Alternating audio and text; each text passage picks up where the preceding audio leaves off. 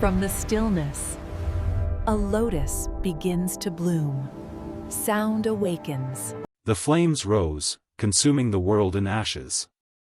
Cities crumbled, civilization fell into ruin overnight. Yet amidst the inferno, a few still fight, to survive, to endure, and to keep alive the final ember of humanity. Embers of humanity, when hope is all that remains at the end of the world. Chapter 1. Alice Burton, West Palm Beach, Florida. Warm rays of sunlight beat on the dark waters of the mid-Atlantic, shimmering across its surface, highlighting the frothy waves as they tumbled in, pushing their way up the flattened sand to sip at the shoreline. Seagulls pecked at the water's edge, looking for fruits and seeds that had blown in or dead fish tangled in seaweed. It was late in the afternoon on Calico Beach, dog walkers and kite flyers in the distance, and a couple of boats out on the wavy water pulling skiers across the glistening surface. Alice, Jake, and Sarah had the place all to themselves, their beach house nestled behind a dune with the nearest bungalows 100 yards in either direction. Alice sat up from her white beach towel. "You guys ready to get in the water? It looks amazing." "Looks scary to me," Sarah replied from beneath her tilted umbrella, the 12-year-old leaning into the sun. "You know I hate when I can't see my feet." Alice laughed. "Trust me, you'll love it." "I'm ready." Jake tossed his phone aside and stood. "Let's refresh our sunscreen first, kiddo. 10 minutes out there and you'll be burned to a crisp. Here, I'll put it on Sarah's back. Sarah, you can do your brother." Nodding, Sarah scooted closer to her mother, took the sunblock, and waited for Jake to sit. "Are you sure it's safe to swim out there?" Sarah asked. Alice glanced at the water as she rubbed sunblock into her daughter's skin. "Do you think the water's dangerous?" "Well, I was reading about that big oil spill out in the Gulf, and I wonder if that could reach here. I don't want to swim in contaminated water." "It shouldn't be contaminated out where we are, honey. That happened in the Gulf, and we're on the Atlantic side. While it's definitely a tragedy, the oil won't reach here. The water's perfect. Go ahead and get in. I'll be down in a second." Laughing and jostling, Jake and Sarah kicked up sand as they sprinted down the beach and hit the surf running, feet splashing as they leaned into the first wave, crashing against it and coming up sputtering. Alice turned to her beach bag and took out her phone, checking for messages from James and finding one waiting for her. "Conference is over. Just got back to the hotel. Flight out of Denver tonight at midnight. Can't wait to see you all." Smile widening, Alice sent a reply. "Can't wait to see you too. Get here soon." She tapped on her usual news app, but caught herself before it could open, closing it and putting the phone on silent and tossing it into her beach bag. It was supposed to be a vacation from the daily grind, a 7-day retreat from electronics, social media, and the 24-hour news cycle. James had already missed the first 2 days, but he'd be there soon, and it would be phones and suitcases from that point forward. Alice stood in front of the long mirror, checking her aqua-green summer dress, pushing her hair back over her shoulders, touched by a light breeze blowing through the open windows as the air filled with fresh ocean and light perfume. She hollered over her shoulder, "Kids, are you just about ready?" "Yeah, Mom," Jake called. "I'm starving, but Sarah's taking forever." "Am not!" "We need to get going if we're going to make our reservations at Seafood Jack's."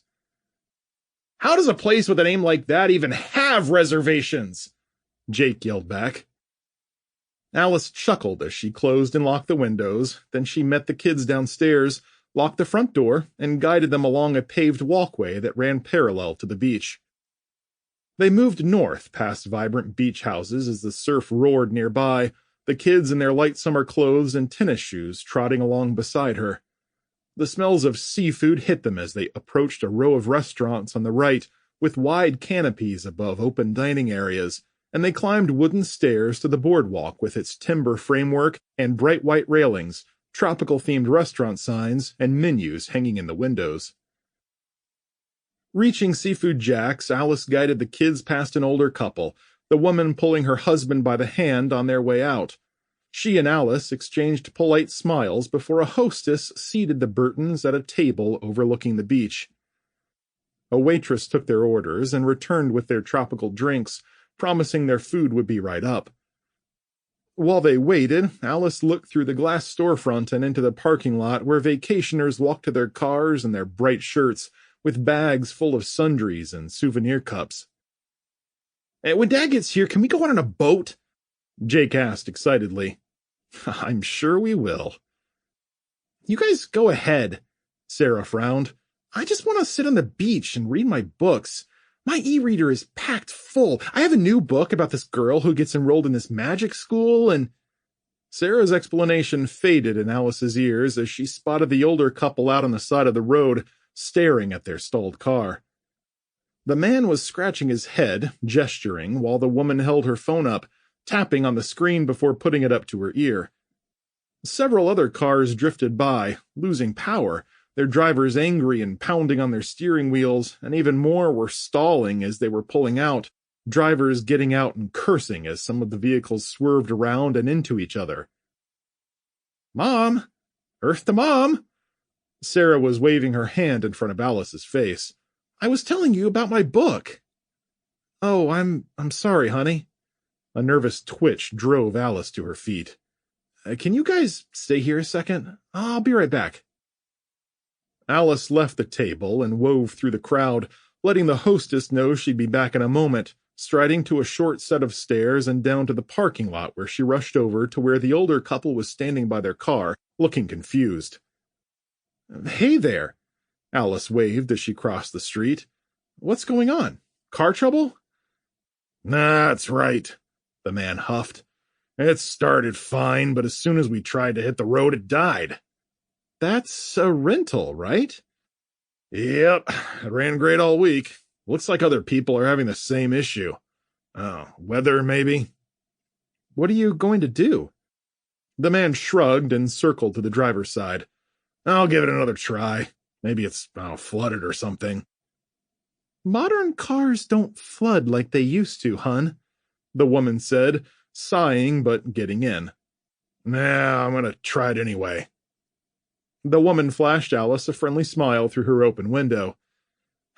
"We'll figure it out. Thanks." "Okay," Alice replied with a faint wave, making sure no cars were coming as she backed up across the road, watching the woman motion at her husband in agitation while he kept turning the key, foot slamming repeatedly on the gas pedal. As Alice reached the opposite side of the road and glanced back, the couple's car was replaced by a hot flash of light and heat, blowing the back end several feet straight up, flipping over the entire vehicle and shedding pieces of plastic and metal as it landed with a smash onto its roof. Alice flew backward, landing hard on her backside with a cry as debris zipped past her head, ricocheting off other cars, pieces falling like hot hail to clank on hoods and roofs or land smoking on the pavement. Ears ringing, head spinning with horror, she blinked as the older couple burned inside the wreckage, the woman inside waving her arms as flames and smoke consumed her obscured form until she stopped moving a moment later. Alice uttered a cry for help that died on her lips as she was suddenly ducking and rolling as more explosions erupted near her, glass shattering in every direction as fierce roars filled the air. Vehicles flew skyward, riding springs of fire, flipping and landing with heavy crashes and a buckling of metal and death screams. A pickup rocketed sideways when its fuel tank blew with a sharp echo of sound, the tail spinning into the parking lot, sweeping over a family of 6 and wiping them across the pavement to leave only bloody streaks where they'd been standing. The sudden stench of burning bodies and fuel filled the air, causing her to retch as she scrambled to her feet, sprinting through the parking lot past dumbfounded onlookers as more vehicles went up. She dashed up the stairs and into the restaurant, flying past the horrified hostess as a chunk of a fender plunged through the front glass and landed just inside. People leaped from their tables, knocking full drinks over to crash on the floor, slamming into each other as they clumped together near the back rail away from the explosions and noise. Reaching the kids, Alice hovered over them protectively as she retrieved her phone. "Well, what's happening, Mom?" Sarah's eyes were as wide as saucers. I don't know yet," she replied through tight lips, hand shaking as she scrolled down a string of text messages and missed calls from James. Opening the first one, she scanned the words with a blink. "Alice, get to safety now. Something's going on. It's very big, very bad. Pick up, please. This is really, really bad." Taking the kids by their hands, she guided them outside, hustling past panicked people and out the front door, ducking and flinching as car parts whizzed by. Coming down the stairs, Alice threw glances over her shoulder as more explosions ripped through the cool early evening like volcanic dominoes, waves of heat covering everything. Curious tourists watching through the storefronts or coming up from the beach were suddenly turning to flee as flaming debris flew at them, sharp pieces shattering windows and puncturing flesh, big chunks knocking people down in a shrapnel storm, hundreds of them injured and dying right before her eyes. Slowing to a frantic walk, Alice dialed James's number and handed the phone to Jake. "Read your father's text to me." At the same time, she dug out an earbud and popped it in her ear, waiting for her husband to answer, but was greeted by a series of clicks and silence. Jake's voice shook, glancing back at the explosions behind them, flinching as each one went off. You want me to read, Mom?" "All the messages he sent," Alice said, "one at a time." "Okay, here's the first one." Jake swallowed and read. Nobody knows what's going on. There's been massive explosions on TV right now all across the country. Cars and trucks exploding, going up in smoke." The boy looked up. "What's going on?" "That's what we're trying to find out." Alice picked up her pace. "Keep reading, please, faster." Here's the next one," Jake continued. "Seriously, where are you guys? Did you leave your phone on silent again? We'll text soon. Need to get out of here now. Please be safe." Jake's voice trembled. "And this last one came a few minutes later, and Dad says we've been directed to evacuate the airport, and I'm doing that right now on foot? I'll send another text when I reach safety. Please contact me as soon as you can." Jake's eyes watered with fear. "Should I keep reading, Mom?" "Yes." "Okay. Next one says, Alice, I hope everything's okay there. There are planes falling from the sky, balls of flame. I'm not kidding. Stay safe. Call me."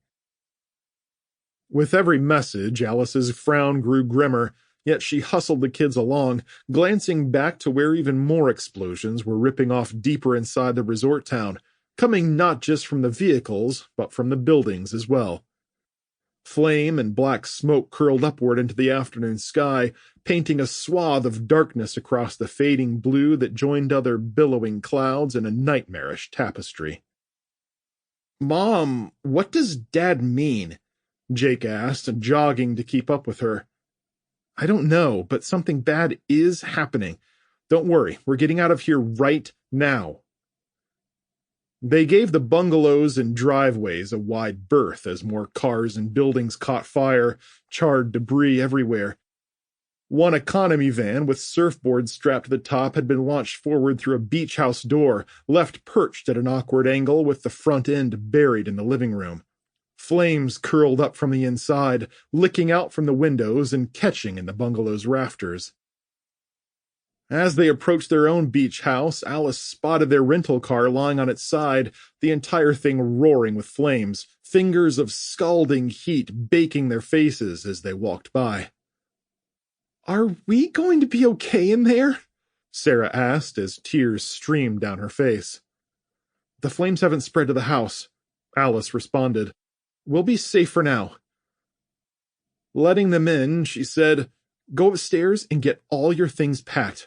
I want to be ready to leave at a moment's notice." Wordlessly, the kids tromped up the steps as Alice shut the door, took her phone out, dialed James's number, and huffed in frustration when nothing but static came back. With worry nagging at her stomach, she sent him a quick text reply. "We're safe at the beach house, but people are going crazy here. Cars are exploding everywhere, just like what you said. Call me ASAP. Please be safe."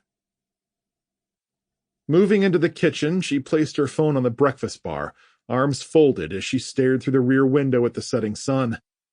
Mind racing, she paced into the front room and looked toward town as an orange glow engulfed the rooftops. Dark trails of smoke mixing with the darkening sky, smaller explosions marked by a dozen bright flashes in the distance. Biting her lip, Alice closed her eyes against the chaos, praying James was okay, trying to wrap her mind around what was happening. Far above the Burtons' beach house, the fading sunlight cast a dark hue over the town as wrecked vehicles raged with flames. Cinders rose on a cool Florida breeze to whisk across the rooftops and twirl against businesses and shops, wedging into cracks, tiny sparks growing in the crevices, catching the frameworks on fire while screams and shouts echoed out into the distance. Disbelief, anger, and death spreading like a plague. Ships off the Gulf Coast were not spared from the conflagration as they worked on the oil spill, and they too soon blazed in the night, the flames spreading across the water's surface, boiling the brine and sending thick folds of smoke twirling upward in the scorching winds. Travelers on the Florida highways got caught in a hellscape as they abandoned their burning cars, sprinting across the expressway, clothes aflame and trailing tendrils of smoke as the remnants of oncoming traffic struck them, sending their torched forms rolling across the highway. In every city and town throughout the United States, the explosions tore open the night sky, the air filled with cinder storms that spun across the cityscapes, lighting everything in a nightmarish glow. Chapter 2. Ryan Cooper, somewhere outside East Lansing, Michigan. Ryan stood at the large bay window at the back of his daughter's house, looking out over the 25-plus acres that made up a large portion of their overall property. A soft dirt lane had a right-hand branch leading off to animal pens and barns, and in the distance stood a wide green pasture fenced in with a herd of sheep, a pair of goats, and a donkey, all being watched over by 3 Great Pyrenees lounging in the shade of a corkscrew willow. The yard was a beautiful rolling landscape of green with rangy patches of wooded areas off to either side, sugar maples mixed with medium-sized pink and white flowering trees, and a spattering of droopy-leafed black maples dotting the yard. Soft footsteps sounded behind him, and he turned to greet Helen, who came around to face him with a cup of coffee in each hand and a soft smile on her delicate lips. "Here you go, dear." Thanks," Ryan said, taking the warm cup and wincing at the hot side before finally getting his finger through the handle and holding it up with a smile. "Got it." As Helen laughed, he blew across the surface and had a sip, enjoying the rich aroma drifting to his nose, the dark bitterness sliding over his tongue to give his senses a kick. This is really good. Thanks." Helen smiled and turned to face the backyard with him, drawn to the chicken coop where hens pecked at the ground near the feet of a large rooster who strutted around like he owned the place. Another coop stood off to the side, guinea fowls and peafowls free-ranging nearby, and beyond those structures stretched a small pasture where a peacock sauntered by with its feathers folded and lying straight back. "That peacock doesn't look too proud today," Helen said. "Probably hasn't had his coffee yet." Laughing, Helen play-slapped his arm as she admired the grounds. "Alice and James have done so much with the place, don't you think?" "Well, it's not like our place was," he scoffed.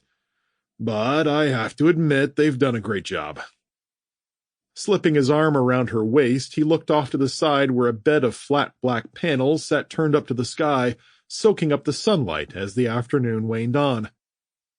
We taught our little girl well, and James is no slouch. He did well with the solar panels. You should see the ones in the barn. It looks like they want to go totally off-grid. Oh, let me live in peace knowing I still got a few things up on the youngsters. Ryan chuckled, sipping deeply from his coffee cup, a pleasant warmth running through his body following behind the first pinch of alertness. With a smile, he turned, limping slightly, holding his right leg to massage it as he headed back to the kitchen. Nah, I'm getting seconds. You want anything? I can get that for you, honey, Helen said, following him across the gray tile to the breakfast bar where he angled for the coffee maker and placed his cup next to it. Pot in hand, he started pouring when a muffled thump caught his ear. It was a distant sound, almost like a bump from the dryer when an exceptionally heavy load rolled inside it, though they weren't running any laundry. Placing the pot down, he turned to Helen. Did you hear that? I heard something, she replied, leaning her hip against the counter, holding her cup with both hands. But it sounded like the HVAC unit or furnace or something. You know how it sometimes knocks and clicks? Yeah, should be off, though. Not completely convinced, Ryan reached for the creamer, starting to pour it into his mug when a pair of muffled thuds went off, louder than before, shaking the house and causing the glass and silverware to rattle gently in the cabinets. That sounded like explosions. Close, too. Explosions? Helen stepped back to peer through the large bay window again. I don't see anything out back. Because it was out front, he said, leaving his coffee. I'm sure of it. Walking past Helen, he crossed into the dining room to stand before a pair of windows with the curtains pulled to the side, sunlight bathing the yard in warm light. A spattering of flowering trees stood out near the edges, a pair of red oaks off to the right guarding the house, their brilliant red leaves glowing like fire in the sun's rays. A long lane flanked by ponds of blue water led down to a gate. Parts of the yard were filled with berry bushes and fruit trees, but it was the bright orange blooms of fire and smoke in the neighbor's driveway that held his gaze. 2 vehicles flipped over in heaps of twisted metal, flames licking from the windows. Are there cars on fire? Helen asked. I think so. A thin hint of panic rose in his stomach, rising to a quick crescendo. Oh no, it could catch their house on fire. We've got to go help them. Helen gasped and slapped her hand over her mouth, and Ryan spun and grabbed his jacket where it hung on a chair, heading for the garage as he called back. Did the kids keep a fire extinguisher in the garage? That's what Alice told me, Helen confirmed, placing her coffee cup on the dining room table, snatching her jacket and hustling after him along the hall to the garage. Ryan hit the garage door button as he entered, a light coming on to illuminate shelves of gardening supplies, weed killer, and other odds and ends. A big fire extinguisher sat next to James's workbench, and Ryan hefted it, pointing to another smaller one clipped onto the wall above the workbench. You grab that one and follow me. Let's go. They went fast down the gravel driveway and hustled along the lane to the front gate, ducks quacking and flapping their wings in the ponds, spooked by both the people disturbing them and the billowing clouds rising high into the sky, coalescing into a mini mushroom cloud. By the time they reached the gate, Ryan's leg ached from ankle to knee, the muscles straining all the way up through his hips like they always did when he pushed himself too hard. He refused to slow down, unable to take his eyes off the flaming cars, the blinding heat, and the smoke gusting at them, even though they were still a respectful distance away. One vehicle had flipped over, still basically where it had been parked, but it was teetering back and forth as flames and smoke rolled up from the bottom in continuous waves. The other car was at an odd angle off to the side, fire engulfing the entire rear end, tires melted, rubber burning in greasy black fumes that twirled together in a cyclone. Car parts lay scattered everywhere, acrid vapor stinging his nostrils as the pair ran up into the yard, Ryan with a sheen of sweat forming on his face. Glancing over his shoulder, he watched Helen's golden gray hair singe at the edges, feeling the heat burning his cheeks, and he grabbed her arm and pulled her back and around to the left. Since the nearest car had blown toward the street, they circled it, using the path of the driveway. Arm thrown up to shield his face, he blinked at the detached garage where the first vehicle had popped straight up and flipped to leave flaming parts raining on everything. The garage was burning fast, the door blown off, the front right corner collapsed inward, crumbling as they watched the fire dance across the rooftop and crawl along the sides. A third vehicle had been parked inside when it caught fire, sitting askew in its spot, the shape outlined by raging flames. Turning to Helen, he pointed. "See the third car inside? That's why the garage went up so fast. And the cinders are drifting over to the house." "How are we supposed to do anything with these?" Helen lifted her extinguisher, gesturing at it helplessly. The Jones family came flying into view on their left, Mike dragging a hose as Anita and their older kids were dousing the grass with buckets of water before running back inside to refill them. Jaw set with grim determination, Mike pulled the hose toward the garage, a skinny, lone man against all the heat and flame, getting as close as he dared, pointing the nozzle up and letting fly with an arc of cool water that fizzled into steam the moment it touched the flames. "We're going to help them keep their house from burning down." Ryan rushed up and grabbed Mike's attention, showing him the fire extinguisher and gesturing toward the flames that burned a ragged hole in the garage's side, threatening to leap to the nearby house. Stepping aside, Mike made room, still drenching the siding as Ryan cut in and placed the extinguisher on the ground. With the nozzle pointed at the charred spot, he pulled the pin and jerked the handle, white spray ejecting from the spout and billowing up the wall like a snowstorm. Fire and retardant battled, producing a grayish smoke shocked through with orange flames that burst from the vents in the eaves. Helen stepped in beside Ryan, adding her extinguisher to the fight, but as much as they waved and sprayed the fire retardant, they only managed to put out a small section before they ran dry. Tossing his extinguisher aside, Ryan grabbed Helen's arm and drew her away from the heat, wiping the sweat out of his eyes. Mike turned his hose on the spot they'd been working on, the water drenching everything, hissing and dousing some of the flames. "You're making progress!" Ryan shouted. "I've got another hose in the garage. Let me run over and grab it. I'll be right back." Without waiting for a reply, he waved off Helen's protests while he raced back to the house. Pain lanced up his leg, but he ignored it as he ran back up the long drive to the front stoop where Alice had a hose wrapped up in a wheeled cart.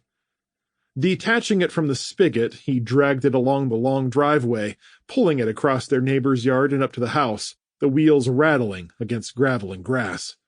Attaching it to the Joneses' front spigot, he cranked it on and hauled the hose to the side of the house, pointing the nozzle at the flaming eaves. "We have to soak everything!" Ryan shouted. "I've got a more powerful nozzle, so I'll hit the top section, and you work on the lower parts, okay?" Mike nodded, his expression calming with the arrival of a second hose in the fight, aiming his hose at the base of the garage and soaking it. As Helen joined Anita and the kids with buckets, cups, and anything to saturate the bushes and grass between the two structures, Ryan took aim and fired, shooting water up through the vents, hoping it flew into the rafters or dripped down the other side. Heat hissed and spat at him, sending rolling smoke over the walls to cover him, lungs filled with an acrid bite, forcing him to back off but not abandon his position. Between them, they got control of the fire, keeping it off the house side of the garage, letting the other side burn as the wind changed direction, blowing cinders and smoke away from them.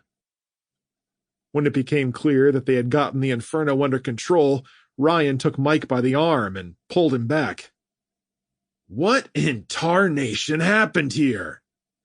"I have no idea," Mike replied, turning off his nozzle, right hand closed into a fist as his soaked t-shirt hung off of him.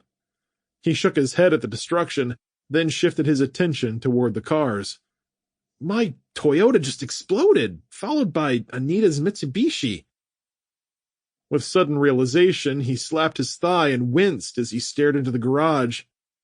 "Oh, but before those two exploded, my Mustang must have gone up. I just restored it. I hope you have insurance for it.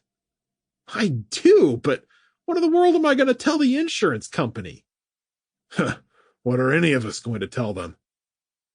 Ryan had caught sight of something down the road and dropped his hose, walking as close as he dared to the driveway where the vehicles were still burning. The area was rural, the houses spaced hundreds of yards apart, sometimes miles, though his daughter's family's part of the old country road had several houses in relatively close proximity. Distant balls of smoke and flame were ripping toward the sky, dots of bright orange glowing in a haze that seeped over the grassy plains and drifted through the surrounding woods. "Oh, jeez," Mike said in a quivering tone. "That's the Willoughby's house down there. It's on fire." "Almost all of them are," Ryan said. "Cars and more houses both. There, way up on the right where the road curves. See 'em?" "Yeah." Mike scratched his head as he turned his hose on his burning sedan out in the yard, his voice mystified as he half-heartedly tried to put it out. "Hey, what the heck's going on? I just don't get it." "Me neither." Ryan scratched his head and rubbed his smudged cheeks, face drenched with sweat and water. "What about the fire department? Have you called them?" "Anita called 911 as soon as it started, but the lines were busy. She'll keep trying, though." Mike groaned as he looked back at the vehicles. "Ugh, insurance is gonna be a pain in my ass." Ryan patted his shoulder with a tired sigh. "Well, when we get back to the house, we'll give them a try too, but I'm not sure if..." Ryan looked to the distant skyline, even more plumes of fire and smoke rising above the hills, and when he looked in the other direction, past James and Alice's, more black marks raced toward the clouds, huge swaths of darkness churning upward. "I just hope they can get to the rest of these folks in time." "Oh, me too. Oh, Ryan, thanks a lot, man. You guys helped save our house. I sure am glad y'all are house-sitting for your daughter." Don't mention it.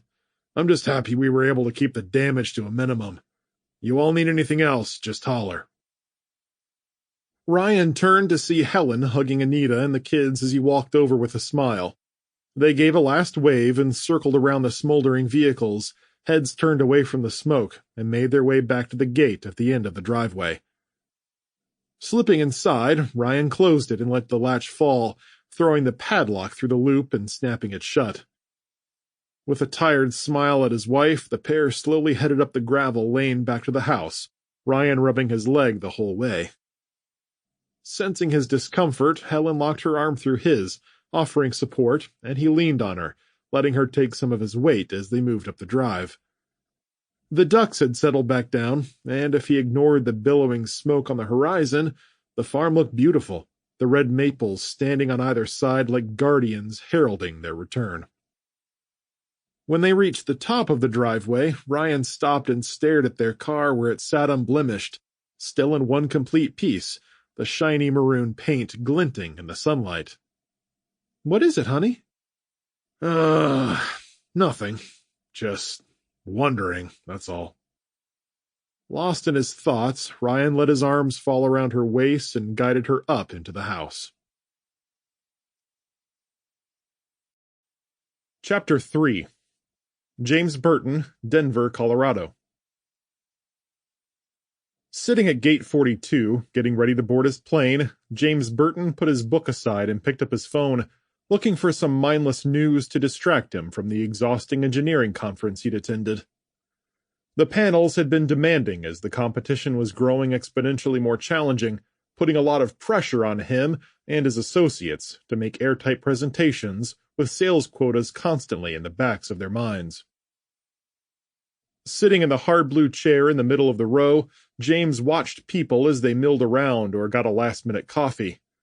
Kids were playing video games on their phones, staring into their laps despite the huge scenic window in front of them, showing off the powerful jets as they flew in and took off, their bright lights blinking against the evening sky. With a dry smile, aware of the irony, He lifted his own phone and checked a few random news stories, scrolling idly. It was only when a swelling murmur filled the gate area, people mumbling, pointing, and walking up to the window to look outside, that he, too, looked up. He put his phone aside, rising curiously in his seat, jaw dropping at the sight of several huge plumes of smoke climbing into the afternoon sky. James grabbed his book and tucked it under his arm, scooped up his duffel bag and swept it onto his shoulder as he crossed to the window. The black clouds were growing at the far end of the tarmac, spreading out, covering the star-filled sky, though he couldn't tell what exactly was burning. Off to the left, a fuel truck cruising toward a waiting plane suddenly ignited in a whoosh of fire and smoke, the tail end careening off to one side, the crowd leaping back with a startled gasp before stepping forward to watch a tire roll across the tarmac. Flaming debris arced toward them, peppering the window with clanks and thuds and causing everyone to titter nervously, though no one moved a step away. "Stay back!" James shouted, gesturing, though no one was paying attention, too busy watching the events happening out on the airstrip. Before he could continue, a massive thump rocked the floor a few gates down, another fuel truck spinning sideways across the pavement, screaming airport workers throwing their arms up as sharp pieces of the tank swept at them, slicing their bodies before they were knocked through the air like ragdolls. More trucks leaped upward on springs of flame, one bouncing 10 feet high and landing in a fireball that bloomed outward around the edges, catching aircraft ground crew in its scalding embrace, blasting over them and sending them staggering across the tarmac with their clothes smoking. He glanced up at the TV screens mounted throughout the room, watching as the images from different news channels showed similar incidents happening in Philadelphia, Sacramento, and Miami. On one TV, a ticker scrolled along the bottom. Disaster in D.C. Reports of multiple high-yield explosions are occurring at Ronald Reagan Airport at the nation's capital. Tens of thousands estimated dead. Swallowing a dry lump, he tried calling Alice twice, but both times he heard only endless ringing, and he shot her a text instead. "Alice, get to safety now. Something's going on. It's very big, very bad. Pick up, please. This is really, really bad."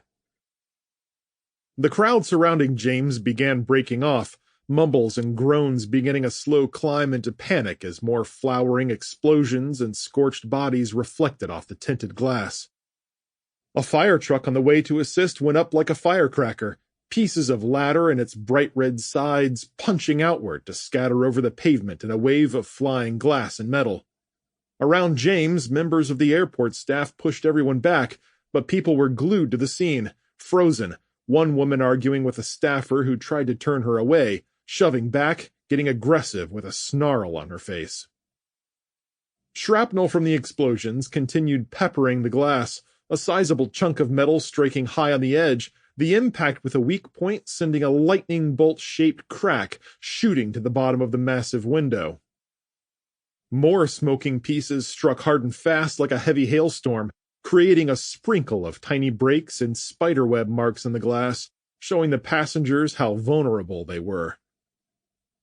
Over James's right shoulder, another large window shattered under the stresses it was enduring, and the crowd screamed en masse, people pushing and shoving, knocking James aside, causing him to accidentally strike a man with his duffel.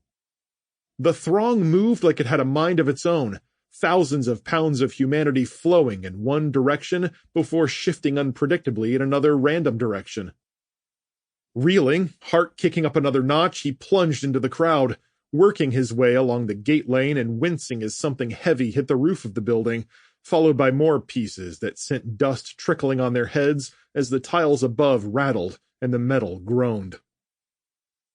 Most everyone was shoving their way in the same direction as him, yet a subsection were pushing toward the windows to see what was going on as they tried to get out, screaming when the debris finally broke through the glass and showered them with shards and heavy, smoking chunks.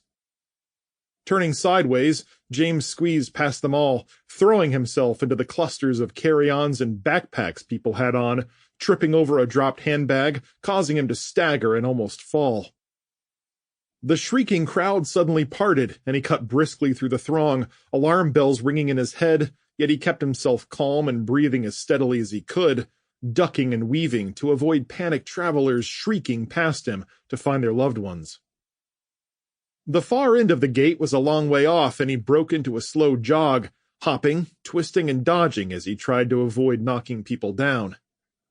From the side, an electric transport cart barreled into view, the driver gripping the wheel in sheer panic, foot pressing the accelerator to the floor and glancing back as the throng broke toward him, calling for him to stop.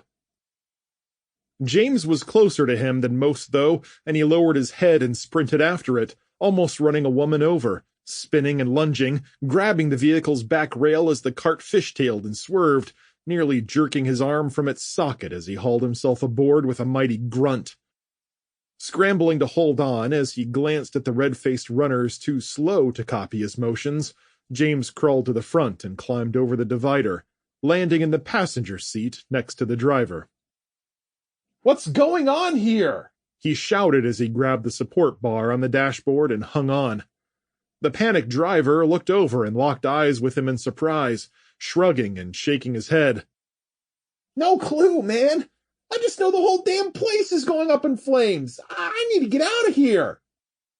"Yeah, I agree with you there," he replied, glancing back at the crowd of hundreds chasing them. One by one, people got their feet twisted or were stepped on, faces planting onto the carpeted gateway only to be trampled, hands reaching out and grasping for help just before they vanished beneath pounding shoes. The transport pulled into a wide square with restaurants surrounding them and a set of escalators in the middle. James jumped out and nearly slipped on a puddle of something pink with pieces of ice, but he got his feet under him, adjusting his duffel, and lunged toward the escalators. Grabbing the rail, he skidded on and leaned against the side, panting, trying to catch his breath as the crowd drew closer. With a gasp, he stood and descended the slick metal steps, dodging between people just standing still with dumbfounded looks, flying past them two at a time as they gaped. "What's happening?" a 20-something man asked, staring at his phone, hardly noticing James as he went by. "The news is saying everything is blowing up," his girlfriend replied with a rising question in her voice, oblivious to the swiftly approaching danger. "How can everything be blowing up?"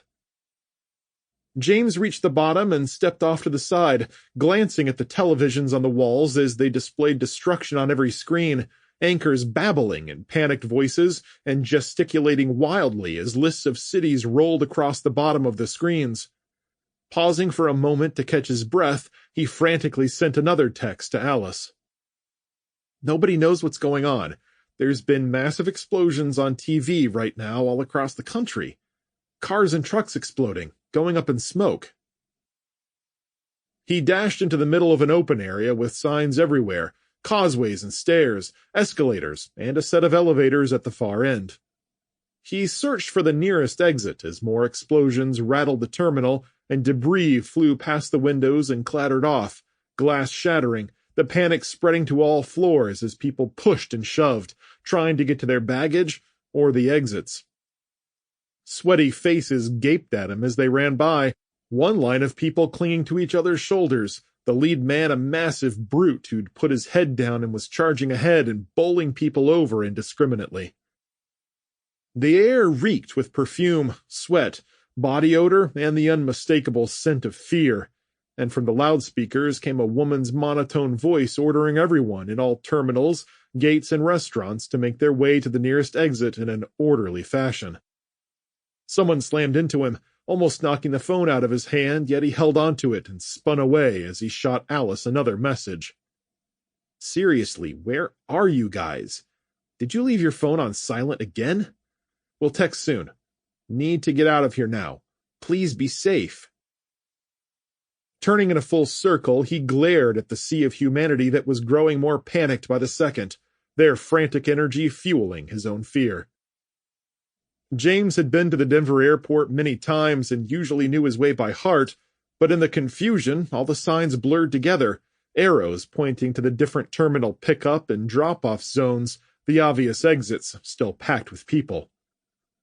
A mob of hundreds or more were heading for security, pushing past the airport police and airport staff who were backing up, holding their hands up and forming a paltry barrier against the furious, onrushing crowds. One uniformed man tripped, staggered backward, and collapsed.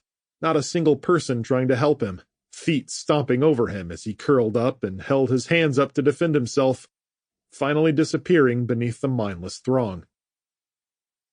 As more people jostled him, James hunted for a way out until he caught sight of a hallway with restrooms marked across the top.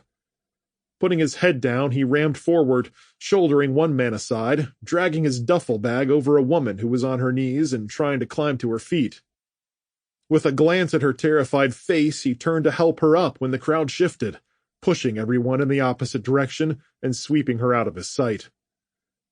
James kept moving, reaching the hallway, looking back to see a few people following him and hoping he knew a different way out.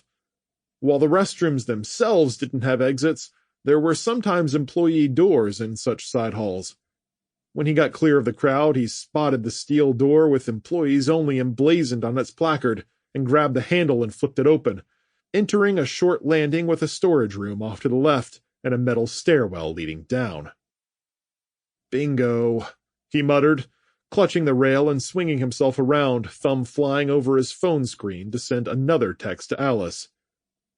"We've been directed to evacuate the airport, and I'm doing that right now, on foot. I'll try you again when I reach safety.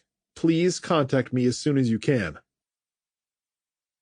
Descending the stairs, he leaped the last 4 and landed hard at the bottom, pushing through another door with his phone gripped tight. The throng drove against him, but he pushed back and knocked people off him, adrenaline pulsing through his veins. Head finally clear, he realized he'd come around to the terminal check-in where kiosks stood in a row with travelers running past them for the doors while dragging their luggage and families in tow. James leaped in behind a young couple and pushed his way outside, hit by an unexpected wave of blistering heat, the harsh scent of smoke wafting over the entire airport as clouds of black drifted by overhead. Taxis and safe-drive cars were lined up letting people off for their flights, the new arrivals looking agape at the mass of humanity exiting in waves of palpable panic, many heading for the 3-level parking garage across the street. He squeezed between a taxi and a transport van who were dropping people off from a nearby hotel, pausing while cars cruised by and glancing over the lot numbers, trying to remember where he'd parked. Was I in 2C or was it 3C? Scratching his head, he waited for the next car to pass before jogging to the other side of the road, where a wide, grassy patch separated the pavement and the garage. A new pair of explosions shook the air, and a tremendous force shoved him from behind, sending him airborne, arms windmilling as the toe of one shoe clipped the curb and dropped him face first into the grass. He slid a couple of feet, cheeks and nose stinging as he rolled to lie on his duffel bag, staring at a car door hurtling past where he'd been standing to land in the parking lot with a heavy clang. Another boom shook him, the ground vibrating as a commuter van 30 yards to his left leaped off the pavement, twisting and spinning at the same time to clip a woman in the forehead, partially decapitating her in an instant, her body spinning into the flames from yet another vehicle. People screamed, scattered, or hit the concrete, a burst of fire from one gas tank catching a man in mid-run, setting him ablaze, dropping him flat after 5 more steps to flail weakly as he burned. Many of those, unfortunate enough to not be snuffed out by the immediate blasts, were hit with blazing shrapnel and razor-sharp glass, eliciting screams of agony as they fell to the ground. A woman and her child ran from the mess of wreckage, clothes smoking, hair lit with bright orange tendrils as they shouted and patted their heads, backs peppered with pieces of glass and plastic. Tears in his eyes, James scrambled to his feet, legs wobbly but holding as he ran toward the parking garage entrance, until a pack of people bowled past him and knocked him to his knees.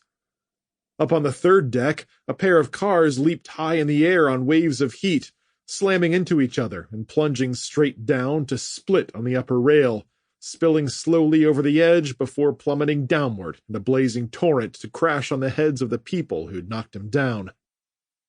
Two of them dodged to the side, turning and screaming for their loved ones who'd just been crushed, backing away when a gust of flames beckoned.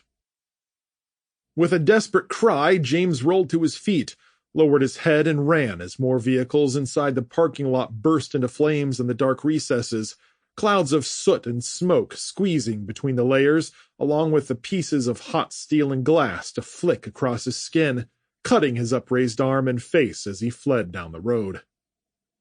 Hot winds blew at him from both sides, carrying with them noxious fumes and the reek of flash-bombed flesh. Screams cut off as those trying to flee were pulverized with car parts, almost all of them dropping on the spot and leaving a few to crawl and groan with gut-wrenching injuries. The young couple he'd followed through the exit were running up ahead of him off to the right, and as the man glanced back, a shard of something zipped in from the right side and nicked his neck, the piece whizzing past James and sending a light spray of blood across his cheeks. The woman turned back to catch the falling man, calling for help, but James raced by without slowing, despite a sharp pang of guilt, unable to stop what was happening and unwilling to turn back for even a second, lest it mean a quick and brutal death. He got clear of the worst of the chaos, panting and sweating, legs aching as he jogged through the last smoke cloud and slowed to a fast walk. Behind him, the drop-off lane was covered in rubble and bodies. Most were dead, some were crawling, and others were lying face down on the pavement with their hands thrown over their heads as fiery debris continued to fall. Facing forward again, he spotted more trouble ahead as the vehicles continued to erupt in flames, burning in the middle of the road as they crashed and spun out, a few injured survivors managing to crawl away, though far fewer than had been in the vehicles to begin with. A sedan hung precariously off the guardrail above the terminal's entrance road where it circled back on itself, creating an overpass, the front wheels tilting up and down slowly as smoke and flame licked out of the interior. James slowed to a halt, panting hard and bending over with his hands on his knees as he watched the vehicle for a long moment. Gravity won in the end as some unseen fuel source ignited behind it, pushing the vehicle over, sending it toppling down in a cascade of scorched metal. Before it had hit the ground, James took 2 steps, grabbed the guardrail, and swung his legs over, dropping 10 feet to hit the sloping grass, feet slipping out from under him as he landed hard on his backside and slid toward the bottom. The raging debris cleared the guardrail and plummeted down in a clatter of jangling parts. With a cry, he rolled over, crawled and lunged to get out of the way as a sizable chunk of the sedan's engine block slammed the pavement where he'd been standing. The impact sent fire and cinders scattering everywhere, chasing him up the underpass's cement incline where he stayed crouched beneath it, putting a thick layer of concrete and steel rebar between himself and the death raining down. After the worst of the debris fell past him, slamming into the hillside and rolling down in a tumble of clanking metal and flames, he crept toward the edge of the underpass and peered into the sky, where a pair of winged fireballs arced beneath the clouds in streaks of wavering orange and black, leaving long trails as they hurtled toward the earth. James estimated the airplane's trajectory as they plummeted towards the main terminal, where thousands of people were still stuck in a congested throng of humanity. He ducked back beneath the underpass, finding a nook to squat in and keeping the reinforced concrete between himself and the flying shrapnel, wrapping one arm around his knees while sending another text to Alice, praying that he'd survive long enough to hit the send button. Chapter 4. Agent Alan Harris, Washington, D.C. President Burke stood at the podium atop the steps of the Rose Garden, drilling down through a list of bullet points, aggressively highlighting the features of his administration's new energy plan. Flanked by perfectly manicured bushes, the press corps occupied 5 rows of seats in the grassy courtyard, surrounded by swaths of vibrant green foliage, verdant brush bursting with white chrysanthemums and purple-headed flowers that nodded in the breeze. Public officials and representatives of carefully selected corporate entities were seated in 3 rows in front of the press, each man and woman in attendance watching the president with rapt attention. "Bottom line, what this plan will do," Burke gestured to the crowd, smiling confidently, "is usher in the next stage of renewables, making our country far less dependent on imports from other countries, and increasing our self-sufficiency. And with the new combination of nuclear and geothermal sites we'll be developing, we believe the United States can be a nearly 90% net exporter of oil, bolstering our economy and delivering on our pollution promises decades ahead of schedule." Cameras snapped as the president spoke, the attendees hanging on his every word, the live feeds rolling, swaths of cabling running back through the grass to television trucks assembled just past the hedgerows. His tall form gave the impression that he was looming over them and looking down from striking blue eyes beneath black hair and over a chiseled jawline, though he wasn't purposefully trying to be intimidating. Dressed in a dark suit and tie, hands clasped in front of him as status reports filtered through his earpiece, Secret Service man Alan Harris stood to the president's left, tucked behind a porch pillar. He gazed across the audience as camera flashes rose to a swell each time Burke made a point. "Looks like a quiet night." Security Chief Westbrook spoke in his ear. "Just a handful of protesters outside the public gate, but facial surveillance came back negative. No big troublemakers on the list. I want Harris and... Wait.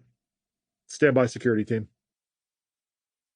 A spattering of muffled booms echoed in the distance, sounding like backfiring vehicles, only much deeper and denser, their tails ending in a series of longer whooshes.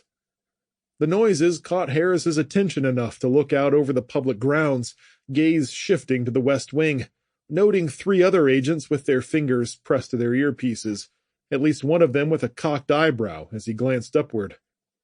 Several members of the press corps had turned to look as well, searching the sky curiously before shifting back to the man standing at the podium. "Attention agents in the Rose Garden." Security lead Westbrook came through Harris's earpiece. "You may have heard some muffled explosions coming from inside the city.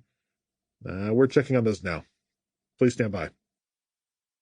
Harris glanced around one more time, his gaze widening as thick plumes of smoke began rising off the city streets outside the grounds, gathering in a slow-moving cloud picked up by the winds and carried to the northeast. President Burke briefly looked upward, but didn't miss a beat as he continued with his speech, though 2 more explosions ripped off close by, followed by a distant scream.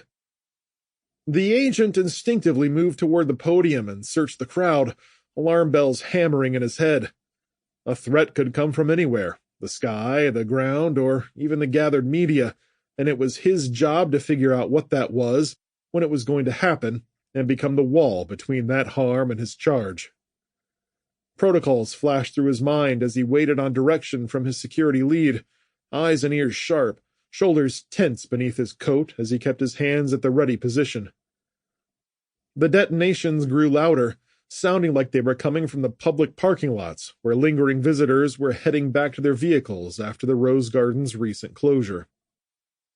The sky glowed orange as a dozen explosions split the late evening before dissipating into the darkness, and a million scenarios ran through his head as Westbrook piped in. "Attention, agents in the Rose Garden. We're receiving reports of multiple explosions in the city, 3 dozen or more and growing." "Sir, we've got explosions out here in the visitors' lots," Harris said, tearing his eyes away from the sky and searching the crowd as he slowly circled toward the president. "Are you serious, Harris?" "Yes, we're all looking at them, sir. Everyone's noticing, even the president, but he's not moving." "That's it," Westbrook said. "Skylark to the bunker, now." Harris was already striding briskly toward the podium, glancing at another agent approaching from the other side as they descended on the president, pulling on his arms and drawing him away from the cameras and confused murmurs as reporters stood and stared in awe at the blooming sky around the White House. Burke gave him a questioning look as he was pulled away. "What is it, Agent Harris?" "Come with us, sir. We'll explain on the way." The president was primed to protest when the television trucks around the garden went up in a pulse of blinding light, their tops blossoming like volcanic flowers, their antennae and dishes collapsing as scalding fire cooked the nearby foliage and turned it all to charred ash as a wave of heat followed, hot gusting cinders washing over the press corps and sending them scattering with screams and alarmed cries. Burke tried to speak, but his words fell flat as the pair of Secret Service agents dragged him away, surrounding him as debris landed in the grass behind them, a few pieces clanking against the windows and leaving soot marks on the glass. "This way, sir." Harris pointed to the Oval Office door as his partner opened it, all three rushing in, greeted by two more agents who joined the huddle around the president, a few reporters still snapping pictures as they fled. "We've got Skylark, and we're heading to A3, Harris breathlessly reported into his wrist mic. "Good, Harris. Before the rose garden doors could close, a boom rocked the building, knickknacks vibrating on the tables, a picture of Neil Armstrong on the moon rattling off the wall to crash on the floor.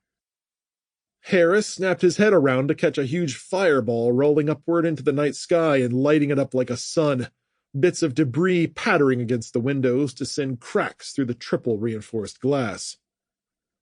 "What was that?" Harris hissed, guiding the hunch-shouldered president across the room. There was a pause before the security chief came back. Marine One was parked on the tarmac. "Was?" "It's not there anymore. We lost it." "What the hell is going on?" The president tried to turn to look behind him as his agents barreled him forward. "Are we under attack?" "Take a right when we get into the hall." Harris spoke through tight lips, stepping ahead of the president, scooting sideways with his arms out to keep scrambling White House staffers from bumping into them. "What's happening, Harris? Answer me, damn it!" "Explosions, sir." "Terrorists?" "Unknown, but we've lost Marine One." "So it is an attack." "I don't make those calls, sir. It's important we get you to the bunker right away." "Can I call my wife?" "Not right now, sir." "She won't be happy." "Sorry to hear that, sir." They entered a series of twists and turns, Marines and more Secret Service rushing from an inner corridor as they guided members of the Joint Chiefs of Staff and high-profile politicians into another section of bunkers on the east side of the building. When they reached the end of the hallway, another brutal eruption shook their feet, causing paintings on the wall to shiver and dust to trickle from the ceiling. "Be advised, Rose Garden agents," Westbrook said. "The president's motorcade have all gone up. The bunker is the secure location. I say again, all transportation is non-functional at this time." "Sir, we've lost both your primary and secondary transports," Harris said as he and the other agents led the president down a short, plain hallway with a single thick slab of metal at the end with a keypad and massive latch built in. "The motorcade?" "Yes, sir." "That's right under our feet. How could they have infiltrated so deeply?" Cries broke over Harris's earpiece before he could reply, more agents with their channels open, capturing screams and explosions across the grounds, scenes of terror filling his head as he imagined what they must be going through. Still, Harris kept a steady expression as he punched the correct code into the keypad and grabbed the heavy latch, heaving it open with a grunt and gesturing for the president and the other three agents to enter. As soon as they were all inside, Harris shut the door and squeezed past them, hitting a steel stairwell with thick railings and a slip-proof surface that wound downward several floors, lit by dim lights set into the cold concrete walls. As they descended, the president quipped, "You'd think they could have jammed an elevator in here." "It's designed this way on purpose," Harris murmured, more to keep his own nerves in check than to answer the president's vague query. Along this stairwell, the electric switches to its own bunker-supplied power. I was told they wanted to keep it simple to avoid anyone getting stuck." "Just kidding, Agent," Burke replied, wearing a troubled grin. "I should be happy I'm getting my cardio in." Yes, sir. Several floors down, solidly beneath the White House grounds, they entered a circular chamber with 5 short, branching passages with gray walls made of steel reinforced concrete and designed to withstand earthquakes, bombs, and even a direct nuclear strike on the Capitol.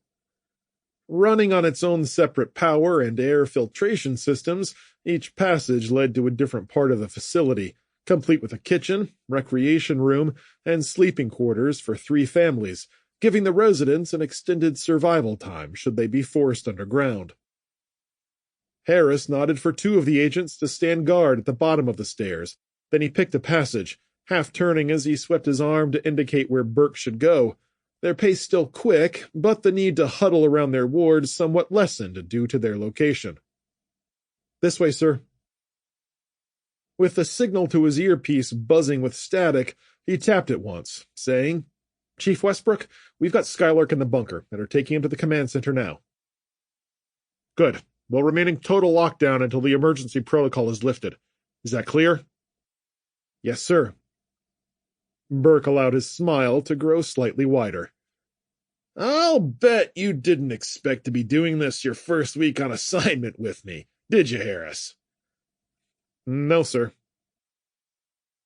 At the end of the hall, they ran into another thick metal door, and Harris punched in the right code and waited as the slab popped with a loud clack and opened inward. He shoved it wide enough for the president to enter, gesturing for the last Secret Service man to remain outside before he pulled the door shut behind him. The bunker was a 50-square-foot area with steel I-beams running across the ceiling and braces scattered throughout the room, riveted into the ceiling and the floor with big metal plates.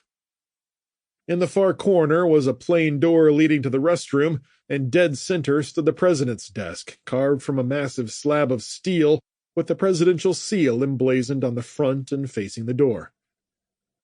Stomach turning, he remained calm despite the terrifying noises still filtering in through his earpiece, sirens wailing, alarms ringing through the White House corridors as a fire raged on the first floor near the West Wing.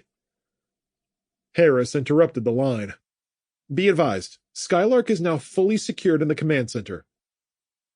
Burke had already circled to a plush office chair on the other side, facing 2 computer screens, the metal desk with panels of buttons and phones with blinking lights flanking a coal-black keyboard. Secret Service and Marines have been deployed across the White House grounds, Westbrook said in Harris's earpiece. They're being supported by our bomb squads and dogs. Stand by. Face illuminated by the screens, the president glanced up as he worked. What are they telling you, Agent Harris? The agent moved to the president's side. We've secured the building, sir. Agents and Marines are moving out across the grounds with bomb squads attached to their hips. Good. Burke kept looking through his screens. I'm about to join a meeting, so you're going to hear a lot of confused and angry people. If you see me motion for help... The president chuckled. Get ready to shoot the computer. Got it? Yes, sir. That was a joke, Harris. Burke patted the young man on the shoulder. You did good, son. We're safe now. Of course, sir.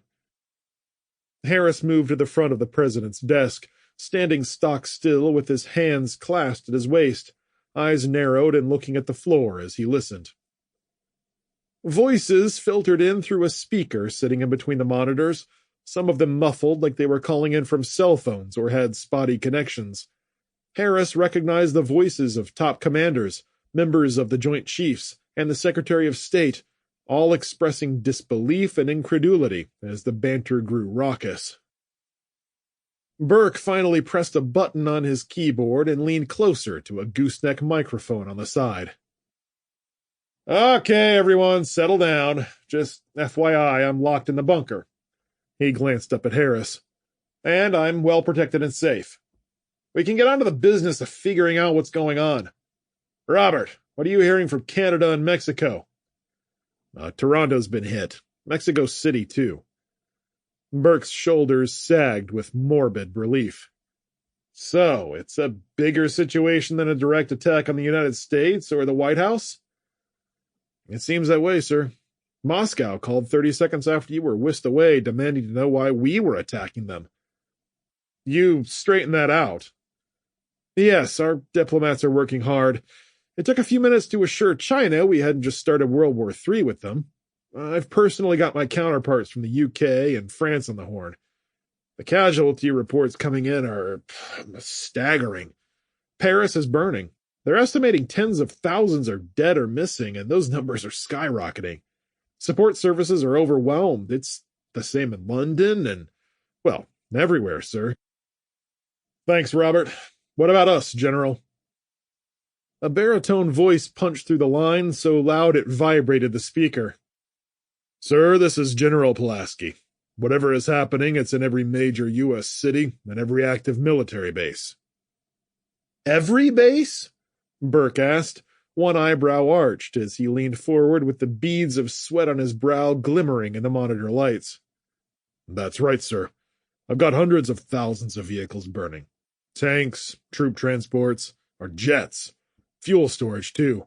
It's all we can do to try to put the fires out. The president leaned back in his seat, face blank and expressionless, as a paleness washed over him. I understand, General. Thank you. Momentarily shocked, he blinked at the activity pulsing on his screens with incoming messages or updates as he tried to follow them. Swallowing hard, jaw set, the color returning to his cheeks, he punched his finger on the desk surface.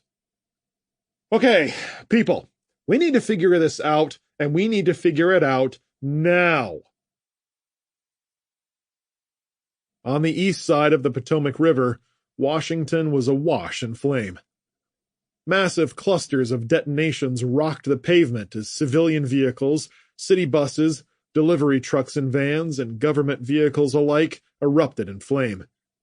Shards of plastic, steel, and glass shot skyward, hanging for a moment before falling in a rain of shrapnel on the heads of innocent bystanders. They threw their arms up only to be cut to ribbons by the descending storm, while others were caught in the flames directly, as multiple explosions congealed in a cyclone of light and heat, scorching the sides of buildings, citizens scrambling to dive under stoops and into dumpsters, only to be cooked alive when the flames reached them.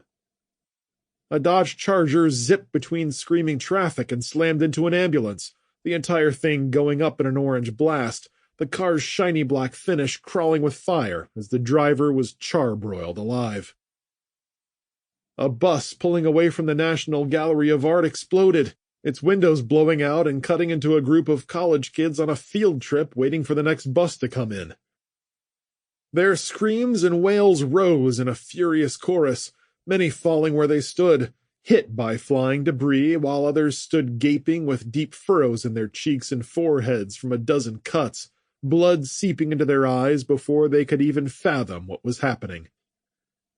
Blazes broke out on every street, devilish flames dancing up the walls, hot enough to shatter glass, smoke climbing higher into the atmosphere to join in a black cloud that hung over the city, a harbinger of the doom that was spreading as fast as the flames could find new fuel to burn. A gas station on a corner lifted from the pavement as the tanks buried beneath it erupted like pipe bombs, fissures forming in the concrete within a 40-foot radius, breaking open, splitting with molten light before a lava-hot fire flashed upward. The concussion rippled through the city streets for blocks as a massive ball of flame rose in slow motion, connected to the earth by a tendril of gray smoke. At its apex, the fire curved outward in a mushroom shape that circled in on itself and continued on into the sky, leaving widespread destruction at its feet. Chapter 5. Alice Burton, West Palm Beach, Florida. Ocean waves crashed against the beach, their simple motions in stark contrast to the fires raging along the shoreline and beach houses burning to the ground, while the wharf and all its restaurants still blazed bright in the deepening evening. The burning township cast fluttering shadows in the sky as the rising smoke blotted out the moon and stars, the whole scene something out of a nightmare. It was well before midnight, and Alice was finishing stuffing 2 changes of clothes, some toiletries, a flashlight, and her phone charger into a tote bag, pausing to rest her hands on her waist, trying to figure out how to pack everything they had brought plus what they had purchased since arriving. She kept shifting things around, trying to get the best fit, finally giving up and turning to the dresser to scoop up her phone and check her messages. There'd been nothing from James since his last text, and no connection bars on her phone, and whenever she resent a message it failed almost immediately. The power had gone out an hour and a half ago, but she'd scrounged up an old radio from the kitchen closet with working batteries and brought it upstairs, placing it on the dresser to listen to while she was getting her things together. My name's Steve Jasper, and I'm broadcasting from WFLA out of Miami. I've sent the staff home, except for myself and a few volunteers to keep the broadcast rolling, combining stories from the National Weather Service, national headline news, and call-ins from local residents who are reporting from the ground. Stay tuned for more updates as they come in. If you're listening to this broadcast in South and Central Florida, your power is probably out, and you know the explosions have something to do with vehicle malfunctions that are occurring across the broader United States. As of right now, the nation's military is on high alert, and almost every city has issued a state of emergency, from New York to our own Governor DeCarlos here in Miami, his press release coming just prior to Florida losing power. Our police scanners are jammed with emergency calls and communications, though city services have all but shut down across the board. 2 hours ago, just outside the studio, I watched a Florida news helicopter explode in the sky right before my eyes. It was terrible. Though the station manager was trying to remain professional, his voice quivered as it piped through the old single-speaker radio. We've not heard an official explanation from Washington yet. And there have been reports that the President of the United States has been taken into hiding for his own protection.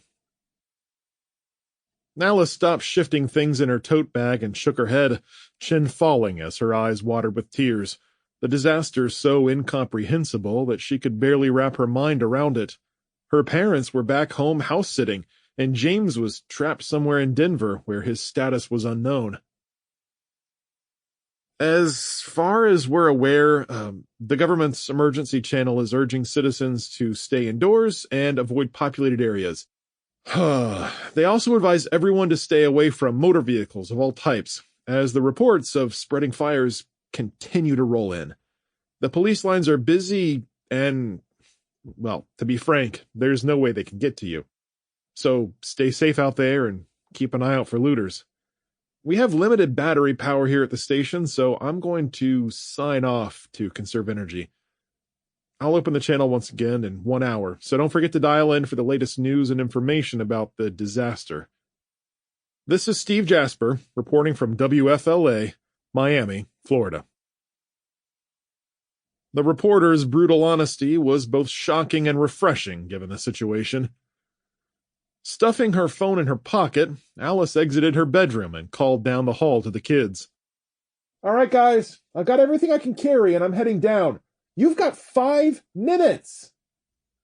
Sarah hollered from her room. But, Mom, I can't fit everything I want into my backpack. What are you trying to fit? All my clothes, and my computer tablet, and my e-reader. No matter how I fold everything and stuff it in, it just doesn't fit. And it's not going to, she replied, pausing with her hand on the stair rail. Just bring a couple of changes of clothes and your shoes and socks. And all your sandals, too. We might be doing a lot of walking. But we just went shopping for all my new stuff before we came here. Forget all that.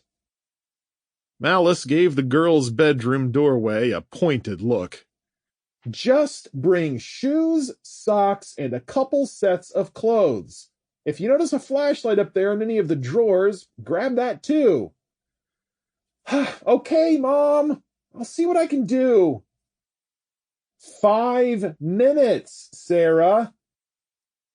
Jake stepped out of his room with his beach backpack on his shoulder and a smile on his face as he stopped in front of her. I'm ready to go, Mom. I already figured since the cars were blowing up that we'd have to walk, so I've got both pairs of tennis shoes and 10 pairs of socks. Good job. She ruffled his hair as she came down the steps. Halfway, she paused, peering through the foyer window with her arm out to hold Jake back. Wait a minute. Go back upstairs. What is it, Mom? The boy climbed to the top and turned around, craning his neck to see. Just stay here a second. I see someone outside. From her position on the stairs, she could see half of the top half of 2 people walking by on the sidewalk, a man and a woman, squinting at the flaming rental car as they gave it a wide berth, each carrying duffel bags and backpacks. The woman was staring down the lane at the burning beach houses and, forcing the man to pause by gripping his shirt, she turned him and pointed at the Burtons' rental house, arguing until he allowed himself to be led back up the walkway toward their front stoop. With a shushing gesture to Jake, Alice headed downstairs and stepped up to the door, peeking through the decorative sidelight glass which was frosted except for small patterns of clear spots the designs didn't cover. 2 shadows approached, coming straight up to the porch and climbing up like they were going to knock before pausing, as they seemed to whisper to each other while gesturing at the door. With panic squeezing her chest, Alice crossed through the wide-open entryway into the recreation room and looked around for a weapon. The room was large and elaborately laid out with a pool table, 2 small arcade games, a dartboard, and a small liquor bar and refrigerator. The walls were decorated with nautical artifacts, a steering wheel, a painting of a sailboat, and a sign that read, Captain on Deck. They'd barely had time to enjoy the house before the events of the evening, much less find something she could use as a weapon. Alice pressed her hand into her thigh, murmuring, Think. There were some pool balls resting on the pool table, and she picked up the 8-ball and stuffed it in her pocket. Turning back, she spotted a rack of pool sticks in the corner, grabbing one in each hand and carrying them into the foyer. Spinning to the sidelight, Alice peered through the frosted glass again, catching whispers on the porch and watching as the pair shuffled closer while continuing to argue. Glancing upstairs, she gestured for Jake to come down, finger pressed to her lips as he descended quietly, gingerly stepping on the far edges of each step to keep them from squeaking. Smart. Eyes wide with questions, Jake glanced at the frosted glass and the shadows standing beyond it. Then he turned back to his mother and swallowed hard. She held out a pool stick, whispering, Here, take this and stand behind the door. Don't say a word. Got it? Jake accepted the weapon, nodding when Alice took it out of his hand and flipped it over so that he was holding the skinny end, adding weight to the business end if he needed to hit someone. Okay, back up in the corner there. The voices outside were whispering louder, caught in the middle of an argument, though she couldn't make out what they were saying. They continued edging toward the door, leaving her field of vision as they got ready to knock. Alice placed the second pool stick in the other corner and rested one hand on the doorknob, closing her eyes and taking a quick breath before she turned the handle and whipped the door open with a glare. They were a ragged pair, dressed in ratty jeans and soiled shirts, tennis shoes scuffed and barely hanging on their feet, their backpacks bulging where they hung on their shoulders. Their hair was lank and greasy, faces thin, pale arms riddled with scabs, with clothes sagging off their frail bodies. Alice snapped with gruff agitation. Can I help you? The man stood frozen, and the woman jumped back with shifty eyes above sallow cheeks, her gaunt expression surprised for a moment before a half-smile appeared on her face.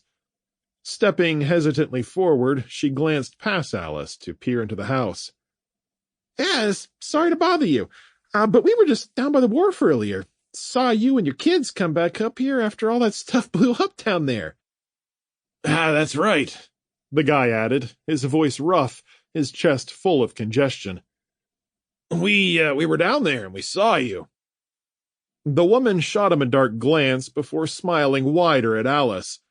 "Anyway, it seemed like one of you folks might have gotten hurt, since there was a lot of debris flying around and all. I thought it might be nice to come down and check on you. Since there's no police or ambulances around." "You just wanted to make sure we were okay, right?" Alice spoke skeptically. "That's it, ma'am." "We're fine." "Well, that's great," the man said, glancing past her into the house. Good to know you folks are okay. Are the little ones okay, too?" "They're fine," Alice replied flatly. "Well, that's what we like to hear." The man sniffed and scratched at the scabs on one of his arms. With kids, this must be hard. You happen to know what's going on?" "Nope," Alice snapped as she gripped the doorknob harder. The man took another step toward the door, coming within 3 feet of her and ignoring her heated glare. "We've been all up and down the lane here, and we've helped quite a few people already. We really love being neighborly." "I'll bet," Alice snapped gruffly. "I'll bet you really helped everyone lighten their load.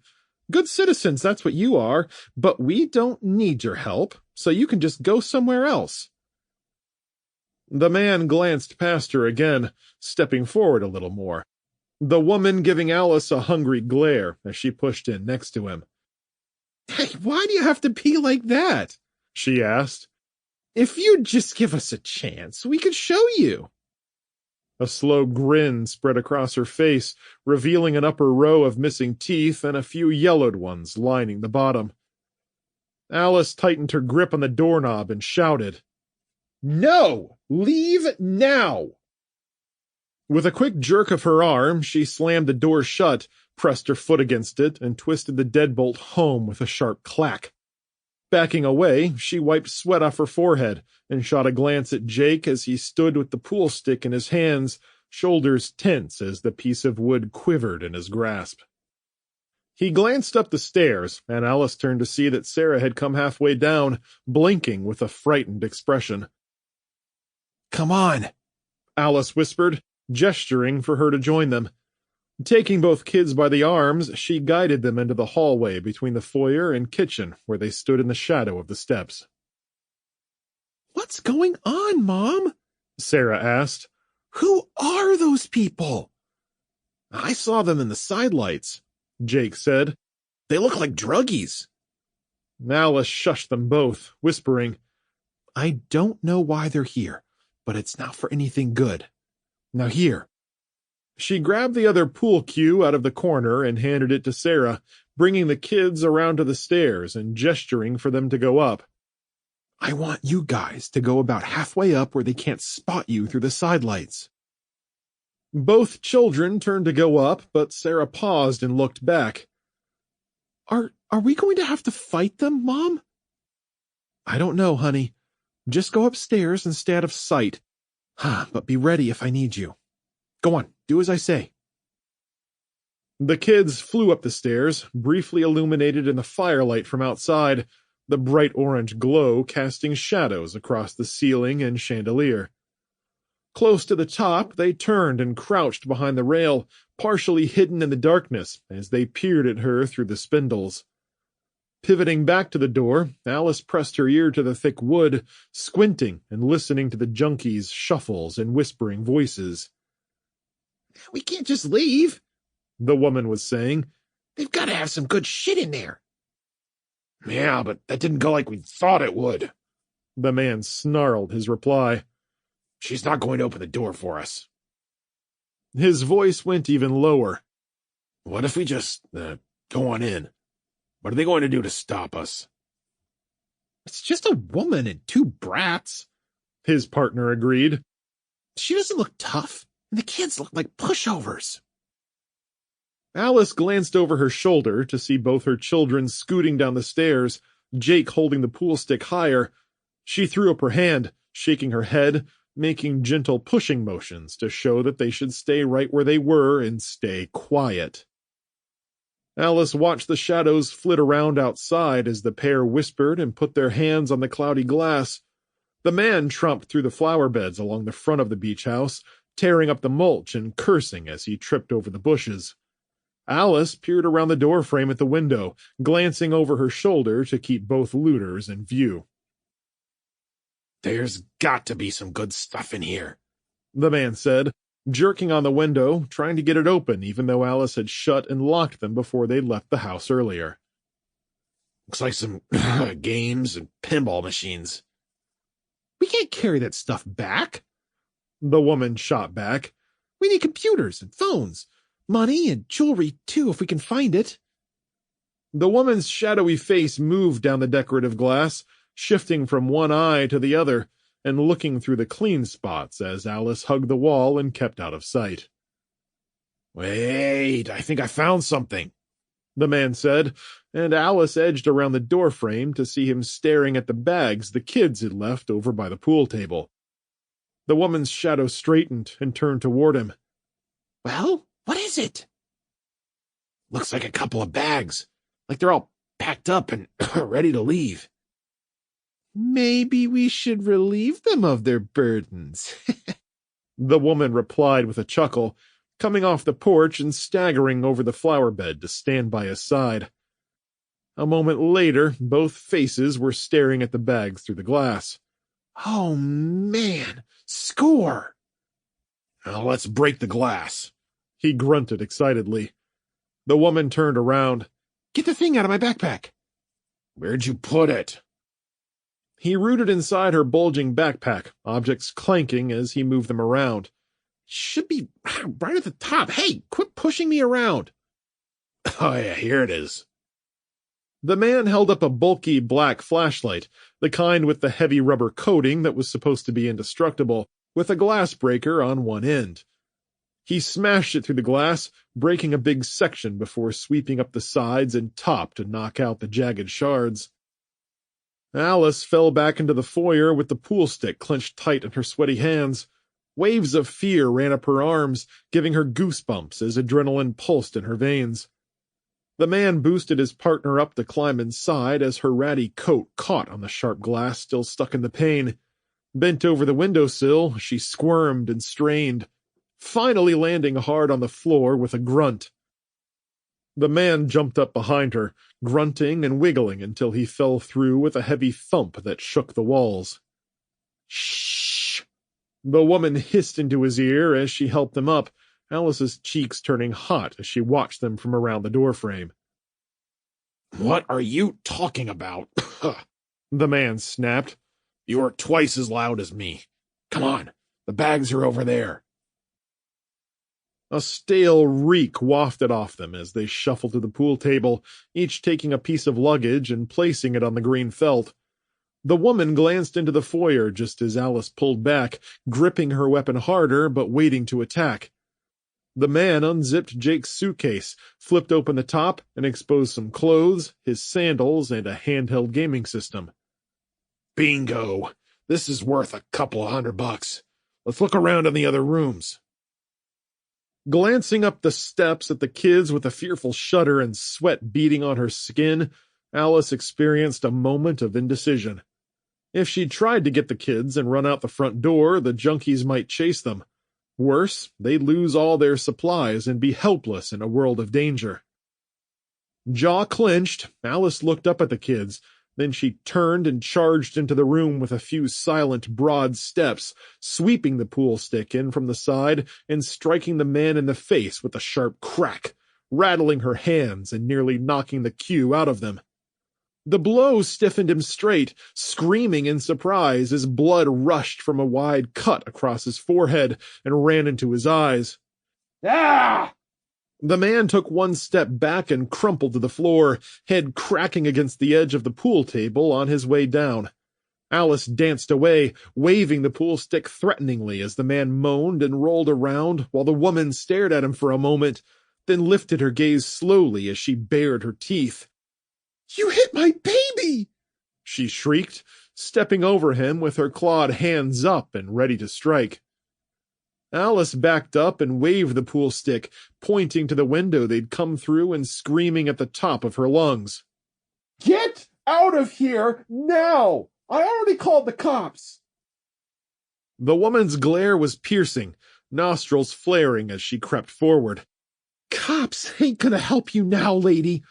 You hit my baby, and you're going to pay for it. With another high-pitched shriek, she charged in, but Alice struck first, hitting the woman across her upper arm with the pool cue, failing to stop the crazed junkie but altering her course enough to save her face. One gnarled hand grabbed Alice's shirt, while the other snatched a fistful of hair. Screaming in surprise and pain, Alice dropped the stick, made a fist, and gave the woman a sideways blow to the head that sent her reeling backward but didn't break her grip. Yeah, you bitch! The woman roared, yanking Alice by the hair and swinging her around. The pair spun into the rec room and banged against the table, clawing and jostling for position as they tore at each other. Alice kept her center of balance, unwilling to be pulled down, feet shuffling across the floor as the woman kicked at her shins. A shockingly strong hand clutched her throat, squeezing her windpipe and choking the life out of her, but Alice grabbed the wrist with a screech, thrusting it upward as she headbutted the junkie in the chin. The woman slumped from the shock as her teeth slammed together, giving Alice a chance to drive her forward and slam her into the pool table. Grunting, snarling, the junkie roared to life, shoving Alice a couple of steps toward the foyer to get her off her feet, though Alice twisted sideways and absorbed the pressure to stay upright. Over the woman's shoulder, she saw the man starting to get up, head shaking as he got to his knees, and spotted them fighting through blood dripping into his eyes. Alice arched her back and drove her legs, shoving and thrusting the woman hard enough into the pool table to draw a sharp and satisfying cry of pain from the junkie's dry, chapped lips. Fumbling with her pocket, Alice grabbed the 8-ball, raised it high, and smashed it against the woman's head with a sharp crack, dropping her straight to the floor. The man was still struggling to rise, gripping the table's edge with white knuckles, expression furious as he lunged for her throat.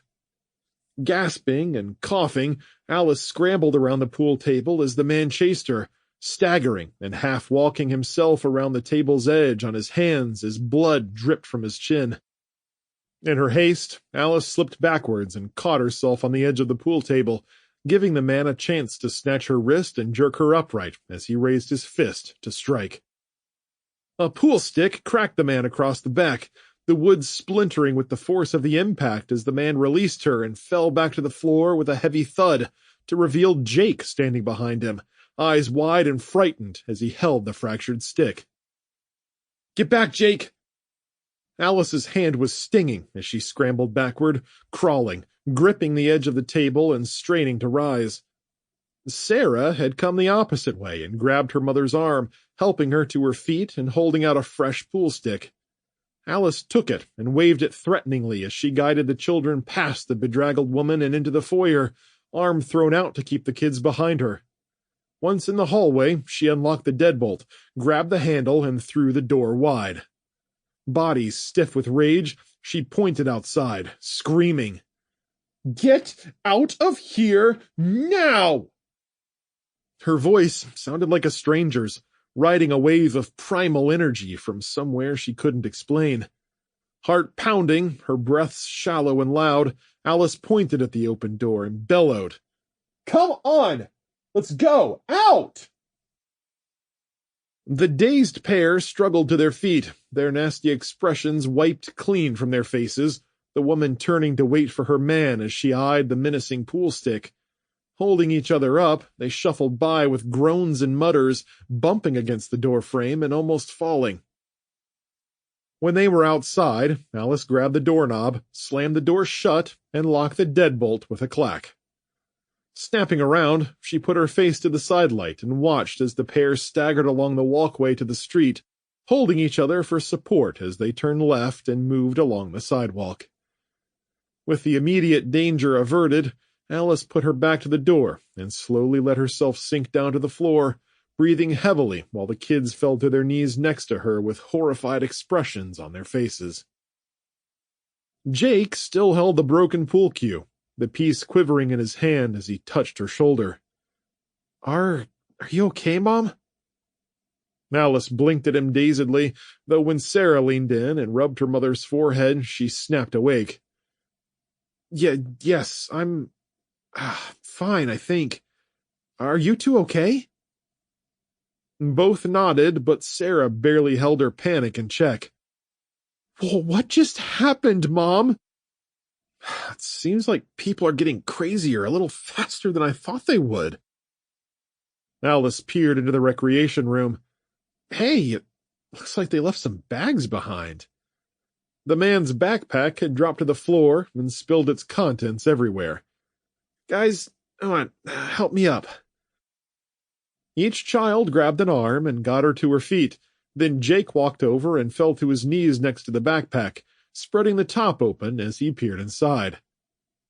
Hey, Sarah, bring me the flashlight, would you? Yeah. The girl crossed to where it had fallen and scooped it up, taking it to Jake with Alice right behind her. Be careful, Jake. You don't know what's in there. It looks like just some canned food, some bottled water, a new pack of men's t-shirts, still in the bag. Jake moved them aside, smartly placing the survival items next to him. And, whoa, look at all this jewelry! He pulled out strings of pearls, elegant golden necklaces with pendants that shined in the flashlight beam, and a pair of chokers all entwined in his fingers. I'm not a jeweler, Alice said, but that looks like expensive stuff. I can't believe they'd steal so much. Sarah wore a disgusted expression. We can't keep any of it. No, we're not taking any of the valuables. Let's put that stuff in a jar in a cabinet in the kitchen. Once this is over, I'll notify the beach house owner and let them know they have some stolen property inside. Can you do that for me, Sarah? Absolutely. Sarah took the jewelry from her brother with a smile and then carried a handful of it along the hall and into the kitchen. Hey, what about the rest of the stuff? Jake asked, holding the bag open and shining the flashlight beam inside. Well, looks like this is a few houses worth of goods. Alice chewed on the inside of her lip for a moment. We'll take the food and bottled water, whatever we can carry. Patting the pool table, she said, Go ahead and line everything up here. The footsteps came down the hall, and Sarah popped back into the room. Did I hear you say we're taking the food and water? That's right. We're packing up and leaving. Going out there? Jake nodded at the window. Well, we can't stay in the beach house. More people like them will be by soon, looking to loot and hurt people, and these pool sticks won't be a very good defense against them. Well, seems like we did pretty well with them, Jake replied as he lined up several cans of spaghetti and meatballs, ravioli, and soups. We got extremely lucky, kids, Alice explained in a shaky voice. If it had been anyone except a pair of drugged-out junkies, I'm not sure this would have gone so well for us. No, we can't defend ourselves here. And besides, I'm not interested in hanging out in a remote house on the beach of all places. We need to get moving and keep moving. Where will we go? Sarah asked in a plaintive tone, her worried expression deepening as she put her arm around her mother's waist. We're going home. Somehow. Alice returned the hug. Come on, let's finish packing up a few things, but keep it light. Then we'll head out and see just how bad the world's become. Chapter 6. James Burton, Denver, Colorado. The distant explosions from the terminal and nearby parking lots haunted James for hours as he alternately sat, knelt, and laid on the concrete slope beneath the overpass. There were massive puddles on the road, and the bottom of the embankment was soggy and wet. Where the debris had landed in the water, pieces sizzled and popped, leaving an oily sheen on the surface with larger chunks smoldering and giving off trails of smoke that rolled up into the sky. Several vehicles had exploded beneath the underpass before he'd gotten there, spreading wreckage across the pavement. Car parts, fenders, and seats were scattered everywhere, and a foul-smelling smoke rolled off the smoldering leather and cloth coverings, wafting through the girders and I-beams above him, pouring around the edges of the overpass to billow away. James raised the water bottle he'd been holding between his knees and took a couple of gulps, lifting it above his head to splash a bit on his forehead, cooling his chafed face. Using his shirt from his duffel bag to dry himself off, he stood and started preparing to leave.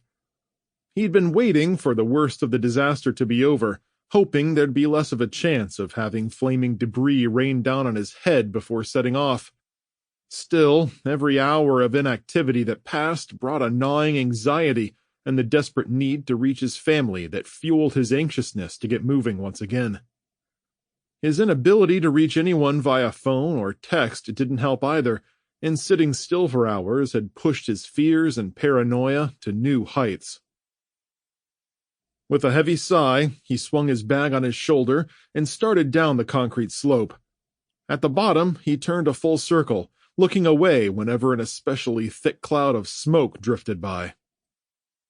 The road east swept up toward the airport terminal, a less than desirable direction, so he looked past the puddles and up the oil-slicked embankment. If he could just make it up the embankment, he could take the road coming in from the city, which, while assuredly not a cakewalk, would undoubtedly be a less treacherous path than the alternative. Stepping carefully over the stagnant water, he jumped onto a piece of metal, almost slipping on its greasy surface before he threw his weight forward and landed on the slope. He fell to his hands and knees immediately, crawling up through the slick grass, getting 12 feet before his forward movement stalled and he started sliding straight down. Cursing softly, he waited until he reached the bottom, spun and hopped across the piece of metal to land back on the pavement. "Oh, it's not going to work." He sighed, adjusted his bag, and began walking west, focusing on the darkness, his path lit by hundreds of small fires still simmering beneath the overpass, exposing the tangled mess he'd have to go through to reach the city's edge. James picked his way between the smoking rubble, stepping over a catalytic converter and kicking plastic pieces aside. Tires lay on their sides with the scent of burning rubber clogging his nose. Foam cushions smoldered, soggy with fuel and oil and antifreeze, giving off a horrible, bitter stench that stung his nasal passages even more. Stopping for a moment, James tied a spare shirt from his bag around his face, folding it into a bandana and dampening it with a bit of his bottled water to keep the worst of the smoke and smells out. He started off again, finding an overturned 18-wheeler at the far end of the overpass, the cab blown off by the twin fuel tanks attached to its sides. The entire cab had crashed in one piece, but lay spun so that the truck's front grille faced sideways. The cab doors were blown open, and the trucker's personal possessions had spilled out into the oily mess. Still in his seat, unable to escape the violence of his rig's explosion, the driver's charred arm hung over the door, his flannel shirt soaked with blood that dripped from his fingers. Turning away, James walked to the trailer, its thin walls split wide open to leave barrels of chemicals spilled into the roadway. Between the bridges were solid walls of concrete he couldn't climb, so he was forced to pick a path through. Getting on his knees, he ducked under the trailer, entering a space filled with twisted metal and broken cables hanging loose. Falling onto his elbows, he crawled ahead, wincing every time the viscous fluid dripped on his head and neck between cracks in the flimsy trailer floor. Coming out the other side, he wiped his skin clean, dousing himself with water to make sure that whatever was on him didn't burn before he moved off again, striding along an open patch of pavement, the concrete walls giving way to steeply sloped grass embankments and fencing. Moving to the next section, James navigated more wreckage, his path lit by raging truck beds that had been hauling flammable goods. When he stepped into an open spot, devoid of wafting smoke, he caught sight of the distant city off to the left. Denver was burning, flames crawling up the sides of buildings, illuminating the bloated clouds in the sky with a tortured glow, though not much could be made out through the dim lighting and thick, acrid smoke. Heading back into the rubble, James clambered and climbed over the blown-up sedans and pickups when he couldn't slide between their scorched husks. Once he stopped to investigate some specially marked trailers that had spilled airplane parts and equipment everywhere, tens of millions of dollars lying broken on the pavement.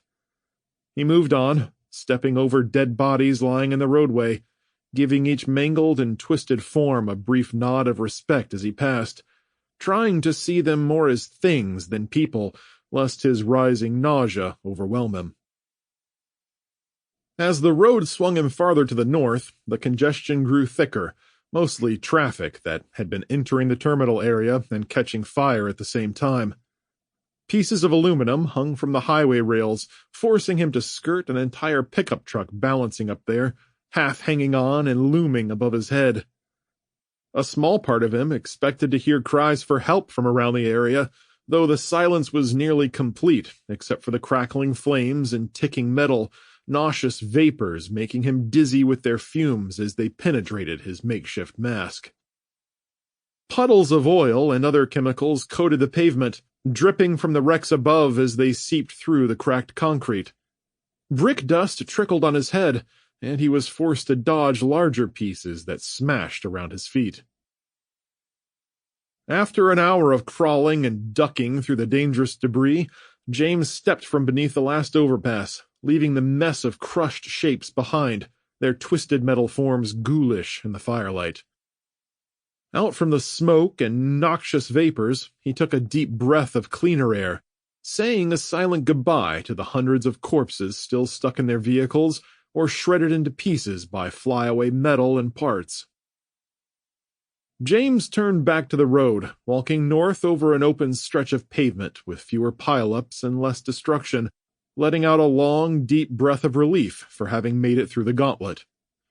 The grassy fields on either side were dotted with pieces of aircraft, and a massive section of fuselage had crashed near the road, its tube shape crushed like a soda can.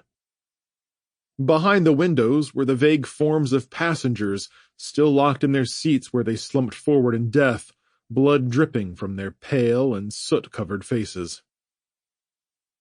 Wiping away stinging tears, James looked across at Denver burning ahead of him, the details becoming clearer the closer he got. The tops of the buildings were cast in shadow, fingers of flames licking from the windows of the lower and middle floors to leave scorch marks up the walls.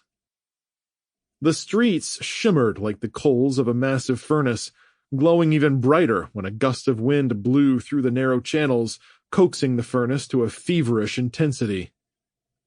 On the north side of town, past the businesses that comprised the backbone of the city, the conflagration burned at a lower degree, though the fires were rising as more homes caught and turned the sky deeper shades of reddish-orange. Distant sirens wailed, accompanied by flashes of blue and red lights that spun from the tops of the debilitated city vehicles. There was no movement to the emergency lights that still shone, just a torrid flood of blistering heat and waves of smoke engulfing the skyline. James imagined the screams of the dying as he walked a mile and a half toward the growing destruction, not relishing the idea of having to find a way through such a place. The wide-open fields around him were cast in pitch blackness to add a surreal tone to the night, and the thought of Alice and the kids struck him again. He dug out his phone from his pocket and turned it on for what felt like the 100th time, staring at the screen for several seconds before checking to see if there were any messages. Scoffing at the lack of signal, James shook his head at his empty inbox and fought back a wave of dread. Powering down the phone again to save the battery, James put the device away and gazed ahead of him, noticing a blazing parking lot off the opposite lane to his left. Angling across the median, he strode to the other side and turned into a short entrance lane.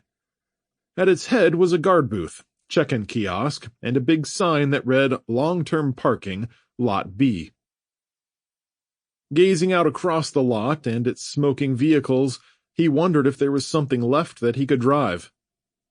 It can't be that every single one is blown up, James murmured to himself as he ducked beneath the gate and stepped into the first row of glowing metal on his left, the heat singeing his cheeks as he strode through the raging wreckage of cars twisted every which way. SUVs, pickups, and sedans with their paint peeled off lay everywhere, glass shattered and twinkling on the pavement, clouds of sweet antifreeze and the flatter taste of oil hanging heavy in the air.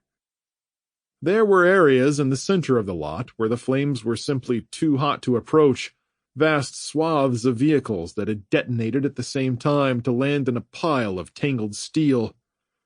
A blue sedan with its nose pointed at the ground was squeezed between a couple of trucks as the pungent scent of burning flesh rolled off the wreckage in waves.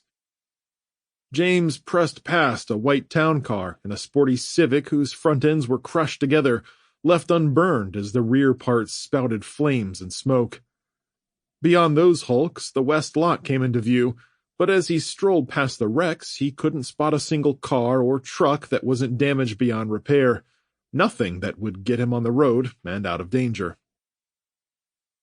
Squinting and peering through a break in the flames, he noticed a darker section up near the north corner where the shapes of living, breathing people shifted and moved. Arm thrown up to protect his face, he leaped upon a hot hood and slid across to the other side, jogging away from the worst of the blaze toward the milling people. Approaching cautiously, he did a quick count of roughly 3 dozen standing in a section of the lot where there weren't too many cars, and the ones that had blown up had already burned out. An elderly Hispanic woman sat on the back of one car where just a faint trickle of smoke rose from the engine block, gusting in a fitful wind. She was sobbing, face in her hands, heels propped on the bumper as a younger man consoled her. More people were gathered close by, many sitting on the pavement or on pieces of luggage, weeping as friends, family, and strangers consoled them. Still others stood off to the side, hugging themselves, being sick in the grass or sobbing uncontrollably. Swallowing the growing lump in his throat, James approached the woman sitting on the hood and the man consoling her. "Excuse me, are you guys okay?" The man whirled and held up his hand, and James backed up a step, raising his hands in surrender. "Oh, no, I'm not here to hurt you or ask you for anything. I was supposed to get on a plane to Florida, back there."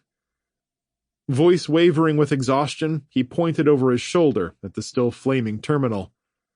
"Everything just blew up, including my plane, and I've been walking for I don't know how long." The man lowered his arm and nodded slowly. "We'd just gotten off a flight from Florida," he said with haunted eyes.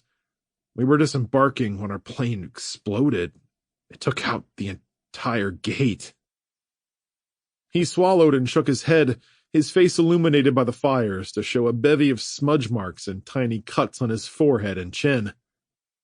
"So many people around us were dying," the woman behind him spoke with a thick Hispanic accent. It was terrible. I have never seen anything like that in my whole life. A woman was screaming for us to help, but we could not." The man shrugged. "It was bad. People were running everywhere, and... No, I get it," James replied with a nod. "It was crazy back there, so don't feel too guilty. I hope you two get to wherever you need to go, and I'm glad you're okay." James turned away from them and stepped deeper into the crowd of survivors, striding over to a family who were sharing water bottles and candy bars between kids who sat on small pieces of luggage. "Hey, folks," he waved and nodded. "Is everyone here okay?" The parents had been watching him approach, and he saw tears on the woman's face lit up by the glowing fires. Her lips trembled in a combination of fear and dismay as she hugged herself and rubbed her arms while her husband edged forward, on the defensive. "Who are you?" James stopped before he came too close, holding up his hands again. "I'm just a guy walking from the terminal where I was supposed to get on a plane to Florida. You all are the first group of survivors I've seen, that's all. What happened to you guys?" Visibly relaxing, the man gave his wife a comforting nod and turned to address James. "We weren't supposed to be on a plane, but we were heading to the terminal to pick up her parents." He tilted his head toward the teary-eyed woman as his gaze fell on the burning airport. "They were supposed to arrive this afternoon, but we don't know if they made it, and our phones aren't working." The man held up his cell phone and shook it, pointing to the glowing screen. "Yeah, I can't get a connection either," James replied. "And I'm so sorry about your parents, ma'am." "I can't believe this is happening."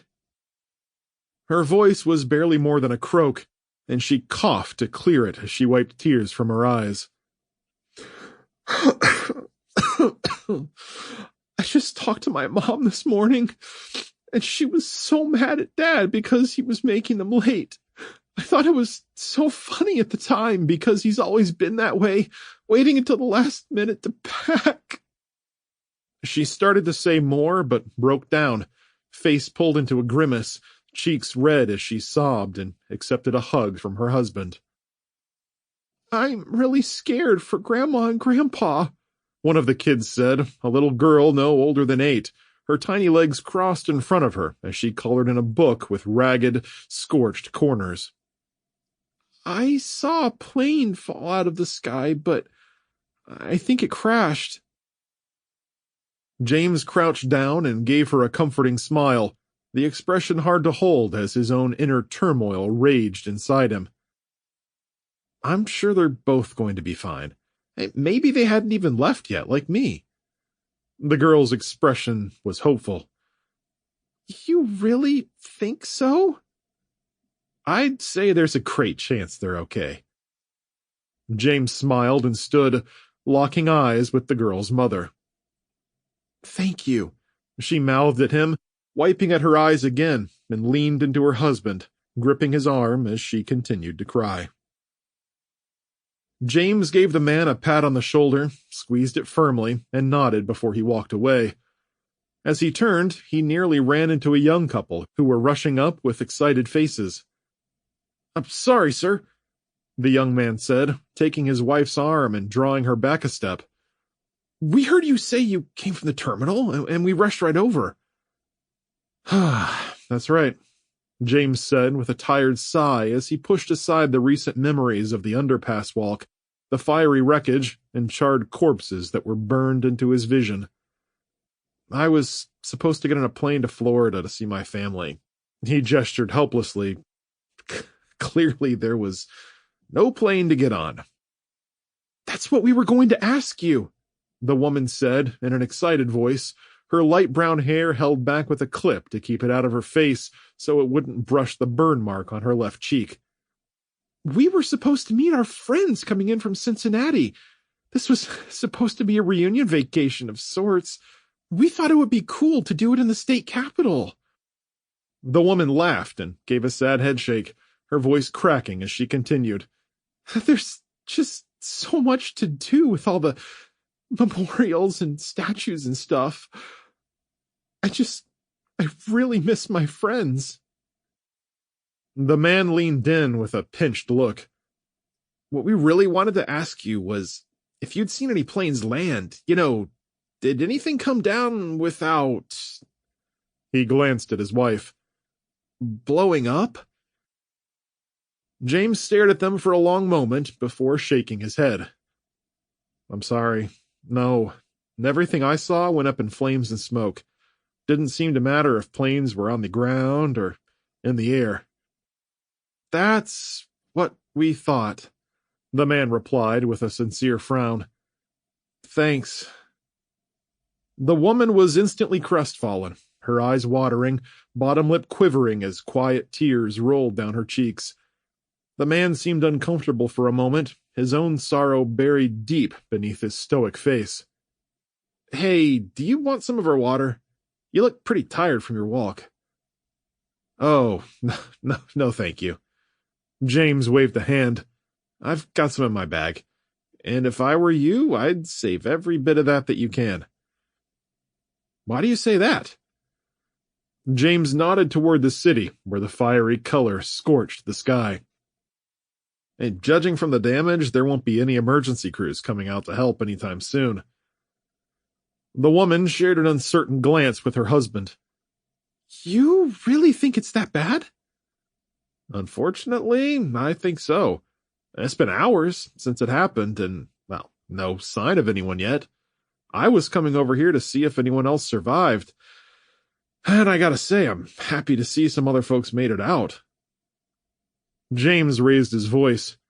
"Does anyone know what caused this? Any news reports or anything at all?" A tall man with wire-frame glasses walked by with his face smudged with dirt and the fringes of his t-shirt singed. "All I know is a bunch of cars exploded at the same time. I was in one, barely made it out alive." James winced. "Are there any cars left that someone could drive out of here?" A woman laughed morbidly, bordering on the fringe of hysterics as she gestured around at the parking lot. Does it look like there are any cars left?" James sighed in resignation. "Oh, no, it doesn't." Working his way through the crowd, James spoke to a few more people, several families with much the same stories as the others. One man sat alone off to the side, shoulders hunched where he squatted against a car bumper, the vehicle having already burned out, barely smoking and popping as it cooled. "You, okay?" James asked, leaning in but still giving the man room. At first, the man didn't seem to hear. Then he slowly raised his head and blinked at James with tearful eyes. "Huh?" "I asked if you were okay. You look like you might be hurt." "Oh, I'm not hurt at all," the man replied with a flash of shell-shocked emotion. "I was supposed to be on a late morning flight. I didn't make it." Confused at first, James shook his head. "Shouldn't you be happy you didn't make it on that plane? I know I'm glad I missed mine." "Yeah, but so many other people died. They're all gone." With tears streaming down his face, he hiked his thumb back toward the airport, voice filled with strain. "That should have been me on one of those planes. Why did all those people have to die and I didn't?" "Hey, I know the feeling all too well. Been wrestling with that off and on since I made it to the underpass and hid from all the destruction." "How are you coping?" The man wiped at his face and James leaned back, arching his back until it cracked. "I guess I'm just focused on my family and figuring out how to stay alive until I can reach them." He swiveled to look the man in the eyes. "You have a family?" "Yes. They're in North Carolina." He held up his phone and shook his head miserably, swallowing a sob. But I don't know if they're okay. They could be dead. My whole family gone." "But you don't know that, do you?" The man deflated, slumping forward with his elbows on his knees. "No, I don't know anything." "Then you're obligated to get off that suitcase and get home. You've got to get back to your family no matter what. You have kids, too?" "Yeah, 2. "Then that's it, man. Get up and get moving. Find a way to get there." After a slight hesitation, a light clicked on in the man's eyes, and he stood and gave James a second glance. Yeah, thanks. I think I'll do that. Seriously, thanks a lot. No problem. With a pat on James's shoulder, the man scooped up his suitcase and went to join the others, asking questions to see if anyone else was heading to North Carolina. After watching the man for a moment, James turned and walked through the grassy field at the edge of the lot, wondering if he was strong enough to take his own advice. For starters, he had to pick a direction, and with no transportation, he had to stick close to Denver until he found some. Hands stuffed into his pockets, he put one foot in front of the other and made his way along the curving stretch of road skirting the city. Running down a list of his travel options, Florida was the top choice, considering Alice and the kids were already there. Still, he knew Alice well, and if the same things were happening in Florida, she'd be taking the children to Michigan as quickly as she could, figuring that he'd be heading there since it was much closer. Even if she wasn't there when he arrived, at least he'd be working out of his home base for figuring out how to get to her, or at least make contact, assuming he wasn't able to do so sooner. So, Michigan it was. Home. After a long stretch of straight roadway, with little burning on either side, James came to a warehouse district with buildings that were hundreds of feet wide and comprised of both storage and manufacturing facilities. National name brands were painted on the sides, and their rear lots had built-in docks with rolling bay doors, most of them either up or blown off, leaving garbage and debris scattered across the pavement.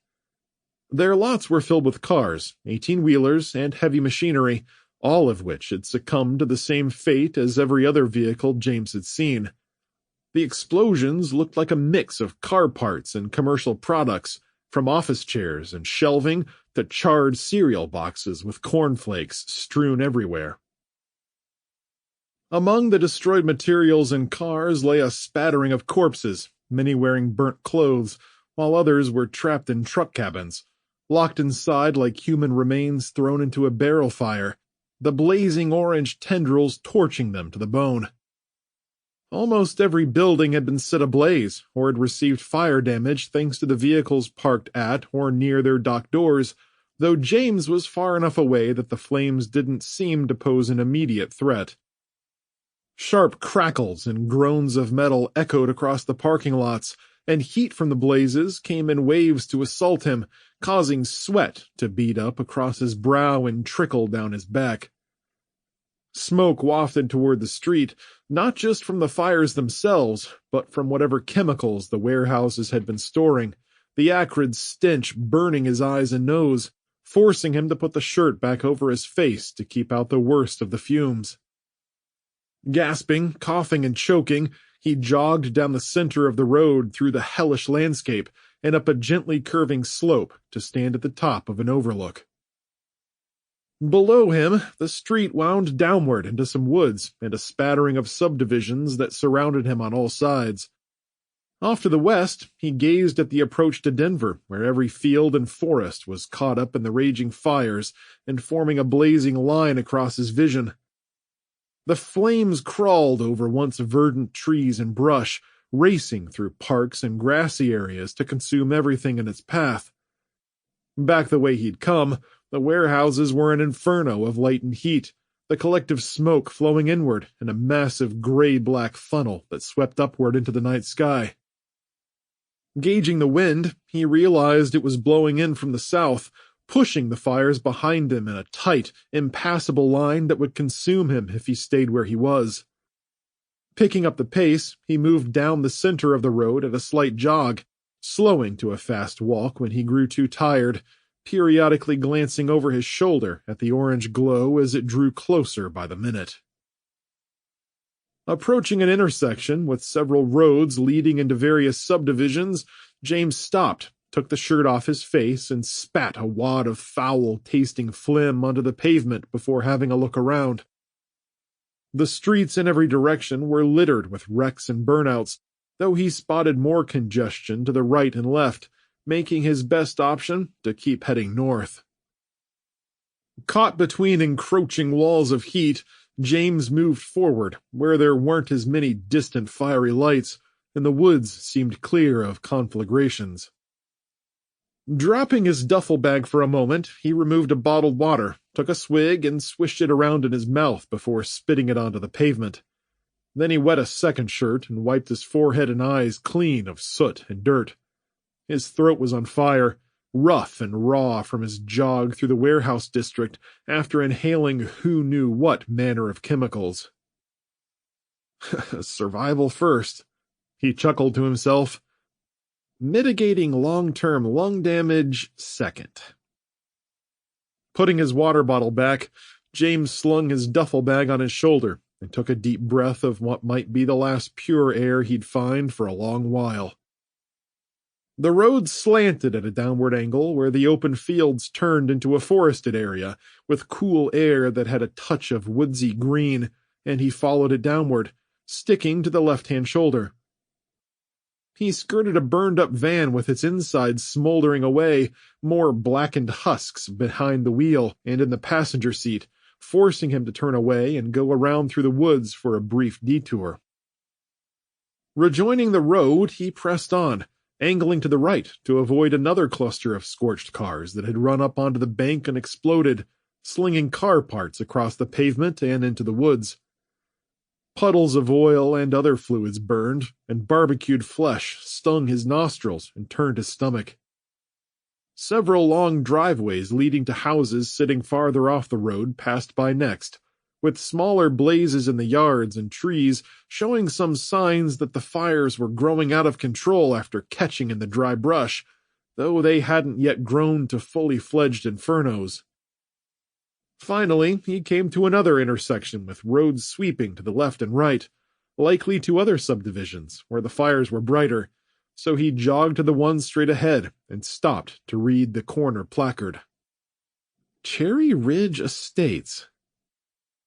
Walking slowly through the entrance, he looked over the smoldering vehicles and garages that had gone up and sometimes consumed the attached houses, so much that in some places the smoke and cinders swept together, joining the burn-off from other homes to form small cyclones of fire and soot that corkscrewed skyward.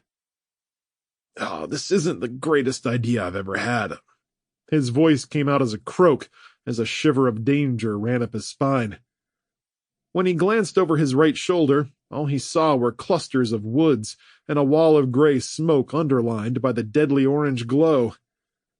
Oh, it won't be long until those forested areas fall prey to the flames.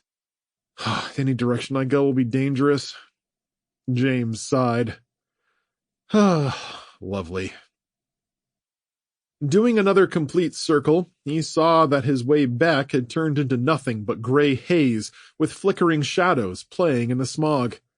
Facing the neighborhood once more, he lowered his head and power-walked forward, moving quickly between two houses on the corner that were still alight with the remnants of flames and giving off a heat that touched him in the center of the street. Parked cars on both sides burned brightly, and the driveways were nothing but a clutter of exploded car parts and melted tires, leaving the surrounding grass smoking.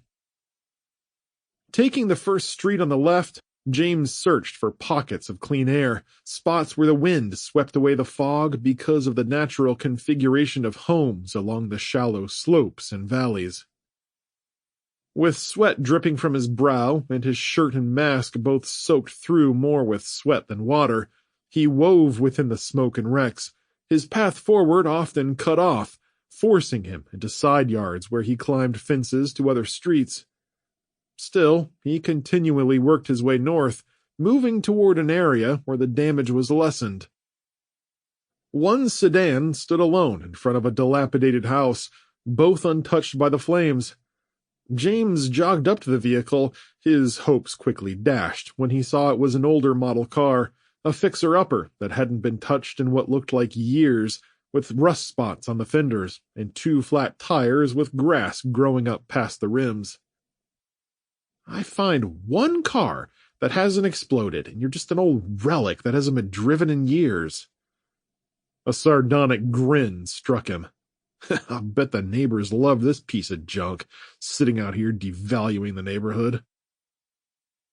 Turning in a circle, wiping the sweat from his forehead, James sensed the fires pressing in on all sides, and the air grew even hotter and smokier, making it nigh on impossible to breathe. Oh, crap. I need to get out of here now. Searching the haze, he spotted a path between the houses, lowered his head, and ran through the burned grass with his arms up to protect himself, warding off the occasional flames that licked at his coat and turned his jeans scalding hot. Bursting into the cooler backyard, he sprinted across the yard to a chain-link fence, hopped it, and jogged toward a house that sat in darkness. Stopping at the corner, he placed his hand on the warm brick, breathing the somewhat clean air, walking down the side to come out in a different street before stopping to look in every direction with firelight reflecting in his eyes. Most of these houses have gone up, he murmured, coughing and spitting before movement off to the right caught his eye. Hey, are those people? Staggering down to the end of the driveway, he craned his neck and squinted, spotting a group of 20 or so hurrying on the left-hand sidewalk with jackets pulled over their heads. And I'll bet you know the way out of here. James jogged after them, his lungs tightening and burning, agitated by the smoke. Thick mucus and saliva filled his mouth as his body responded to the overwhelming toxins being introduced to his respiratory system, and he ran with a water bottle in his hand, sipping, gargling and wiping at his eyes as he flushed out his eyes and mouth every 50 or so yards. The people ahead of him became mere shadows in the thickening haze, and soon it was so bad that the houses surrounding him became vague black shapes, the pavement barely visible as he stumbled through debris lying in the road. Not for the first time, James considered he might not make it. His thoughts turned to Alice and the kids, likely trapped somewhere in Florida with everything going up around them, and no way for him to reach them or help. With an angry sob, he growled and swept his arms in front of his face, only succeeding in whipping the smoke around as he picked up his pace and moved faster. Every step left him tripping and staggering, and every breath was pure pain as he turned his face toward any small, cool breeze that hit him. Stumbling blindly, he kicked something that was softer than a car part and glanced down to see it was a woman's charred corpse, tendrils of smoke seeping off her clothes and flesh, her scalp singed away to reveal the gleaming skull beneath. Sick, but unwilling to take the time to throw up, James plowed ahead, figuring any step from there on out might be his last. Giving up on pursuit of the people, he reeled in the other direction, limping back and angling off to his left where he thought he caught the hint of a cooler breeze and a tapering of the blazing blasts that had been assaulting his cheeks and forehead. If I don't find some relief soon, he croaked the words aloud to remind himself he was still alive, I'll bake alive right in someone's front yard. Lost and tromping through the brown grass, he stumbled over a plastic bike and plunged forward to land hard on his chest. Pure panic set in to light his brain on fire, and James lunged toward a house with dark, cool windows and bricks, leaning on it when he got there, and earning a brief reprieve from the heat and smoke. Staying close to the brick side, he knocked open the gate and staggered through the backyard, past the shadow of the swing set and an empty child-sized swimming pool. James gasped and reeled toward a fence line, where he thought he saw a cluster of trees with tall trunks caught in the hazy smoke, but not yet aflame. The fence was nearly invisible as he came to it, slamming into it with his chest and rattling the chain link all down its length. Grabbing the top bar, he attempted to pull himself over, but his body ached, starved of precious oxygen, and he fell back to the near side. On his second try, he lifted his right leg and caught the insole of his shoe on the top bar, using his momentum to fall over the other side and hit the ground hard, rolling several feet down a slope.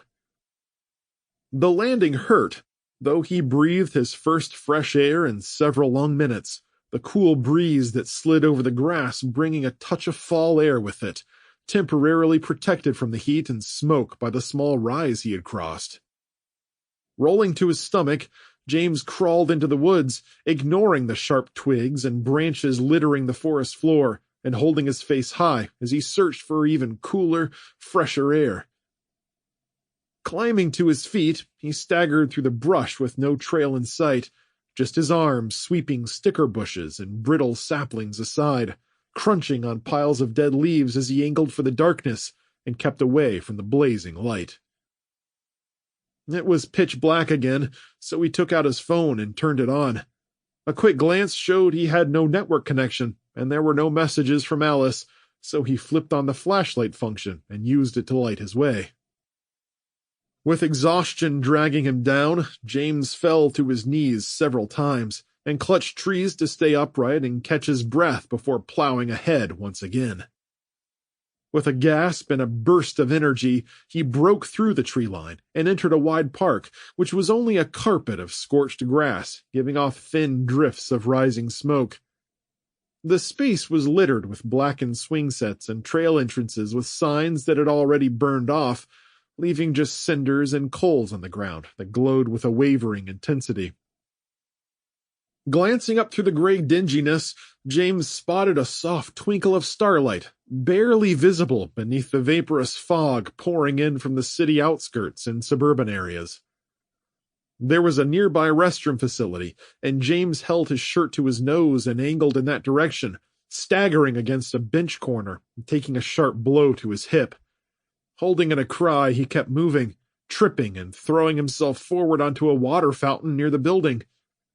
With a desperate gasp, he turned the knob on the side and stuck his face into the cold gush that poured straight from the spout.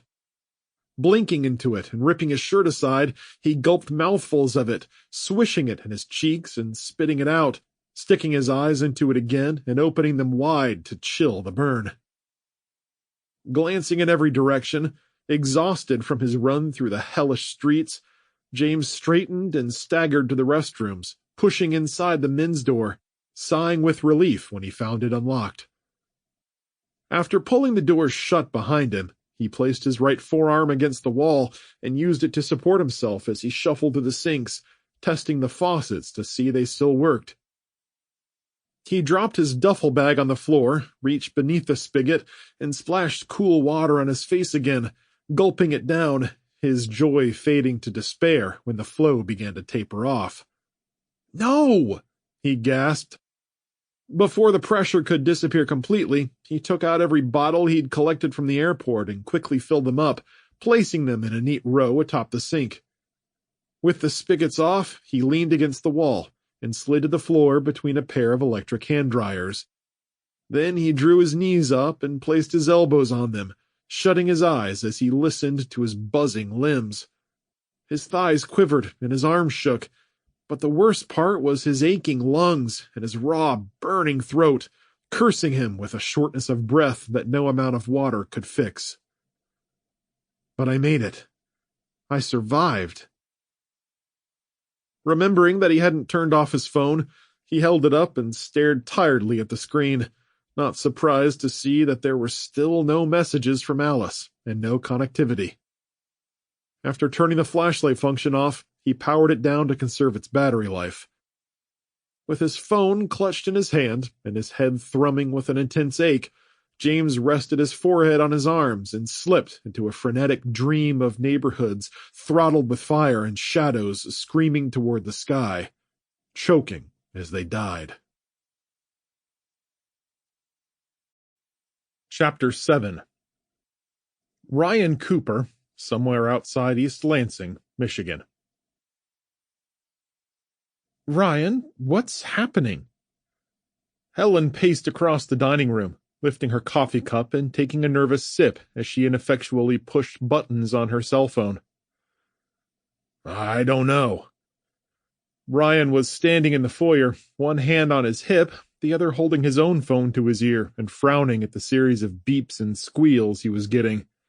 "I wish I did." "I've tried 10 times to reach Alice and James." Helen hung up with a huff. The pair looked at each other, and Ryan read the frustration in her eyes. "I can't reach our home phone or any of the neighbors in Grand Rapids either. It's not just one number. All the phone services are down." "And I'm not getting an internet connection either," Helen replied, waving her phone like she wanted to send it through one of the windows or embed it halfway into the wall. That means we probably can't get the news, right? Not unless they have an HD antenna on their TV. Putting his phone away, Ryan rushed along the hall and into the great room, heading for the other side, where a big screen TV hung above the mantel. He looked along the mantel shelf where Alice kept tasteful knickknacks and family photos, and when he searched around the sides of the television, he saw no sign of any HD wires. But he jumped back when the television flipped on to a burst of static, and he turned to see Helen standing there with a remote and an apologetic look. She shrugged. Sorry, I figured I'd try while you were searching. Best you not give me a heart attack, woman. Ryan chuckled. If this is as bad as it seems, you're going to want me around. He stepped back and watched her change the input to TV antenna on the screen using the remote's buttons. Nothing, she frowned, placing the remote on the end table where she'd found it. What are we going to do? We can't reach anyone, and we're not getting any news. There's no way to know how far-reaching this is, and it's probably not wise to guesstimate. Wish we could reach our neighbors in Grand Rapids.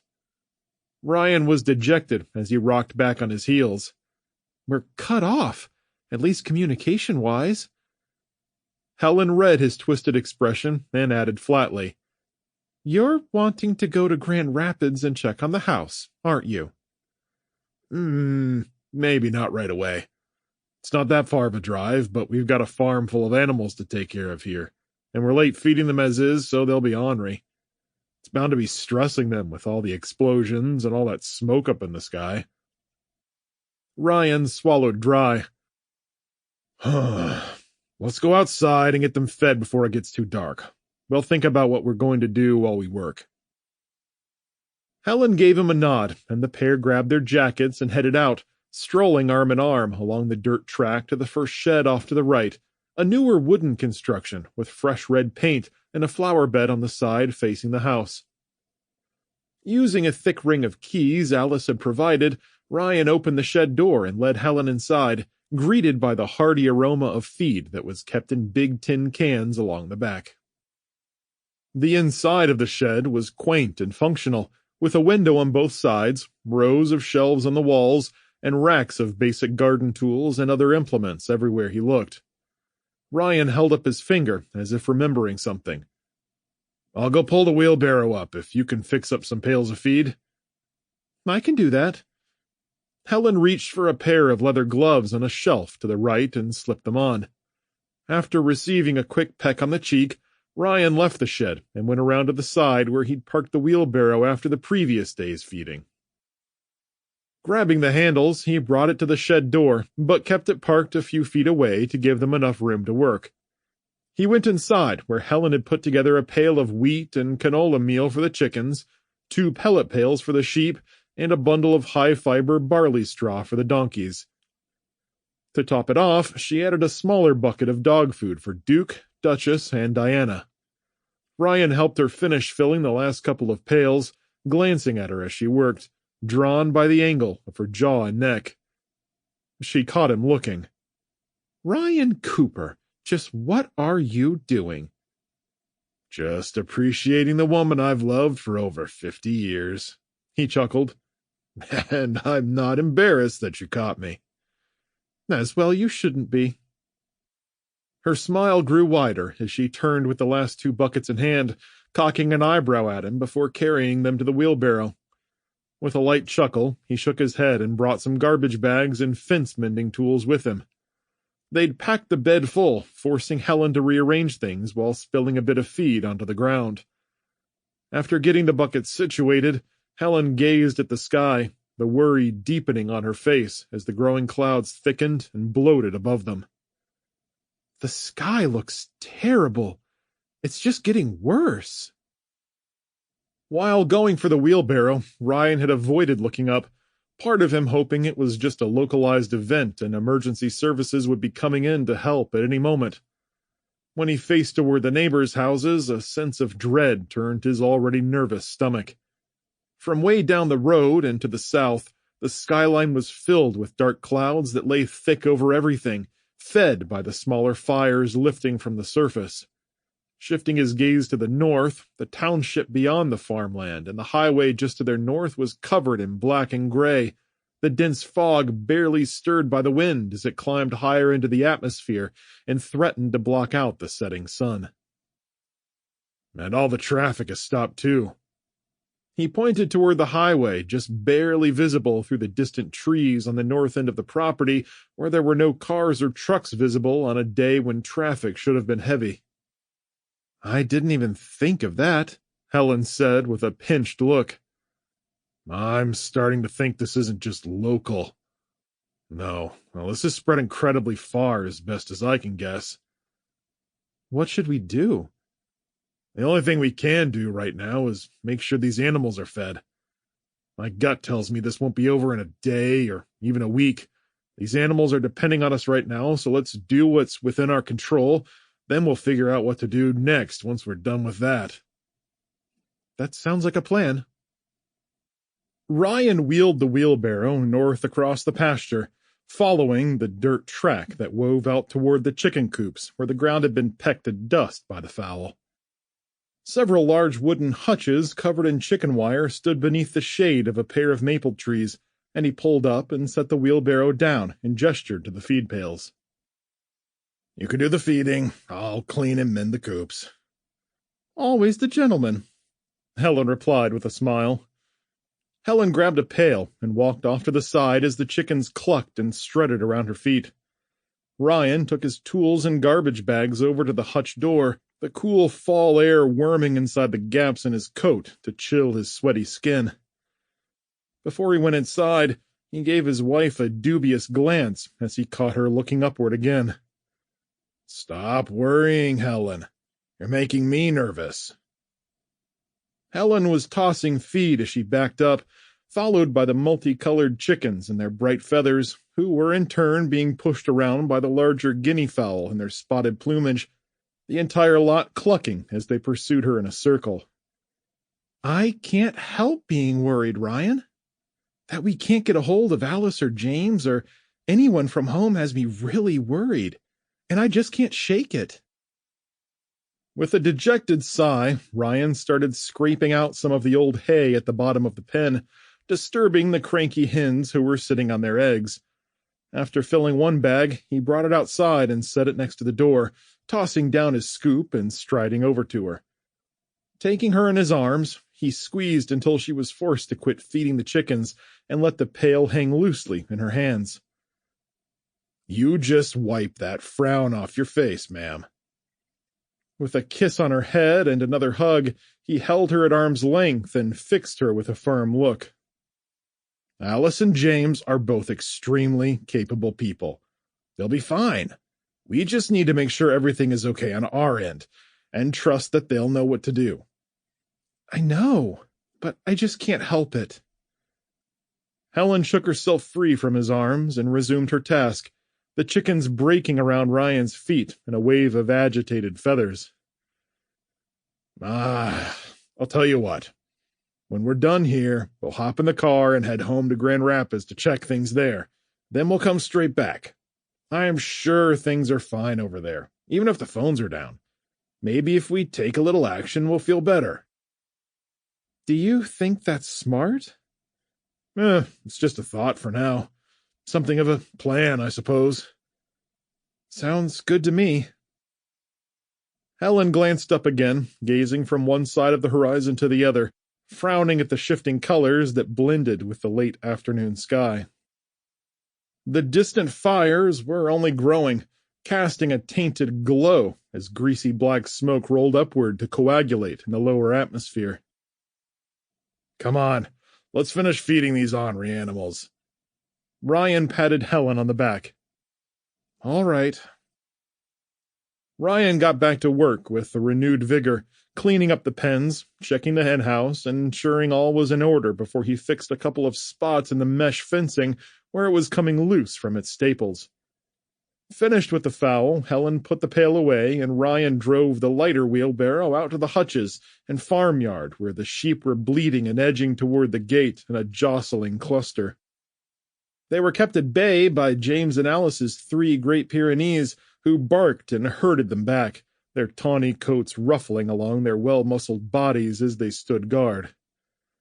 Helen pulled the latch and shoved the aluminum gate just wide enough for Ryan to push the wheelbarrow through, and he wheeled over to a far section of the yard, near a large gambrel-roofed barn painted bright red with white trim.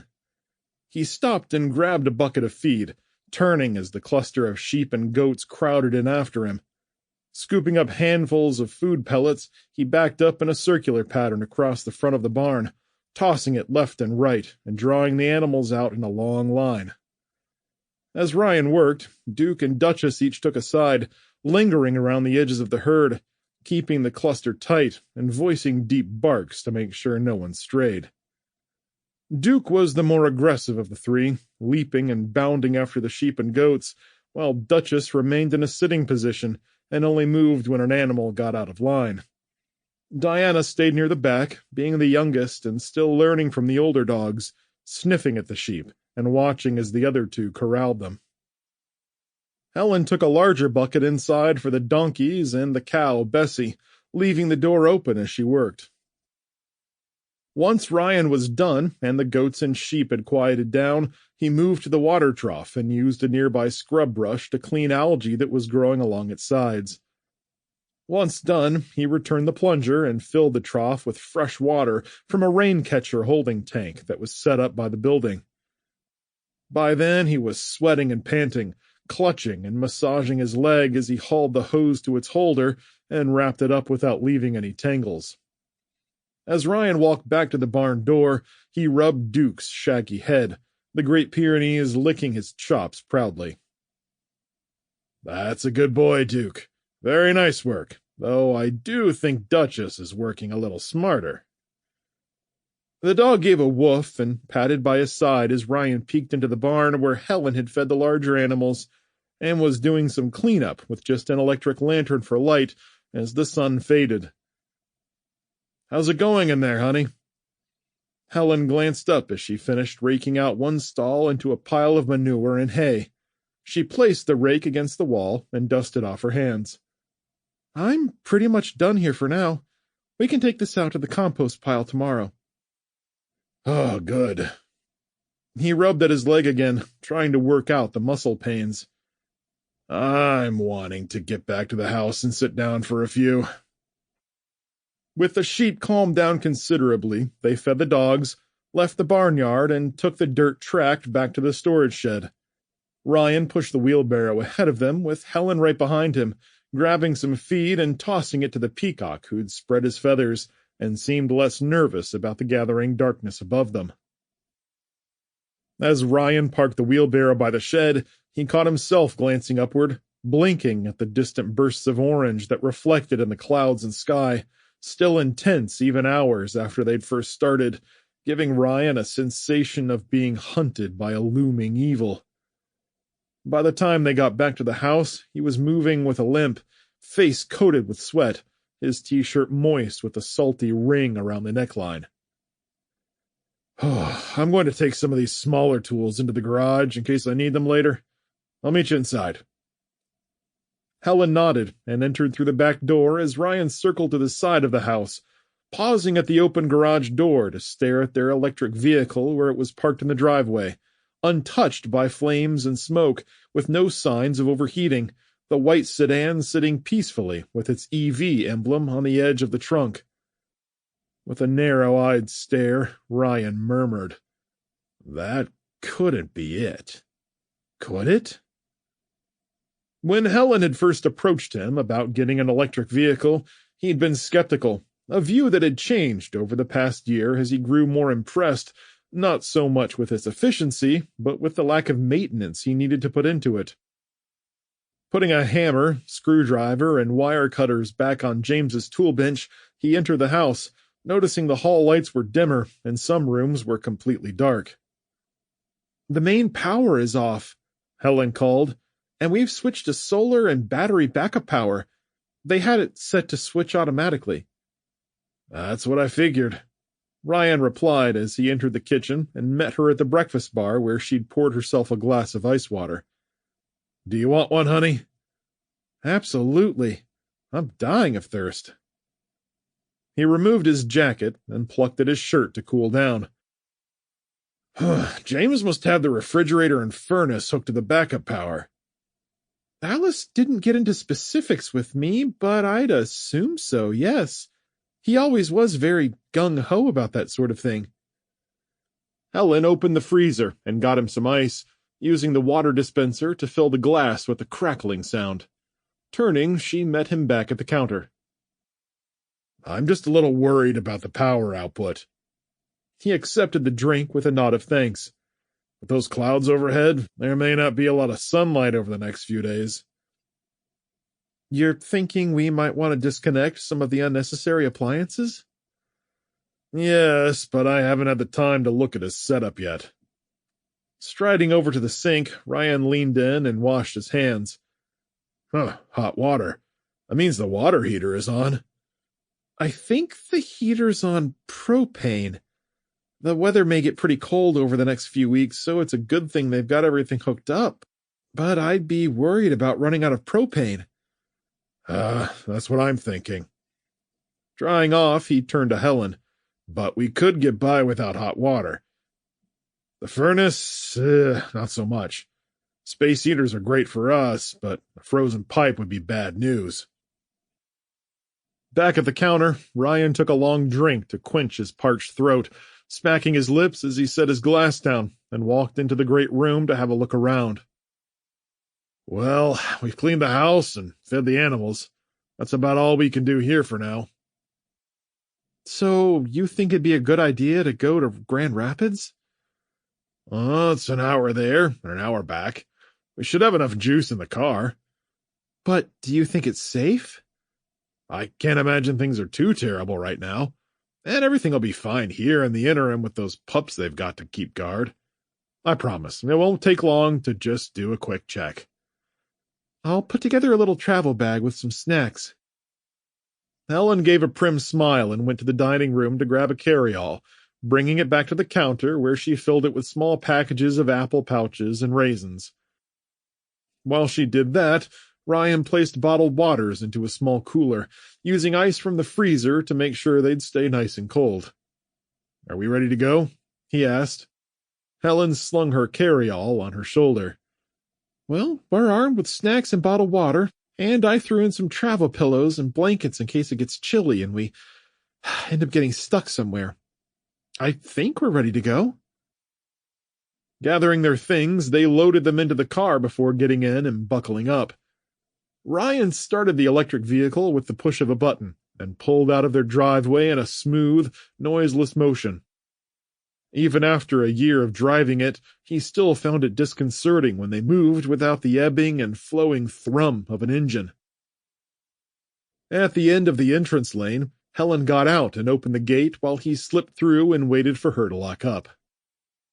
From there, they followed the dirt road south past the neighbors' houses, with vehicle fires in every driveway, some sitting off the road behind the trees where waves of ash and cinders rose and were carried off by the wind. They wove along the dirt road, surrounded by deep forest shadows and the stretch of fields, wooden fences, and an occasional stone wall, everything lit by intermittent flickers of light from the burning cars, the bright orange colors sharp against the saturated sky. Ryan caught glimpses of shifting vapors through the treetops and a few farmsteads that had gone up, along with more detached garages and sheds. Helen glanced around with a defeated expression. I hope people weren't hurt. Me too, Ryan replied with a heavy sigh. Should we stop and check on any of them? Helen's expression was full of growing concern as she glanced at a property where several large barns were still in the process of burning to the ground. What can we do for them? Ryan replied. We got a few snacks and bottled waters, but not enough to feed what's probably... He gave a flat scoff, tinged with disbelief as he tore his gaze from the surroundings to focus on the road ahead. Must be hundreds of people. Thousands. More than that, I reckon. he agreed. Road dust danced in his headlight beams, and an added worry took root in his stomach, forming a knot of concern that was just hitting him. "We'll need to be really careful out here, Helen," he said in a low tone. "This is already looking worse than we thought. People might get desperate, especially if everything they owned burned up." As they rolled through the open fields, a large piece of farm equipment sitting alone shone with firelight, the big rubber tires on the back half melted by the flames, giving the chassis a sunken appearance. Close by were larger barns, some ignited by pickups and older farm vehicles parked around them, the wreckage bringing an unbidden clenching to Ryan's heart. Cresting the next hill ahead of them, the crowding trees gave way to an open sky, and Helen gasped as Ryan drew their vehicle to a halt at the top. The streets of a few sprawling suburbs in the distance were filled with charred vehicles, strip mall parking lots forming steaming metal pyres that gave off thick waves of burning rubber. Sharing a dark glance with his wife, Ryan eased down the dirt lane where the farmsteads were placed closer together, resembling country neighborhoods with their pink flamingo decorations and wind chimes on the porches. Trees and brush were trimmed back to leave wide, grassy yards with backyard swimming pools and smaller fields off to the sides. Ryan cruised past them, gaping at the spread of debris littering the driveways and the dirt road, forcing him to bump over a tailpipe and weave between pieces of plastic and metal parts, wincing whenever he hit something hard. Several cars were nose down in a ditch on the sides of the road, explosions having stripped off their panels and fenders, leaving bare frames of wire and scorched interiors, greasy, slick rubber fires burning off dark, stinking fumes. The roadside was littered with a spattering of corpses, people who'd escaped their vehicles turned ovens just as their bodies succumbed to heat and noxious vapors. "This is awful. Oh, the smell is just—" Helen pulled her shirt up over her nose, looking at him with watering eyes. "Oh, shoot. I should have switched the air circulation to interior only," he said as he turned a knob on the center console. "There, that should make it easier on us." A quarter-mile later, they took a right onto a paved road that wound toward the same subdivisions they'd spied from higher up, and soon Ryan spotted signs for I-69 approaching. On the left-hand side of the road, a pizza delivery car's back end had flipped up to land upside down in the branches of a big elm, the pizza delivery sign still blinking and flashing on top as the undercarriage baked in flames. As they passed houses built closer to the road, Ryan spotted groups of families standing in their yards, watching their cars continue to burn while their homes remained powerless. Every window was dark, and only flashlights shined where neighbors gathered in the side yards, pointing and gawking at the destruction. Entering a more populated area, they passed burning subdivisions that cast cavorting shadows across the road. Fast food restaurants and strip malls were completely dark, while others had become part of the fire chain, their lots engulfed in glowing cinders that set everything they touched ablaze. A group of people stood outside the neighborhood grocery store that had remained untouched with its lights still on, the patrons left scratching their heads as they stared at the surrounding destruction. "Looks like they have some backup power there." Helen placed her fingers on the window. "I hope everyone's okay." "At least that store will have some food available, short term," Ryan replied. "Though, judging from the size of the surrounding neighborhoods, there won't be enough to feed everyone for long." "Do you think things are this bad back home?" Ryan paused for a long moment. I sure hope not." Headlamps caught his eye, and he stared at an approaching vehicle, the driver gripping the steering wheel tight, pressed up close to it with wide, unblinking eyes as they ran over debris, driving far faster than Ryan was, with a recklessness that betrayed their panic. "Hey, that car isn't on fire!" Helen watched it go by. "Yeah, it's electric, just like ours." Ryan watched the taillights of the vehicle as it passed, the driver barely registering their passing as he wove through debris lying on the road. Ryan turned his attention forward again, switching to the correct lane to enter the expressway. Here's the ramp now. Swinging into the right-hand lane, Ryan joined a sharp loop that curved down and around to the highway, slowing as he approached the bottom and got a good view of traffic in both directions. It was a mess of wreckage everywhere he looked. Back west, a long line of cars and trucks were piled up in every lane, with some dipped into the grassy median. A tractor-trailer had flipped on its side, the bottom blown out as it had rocketed into the vehicles ahead of it, crushing their rear ends and causing them to swerve across the road in every direction. The explosive cluster had become a furnace of burning plastic and car seats, smashed glass and bodies thrown out to hit the pavement, rolling, clothed in flame where they'd come to rest. Shifting his gaze slowly to the east, Ryan stared at the same swath of destruction, miles of collisions and catastrophic wrecks, with some spilling off the shoulders in swerving sequences of violence. The mixture of impacts and intense heat had congealed along the road, turning it into the glowing backbone of a massive, fiery beast as it curved ahead into the distance, looking for more material to consume with its flames. "Oh, no!" Helen gasped softly, one hand covering her mouth, scanning the mess with a terrified expression, her face lit by the orange-white fires that consumed everything as a realization dawned upon her. I don't see anyone alive, Ryan. There's no one alive!" Taking his hands off the wheel, he leaned across and wrapped his arms around Helen, drawing her in close, trying to shield her from the scale of the horror. I know. This is bad." "Bad? This isn't just bad, Ryan. This is catastrophic." She pushed him away and gestured at the destruction, her voice rising in panic. "This is something we've never seen before, not in our whole lives." Ryan let her go and shifted his attention to the outside once again, placing his shaking hands back on the wheel. I know, but it's what we have to deal with right now. I wish I could make things different, but we have to try to make it to Grand Rapids. And I think I see a way through." "Are we okay on battery life?"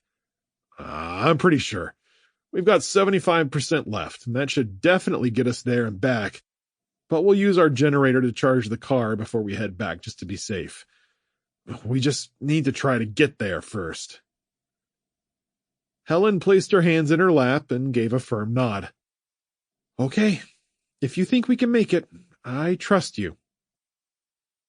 His insides churning with waves of nervous tension, Ryan pulled onto the highway, weaving around one vehicle that had spun out at the head of the ramp, its entire undercarriage a blossom of flames. The people inside were silhouetted against waves of curling smoke that drifted up from the cracked floorboard and filled the cabin, turning everything black and charred. Beyond that, Ryan pushed them through a twirling cinderstorm with bright particles that glanced off the windshield like fireflies. Past that, they found a patch of empty pavement with only a few small pieces of debris tossed into the road. Moving carefully, he ran over a taillight, the angular piece of plastic with its multicolored facets grinding beneath the wheel and bouncing off the bottom of the car, causing him to wince.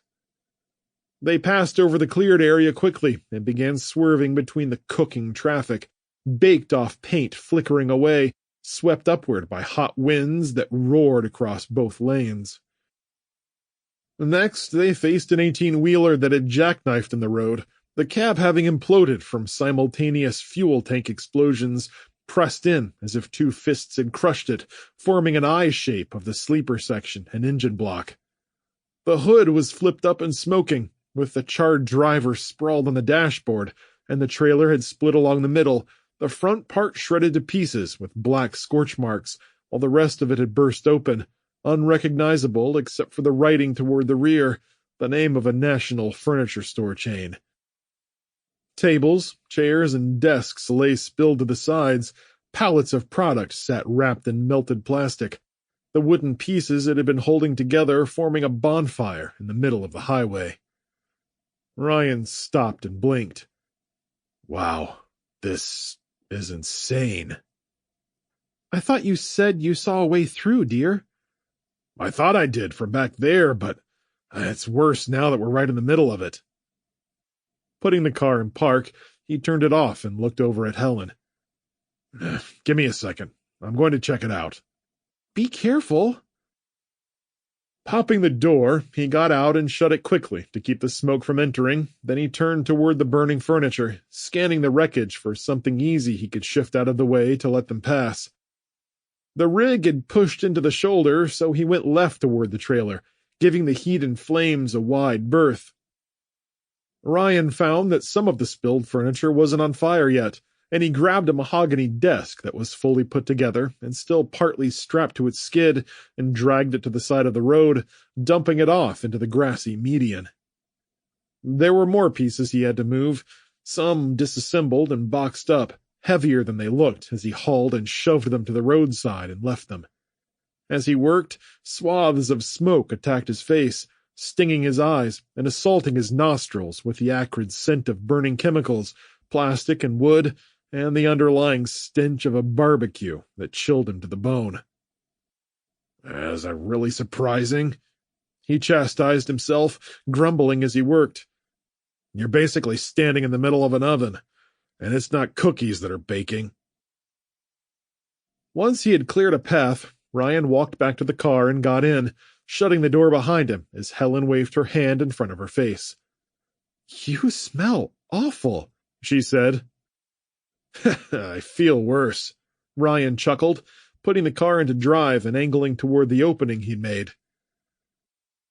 The white sedan cruised through the sea of fire, which had become an obstacle course of volcanic magnitude, where rubber burned and melted into puddles, corpses hung from windows or had splayed across dashboards beneath a shower of broken glass, their clothes and hair singed away to leave bare skins scorched down to the muscle and bone.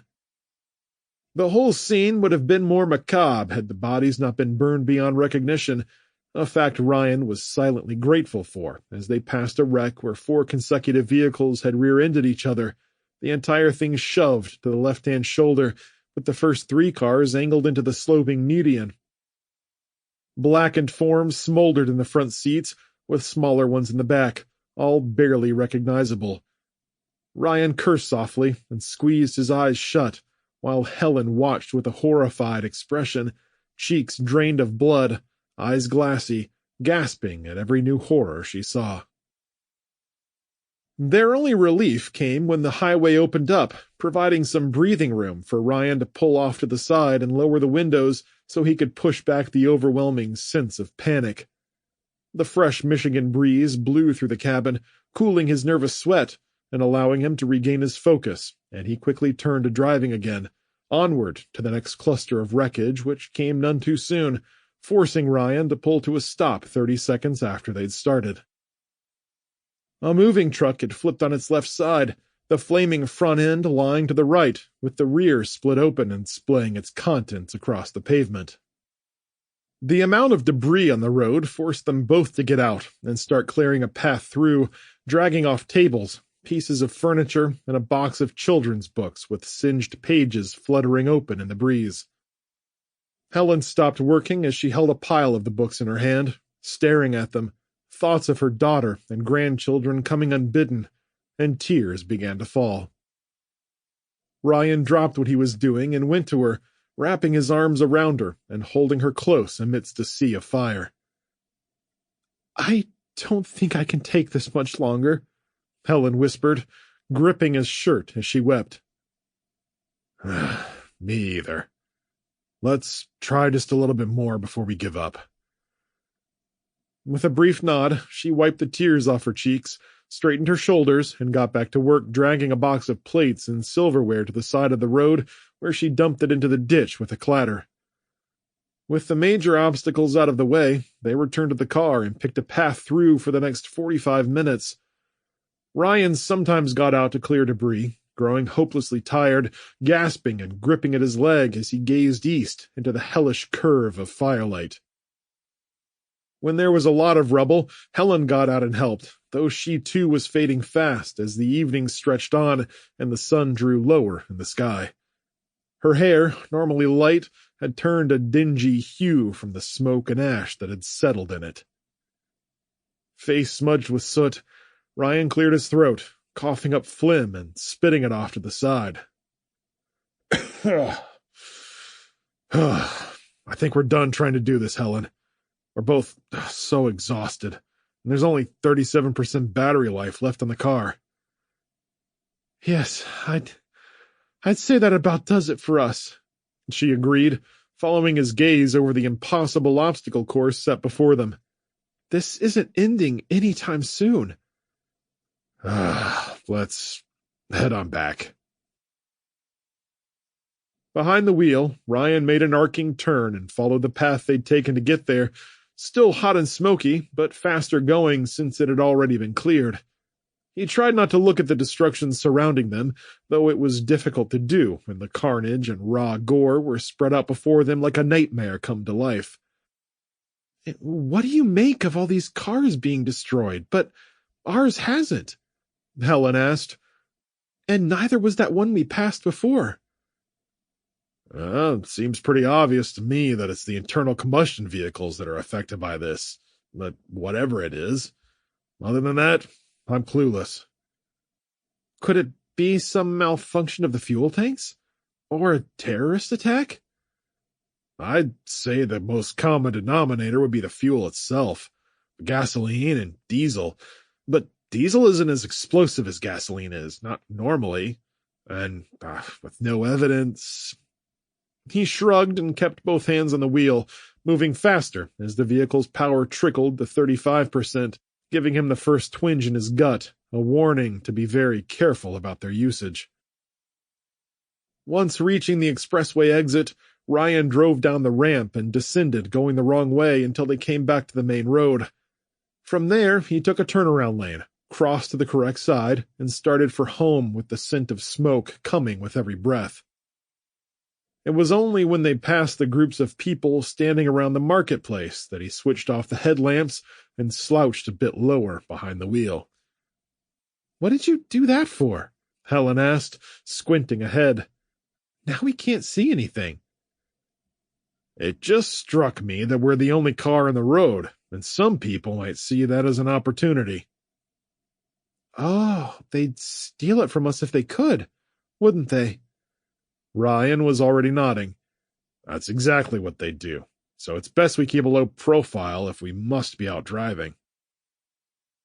They headed back through the blazing subdivisions, seeing a few new fires as more homes had been set alight, though soon they turned onto the dirt road and were driving past the neighbor's house, into the driveway, unlocking the gate, locking it behind them, and headed up the gravel lane. The neighbors had a light on in the window, but weren't visible as Ryan drove past, the only noise being the crunch of rock beneath the tires. With a sigh of relief, Ryan slumped forward and shook his shoulders to loosen them up, but he didn't stop at the driveway, pulling around instead to the side and cutting through the grass around the large house. What are you doing? Helen asked. I'm parking behind the house so no one can see our car from the road. Ah, another good idea.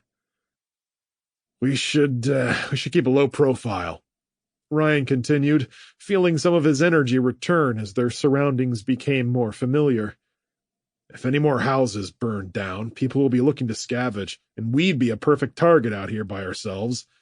The house still standing, and standing out on this little hill is bad enough. No sense in attracting even more attention. Finding a spot to park in the grass, Ryan turned off the car and got out, motioning to Helen. Follow me. I want to check something out in the basement storage room.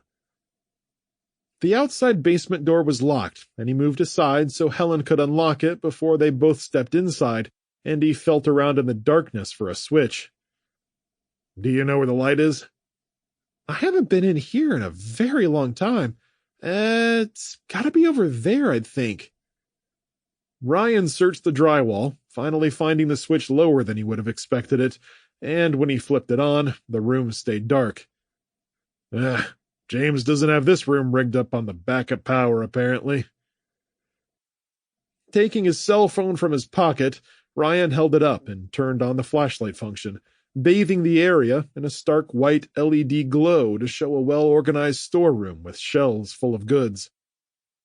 There were old gardening tools, a few bags of topsoil, a big drill press from the 50s, and racks of electronics. Cobwebs hung from the ceiling, and the place had a deep, musty smell that was a welcome relief after the highway. They stirred up dust as they walked in, sending particles swirling in his light, and as he dragged the beam across the top shelf on the right, he immediately found what he was looking for. Bingo! An emergency radio! Now, let's see if we can find out what's going on. Chapter 8. Alice Burton, Vero Beach, Florida. The sound of the beating surf reached them from off to the right, where the foaming waves of North Beach swept up the sand and flattened it back down as the water drew away. Off to the left were trees and other beach houses, clusters of hotels and condominiums in the center of the tourist areas. While there were patches of undamaged buildings, flames consumed most of the structures, turning what should have been a nice Florida evening into a smoky, sweltering mess, coating Alice's forehead with a layer of sweat that dripped down her temples and cheeks. Head lowered, she hurried to get them away from a fire that had spread to several buildings on the edge of the sand. "Aren't there any fire trucks?" Jake asked. "There should be," Alice replied with a glance toward the seething structures that dominated the landscape. "My guess is the same thing happened to them that happened to the vehicles in town, and they probably went up in flames too." She looked back to make sure Sarah was keeping up. "Come on, honey. Quit dragging your feet. I want to get away from this area as soon as possible. There are still a lot of people around, and the fires are dangerous." Sarah shifted her colorful backpack on her shoulders, the one she'd intended to use every day on the beach, but instead of being packed with towels and sunblock, it was full of food, water, and emergency clothes. "My feet are killing me," she sighed and leaned forward, feeling as if the pack weighed 1,000 pounds. Alice had made them change into more practical attire, which meant tennis shoes, jean shorts, and t-shirts, anything that would give them protection on the road in spite of how impractical it was in the heat and on the sand. Besides the durable clothes, they were carrying light backpacks, and each held a pool cue in their hands, Jake using his to bat at smoking debris as they passed by. "It's only been 2 miles," Alice replied. "We'll find a place to rest later. There's still too many people wandering around, so I want to get up the road a little ways more before we stop." Wherever she looked, people were milling around in the streets, scratching their heads and looking dumbfounded as they watched their beach houses or nearby stores and tourist attractions burn to the ground. Those who had reacted quickly enough were dragging personal items into driveways or yards, with shirts and bandanas covering their noses to keep out the smoke. So far, Alice had seen no obviously dangerous people like the junkies who'd attacked them, though the magnitude of people gathering around put her mind more at ease. "I'm kind of getting tired, too," Jake said. "Have patience, kids. We'll get there soon enough." "Where is there, though, Mom?" "Someplace we haven't found yet. Just keep marching, kids. Come on." The trio strode past a highway sign that read A1A, and they entered a quieter area, with many of the homes and beach houses still standing, along with several private estates with generator-fed lights dotting the landscape. Some people stood outside their homes, but they held hoses, buckets, and a few carried weapons as well, and all of them seemed more than eager to defend themselves from the flames, as well as any other threats that might come along. Soon they left North Beach and the raging fires behind, and Alice closed her eyes as a breeze blowing it off the ocean cooled her hot skin. Slowing her pace a bit, Alice looked ahead where sporadic heaps of burned-up vehicles still smoldered and smoked in a parking lot, stark against the backdrop of long beach grass and dunes that swept down to the water. "Ugh, I'm so hot," Jake said, as his tennis shoes flapped on the pavement next to her. "I could run down to the ocean and jump right in." "No way," Sarah replied. "Don't you know there are sharks out there?" "There are always sharks out there, but they don't come in that close." "They love to eat at night, and they come in close to shore to feed on the rays and other small fish. This is supper time for them." Alice cracked a slight smile as she listened to the kids go back and forth about whether sharks would eat them if they went for a swim, happy for the momentary distraction. Coming up on the left-hand side of the road, Alice spotted a burning car, the detonation of which had shifted the nearby sand, half burying it in beach grass. The doors were blown open, and blackened car parts lay everywhere, with smoke pouring from the jagged maw where the trunk used to be. The edges of the hood had peeled upward and were leaking smoke, with an orange glow pulsing in the engine block.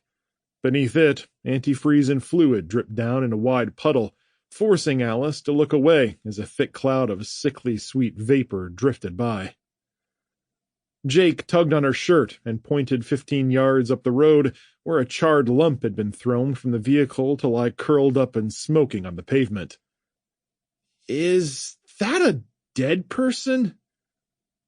I think so."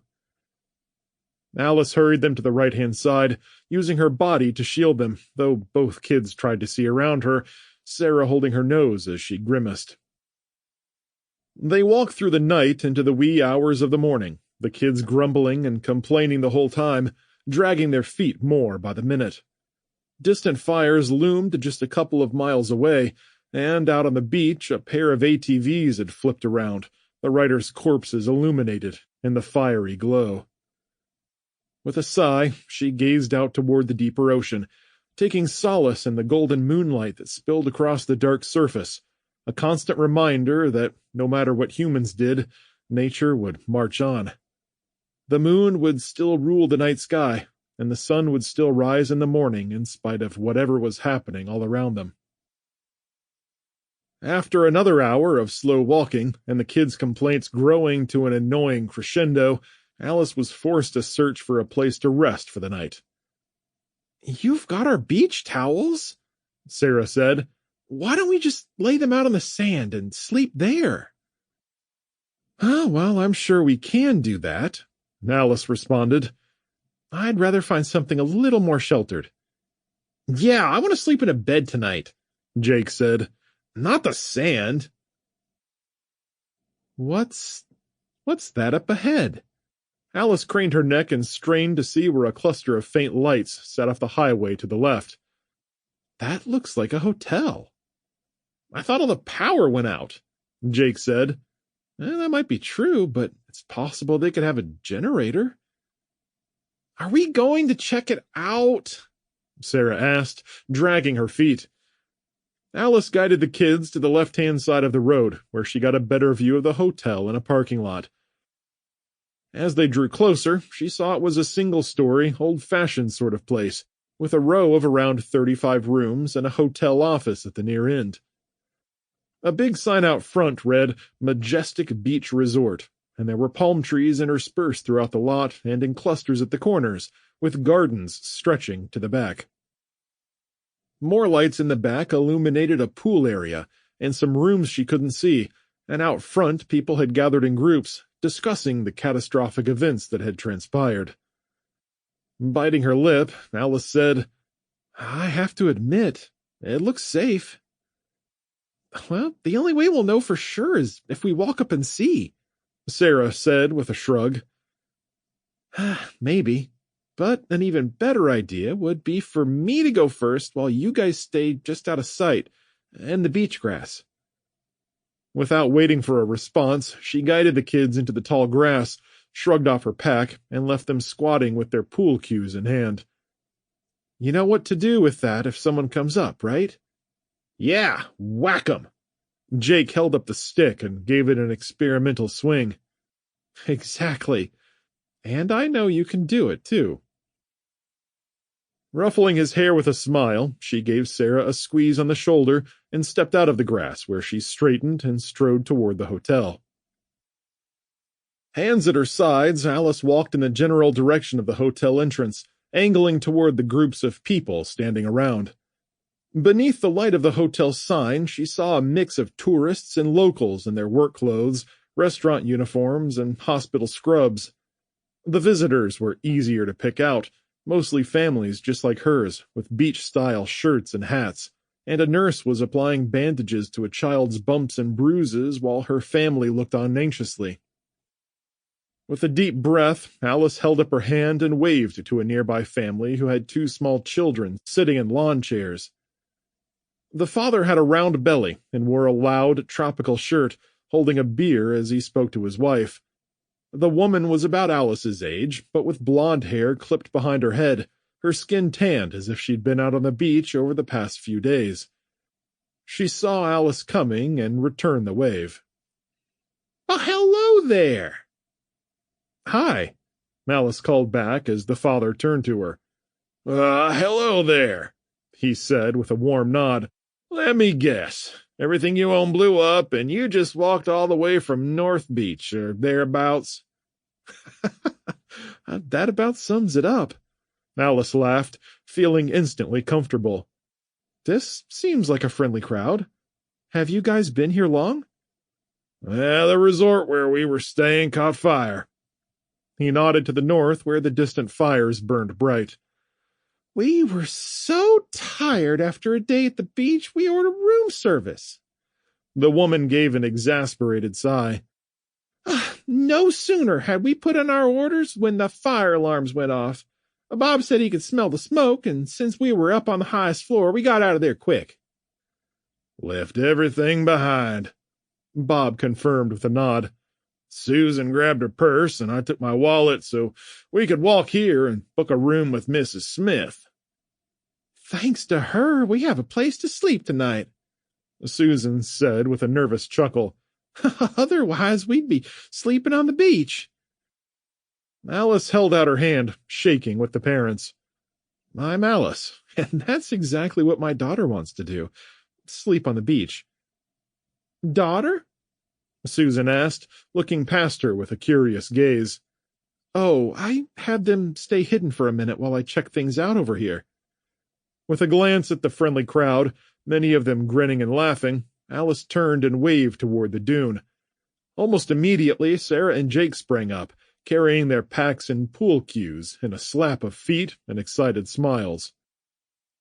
"Well, that was pretty smart," Bob said, staring curiously at the pool cues the kids were holding. "Self-defense," Alice explained. "We ran into some not-so-friendly people at the house we were staying at."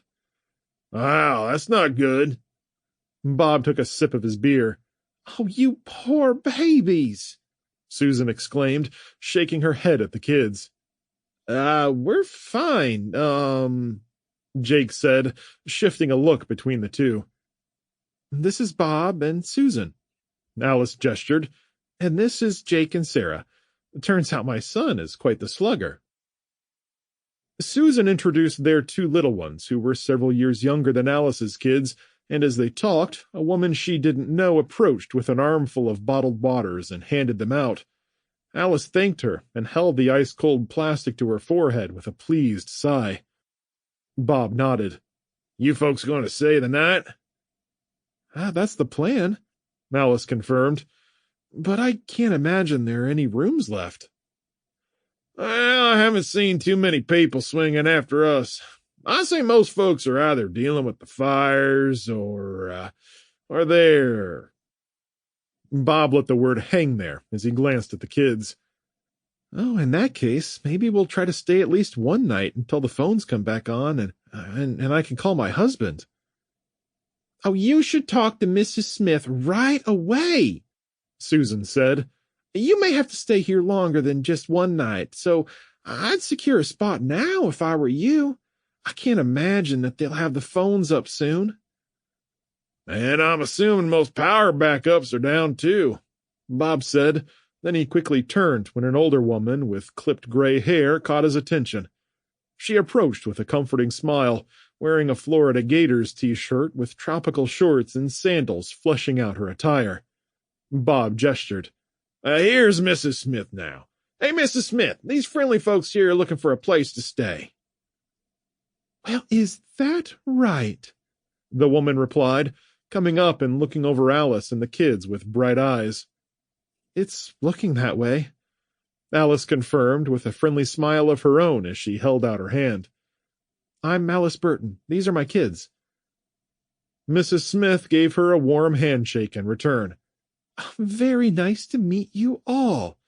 Andrea Smith, owner and manager of this illustrious hotel, and it just so happens I've got around a dozen rooms left for struggling folks like you.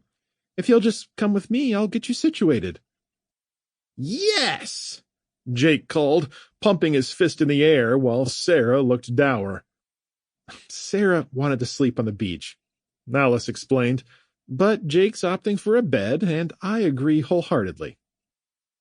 Andrea laughed as she motioned for them to follow her into the office. With a smile, Alice took her carry-on bag from Jake and nodded for the kids to stay close. Andrea pushed through the door, causing a bell above it to jingle, then she held it for the family as they walked into a quaint lobby with 2 couches decorated in tropical designs. The interior was cool, with a pair of high ceiling fans spinning at a slow pace and circulating air throughout the room. Quite a place you have here, Mrs. Smith. Oh, thanks. You can call me Andrea. She laughed as she circled around the desk. It's amazing you're still operating with everything going on. We're always prepared for things like this. Andrea pulled out a ledger and raised an eyebrow. I'll have to take your information manually since the computer network is down. Of course. You said you always have to be prepared for this? What did you mean by that? The Majestic Beach Resort has been a mainstay around here for decades when it comes to taking care of locals during hurricane season. Whenever a disaster hits, we've always welcomed anyone who was put out of their home or business, as long as we've got enough rooms to take them in. With a shrug, she gestured toward the big front window and the crowd milling outside. In this case, whatever it actually is, hit everyone hard, locals and tourists alike. Seems this disaster is pretty widespread, and I'm not sure everyone can just leave when the fires die down. She sighed sadly, looking out through the front windows at the crowd. It's just terrible that everyone's stuck here. It looks that way for now, Alice replied as she gave Andrea her information, including her credit card number. Now, I can't charge you anything until the computers come back online, so just try and get the kids situated and keep them comfortable and don't worry about the bill. We run a safe establishment and pride ourselves on taking care of our guests even at the worst of times. That's just amazing. Alice felt a weight lift off her shoulders as she took the woman's hand in her own. You're amazing for doing this. Andrea's sheepish smile grew wider. My husband, God rest his soul, built the hotel to withstand anything. More than once it was the only place left standing for miles around. We've weathered every other storm and will weather this storm, so help me. Thank you. With a smile, Andrea placed a pair of plastic cards into a device and punched keys on her keyboard to set their magnetic strips. I'll put you in room 31 for now. Thank goodness the key cards don't need internet to run. Thanks so much. Alice accepted the keys and followed the proprietress as she circled the desk and took them out the front door. As they walked down the row of hotel rooms, she noticed more people had gathered in tight groups in the parking lot, many with coolers and card tables surrounded by lawn chairs. There were more than a few radios out, people leaning over them and turning the knobs as they tried to get some information on what was going on. Now, we have a kitchen and a few staff are around too. There are snacks left out in the cafeteria, and you're more than welcome to those. We're working on the honor system, so just let us know what you take.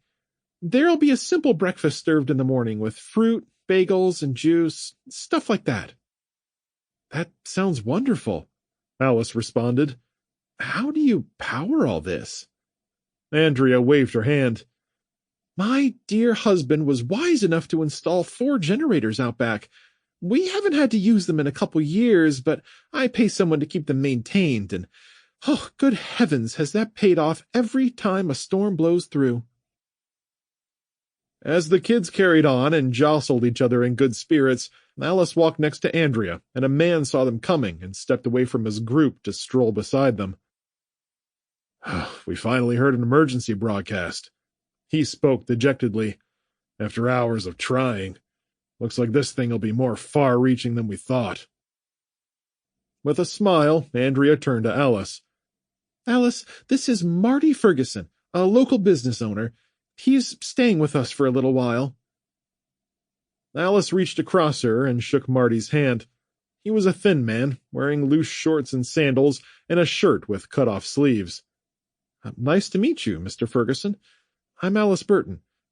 Pardon me for asking, but, did your business—" "Go up in a blaze?" "Yeah." Alice winced. "Not like most folks, thankfully. I run the barbecue shack just down the road. I lost a couple of storage sheds, but the main part of my business is still up so far." "Oh, that's good news."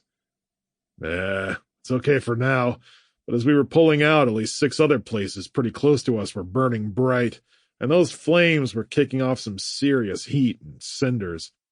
We did everything we could to keep things wet around the exterior, and then the smoke simply got too bad, and we had to leave. I doubt my place will be standing in the morning." "I'm sorry to hear that. Really, I am." "We have insurance to cover any losses." He glanced north toward the bright orange horizon, where hundreds of buildings blazed, voice lowering to a growl. "But I seriously doubt they'll fully cover all this damage. When Melissa blew through 6 or 7 years ago, they pulled every dirty trick in the book to keep from giving full payouts." "What did you hear on the broadcast?" Andrea asked. "They're talking about this sort of thing happening as far away as Colorado, and most states are under a state of emergency." "So it's definitely not a localized event?" "Doesn't seem that way, though it's hard to get specifics. Lots of stations are down, and it's hard to get a clear signal from the ones still operating. I'll keep monitoring the radio, keep everyone updated." "Thanks, Marty." As the man walked away, Andrea turned to the door. "Here we are, Alice. Room 31. Alice slid her key card in the slot, where it clicked and turned green. Jake ran up and grabbed the door handle, pushing his way in with Sarah right behind him, both kids laughing as they tossed the backpacks on the bed and leaped in after them. With a big smile, Alice turned and shook Andrea's hand again. "We can't thank you enough for helping us. I'm going to be honest." A small part of the immense worry she'd been feeling slipped out, her eyes glassing over as she gave the proprietress a relieved look. "I really wasn't sure what we were going to do tonight. My daughter might just have gotten her wish to sleep on the beach if it wasn't for you." Andrea gave a wistful sigh, holding Alice's hand and giving it a gentle squeeze. "Normally, that would be a nice idea, but not tonight, and not anytime soon. I'm just glad to get you and your kids off the street for the night. Please, get some rest, and we'll see what things look like tomorrow. Remember about breakfast." "Oh, don't worry. We'll be up. Have a pleasant night, Andrea." "You too, Alice. Good night, kids." "Good night, Mrs. Smith."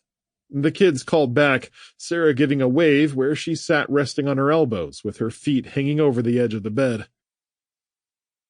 Alice shut the door and leaned back against it, taking a deep breath of the freshly cleaned room, the carpet freshener and linens nearly overwhelming as she watched the kids kick off their shoes and roll around on the bed with Jake crawling up on the pillows and flopping down. "I'm so tired," he said, kicking his feet on the mattress. "And this feels so good." Sarah had her backpack on the bed with her, rifling through it before pulling out her e-reader. With a guilty look at her mother, she clutched it to her chest with one hand as she fluffed up the pillows behind her. Alice scowled. You weren't supposed to bring that with you. But it's super thin and it fits fine in the front. I still brought all the things you wanted me to, too. 2 changes of clothes, a flashlight, bottled waters, canned food, and even an extra flashlight. Clutching the e-reader with both hands, the girl gave her a plaintive look. Please don't make me leave it here when we have to go. I can't stand not having my books with me. You know that. I know, honey. Alice stepped to the foot of the bed with her arms crossed, noting that there were a handful of bottled waters sitting on the desk next to the TV. But those things take electricity to run. But Andrea said they've got 4 diesel generators out back, and my e-reader doesn't take much power. It can run for weeks without a charge. I'm not doubting that. But what happens when we get back on the road and try to get home? Biting her lip, Alice gave her a smile. Still, it is light and small, and I know you love your books. Just don't complain if it runs out of juice and you can't charge it. Thanks, Mom. I'll keep it in low power mode and only read for an hour at a time once we get on the road. How does that sound? Okay. But before you guys settle down for the night, let's get cleaned up. Jake, see if the water is on. Jake bounced off the bed and into the bathroom, as Alice grabbed a chair from beneath a table, turning it around and placing the back beneath the doorknob before pushing hard on the feet to jam it tight. A moment later, she heard water spraying in the bathroom for a short burst, and then a longer one before he came out with a wide grin. Both sides are working, and there's hot water! Perfect. No showers for now. Just use the sink to get your faces, arms, and any exposed skin washed up, and that'll be good enough for now. I don't want us to be the reason for them being low on hot water, or water in general, given how nice Andrea's being. Also, change your clothes. They're covered with smoke and soot. Jake, you go first, and Sarah can go second. As Jake got started, Alice sat on the foot of the bed Sarah was lying on and called out, Keep the water on low, and turn it off when you're not using it. Okay, Mom. Taking the first comfortable breath in hours, Alice turned to her daughter with a wry smile. How are you holding up, kiddo? I'm doing okay, Sarah replied, putting her e-reader down. But I'm pretty scared. Me too. Alice grabbed the girl's foot and gave it a playful tug. We just have to hang in there and keep fighting. Who knows? Everything might be cleared up in a few days or a week. One thing's for sure, clean running water will be in short supply soon, especially if this is as big as that Marty guy said. That's why we have to conserve everything we have, and any water we drink from our water bottles we'll refill from the sinks here. But where are we trying to go? A big city, ideally. We need to see how bad things really are. Try to find some transportation back home. What about Dad? Your dad knows we need to gather at home base in case of an emergency, so I'm sure he'll abandon any attempts to come to Florida. I'd say he'll head straight home to Michigan, so that'll be our primary goal. When Jake was finished cleaning up, Alice bade Sarah to go in next, the girl taking longer than her brother, coming out with her brown hair combed back and bundled in a soft ponytail holder, her cheeks rosy and moist. Alice entered the bathroom and checked herself out in the mirror, frowning at the smudges on her cheekbones, her long hair having come out of its clip to hang on her shoulders. Grabbing a lock of it, she leaned closer to the mirror, the ends curled and black from the proximity to the fires, and her cheeks had a rosy tint to them, as if she'd been sunburned. Oh, note to self, keep your face away from those fires.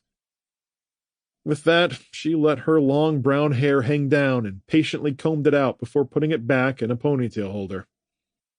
Then she used wet wipes to clean her face, rinsing with a tiny splash of water and grunting in pleasure as it cooled her skin.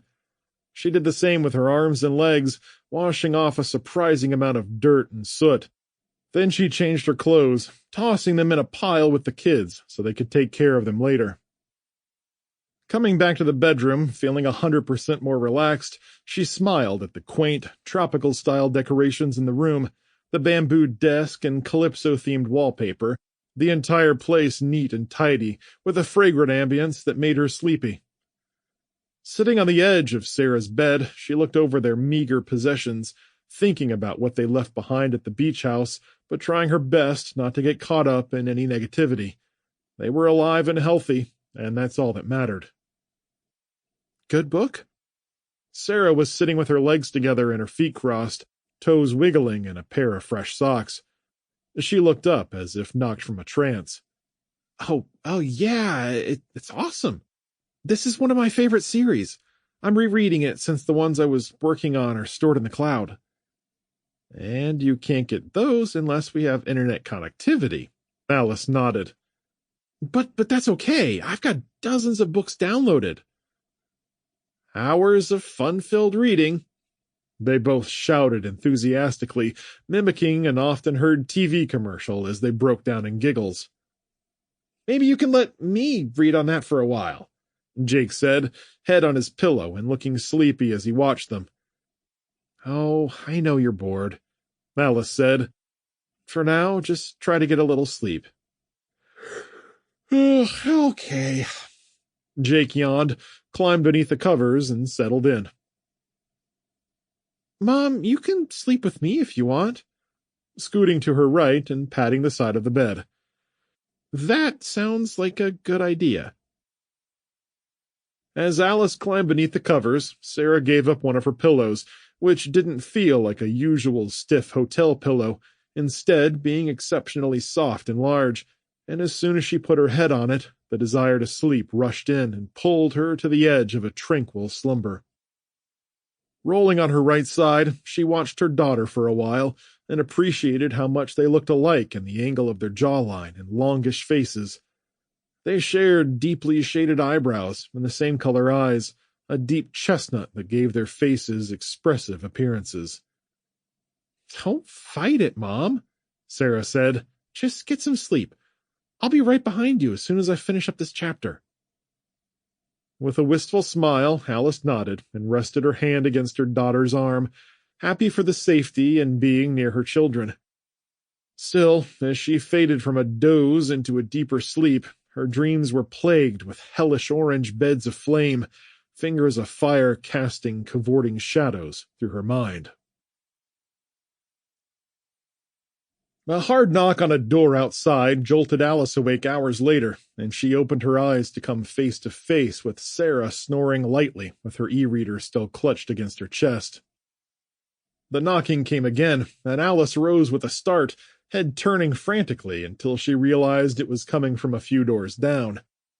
Sitting at the edge of the bed, she smacked her lips and rubbed her eyes, remembering they were in a quaint hotel room on Highway A1A, safe and surviving in the middle of a fiery catastrophe where every vehicle around them had blown up and set the landscape on fire.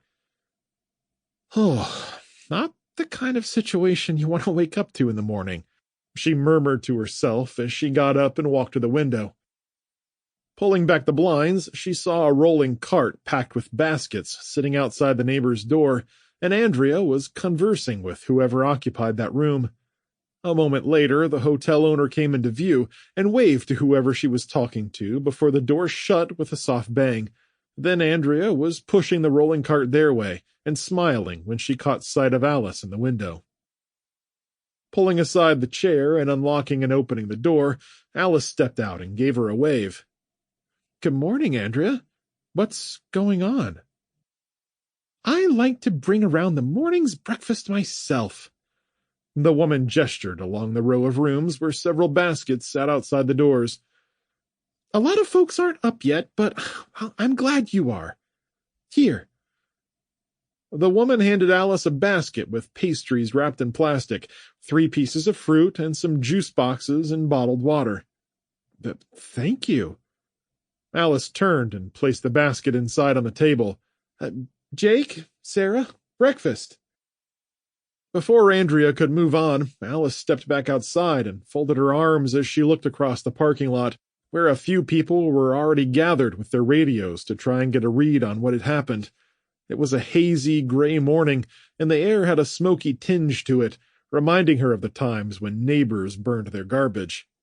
"So, is there any news?" Andrea leaned on her cart, stiff-armed, as she gave a dark glance toward the drifting haze. "We were up listening pretty late last night, and this is apparently a multinational thing. The feds and a couple of small news stations said that anything running on gasoline or diesel caught fire. I'm talking on a global scale." Alice blinked several times in surprise. I'm having trouble getting my mind around that. It had crossed my mind that it was a terrorist attack, but globally? That seems about right." Andrea shrugged. "Still, we've got to think there's some kind of conspiracy going on here. My generators still run, and they use diesel. Marty says his was working fine before he left, too. Now tell me, why didn't those explode?" "That's a great question," Alice replied as she scratched her elbow. "And it all seems so terrifying. I'm just thankful we can sleep with relative safety. Thank you." "No problem at all. You folks have a nice morning. Come outside and mingle if you want." As Andrea started away, Alice held up her hand. Wait a second. When's the last time you fueled your generator?" "Oh, it's been many months. We keep stabilizer in it for the off-season, to keep it fresh and usable." Alice bit her lip and thought, That makes sense. And we do the same thing back home. Okay, well, you have a good day too." The hotel owner continued on, moving to the next door and knocking sharply. Alice stepped back inside, where the kids had already gotten up and were digging into the food. Jake had a bagel in one hand and an orange juice box in the other, while Sarah had opted for a bottle of water and an apple. Slipping into a third chair with a sigh, Alice chose a water and a slightly bruised banana, peeling it and taking several small bites despite her ravenous hunger. "Are we conserving food, too?" Jake asked, noticing her barely eating. "I don't think so just yet. I guess I'm trying to think of where we can go next. I should have asked Andrea for a map." "There's one over on the wall," Sarah said, standing and walking over between the desk and television to grab a large picture of a map of the surrounding area that was hanging next to a painting of a sailboat. "I was looking at it when you were cleaning up last night, and I noticed it had all the beaches and highways on it." "That it does," Alice said as Sarah placed the map on the table and scooted it toward the center, shifting the basket out of the way. With her finger, Alice traced along Highway A1A. "Well, north of us is Palm Bay, which is the largest city in the area." She tapped on the spot. "That's the one we'll head toward. If we walk all day, we can reach Palm Beach by tonight and scope out a place to sleep. Who knows? Maybe the damage won't be as bad. Folks here were pretty nice, right? Maybe there are more spots that weren't hit too badly. Spots like this one." "I'm kind of afraid to leave," Sarah said. "It feels safe here." "I agree wholeheartedly, but this is just a small community on an isolated strait of beaches. I'd just feel better if we found some transportation to the mainland. Plus, we need to find a way to get in touch with your dad, or at least get home to your grandparents and meet him there." "Okay, but what about our clothes? Aren't we going to wash them?" Alice looked out the window. After thinking things over, I feel like we need to get on the road sooner rather than later. Just pack the smoky clothes in a different compartment. We're going to be right back out and walking around in it, so it probably won't matter in the short term." Alice forced them to eat almost everything in the basket, and the rest they put in their packs. They rounded up all the bottled waters in the room, refilled the empty bottles, and packed them with their things. While the kids finished stuffing their cases full, Alice pulled a $20 bill from her purse and placed it in the basket. As they stepped outside, Andrea was just coming back with her rolling cart, and Alice put their basket on top of some others on the cart. "Going so soon?"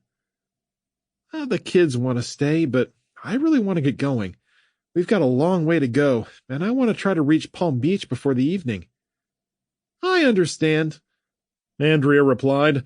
Then she saw the 20 and smiled. "You didn't have to do that, Alice." "Well, it's not much, but I just don't have much cash on me. I swear we're good for it on our card, though." "Don't worry about it. It's more than enough." "Who knows where we would have been if you hadn't put us up for the night? You've been so kind. I just hope there are more people like you out there." "I'd like to think so. Without kindness, who are we, huh?"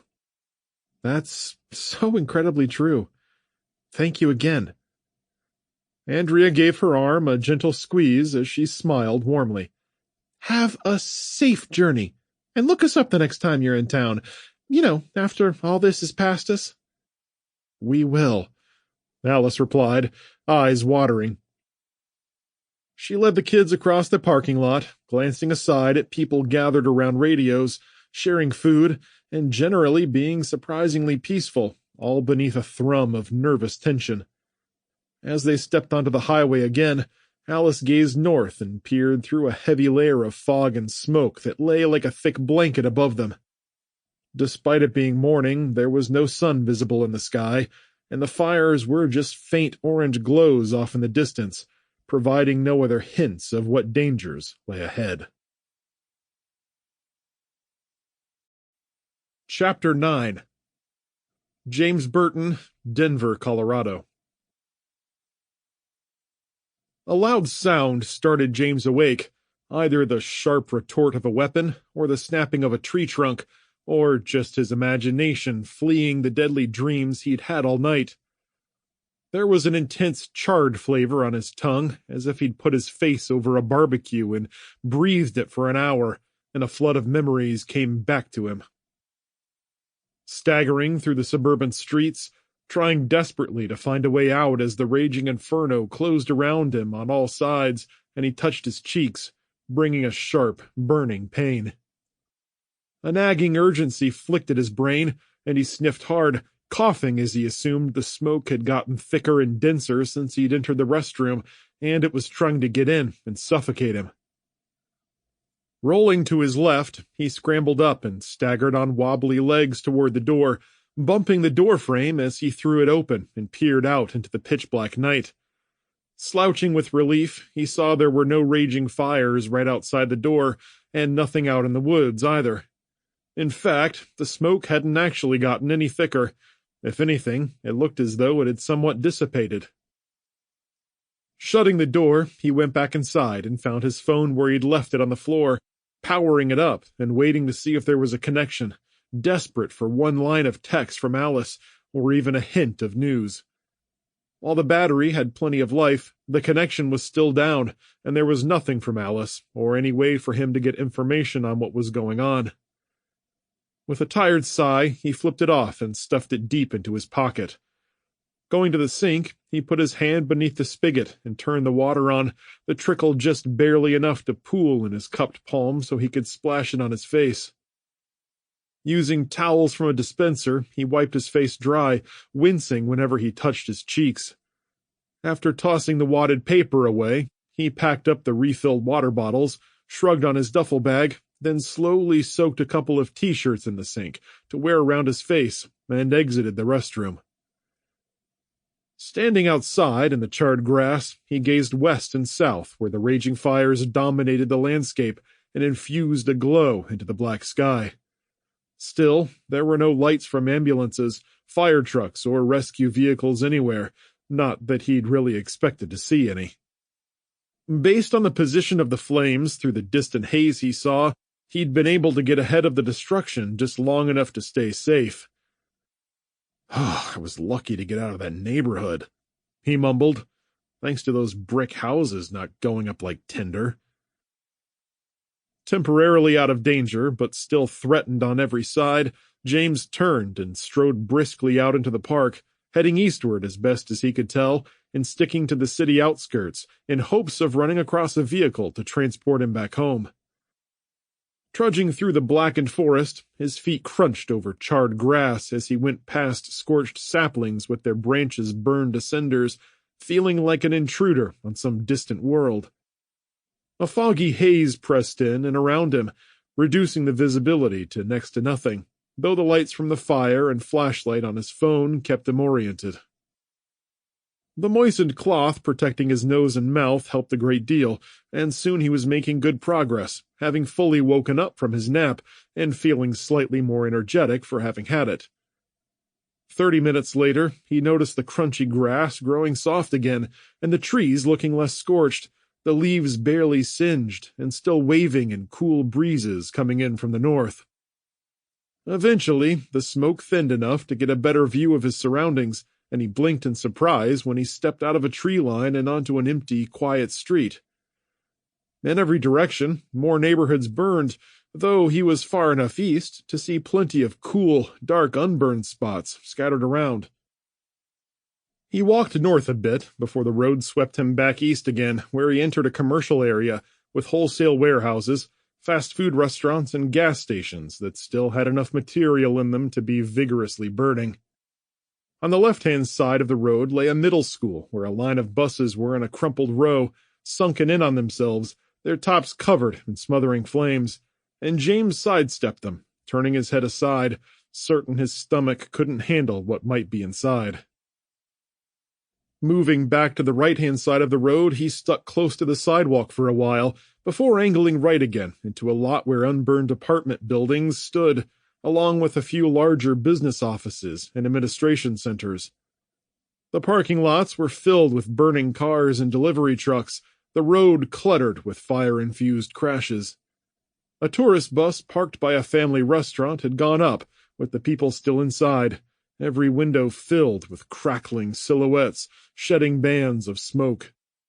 Shadows of looters moved up ahead against the backdrop of firelight, running with items they'd taken from the strip malls lining the road, dropping boxes and bottles, more than a dozen on bicycles tearing across the street and screaming wildly. Weaponless, James strode briskly to a pair of apartment buildings and slid beneath a brick skywalk that bridged the two, ears open for any threatening sounds and movement in the shadows. Stepping into the main courtyard, he angled right to cut between the bushes and the wall as he watched a group of people on the opposite side of the courtyard break a first-floor window and disappear inside. Nervous panic ticked up in his gut, and he tried to tell himself he wasn't carrying anything valuable enough to want to steal, but when he looked around at the darkened windows where a few shadowy faces peeked out in terror, it struck him that desperation was already setting in with the population, and it wouldn't matter how much or little he actually possessed. Swallowing hard, James stayed low and kept moving. After circling the interior courtyard, he passed beneath a second skywalk heading north, jerking around when a glass bottle hit the ground a fair distance behind him. Seeing no one there, he spun back and rushed into a parking lot that stretched in front of several strip malls and three-story brick stores clustered on a corner, an older part of town where the buildings and signs were less uniform.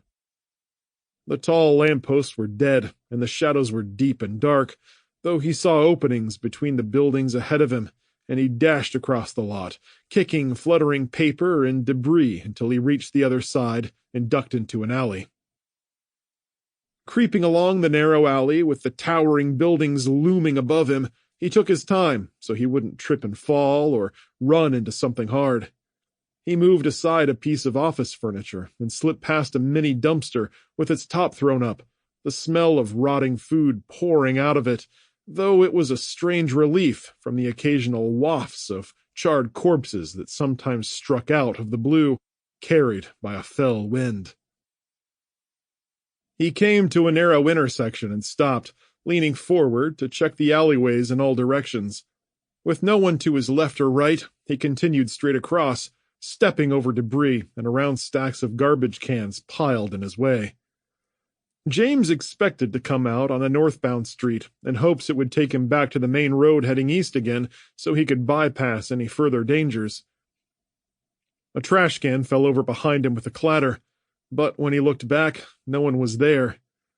Hastened by blind panic, he skirted a stack of barrel kegs from the adjacent bar and rushed along, ducking beneath a fire escape and almost bolting from the alleyway into the street.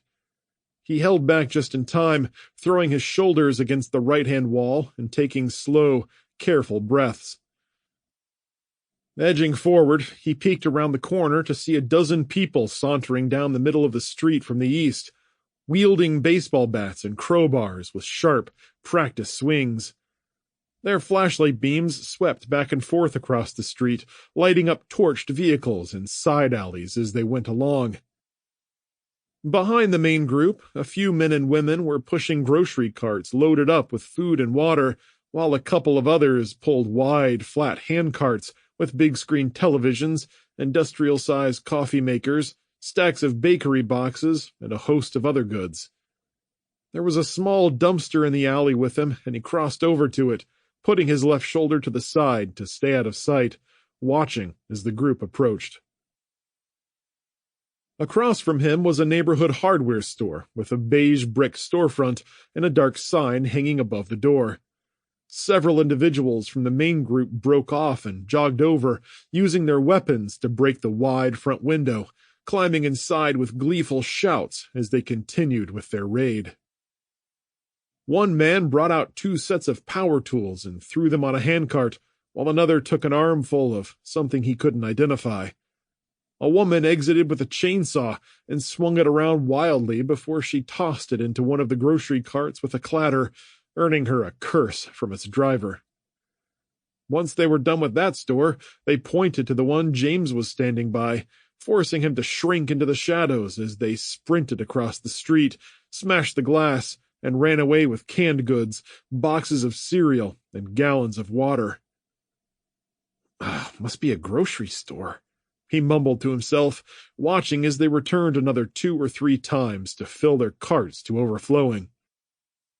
Just when he thought they'd spend all night in the store, a voice from above him called out gruffly, "The wind's changing, people! Let's go!" There came a clatter of boots on metal and a trickle of dust falling on his head, and James looked up to see a man stomping down the fire escape, taking several steps at a time, practically leaping from one landing to another so his boots pounded on the grating. James hedged backward and crouched in the dark corner between the dumpster and wall, watching as the man's feet slammed on the pavement, and he spun and rushed past James, heading into the street. "The wind's blowing eastward, not south like we thought," the man said, pointing back the way they'd come. "We need to go back. Everyone, go back!" James edged forward, blood pounding in his ears as he watched the group turn their carts around with clattering wheels and shove them hard back toward the south. Waiting until the group passed out of sight, James crept from his hiding space and stepped into the street, checking both ways through the misty haze of smoke before jogging across to the other side. Shoes crunching on shattered glass, he edged closer to the window and peered inside to make sure none of the looters were lingering. When he saw it was clear, he climbed inside and scanned a long skewed rows of tools and equipment that had been knocked to the ground by the invading thieves.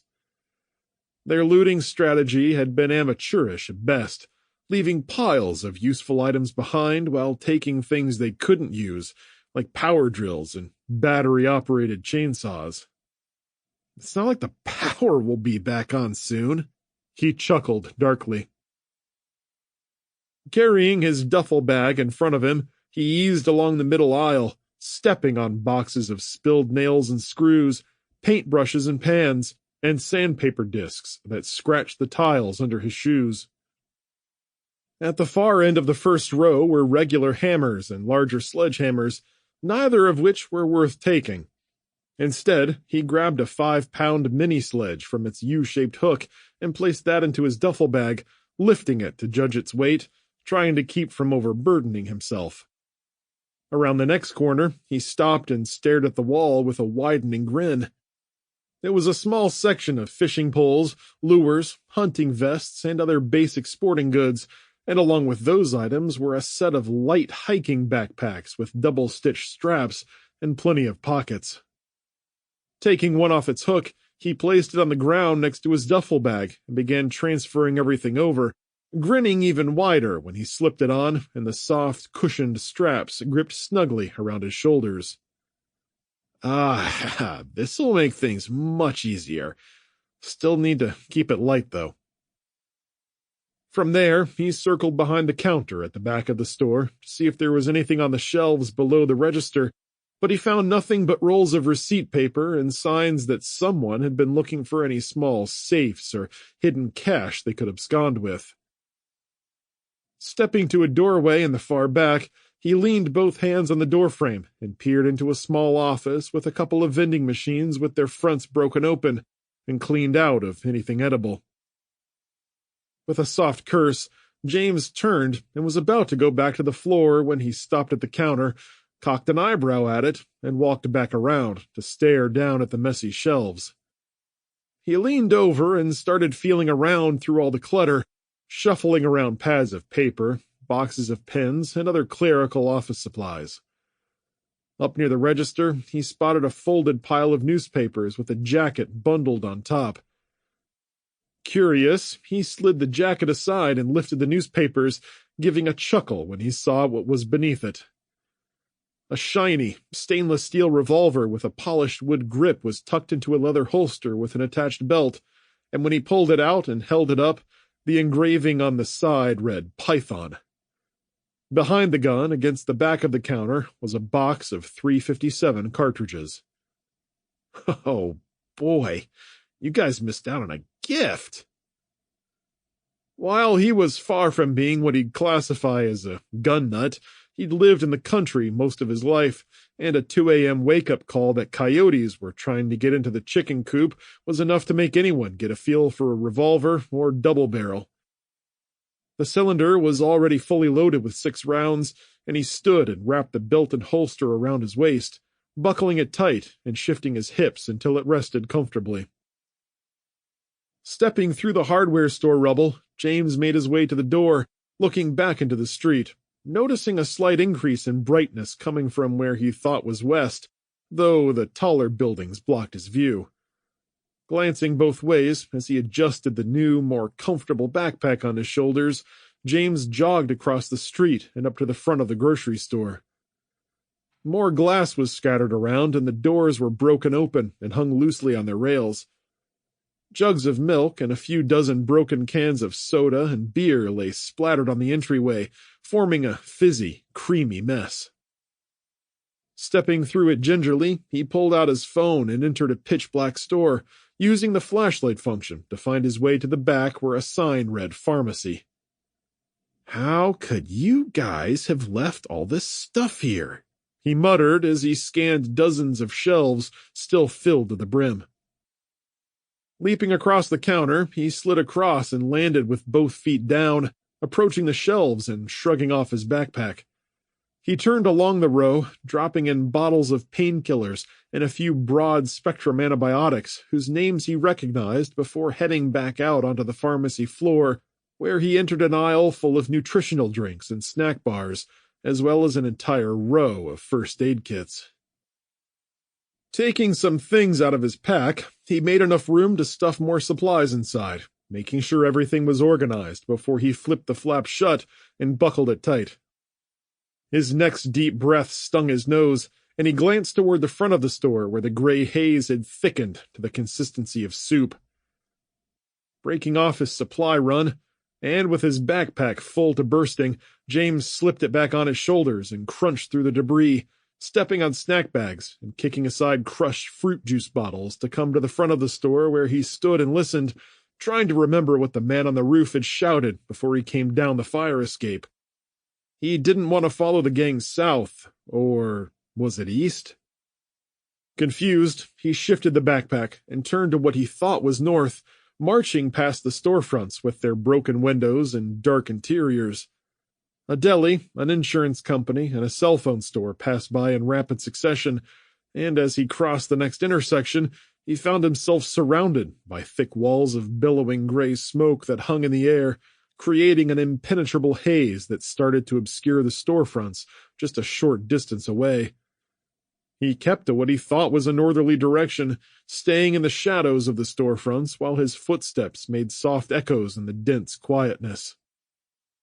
The fog and smoke seemed to absorb all sound but for the distant crackle of flames and the haunting shrieks of the occasional person caught in the catastrophic maelstrom. Hurrying his pace, he broke into a slow jog, the t-shirt wrapped around his nose and mouth becoming useless as the smoke continued to grow in thickness. "Oh, God, to get out of this!" The words came out as rough croaks, his voice not sounding anything like himself. James's tennis shoes scraped across the rough concrete, kicking aside debris, and he almost ran into a charred car that appeared out of nowhere in the gray haze. He circled it and kept moving across the rubble-strewn pavement, and it quickly became apparent that he was crossing a 6-lane highway that tapered into the haze in both directions. Stumbling across a median of grass, he choked and coughed as the wind picked up, staggering to the other side and climbing the guardrail, where he leapt over a ditch and crawled up into a parking lot. The dark hulks of department stores and warehouses loomed in the distance, and the smoke began to thin a bit as he kept walking around the edge of the lot. The pavement soon turned into gravel, and he glanced upward as the buildings began to fade away, the smoke thinning to reveal him standing in a park area next to a pair of gnarled trees that looked like sentinels in an unforgiving underworld. Adding to the scene were a few bodies that had collapsed around a handful of tents and stacks of supplies that were scattered around as if the people in the area had gathered there to escape the growing catastrophe, but had died from smoke inhalation while waiting for relief or a ride out. The canvas awnings were brightly colored, but covered in layers of soot, with holes singed in them as they flapped in a weak breeze, and James shuddered as he contemplated what his own fate might be if he didn't find a way out of the city. Passing through the park, his feet once again dragged along the sidewalk as he took in the sight of a series of old-style buildings, stories tall, with exaggerated eaves and low-pitched roofs. Cinders drifted from the higher windows as fires still raged up the fronts of the buildings, leaving their facades ravaged as the fire methodically consumed all in its path. The lower floors were nothing but charcoal and shattered glass, with smoke billowing from every opening into the sky, and the flames had caught everything within the city block, giving the place a bombed-out look akin to an old World War II film. Bodies lay in shrieking repose around him, caught in various forms of escape. Larger people covered smaller ones, or held them in their arms, many with their faces turned upward to the sky, their lips burned away to reveal white teeth shining from the gaping holes of their mouths. They were unrecognizable in tatters of charred clothing that fluttered in the hot winds produced by the smoldering grass. Cars lay twisted sideways in the road off to his right, and on his left in a side lot they sat piled atop one another in a fusion of metal and cooking car seats.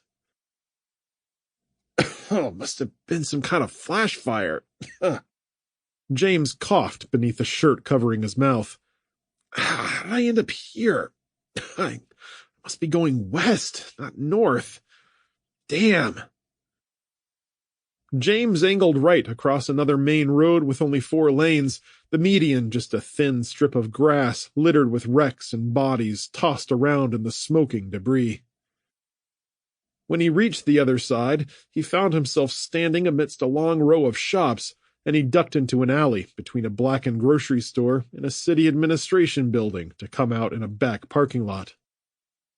Convinced that he was finally heading in the right direction, he held his head up, trying to feel for any sort of a breeze, letting it direct him to cooler patches that were somewhat clear of smoke and haze. Like they had in the burning neighborhood, his senses guided him through the worst of it, and he angled back toward the northeast where things had cooled off and he could breathe well enough to break into a jog. Moving past a row of small 2-family apartments where the buildings were still unaffected by the spreading fires, he caught his first sign of people not yet affected by the city blaze. Two stood on the high balcony, a man and a woman who surveyed the rest of the town and pointed at something off in the distance. The man gave James a dark look, but James ducked into an alley and squeezed past a set of trash cans, leaping a puddle formed from the waste dripping from leaking pipes. Stepping out from the claustrophobic passage, James stood in a relatively empty street. While several cars were burning and smoking, they were far enough into the street to keep from spreading the blaze to the buildings. Warm, flickering candlelight glowed from a few windows, and a group of people had gathered around the stoop on the opposite side where they hunkered down around the concrete steps.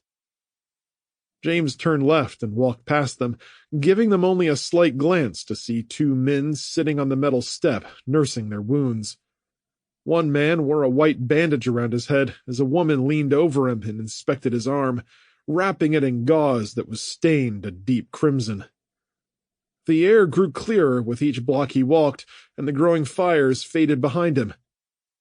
More people had come out to stand in the street or gather on the corners, mostly keeping to themselves, though a few had formed up into small groups with stacks of supplies piled into children's wagons or carts as they stood and watched what remained of their cars burn in the street. At the next corner, two men had pulled out grills and were cooking right on the front stoop, serving a couple of families who looked homeless, judging by their soot-stained clothes and smudged skin. A little girl cried off to the side where she sat on a pink plastic chair as her mother knelt next to her and tried to care for a burn on her leg. Keeping in the middle of the road and avoiding eye contact wherever he could, James finally caught a spot of sunlight in the east, a golden glow against the red-orange swells behind him where Denver burned and people died. Those he passed only spared him fleeting glances, too concerned with gathering and protecting their supplies or caring for others who'd come from deeper inside the city and had barely escaped death. The number of people that were gathered was shockingly low, far fewer than he would have expected, though, given the number of bodies he had seen, it wasn't that much of a surprise. Many had pulled out lawn chairs or other porch furniture to sit on, with almost everyone keeping watch back toward the south, where the cities and suburbs had become one gigantic bed of charcoal and flame that was expanding outward. Men wearing firefighting uniforms dragged pieces of wreckage away from the front of a grocery store, and people stood by anxiously as they prepared to enter and gather whatever supplies they could find. James was a ghost among them, keeping his hands tucked into his pockets, thankful for the heavy weight of the revolver on his hip. In the dark corners between the buildings, he occasionally caught sight of shadows, lurking figures that were no doubt waiting to prey on the vulnerable. Shifting to the other side of the street, where there were less people, James didn't see the next group of shadows until he was right upon them.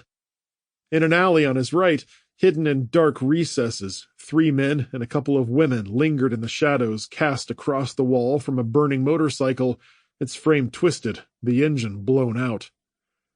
The men caught sight of James and shifted away from the boxes they were hovering over, flexing their arms as they stared at his backpack.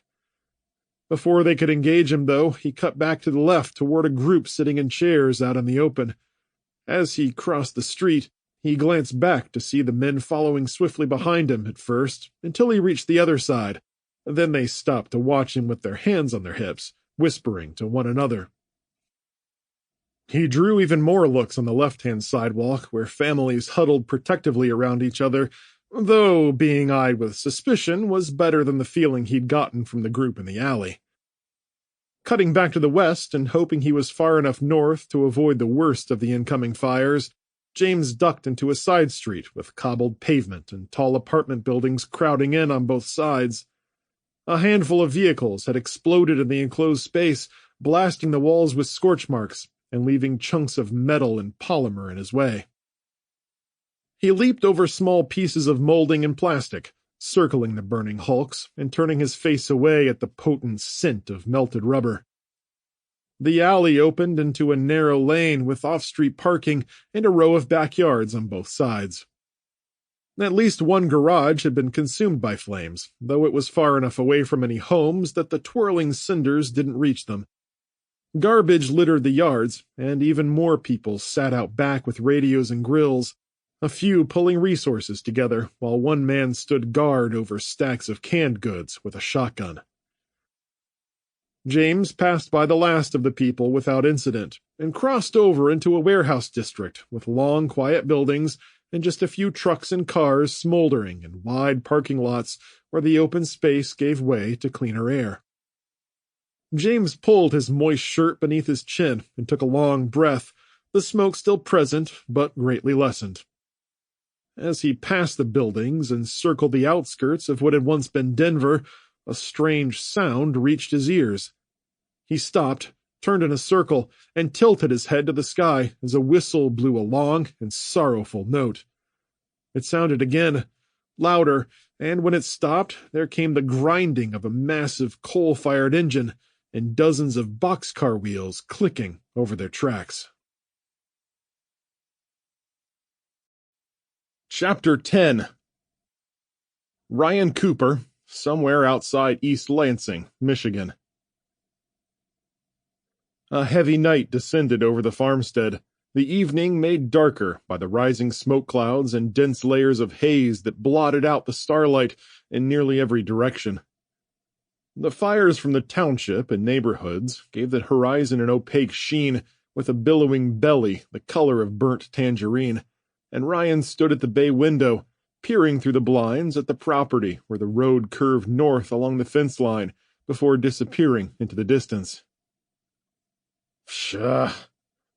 Ryan closed the blinds and shook his head, turning to the kitchen table where Helen had prepared 2 cups of green tea. She was seated at the near end with the radio placed between them on the corner, only the appliance clocks lighting the room, and he turned up the electric lantern they'd brought up along with the radio.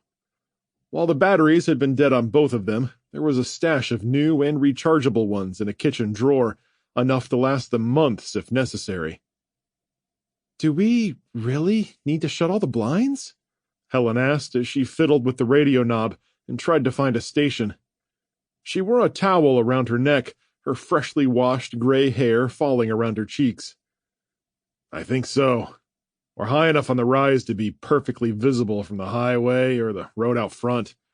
Anyone walking nearby would spot us right away, especially with most of the neighborhood being so dark. Except for the..."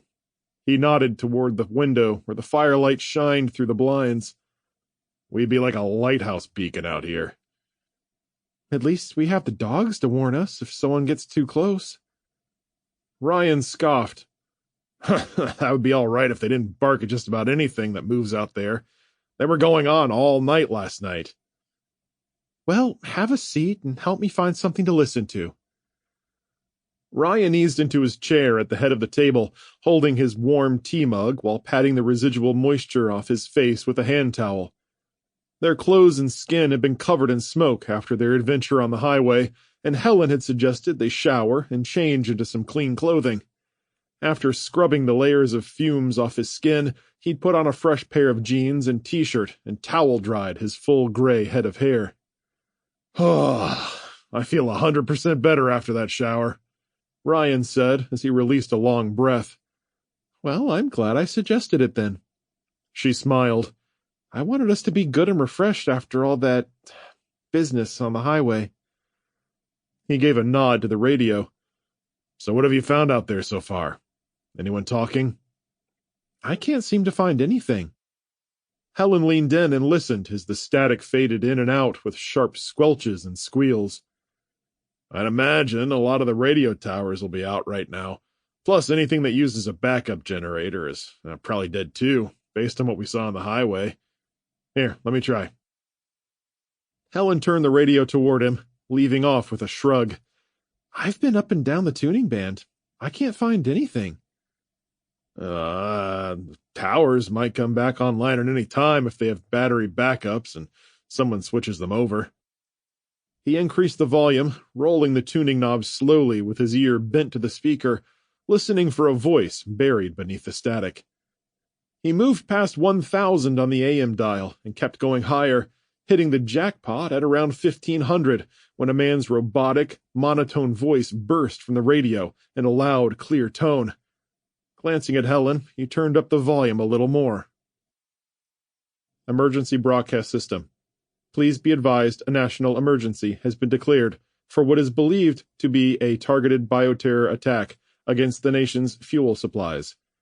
Residents are urged to seek shelter indoors and stay away from sources of gasoline, diesel, jet fuel, and any machinery that utilize forms of refined petroleum for power. Stay tuned for updates from federal, state, and local officials. This broadcast repeats. There came a slight pause, followed by a series of beeps before the message started over. This is an alert from the emergency broadcast system. Please be advised. As they listened, the broadcast became spotty, with more squelches and spits of static, ending in a long squeal that rose in volume and pitch until the channel cut off. What happened? Helen winced at the bursts of noise coming from the speaker. I don't know, Ryan said as he pulled the radio closer and lowered the volume. Whatever tower they were broadcasting from must have gone down, or... He worked the knob a moment more before finally shrugging. I just don't know. Whatever happened, we're not getting anything anymore. I'll turn it off for now to save battery life. Good idea. The two sat quietly, Ryan's hand over Helen's as they sipped their tea and listened to the frogs croaking out front in the pond, loud enough to hear through the closed windows. The house itself held a tranquil ambience that allowed him to lower his eyelids and let the stress of the evening fade away. It's so peaceful, Helen said. You'd never expect to hear about a national emergency on a night like this. Ryan nodded and roused himself at the sound of her voice, pushing his chair back as he stood. Turning the electric lantern off, he grabbed the nearby flashlight and headed for the back door. With a quizzical expression, Helen got up and followed him as he stepped onto the concrete patio and got on the dirt track leading to the barnyard. Keeping the flashlight off, he strode urgently through the darkness, with just the faint outline of the path ahead, the gentle clucking of the chickens greeting them as they passed the coop and pens on the way out. When they reached the barnyard gate, the sheep and goats were much calmer and didn't crowd them as they opened it and entered. The questioning barks of the dogs greeted them, though, their tails brushing back and forth excitedly as they bounded in circles, wanting to play. Ryan laughed and patted them on their heads, ruffling their fur and playfully shoving them around for a few seconds. Straightening to catch his breath, he strode over to Diana, where she sat back on her haunches, tail sweeping the dirt, licking her chops as she tossed her head. After giving her some attention, they continued to the barn, fumbling in the darkness to remove the padlock off the door. Helen lifted the latch, and Ryan grabbed the handle and heaved it open with a grunt, throwing it just wide enough for them to slip inside. Pulling the door shut behind him, he flipped on the flashlight and waved it around, lighting up dust particles as they drifted through the air. Sweeping the flashlight across the barn, he saw the donkeys standing quietly in their stalls and Bessie chewing some hay as she stared at them over her wall. Off to the right were a few stacked hay bales with larger bags of feed and another wheelbarrow. Tack hung from the wall along with an array of farm implements, all in neat rows. From there, he shifted the light past the loft ladder and old wooden beams to where a tractor sat in back. Behind it, and a little to the side, stood a 500-gallon diesel fuel tank bolted to the ground. Squinting at both the vehicle and the tank, Ryan moved in on the left side, sliding past the orange tractor's hood, eyeing the engine compartment warily. The tires came to his chest as he moved past them and stood beside the fuel tank with its chipped black and spots of rust. Hesitantly, he gave it a few taps, not sure what he'd expected to happen, but there wasn't much echo, and the depth gauge showed it was about 3/4 full. Turning to Helen, he shrugged. Looks like the tractor and diesel supply here are fine. Totally opposite from what we saw on the expressway. The emergency broadcast said we should stay away from anything that uses types of refined oil as power. Helen raised an eyebrow. You sure you want to be in here? Ryan gestured to the tractor. Clearly some things aren't blowing up that probably should be. I'm not sure how thrilled I'd be about starting that thing up, though. Do you think the government is lying? No, I don't think so. Look at the highway, or forget about that, look at the neighbors' houses. Everyone with a car has seen it go up in smoke. No, I think whatever this is, it only affected some fuel supplies. He scratched his chin and placed his hand on the large diesel reservoir tank in the corner, running his fingers across the surface. Oh, maybe. When did Alice and James last fill this up? Helen shifted from one leg to the other and folded her arms over her chest. I'm trying to think, but I just don't know. We can give Alice a call. Laughing nervously, she corrected herself. Oh, right. But what about the ATV out in the quarter barn? Did they use it very much? Off and on, not a huge amount. Then it's probably the same thing. Whatever fuel is left in the tank was probably purchased months ago. Taking a step back, Ryan swept the flashlight across the tractor and fuel tank again, something from the broadcast bothering him. They said it was an attack. Yes. Helen took a deep breath and let it out with a slight quiver. Ryan stepped over and wrapped his arms around her shoulders, kissing her on the head and pulling her close. Alice and the kids are going to be fine. So will James. You know how much they love each other, and they'll be fighting tooth and nail to get home any way they can. Our Alice. Ryan choked up for a second before recovering his voice. Alice is a tough woman. That's how we raised her, and you know that. I know she is. They both are. But this seems like something bigger than anything that's ever happened. Rubbing her back, Ryan acknowledged her concern with a nod. I know, honey. But, hey, look on the bright side. The government's out there trying to help us. He chuckled derisively. So it can't be all that bad. She smiled at him, but it faltered, and he patted her on the arm. Come on, let's get back inside and see if we can hunt down a receipt for the diesel fuel purchase. Why do we need that? Taking her by the hand, he led her to the doors and flipped off the flashlight, stepping into the darkness where the dogs were waiting to get more attention. I'm just curious if I'm right about the age of the fuel and what else might have survived, he said. Maybe some of the nearby farms might have stable fuel, or even some vehicles that still run. And that, she said, wrapping an arm around him and squeezing, is another example of why you're such a smart man, Ryan Cooper. Turning and shutting the door, he checked the latch and lock, bending close in the darkness. Well, it's not necessarily good news. I'm also thinking that if there aren't any stable fuel supplies around, this tractor might be one of the most valuable things in the area. They gave the dogs some more attention before leaving the barnyard and strolling toward the house, and Ryan shot a glance at the quarter barn off to the left behind the coops and pens where James and Alice kept the ATV and its extra jerry cans of fuel. The barn, like the one housing the tractor, was fine. Not a single sign of smoke or cinders, let alone fire. Aside from the distant orange on every horizon, the stroll back was peaceful, and they did it hand in hand, reminding him of the thousands of times they'd taken walks along old country paths and through quaint tourist towns while on vacation. A grin formed on his face, blood rushing to his cheeks as he choked up a little. Helen smiled in confusion. What's gotten into you? Oh, I was just thinking how easy it is to walk with you anywhere. Even with all this going on, it's just nice to know that you're here with me. You're going to make me blush, you old softy, she replied, releasing his hand and locking arms with him. Let's just get inside and get ready for bed. I'm exhausted. Me too. Tomorrow we need to start thinking about how to conserve the kids' resources here.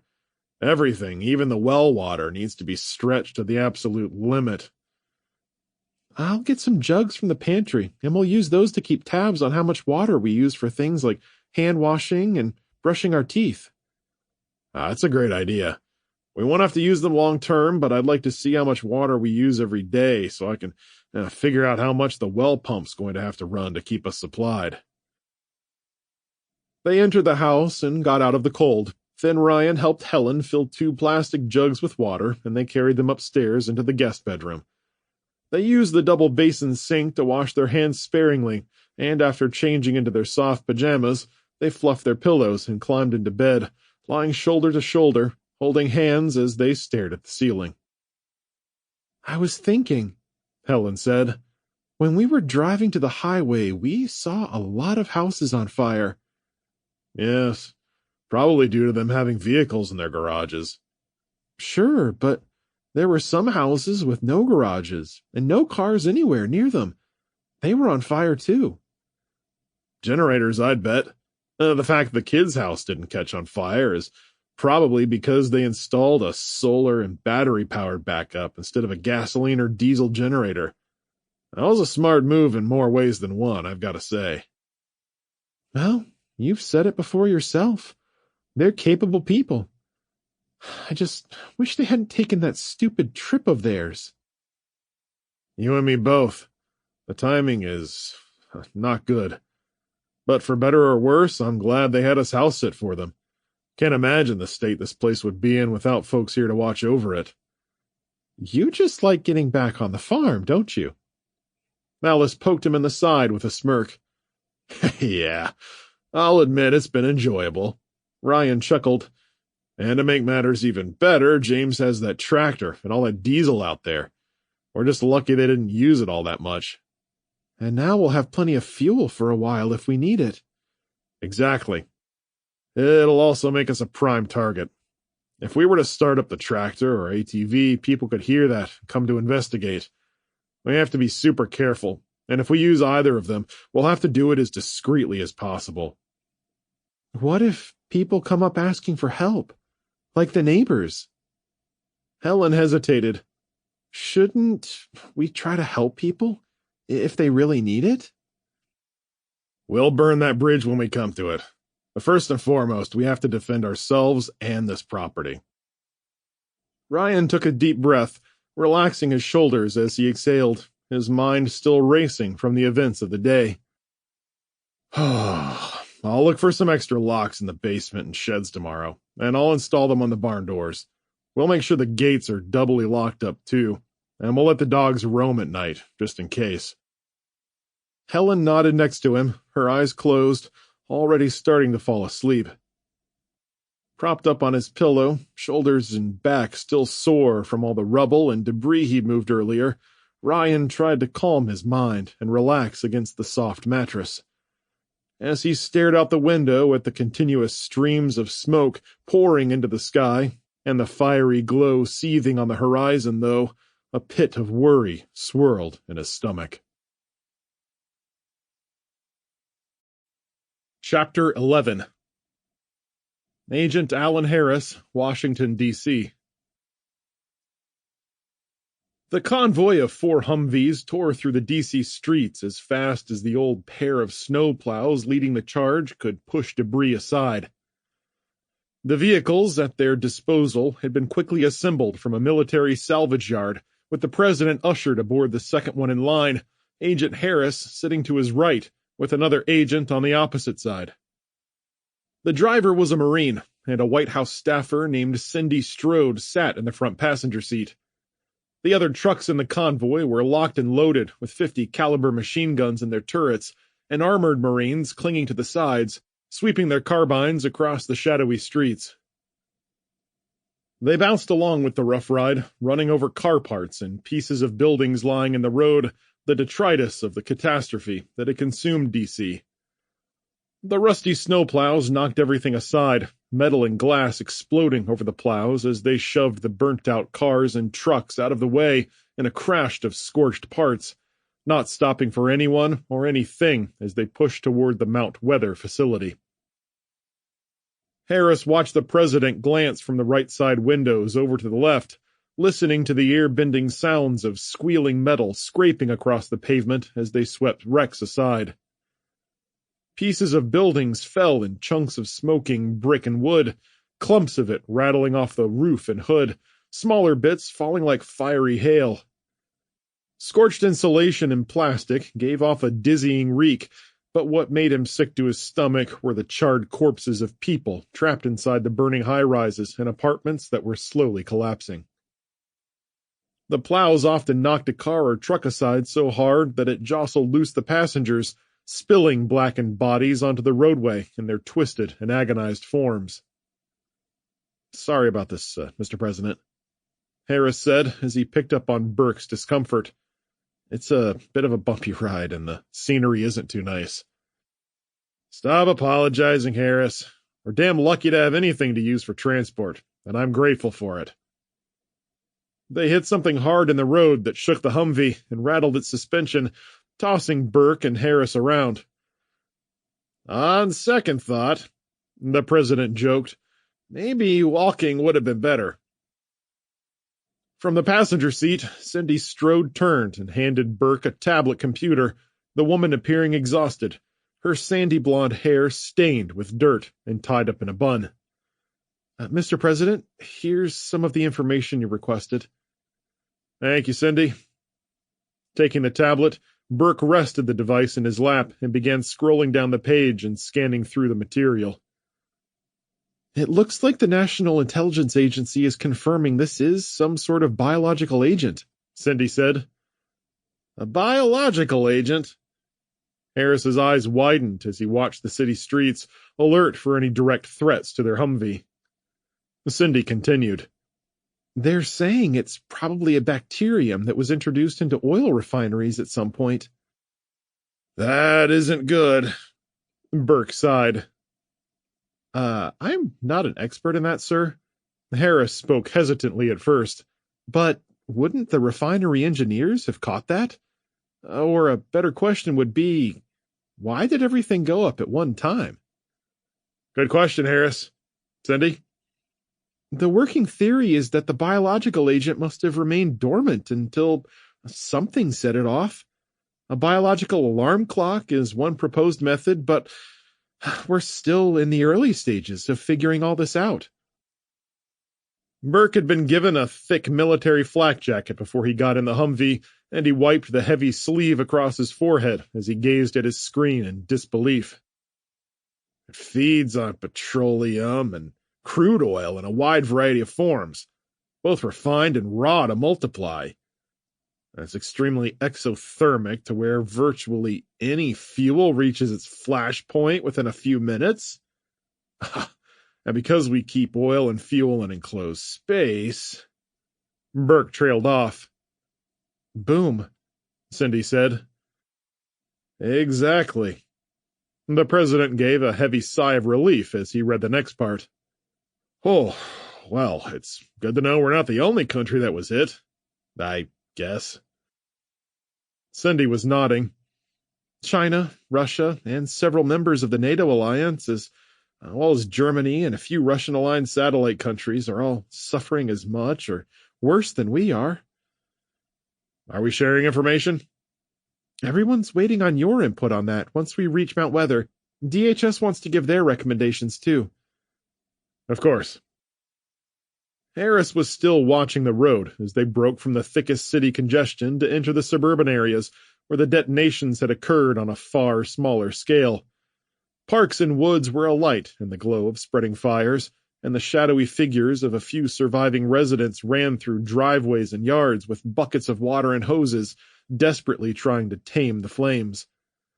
The agent swallowed a lump in his throat and released a shaky sigh, quiet enough so that no one in the Humvee heard. Cindy continued running down the list, apparently having committed the line items to memory. "Regarding our military, our subs and nuclear-powered ships are fine, and most of the carrier attack groups are in good shape. They were using fuel restocked before the biological agent was introduced into the military supply chains, much like these vehicles we're in now." "That means we've got some assets we can use." The president rubbed his chin. "Good to know we can defend ourselves to some degree." "Unfortunately, most land-based assets are dead, and..." Cindy paused. "We've lost Air Force One, sir. and over 90% of our Air Force. Our bases on the East Coast have gone up in smoke. Planes right out on the runway were going up like fireworks, and storage tanks of jet fuel were like bombs. We're still trying to gather the number of active forces who were killed, but we expect it to be in the hundreds of thousands, maybe upward of 50% or more. That number could change drastically up or down as intel comes in, but that's what we're projecting. Harris stifled a curse as the president stared out the window next to him, processing the new information. The snowplows brushed through the last few suburbs, crushing through the smoking debris, their heavy metal scrapers sparking off the pavement as they swept rubble aside. Rolling Virginia hills loomed ahead of them as they left the embers of the city behind, and Harris got comfortable as he glanced back through the Humvee's hatch window.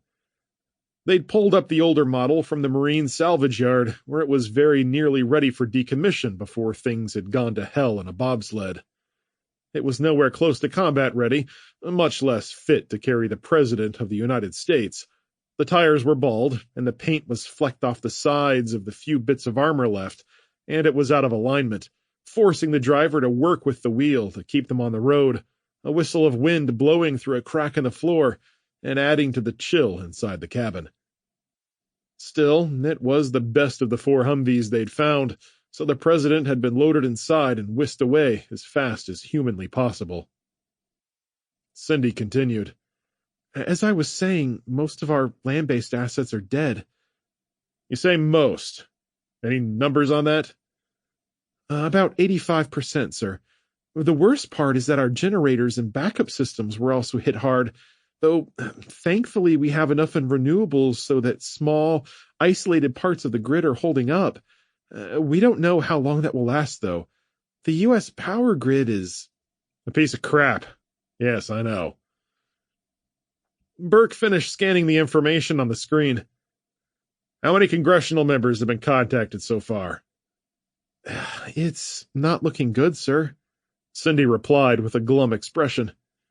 Half were in the air or car on their way to their home districts when things went south, and they're confirmed dead. The president's face darkened. We need to figure out if the timing is just a coincidence or not, because that is a damned odd coincidence if so. We're looking into that, Cindy continued. Thankfully, several members who were in D.C. at the time have been located and are on their way to Mount Weather in a separate convoy, but that's it. Letting the computer tablet rest in his lap, the president raised his head with a look of hope. If we've got enough vehicles for 2 convoys, surely we can't be that bad off. This is all we have, sir. The 2 convoys we managed to piece together from salvage yards and repair garages are the sum of all our running vehicles, civilian or otherwise. There's nothing else running in D.C. that we're aware of. I see. The president frowned, shifting his attention through the opposite window as the thick forests of Virginia rolled by, the highway winding higher with every mile as they headed for the Blue Ridge Mountains ahead. Behind them, the city's inferno blazed on, adding dark layers to the sky as billions of tons of noxious fumes circulated through the lower atmosphere and spread like a tumultuous inkblot. Above the blue-tinged ridges, starlight shone down on the road to help light their way. The snowplows smashed through the last of the heavy debris, shoving it aside in a crash of shattered glass and smoking steel, with bodies flopping around inside their cabins. Burke and Harris rocked back and forth as the Humvee rolled over fragments of trucks and 18-wheelers with their cargo spilled across the lanes, and the plows took a hard right on Highway 601, Blue Ridge Mountain Road, where a forest of mighty elms, pines, and birches crowded the roadside, creating a canopy that blotted out the sky as the road wound upward in majestic curves. Harris watched the lead Humvee as it banked back and forth in front of their headlamps, the silhouettes of mounted machine guns and Marines hanging on the sides of the vehicle giving a fleeting sense of peace. After a few more miles of driving, they reached the Mount Weather Emergency Operations Center, which was also the center of operations for FEMA. Having been briefed by Security Chief Westbrook well ahead of time, and having visited on multiple occasions, Harris already knew the layout of the extensive grounds, much of it underground, with FEMA's training facilities on the mountain's surface. The forested roadways gave way to concrete walls, topped with barbed wire, that flanked them all the way to the main gate.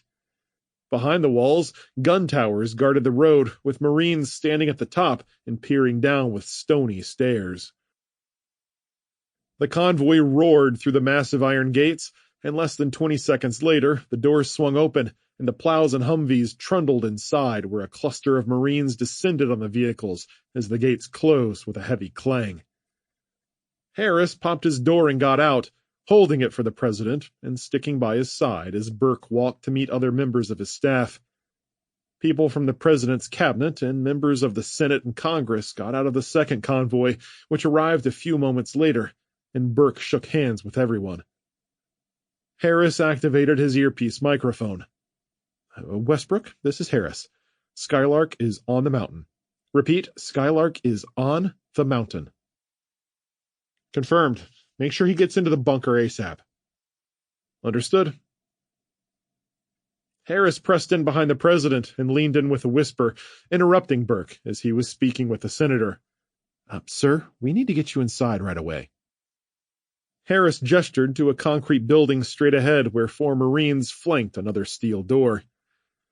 With a nod, Burke angled in the indicated direction, and as they passed through the doors, Harris stayed close at the president's side, quietly guiding him deeper into the complex as they moved down a long hallway with ceiling lights that cast the drab green walls in a cold glow, and the doors behind them shut with a heavy bang, sealing them in the bunker's protective shell.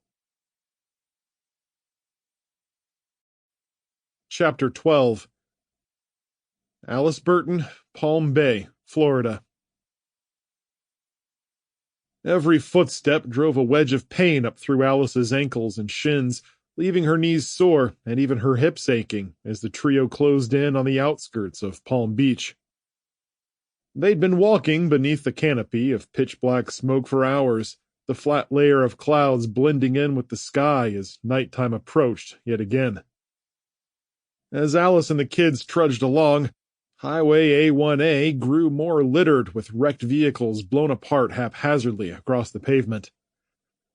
Countless others had left gaping rips through the rear bumpers and trunks, violently spinning off the road, hurling the passengers across the sand to turn the golden grains brown with dried blood. Vans and delivery trucks were often flipped straight over on their tops, leaving their drivers hanging from the windows with skin so charred it was impossible to tell anything about them, except that they'd been human at one point. She'd long ago stopped trying to shield the children from the gruesome mess, and though she often walked between them and the gory accidents, it did little good with as much violence as surrounded them. She sometimes caught Sarah's eyes lingering on a messy explosion with a flat, emotionless gaze, while Jake mostly looked past the wrecks to the people sitting on the beach, clusters of them growing more numerous every mile they walked, their camps marked by glowing bonfires as the sun's heat waned. The kids still wore their backpacks, and Alice had her carry-all slung over her shoulder, each of them carrying a share of their meager supplies. "Mom, this sucks. My feet are killing me," Jake said as he plodded along on her left in a combination of slapping and shuffling feet across the pavement. Sarah came up on her other side and nodded vigorously in agreement. "My feet don't feel so hot either." "And you think my feet feel great?" Alice replied with a smirk. "Well, can't we stop to rest for a minute?" Sarah pressed. "We've been walking for miles now." "Now you know why I had you bring extra pairs of socks and shoes. I figured there wouldn't be anything to drive." "I'd give anything to ride in the worst clunker the world ever made," Jake sulked, swinging his pool cue at more wreckage in the road. "Even one with 2 wobbly front tires?" Alice asked with a grin. "Especially one with 2 wobbly front tires." He smiled back. As long as my feet and legs get a rest. Wherever there were small parking lots off to the side, Alice had been searching them for any signs of a single vehicle left untouched, but a majority of the seaside restaurants and beach houses had parking lots full of smoking debris, and there wasn't an intact vehicle in sight. Where there were clusters of still smoldering vehicles, Alice avoided getting too close due to the still brutal heat that had ravaged their skin and hair. It was only when they passed a pair of cars parked on the side of the road that Alice stopped her plotting to turn and investigate in detail. They were hatchback rentals, with surfboards thrown on top, and at first glance they looked burned like so many other vehicles, with scorch marks and tendrils of smoke rising from them. But she noticed something odd, and stopped 10 feet away behind the second car and stared at the mess. I thought you said we weren't supposed to get too close. Sarah held up her arm to shield her face from the heat. You two stay here while I check it out. There's something I want to look at. Coming within about 10 feet from the wreckage, Alice shielded her face and walked from the back of the second vehicle all the way around to the front of the first. The most obvious difference was that the lead car had suffered way more damage, its interior black with smoke rolling inside to escape through the shadowed windows. The second car had some damage to the front end, though the rest of it seemed relatively untouched. The first car's detonation appeared to have broken the second car's windshield and caused some damage to the front end, along with turning the paint black from the heat of its flames, but the second vehicle hadn't actually caught fire itself. All I've seen are what look like gas tank explosions. She stared at the second car with a curious tilt of her head. So why didn't you go up with your buddy? After staring at the pair of vehicles for a moment, she backed away and gestured to the kids. Come on, let's go. What were you looking for, Mom? Sarah asked as they continued their march north along Highway A1A. I'm starting to notice something interesting, but I can't be totally sure yet. They were just passing a bait and tackle shop and a carry-out seafood place nestled between two large sand dunes when, angling to the left side of the road, Alice peered into the lot to see if she could prove her suspicions. Something with the fuel, Alice murmured as they trudged along. Her heels were aching, and a sharp pain was developing in one of her knees, but still she studied the cars and trucks they passed, growing more curious with each passing vehicle, observing the way some fires had raged in the high traffic areas, and picking out vehicles that didn't appear to have their fuel tanks ruptured, like most vehicles had, but had merely been in the proximity of others and caught fire. With more traffic congestion came more poor souls who'd perished in the catastrophe. Bystanders had been struck by flying debris and lay dead but unburned in the sand, while some appeared to have died trying to help others from their burning cars. Each explosion was different, depending on the model and vehicle type. Lighter cars usually popped straight up, or spun any which way, while heavier trucks and vans rolled over, or simply blew out in bursts of deadly debris to pepper unfortunate bystanders. The horrible reek of burning rubber, engine fluid, and fried fat made her want to gag, and she motioned at the kids. We need to get away from this, she said. Let's walk on the sidewalk next to the beach. Jake's voice was thick with emotion for the first time since they had set out. But we wouldn't get away from any of this.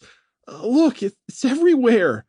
Wrecks all along the road and everything smashed to bits. He stopped talking, and when Alice glanced over at him, he was rubbing his eyes and cheeks to try and mask a few stray tears. Alice stepped closer and gave him a hug, and the pair walked side by side for a while as she patted his shoulder and fed him words of encouragement. We'll be far enough away from it on this side. See? Her words held true for a quarter of a mile, then the congestion on the right-hand side got worse, and the heat and smell forced them onto the sand to avoid the massive oval spread of debris that covered the beach and dunes in every direction. "Okay, let's switch to sandals for a minute," Alice said, gesturing to a clear section of walkway near the sand where they could sit and exchange socks and shoes for something lighter. "Can't we go barefoot, Mom?" Sarah asked as she dug out her sandals and sat next to her backpack where the sidewalk met sand. "There's no way we're walking through this sand in bare feet." Alice shook her head. "There's bound to be sharp objects and glass everywhere." "No way," Jake said as he sat next to his sister and took off his shoes and socks, dusting his feet off before slipping his pool flip-flops on. "That's gotta be at least 100 yards or more." "You were standing right there when those cars exploded at the restaurant. What do you think?" I guess you're right." After putting their tennis shoes and socks away, they shouldered their loads and began walking along the beach. It felt easier at first because the sand was much softer on Alice's ankles than the concrete, though it still radiated the sun's heat, and their progress went from slow to sluggish and no time flat as they struggled against the shifting sands. As they angled closer to the lapping waves, she focused on the tranquil sea as it continued its tidal routine and flowed in to lap at those who took refuge on the beach.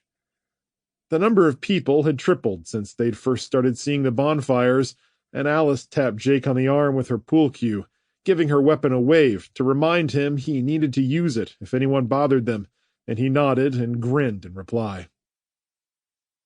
While many of the car fires had faded, the noxious fumes pushed the trio farther off the road toward the refugees.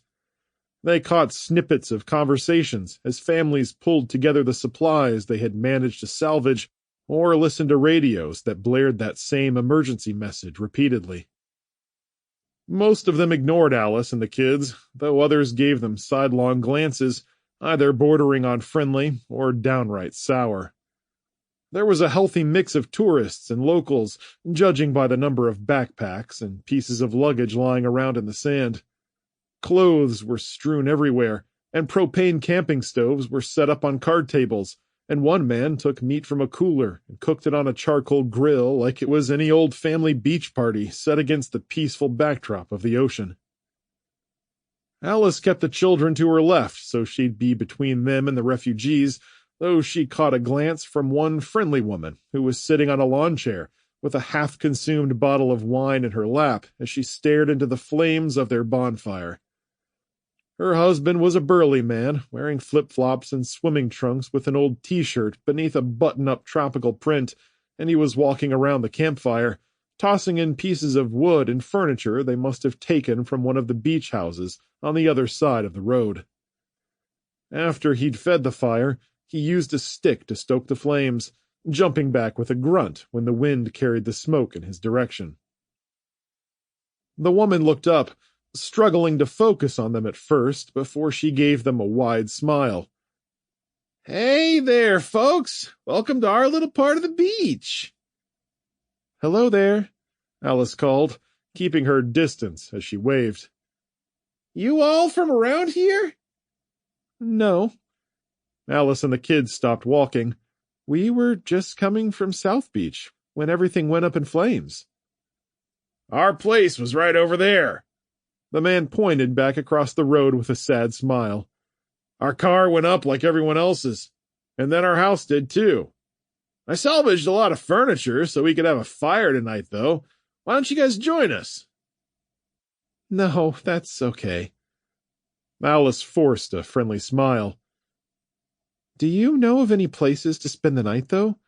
You know, someplace safe for kids, like a motel or something?" "Oh, I don't think you'll find any place around here like that," the man said with a glance at his wife, who only shrugged, her head wobbling from the effects of the wine. "I heard there might be a couple of places back south, but everyone's stuck on the beach for now, at least those who survived." A gust of wind blew his wispy hair around as he stared toward Palm Beach. "Most folks didn't, from what I hear." But do you know what happened, or if the government is going to respond? We haven't heard anything, have we, honey? The woman shook her head and tilted back her bottle of wine. Alice frowned. You haven't heard any radio broadcasts? He gestured to their packs. Oh, we've got one, but it's just the same emergency broadcast message. There are a couple of radio stations that have been in and out throughout the day, but none of them have much information, and they don't stay transmitting for long. I heard one of them. Alice nodded. I think it was WFLA? That's the one. The man snapped his fingers. He's doing the best he can to stay on, but they just don't have the power to do it. My only regret is that we didn't vacation on the Gulf side, the woman said, suddenly wistful as she stared at the dark horizon. At least then we could have seen the sunset over the Gulf. That would have been pretty, Alice replied, taking a few steps in the direction they were headed. Well, we appreciate the help. Thank you both. Oh, you guys can stay if you want to. The woman gestured toward the fire. We've got some food and could probably share some. No thanks, Alice said with a smile. We're trying to get north right now, but thanks so much for your offer. As Alice and the kids left the couple, the woman gave them a faint wave before tilting the wine bottle up to her lips again. Moving on, they stepped between the bonfires and gatherings of survivors, some of whom had pulled up burn barrels and were pushing and jostling each other, blasting loud music from boom boxes as they acted like it was any other night on the beach. The very next fire was occupied by a younger couple with a pair of kids playing down by the surf. As they came up, Alice saw one child using the curved part of a taillight to scoop sand and move it to a larger pile where they were making a sad-looking castle. Next to a pile of broken furniture, their fire glowed bright and warm as the sun descended farther over the edge of the horizon, painting the night sky pitch black above the canopy of dark clouds. The Florida winds began stirring things around and bringing a bit of relief off the cool ocean waters. The man was squatting in the sand and stoking the flames with a metal pole, while the woman stood facing the waves and watching the kids play. Alice called out as she stopped 10 yards from their fire. Hi, folks. Hey there. Do you have a second? The man stood with his chest out and pole cocked back, fixing Alice with a dark stare at first before his hard expression faded when he saw her kids. Oh, sorry about that. He chuckled nervously and glanced toward the other camps. I thought you were one of those troublemakers. Hi. How are you folks doing? I guess that's a dumb question, right? Kind of. Alice stepped closer with a hesitant smile. It's still good to be congenial. It makes things seem a bit normal, right? The man laughed. Sure it does. The woman walked around the fire and approached Alice and the kids with a smile. Hey there. She was in her bare feet with a pair of cut-off jean shorts and a summer top. Excuse us if we're a little on edge right now. Alice looked around. Did you run into some trouble or something? Kind of.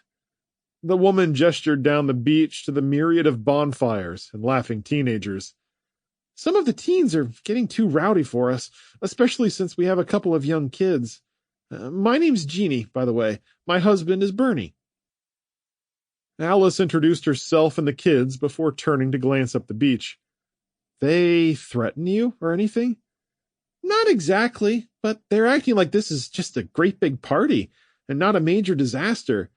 They seem to think help is going to come swooping in at any moment. She gestured to her husband. But we've been listening to our radio, and we heard the emergency broadcast message.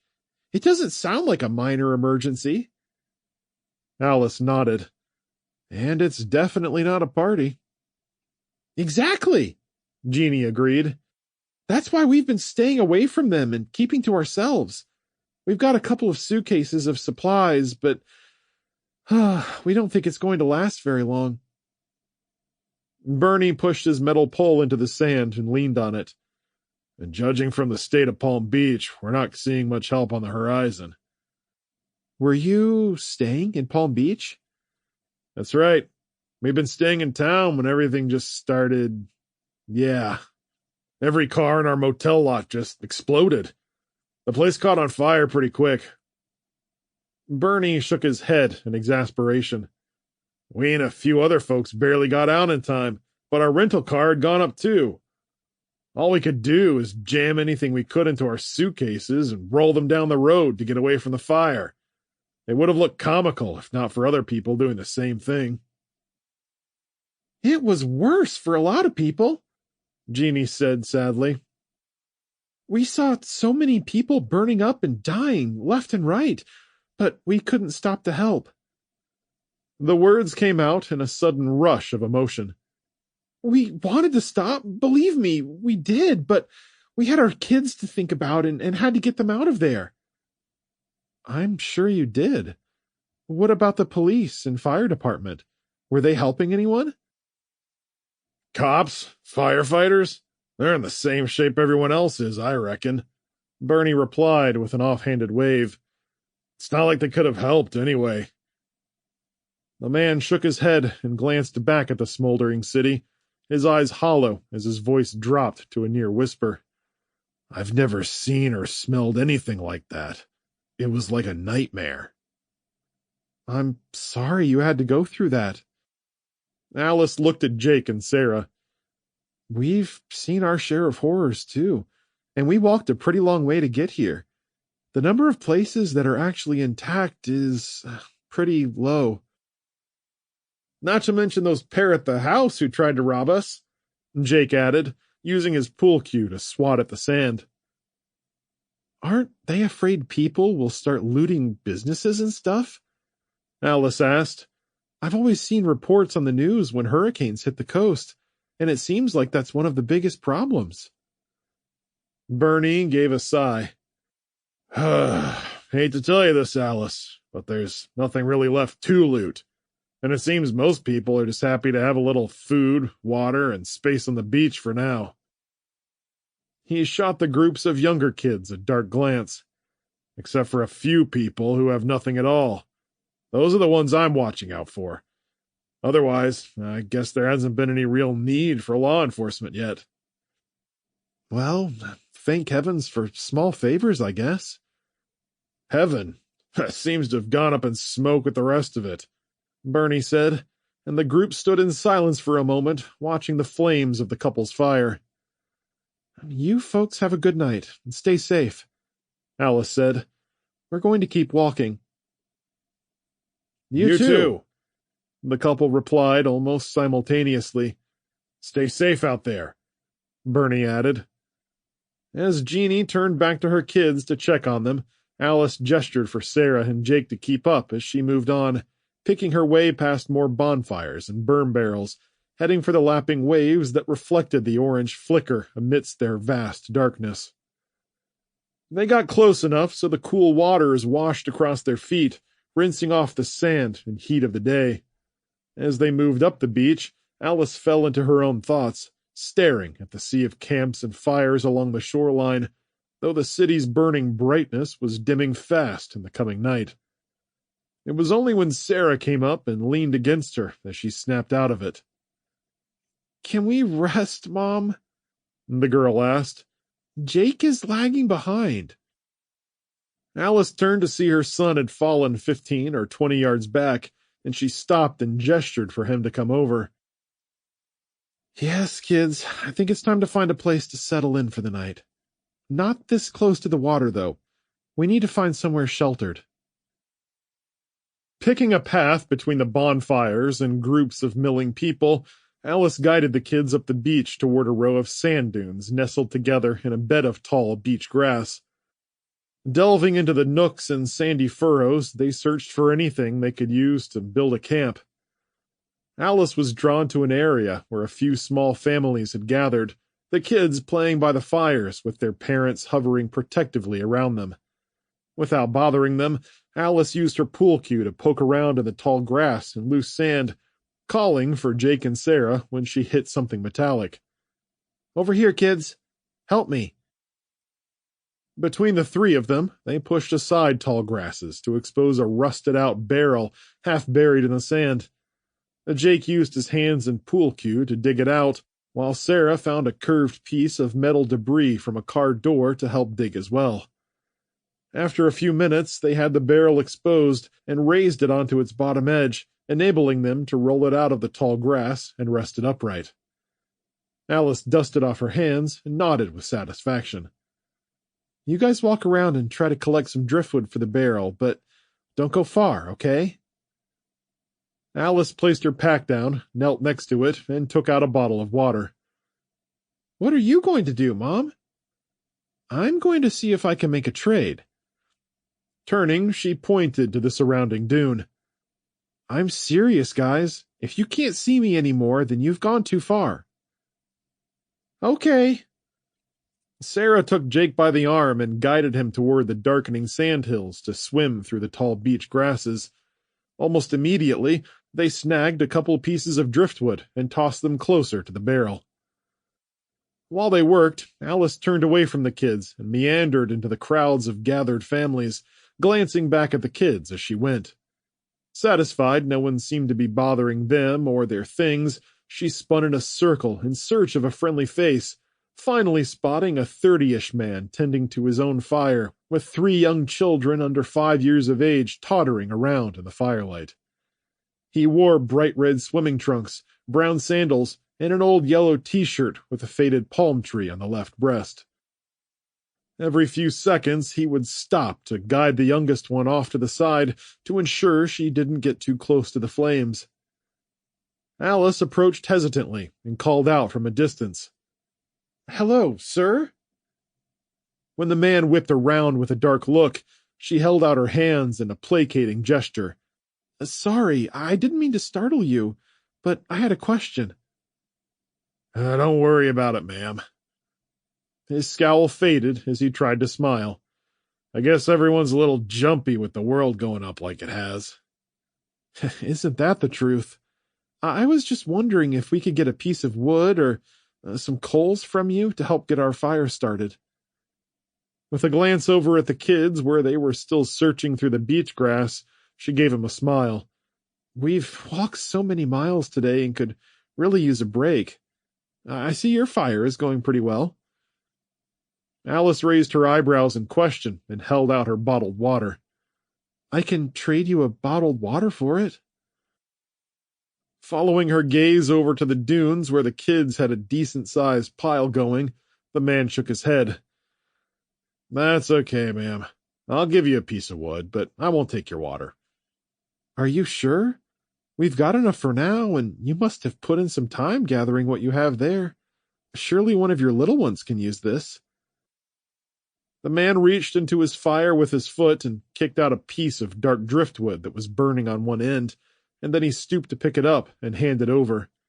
"Go ahead and take it. Now don't worry about paying me. You've got kids too, and you need to get a fire going before it gets too cold." "Well, okay." Alice hesitantly accepted the piece of smoldering wood and held the burning end away from her face and hair. "If you insist." "I do. It's just, I know how it is with kids, and not having my wife here to help has made things really tough." I know the feeling," Alice replied with an empathetic nod. "My husband is in Denver right now, and I wish more than anything he could be here with us. Is your wife—" "She was at home when everything went ballistic. I had taken the kids for the day to give her a break." The man turned his attention back to the fire, where he kicked some other pieces around to stoke the flames. "I have no idea if she's alive or not." He lowered his voice. "And I can't drag 3 kids through a burning city to find her." "I'm so sorry. I can't imagine what that's like." A smile broke out on his face as he leaned over and caught his youngest girl, who was toddling too close to the fire, and guided her toward her siblings, who were playing in the sand a few feet away. Straightening, he went back to kicking the wood before stopping to bow his head. I'm doing the best I can to stay strong for them, but it's so hard. A sob broke from his lips as his shoulders slouched. Alice stepped closer and gave him a one-armed hug and a pat on the back. I don't know you, but you seem like a good guy. I can't imagine being out here with 3 little ones. At least mine are somewhat self-sufficient. I'm sure your wife would be incredibly thankful to know yours are safe. Shaking his head and rubbing his eyes, he swiped tears off his cheeks. We can't even be sure we'll see each other again. Hey, it's okay. Alice gave him another brief hug, still holding the stick with her other hand. Do you live close by? About 40 miles away in Lake Harbor. We've got a nice little place there, but it's a lot of work taking care of it. Marjorie does such a great job. The only reason we came here is to give her some time to herself. Now she's all alone and my kids are cut off from their mother. Don't lose hope.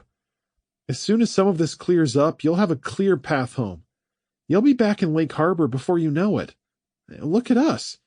We're not panicking too much, and we've got to get all the way to Michigan. That's a long, long way. The man wiped his arm across his eyes. How do you stay strong? I don't have a choice in the matter. Neither one of us does. So, take care of your little ones, and good luck. Thanks, ma'am, he replied with a smile towards Sarah and Jake. Make sure you guys get some rest and stay safe. We will, and thank you so much. She waved the burning driftwood. This means a lot. If you need anything, just let me know, and we'll do what we can. Leaving with a nod, Alice took the wood to their barrel and used her free hand to scoop up a few pieces the kids had gathered, tossing them in and shifting them around so there was room for airflow. After packing some dry beach grass at the bottom, she leaned in and dropped the blazing piece inside atop the grass.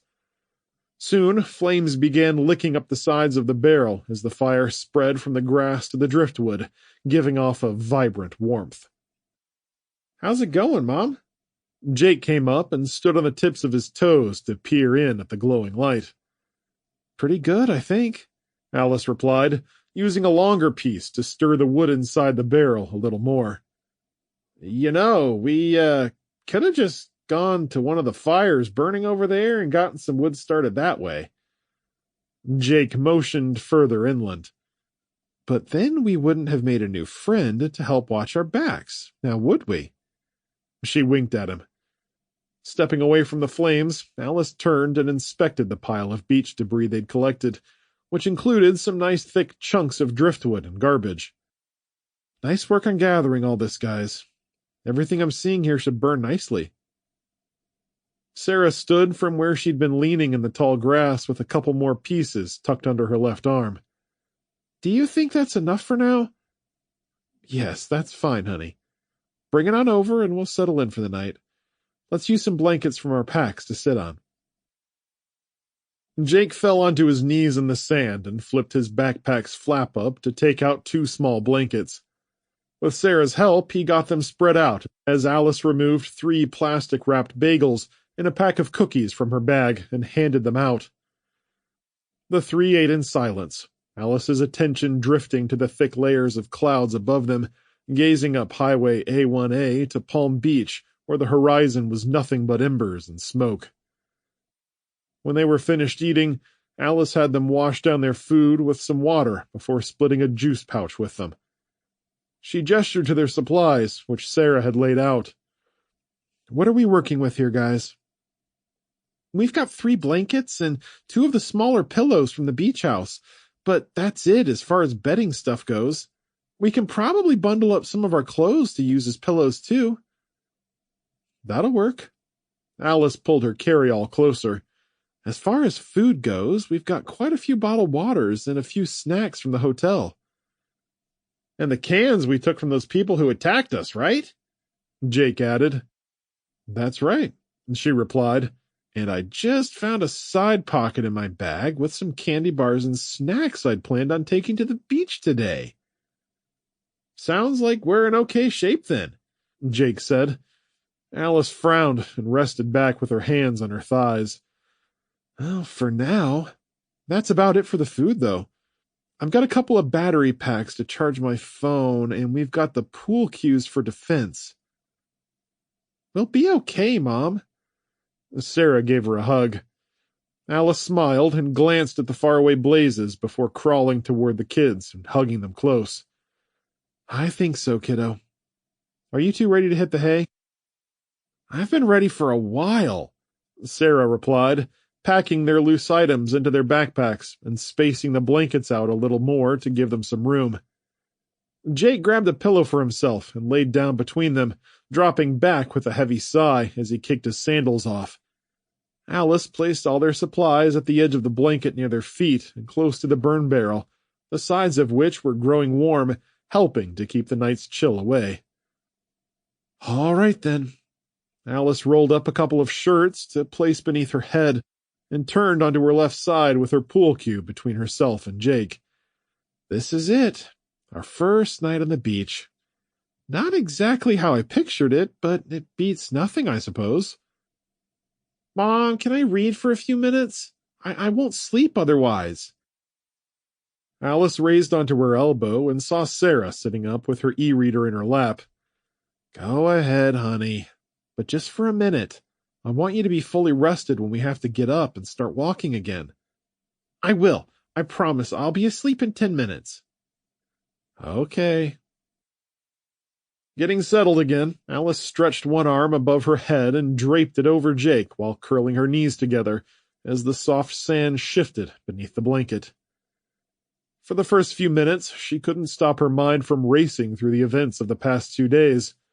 The explosions, smoke and fires, and the blur of people they'd met along the way, some of whom had tried to hurt them. Those on the beach seemed nice enough, and Alice found her worry fading beneath the weariness of the day's travels. With her back and neck relaxing, she sighed as the stiffness that had gripped her spine all day evaporated. For a few minutes, the glow from Sarah's e-reader shone until she put it in its case and shifted on her side to snuggle against her brother. Not long after, the kids' light snores joined the steady lapping of the ocean waves breaking across the sand. Alice fought sleep for a while more, trying to stay up and make sure they were safe, but with the families nearby and the lull of the ocean, she soon fell into a dreamless sleep. A long time passed before she stirred awake and heard someone rustling near her feet, and she opened her eyes, expecting to see Sarah getting into the food for an extra snack, but her heart skipped a beat when she saw the man with the yellow shirt kneeling beside their packs, rifling through their things. He'd already found the candy bars and snacks in the side pocket and had lined them up on a folded blanket. Next to those, he'd placed most of their bottled waters and her portable battery packs. Too stunned and groggy to move at first, Alice watched him pack everything he'd taken into Jake's backpack. Then the realization that most of their things were about to be stolen hit her with full force, and she rolled over and leaped up with a cry, feet spread in a fighting stance as she brandished her pool cue at him. Hey! What the hell do you think you're doing? The man glanced up and rose quickly, taking Jake's backpack, and started to turn away. Just go back to sleep, lady. Nobody needs to get hurt here. Alice came around to flank him, nostrils flaring as she glared, raising the cue back in a hitter's stance. One more step and I'll crack this over your head. Drop the bag. The man snorted. I doubt that. Just back.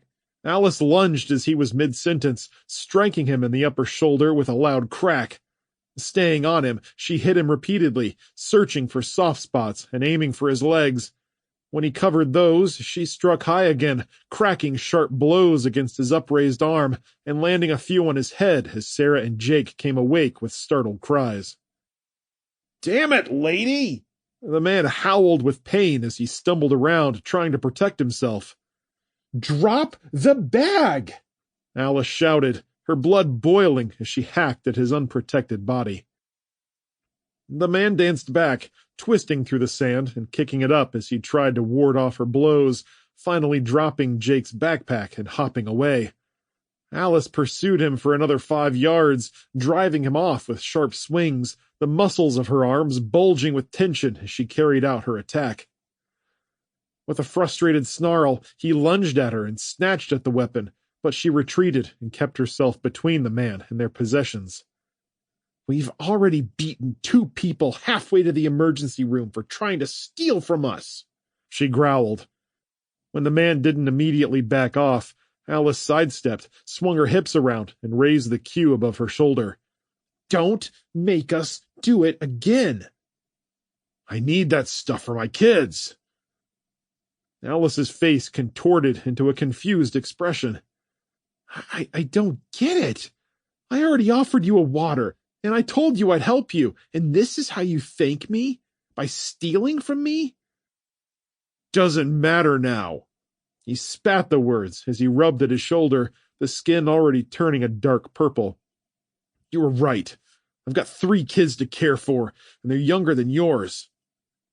Desperation filled his eyes as his pained grimace was replaced by a flat and resolute stare. "They can't take care of themselves like yours can. Mine need me, lady, and that means I have to do this now before things get worse." "Do what?" The man's hand slipped toward his pocket, and a shiver ran down between Alice's shoulders, and she slowly shook her head in warning. "Whatever it is you think you have to do, just stop. You can still walk away from this." Something changed in the man's eyes, his face turning into a snarl, and he pulled a 4-inch pocket knife out and flipped open the blade, lunging at her with the sharp tip aimed at her belly.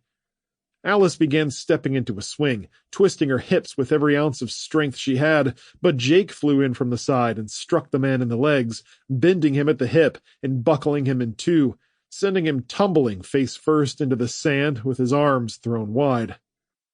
Adjusting her swing, Alice took a step left and brought the pool cue down on the man's wrist, striking it with a sharp snap of bone. The knife flew free as he jerked back and rolled away from her, avoiding a second swipe that nearly took his nose off. Switching the pool cue to her offhand, Alice dove for the knife and scooped it up before he could get to it. Then she fell into a crouch and retreated as she held the blade out in front of her. "Stay back!" she shouted. "Stay away from me and my kids. Leave us alone, or I swear I'll gut you." The man started to get up and charge her again, but she lunged at him, driving him back to the sand as several people from other campfires began walking up, fathers and mothers keeping their own children behind them as they stared curiously at the altercation. One man stepped forward as if he was going to get involved when the attacker's kids came running up, bawling. "Daddy!" The oldest one screamed as she rushed forward, her voice echoing up the beach with her face twisted in panic. "Please don't hurt my daddy!" Throwing her arms around the man's neck, she fell against him as the other 2 stood close by, crying in confusion, looking on at their injured father. With a grumble, the man got up, holding his wrist that had an unnatural bend in it, and stayed between Alice and his children. "Stay behind me, kids," he told them. "What happened, Daddy?" The girl whined again, staring at Alice. "I'm sorry, little girl," Alice said in a pleading voice, rubbing the knife against her pant leg to clean off the sand. "I wasn't going to hurt him, but your daddy attacked us."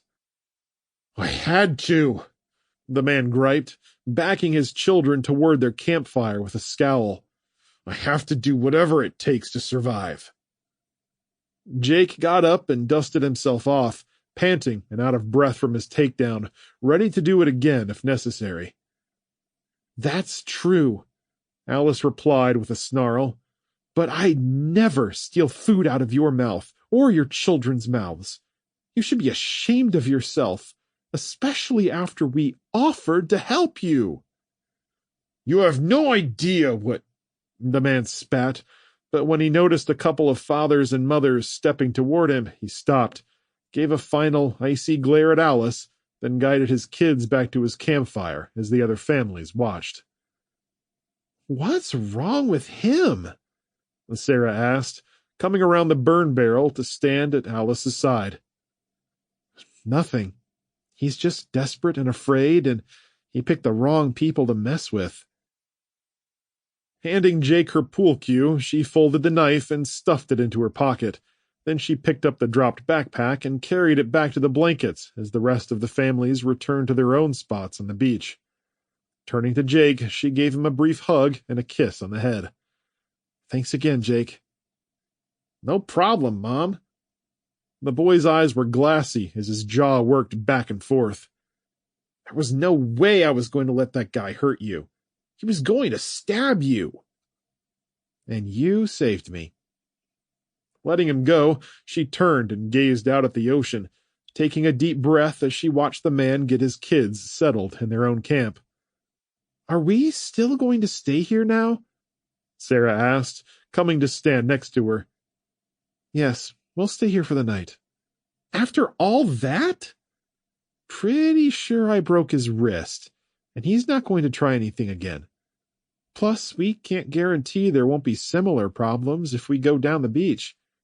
No, we really need the rest, and we have as much of a right to be here as they do. I'll stay up and keep watch for a while." Despite their uneasiness, Jake and Sarah went back to their blankets and settled in with Alice curled up next to them. She held the pool cue in one hand and the knife in her other, and while the kids soon quit their restless tossing and turning and fell into a sleep of comfort and light snores, Alice kept both eyes open, staring past their burn barrel and the other campfires to gaze out across the deep, dark ocean. While Alice had tried to stay awake all night, the lonely sounds of the sea finally won out and pulled her into a dreamless sleep. She woke up a couple of hours before dawn to the sounds of seagulls screeching and diving for scraps along the shore. Jake was already up, sitting with his pool cue at the ready, keeping an eye on the man and his kids who were still sleeping. Alice patted his leg before she roused Sarah. "Okay, kids, it's time to go." Sarah sat up and rubbed her eyes grumpily. "It's not even morning yet, Mom. Do we have to go already?" "While I'd love to sleep a couple hours more, I think it's best we got up and hit the road before anyone else. Go on, get your things together." Sarah tucked her e-reader and other items into her backpack, while Alice made sure they'd picked up all their wrappers and empty water bottles. She and Jake dusted off their blankets, folded them, and placed them neatly into Sarah's backpack. Hoisting their backpacks onto their shoulders, the kids started walking along the beach, but Alice caught their attention and tilted her head for them to follow her. Working her way through the dwindling campfires, Alice watched the families dozing in the light of the glowing embers, still sleeping in spite of the devastation thanks to the crackling fires and sweeping rhythm of the ocean waves. When she reached the man in the yellow shirt and his kids where they were curled up on a meager blanket, Alice stopped and sighed softly at the sight.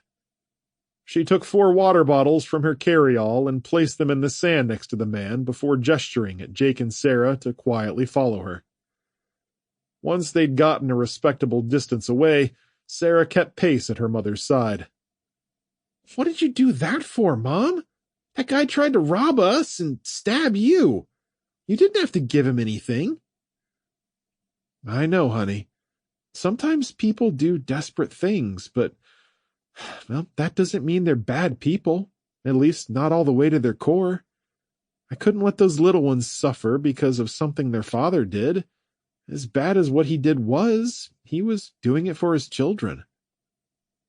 "You'd do the same for us, wouldn't you?" Sarah replied. "Without hesitation." "How does that make us better than him, then?" Jake asked. "Oh, now, that's a tough one." Alice raised an eyebrow at him. "We'll always do our best to survive without harming other people, He could have asked us for help, or done any number of things other than trying to steal from and hurt people who he'd just met, who tried to help him. We'll do our best to be far, far better than that."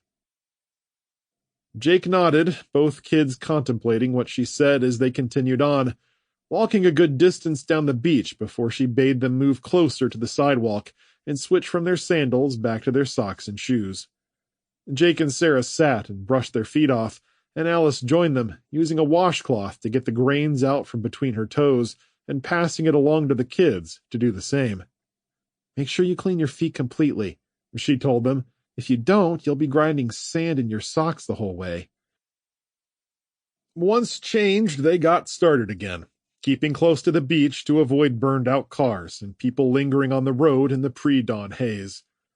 The sections of Highway A1A grew more cluttered by the mile as they approached Palm Bay.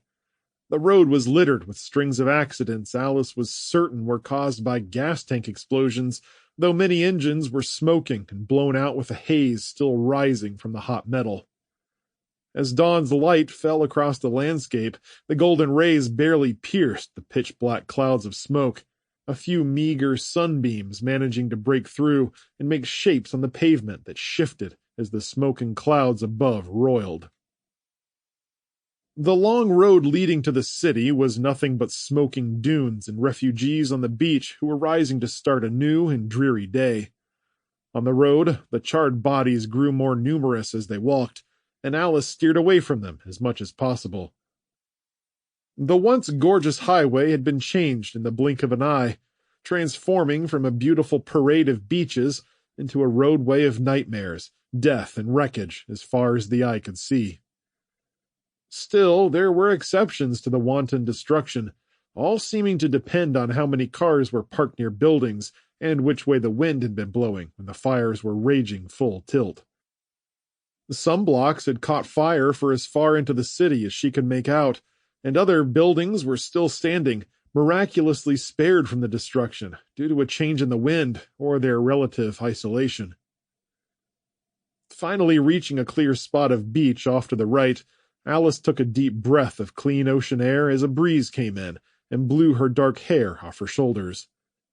Glancing back to the left, she noticed a few small businesses, which included a coffee shop with a bamboo storefront and palm trees in front that remained untouched by the catastrophic infernos. In between them was a string of car dealerships and vehicle rental lots, with a few blackened wrecks still smoking, though a few cars had somehow avoided going up like the rest. Angling to the other side of the road, they stepped past an overturned sedan with something inside still crackling with flames that belched smoke through its back end. The sidewalk was separated from a rental lot by a short strip of grass, and several cars parked right up front were damaged, though it was just from the shrapnel blown off from other vehicles going up in flames on the road, leaving them with shattered windshields and hoods covered in debris and ash. A string of 3 were lined up side by side and left virtually untouched by the destruction.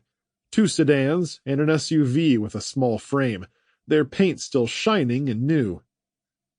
"How come these didn't burn up?" Sarah asked as the trio paused in front of the vehicles, in awe of the find. "That's a great question," Alice said. "Let's go check it out." She crossed the small grassy section and stepped between the sedan and SUV, the brand familiar from some commercial she'd recently seen. Turning her attention to the dealership with its pristine white walls and navy blue trim, she noticed an italicized 2-letter abbreviation in the bottom corner of the sign that focused her spark of a memory. "I think I know what this is." "What?" Sarah asked. Alice pointed to the EV emblem on the side of the car that matched the one on the dealership sign. "These are that new electric vehicle brand that just came out last year. I think your grandma and grandpa have one of these." "Is that why they didn't explode?" Jake asked, running his hand along the slick hood before dusting off his hands with a sour expression. "It seems so." Alice circled around behind the vehicles, took a few paces farther into the lot, and stood looking at the SUV with her hands on her hips. I've been thinking about this for a while now. What with all the blown-up cars and trucks and everything else, and it seems to me their gas tanks were the culprits, which leads me to believe this had something to do with the fuel. And it lines up with what Andrea was saying about her generator still running. Because they're running on older fuel? Sarah asked. That's what I'm thinking. Does that mean we can get in one of these and try to drive it? Jake looked up hopefully. Since it's electric and not gas? Alice circled to the SUV's driver's side door and pulled the handle, surprised when it opened, then slid behind the wheel and took a deep breath of the new car smell. The seats were gray leather with a dashboard that included a large digital display in the middle and a sleek-looking instrument panel. There was a single start button, but when Alice pushed it, the vehicle didn't start up. Too much to hope for, I guess. She mumbled as she got out, shut the door, and stared at the dealership, which had an office section with a couple of maintenance bays around the side. I say we go inside and see if there's a key. The words sounded odd as they passed her lips. A week ago, she wouldn't have been caught dead contemplating stealing a car. With the world how it was, though, it seemed like less of a luxury and more of a necessity to their very survival. The kids followed her through the lot as they passed a few other unburned vehicles and approached the large glass storefront where more models sat inside on the slick tile floors. There were no people inside that Alice could see, and when she pulled the front door handle, it opened smoothly. They stepped into a cool, quiet lobby with several desk-style cubicles where salespeople would sit with customers to go over contracts and leasing agreements. There was a waiting area immediately in front of them with a round desk, 2 rows of plain chairs, and a snack section with vending machines, a sink, and a simple coffee maker. Behind that was a wall with a mural that stretched in a high arc above some doors that led to the rear of the shop and maintenance bays. You guys hang out in that waiting area. Alice pointed to the rows of chairs. Why don't you get a couple of snacks out and take a break while I look around for some keys? After the kids got settled into a pair of seats, Alice walked through the lobby area to a door that read sales staff only. Inside were more rows of cubicles set up with all the desks covered in printers and stacks of paper and boxes. Immediately to her right was a corkboard with several key fobs pinned to it, each with a small tag with lot numbers and vehicle information written on the back. Alice began going through each one, flipping the tags over and trying to remember what model it read on the side of the SUV. I think it was a Jetstar, she mumbled, looking until she found the right one. Holding it for a moment, she shook off the momentary pang of guilt. This is silly. Look at it out there. It's crazy, and everyone's dead or gone, so it isn't wrong to take one of these. No one's going to miss one little electric SUV at this point in the game, and we need it to get home. Alice put the key fob in her pocket and walked back to the main lobby where Jake was out of his seat, looking at a brochure stand as he chewed. Where's your sister? Oh, she went through that door to check out the garage or something. He pointed to one of the doors beneath the mural and went back to his brochure reading. With a frown, Alice stalked toward the door, whipped it open, and stepped through to find Sarah out on the floor, walking between the empty bays and looking through the vast arrays of tools. Sarah?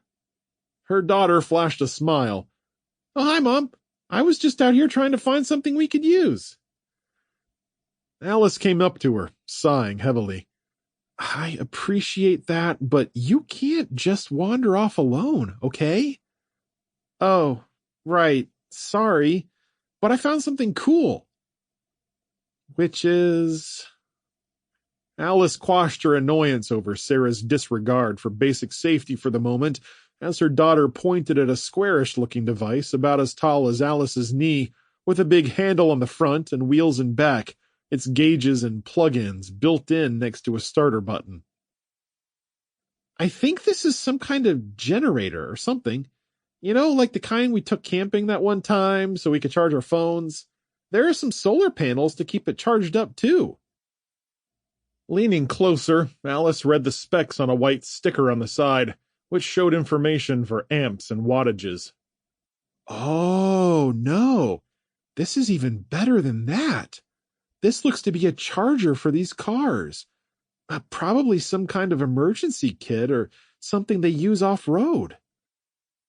And look, there's some solar panels over here with the same brand name on them. Sarah walked over to another rolling bench where a stack of flexible solar panels rested alongside some neatly bundled cables.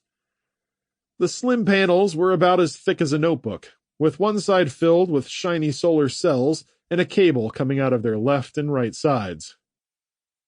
When she picked one up, it was light but felt durable, and the perfect size to slip into the back of the SUV. You struck pay dirt, kiddo. You take the panels, and I'll grab the generator. We're taking all this with us? Absolutely. Don't forget the cables. Sarah grabbed a stack of panels and tucked them and the cables under her arms, while Alice grabbed the generator by the handle and wheeled it toward the door. When they stepped back into the lobby, Jake leapt up from his chair to come help. Whoa! He asked. What's that? This is a generator we can use on our trip home. Does this mean... That's right, Alice replied. We're going to drive out of here in that SUV. Yes! Jake gave a hop and a spin. Are we leaving now? Nope. In for a penny, in for a pound, Alice. We're going to get some food out of this vending machine first. Leaving the generator by the chairs, Alice strode over to the vending machine, a slightly older model with a clear plastic front, about half filled with chip bags, granola bars, and a few packs of cookies. Not the most mom-friendly selection, but in a choice between cookies and starvation, it was a no-brainer. How are you going to get that open? Jake asked. Turning to Sarah, Alice said, Honey, why don't you run back into the garage and grab me a nice heavy crowbar or hammer or something. Biggest you can carry, preferably with a really nice sharp point on one end. Sure, Mom. She ran out to the maintenance area. And by the time Sarah came back grinning and holding a greasy crowbar, Alice had picked the best spot to hit. Taking the tool in a tight grip, she held it back and glanced aside. Okay, kids, step back. I have no idea what this is going to do. They moved away and gave her some room, and Alice pressed the end of the crowbar to the plastic front before she pulled back and struck hard, sending a reverberation through the entire machine. When it didn't break, she wound up again and swung repeatedly, slamming metal against plastic and ripping sharp lines in the weakening spot until, on the sixth strike, it shattered into 3 pieces and fell inward with a clatter. Nice work, Mom! Jake shouted. Thanks, she replied, handing the crowbar to Sarah before she began carefully picking out the big plastic pieces, trying not to cut herself as she moved them aside and rested them against the wall. With the entire contents of the vending machine left open, she motioned for the kids. Guys, bring over my carry-all and your packs. The kids brought them over, and Alice neatly packed everything she could pull out of the vending machine, taking a granola bar for herself to eat before they got on with the next phase of their plan. After a short break, they gathered up their bags, the generator and the solar panels, and headed outside. Leaving the fresh air of the lobby, the smoke seemed particularly potent, though it didn't appear to have gotten any thicker. Approaching the SUV, she gave the key fob button an experimental push, and the taillights blinked, and the horn gave a beep in response. It works, Sarah said, skipping to the rear hatch and popping it open. So far, so good. Alice pulled the generator up, looking around for any signs that others were watching. But the closest people were distant shapes walking the beach or milling in the dunes nearly a quarter-mile away. Together, the 3 lifted the generator and placed it into the cargo area, along with their packs and the solar panels. Slamming the hatch shut, she went to the driver's side as the kids circled to the passenger seats and got in, with Sarah in the front and Jake in the back. Sarah pushed her long brown hair behind her ears, watching her mother anxiously as she sat with her foot on the brake and one hand on the wheel. "Go ahead," Sarah laughed. "What do we have to lose?" "You've got a point there, kiddo." She pushed the start button and the vehicle pulsed to life, the dashboard lights coming on in vivid colors. "It's so quiet," Sarah said, gazing at her feet. Jake leaned between the seats. "The dashboard looks like a spaceship." "I guess it does." Alice laughed as she put the vehicle into reverse, backing it out of the parking space and switching directions, driving ahead to the exit, the vehicle responding with more force and immediacy than she was used to from a vehicle. With a grin at Sarah and Jake in the rearview mirror, she pulled onto Highway A1A and began driving north toward Palm Beach, weaving between debris on the roadway with the sun peeking through a clear spot in the cloud-filled sky.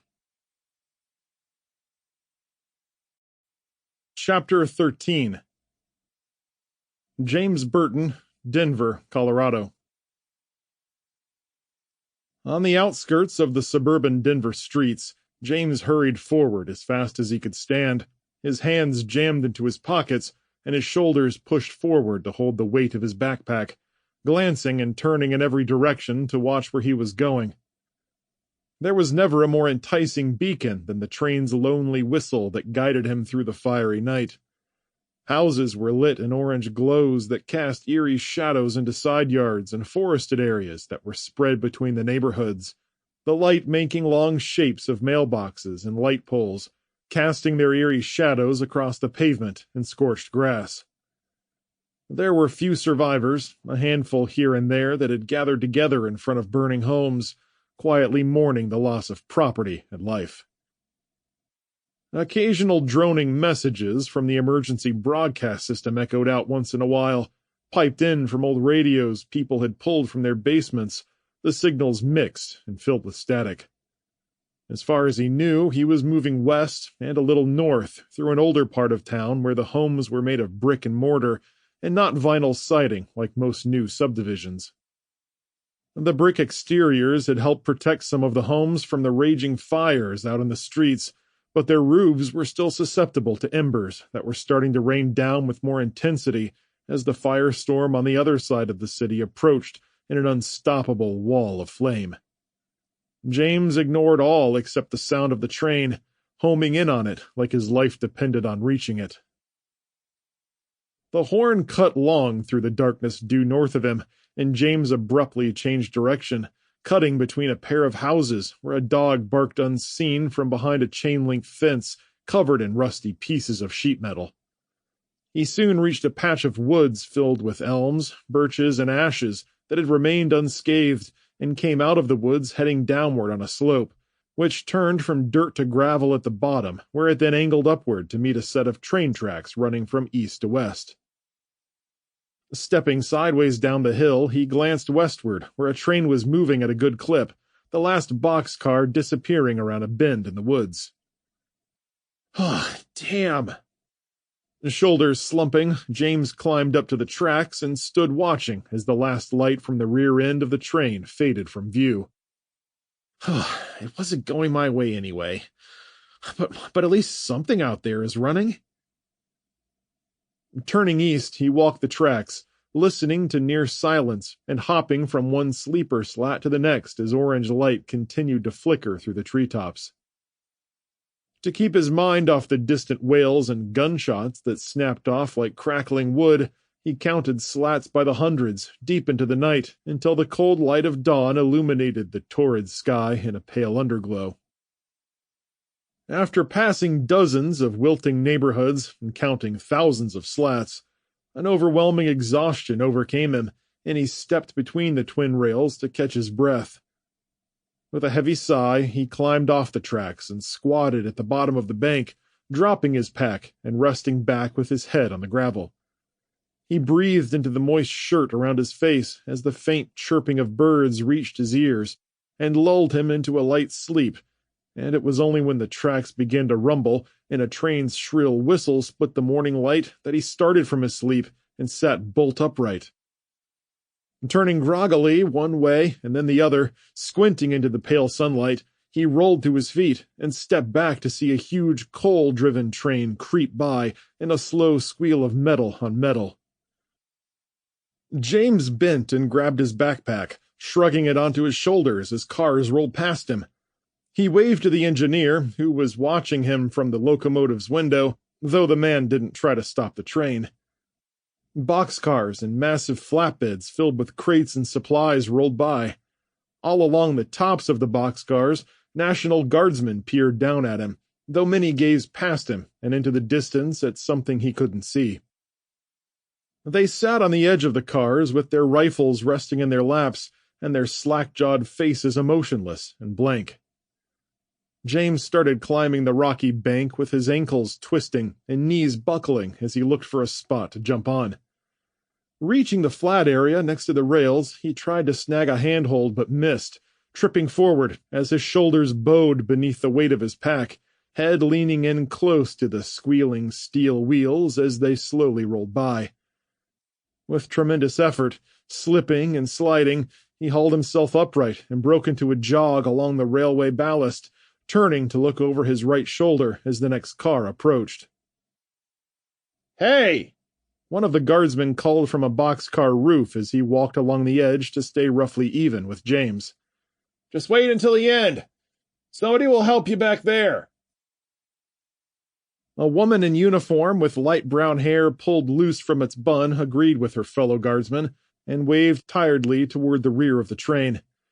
James wanted to grab the next car, but the guardsman kept waving and pointing down the line, so he stopped running and slowed to a walk beside the chain of groaning steel and wood, watching each boxcar as it rolled by with its fill of refugees and supplies. James caught his breath from climbing up the bank and settled down, occasionally glancing behind him to see where a helping hand might come from.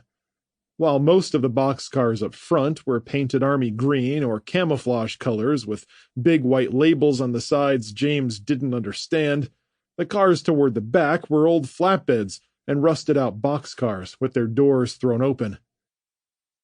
Inside were dirty-faced refugees wearing haggard clothing and haunted expressions, staring back at him with shell-shocked looks as they sat on crates of supplies or on the floor. The bit of light coming in through the cloud cover hit them from behind and cast their faces in shadow, more than a few weeping and holding each other as the train rumbled on. James's breath caught in his throat when he spotted a girl clinging tightly to her mother, who sat cross-legged on the floor while the father stood by with his hand on her shoulder and swayed to the gentle rocking of the boxcar. The very next one that passed was relatively empty, with just a dozen refugees inside, and he spotted a guardsman in full uniform standing watch at the door. "Hello, sir," James called out to the man, jogging along to keep up with the train.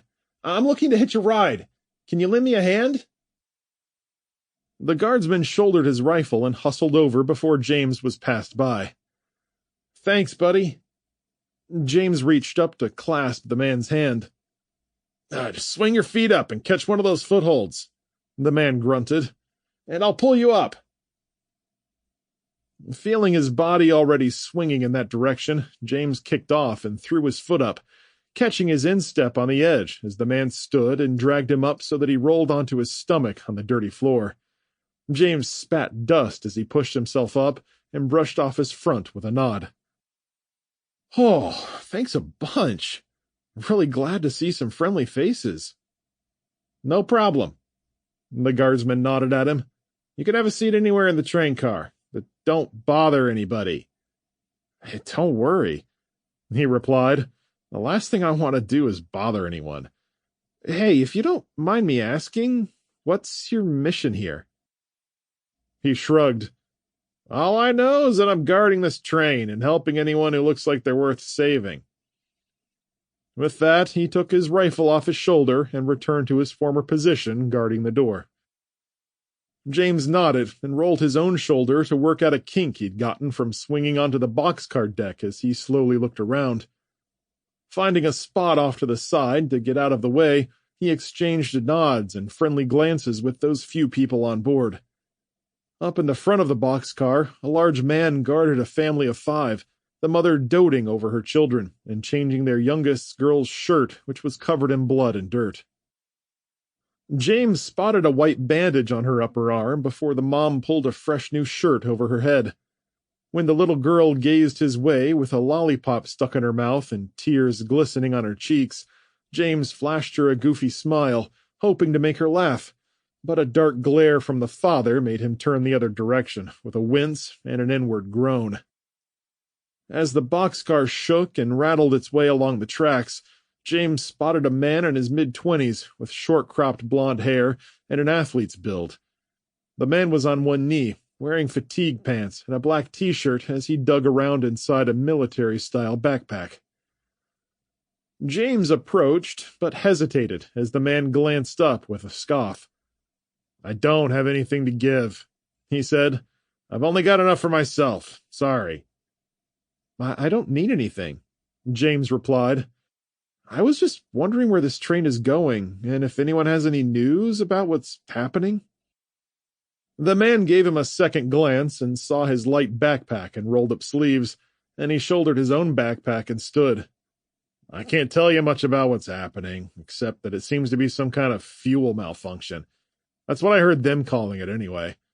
As far as where this train is headed, it's just one of a few others coming through Fort Collins and Denver from the West Coast. Seems they're operating under the purview of the National Guard, who are working with the train companies." "What are they trying to do?" The man shrugged. "From what I heard from the National Guard guys, they have a dual mandate to get critical supplies and survivors to relief camps farther east." "I didn't know there were relief camps set up already," James said, scratching at the stubble on his chin. "But as far as survivors go, the city's a nightmare. I was surprised to see as many people as I did. Doesn't seem like many made it to the trains." "Whatever the hell this is," the man leaned against the edge of the open boxcar door, staring out at the remains of the city as they passed through another section that had already burned mostly to the ground. "It's like nothing anyone's ever seen before." "You went through the city?" "Came from the airport. I was about to board a plane when it all happened." "Bet you've seen some things." "I've seen my share," James said with a nod. "What's it like in the relief camps you mentioned? Can't imagine they're too nice." "I'm hearing good things about them, actually. Probably the lack of actual survivors. People are being treated well and given food and medical supplies, as far as I can tell." "That's a good sign, I guess." "Yeah, but the thing that scares me the most is just how few refugees there actually are." The man smiled with a bitter twist. "Normally, a disaster like this would result in a tremendous amount of mob rioting and looting, but the chatter I've heard from the guardsmen is that they haven't seen much of it happening. I haven't seen any of that myself, but I hopped on the train in Wyoming and haven't gotten off since, so I don't really know." "I've only met a few people so far," James confirmed, "but there were a few looters back in Denver. Just a handful, though, but I've been trying to outrun the smoke and fires. I've seen some other survivors, but not a lot, to be sure." A second guardsman stepped from the shadows with his rifle held against his chest and a toothpick between his teeth. "Anyone still alive in the middle of the cities will be dead inside of a day if they don't get the hell out." He looked James up and down. "I'm surprised to see you here. They haven't picked up many people from the city." James nodded. "Yeah, I barely made it out of Denver International and managed to stay ahead of the fires. It's brutal out there. I'm just glad to get a break from the walking." "Well, rest easy. The train won't stop until we reach the relief camp at Kansas City." "Oh, thanks, sir," James replied with visible relief. "I really appreciate it. If there's anything I can do to help, let me know." The guardsman nodded and walked off, and James gave the man he'd just met a nod before turning and wandering toward the center of the boxcar, stepping to the opposite edge and leaning against the frame of the open door. Outside, the morning light was muted by a hard pattern of angry clouds that had reached the upper atmosphere and changed to gray around the edges where they were highlighted by sunbeams. The train had climbed to a slightly higher altitude, the trees parting to give him a wide-open view of most of Denver and across to the vague outline of the remains of the airport he'd escaped from. Above the tall buildings and miles of homes, a deep gray haze had settled like a poisonous gloom that was pressing down, threatening to suffocate anyone who was left in the city. The wind patterns were erratic, with slow swirls of black clouds off to the west, while swifter, tighter spirals corkscrewed up into the eastern sky, laced together from tendrils of smoke lifting off the edges of the city. In downtown Denver, the smoke was the thickest, and he wondered how the people left behind could breathe, let alone try to find and board a relief camp train. Out along the northeast part of the city, a huge swath of black marred the green forest, leaving charred woodlands in every direction. Nothing left of the leaves and foliage except for pieces of flaky gray ash drifting off the forest floor amidst thousands of blackened sentinels, silent in the wake of their own personal apocalypse. They passed a small town at the edge of the city at the foot of the hill with a cluster of 24 homes, a corner store, and a single stoplight on the main road. The sounds of the train echoed through the hollow space, filling the silence of the town with its creaking squeals. Fire had devoured every home and left them collapsed inward on crumbling frames. The streets were riddled with the bodies of those who'd tried to escape, their charred forms wrapped in scorched clothing that smoldered and dripped off them, and some were fused to the pavement where they'd attempted to flee clusters of exploding vehicles, and fireballs had left dark halos on the concrete for 30 yards in every direction. The corner store was also a gas station, with its entire lot split in several places where the fuel tanks had gone up, leaving massive gashes on both sides of the building. Concrete and dirt had peeled back and crumbled on the edges, huge chunks of it tossed for hundreds of yards to obliterate nearby structures like they'd been peppered with tephra. The town crackled and smoked with glowing embers beneath a swath of destruction for a mile or more, until the forest gradually turned green again, and they were past it and moving away. With a sigh, James turned from the endless sights of destruction and walked deeper into the car, finding a dark, isolated corner to sit and have a bit of food from his pack, with some lukewarm water to wash it down. Draining the rest of the bottle, he washed out his eyes and swished some in his mouth to clear the soot, tucked his pack beneath his legs, and finally rested his elbows on his knees and lowered his head until the next stop. Chapter 14. Ryan Cooper, somewhere outside East Lansing, Michigan. "Found it," Helen said, holding up a crinkled piece of paper she'd taken from a set of metal shelves on the far side of the barn. "Is that so?" Ryan called back as he used a power drill to drive the last screw into the second hasp he was installing on the side entrance to the barn to double-lock it as a safeguard from intruders. Looking inside the barn's shadowy recesses, he caught Helen standing in the faint glow of an electric lantern. "They kept those out here in that old desk?" "Apparently so." Helen came outside to show him the receipt on its yellowed paper with its faded purplish writing. Turning it back and forth in the light, Ryan squinted at the words. "Yep.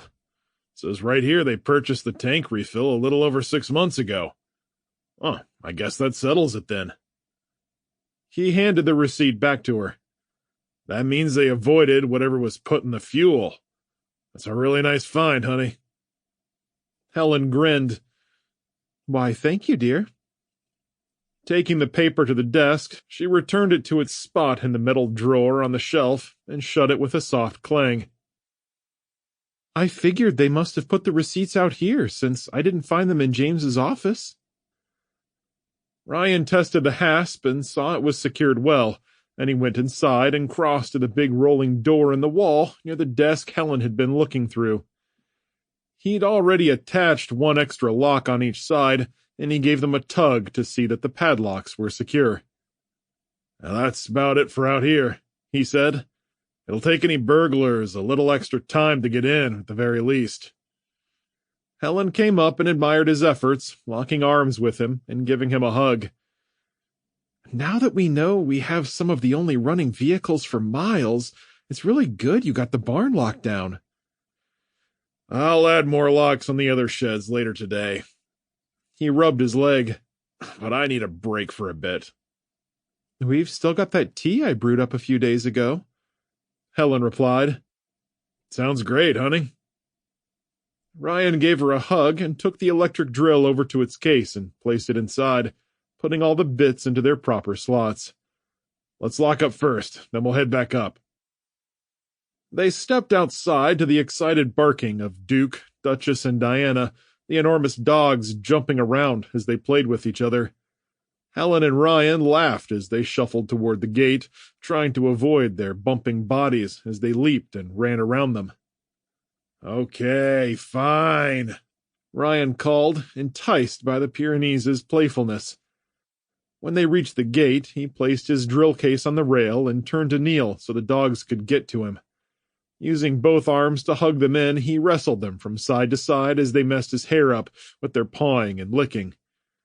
"Oh, dear." Helen came up and leaned in to ruffle Duchess's fur. "They're getting your clothes all dirty again. Need I remind you, we're trying to save every bit of water and detergent we have?" "It's okay, dear." Ryan laughed as the dogs bumped and pawed at him. "A little dirt never hurt anyone." "You know, honey, I saw the Joneses down at their house earlier today." "Oh, yeah?" Ryan shoved Duchess aside, and she snarled playfully, and Play bowed in response. "Yeah, and they were out in the yard. Looked like they were cleaning up after their garage burned down and all. Should we go check on them? What do you think?" Ryan sighed as he grabbed Duke by his collar and gave him a playful shove. "I'd say they're probably doing fine, and I doubt they need much help." "They weren't hurt in the fire, but it might be neighborly to check on them. We'd want them to check on us if we were struggling, don't you think?" Ryan winced inwardly at the thought of paying the Joneses a visit, given that the neighborhood was in such disarray, but it was tough to argue her point. "I guess it's not a bad idea," he said with a nod. "Let's just avoid any talk about our car and the tractor and ATV." "I totally agree. We'll just go down and make sure they're okay, and that's it." "But after the iced tea, right?" "Right." Helen chuckled. Rising and shedding the dogs off him, Ryan threw the gate latch and let Helen slip out, but as he tried to follow her, Duke plunged through before he could slam it shut. He started to open the gate again and call the dog back, but Helen threw up her hands and gestured at the massive beast as he bounded through the yard with his tongue lolling out. "Oh, just let him come in with us," she said. "He'll be fine." "I guess he won't hurt anything," Ryan agreed, and he clapped his hands and called out, "Come on, Duke. With us, boy." Curling his lips over his teeth, he gave a low whistle, and the dog responded by turning on a dime and bounding back in their direction. They walked to the house as a cool fall breeze whipped up, and Ryan glanced toward town, where there were apparently still enough fires to bleed smoke into the sky in thick, towering columns that rose to join the massive clump of black drifting into the higher atmospheres and blotting out the daylight. Once inside, Ryan put the tools away while Helen fixed them both drinks, and they sat down for 15 or so minutes, watching Duke sniff around on the front porch. "You okay to go?" Helen asked. "Yeah." Ryan rubbed at his leg again. "I should be fine. Let's not stay too long, though." Exiting through the front door, they strolled along the concrete path to the gravel driveway. Flocks of birds were silhouetted against the darkening sky, and the flowering trees and walnuts out front swayed to the restless winds coming out of the west. Moving briskly, they passed the gardens on their right with the remnants of the recently harvested rows of lettuce, tomatoes, and peppers that Alice had taken care of before leaving. The beautiful lane of red maples stretched out before them, with their branches rustling together to send wide red, yellow, and orange leaves floating to the ground at their feet. Out on the lake, the ducks and geese swam around nervously in the middle of the water, quacking and flapping their wings in agitation, acting as though they knew something was wrong with the world at large. Duke occasionally stopped to watch them, barking and running around the shore until Ryan called him to heel. Finally reaching the end of the lane and stepping up to the gate, he undid the padlock and latch and opened it just wide enough for them to slip through. After closing it back, he and Helen strolled down the driveway a short way before coming to the Joneses' place. "Oh, my!" Helen pointed into their backyard, which boasted a spattering of pear trees they'd planted in the last year, where another one of the Joneses' sheds had gone up in flames, along with several of the other neighbors' barns off in the distance. "Looks like they might have had some equipment out there." "I can see where they had a small tractor inside," Ryan said, pointing. "There's the outline of the wheels, right where the shed collapsed on it. I didn't even notice it yesterday." "Oh, poor people. I hope no one got hurt after we left." She nodded at two solar panels out in the middle of their wide backyard. "At least they have some power." "I'm glad we're not alone on that front." He angled them up through the yard and around the smoldering wreckage from before, though the smoke and heat weren't nearly as bad. As they were about to reach the porch, Ryan cocked his head to listen as a faint humming came from somewhere around the house, either from the basement or around back. "What is it?" "Sounds like they've got a well pump going. Means they've got water, too." "So we're not alone in that either." Reaching the walkway, Ryan cut to the porch and led Helen up the steps before knocking on the front door with 3 sharp raps. "Hello," he called out, retreating a couple of paces while keeping Duke behind him. "Mike and Anita? Are you folks in there? It's Ryan and Helen Cooper." A moment later, Anita cracked open the door before recognizing Ryan and Helen and opening it wide, giving them both a smile. "Hey, good to see you again. Is everything okay up at your place?" "Oh, sure." Ryan gave a faint wave. "We just thought we'd come down and check in on you guys and see how you're doing." "Oh, that's so nice of you." Anita stepped out onto the porch. "We were just happy to see that your house is still in good shape." Anita chuckled nervously. "Yes, I couldn't agree more. Thanks to your help, we kept it from going any farther, but the garage and cars are all gone." Ryan crossed his arms and grunted. "Saw your shed out back had caught fire, too. You had a tractor in there, right?" "It was a riding lawnmower. We were keeping our tractor at the neighbor's place down the road, and it's gone, too." "Oh, my," Helen replied, putting her hand over her mouth. "Where's Mike now?" "Oh, he's trying to get some old batteries set up to store power from the solar panels. You know, something to give us light at night when we need it. And, of course, with winter coming up, we're trying to get the furnace rigged up, too." "Your solar panels?" Ryan asked. "They're not working?" Anita sighed dejectedly. "Unfortunately not. We got them installed from some contractor who I guess didn't do everything right. So we're trying to fix them and get them wired into the house, and it's just all a mess." Before Helen could volunteer Ryan to help, he cut in. "Well, I know from what James has said, Mike is pretty great with that sort of thing. I'm sure you'll have those batteries up and running in no time." "I hope so," Anita replied plaintively, her forehead creased with worry as she looked beyond the couple across the road at a burned-down home across the street. "It's just so frightening right now. not only with what's happening to us, but what's out there in town. Have you been watching the smoke? It's frightening, Helen agreed. It's got some of our animals spooked too. But not Duke, right? Anita chuckled and gave the dog a wave. I've always loved James and Alice's dogs. So beautiful and protective. I told Mike we should have got some animals to help protect the property, but I guess we just got too busy. She straightened and looked at Ryan. What do you think is happening out there? Any clue? Just what the emergency broadcast said, that we've been subjected to a terrorist attack on our fuel supply. That's what we heard too. We even checked around a little to see if anyone has any working vehicles or tractors, but everyone's lost their equipment. Even the Willoughbys, who live a few doors down, they had dozens of farming equipment they leased to folks in the area. They're assuming it was a total loss. Ryan's heart throbbed in his chest as he tried to navigate the topic carefully so that there wouldn't be any uncomfortable questions. I'm really sorry to hear that. This has been so devastating.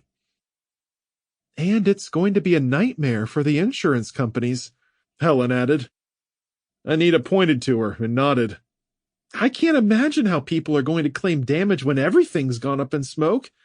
I'd assume the government would help with that, but I guess we're all waiting to hear more from them.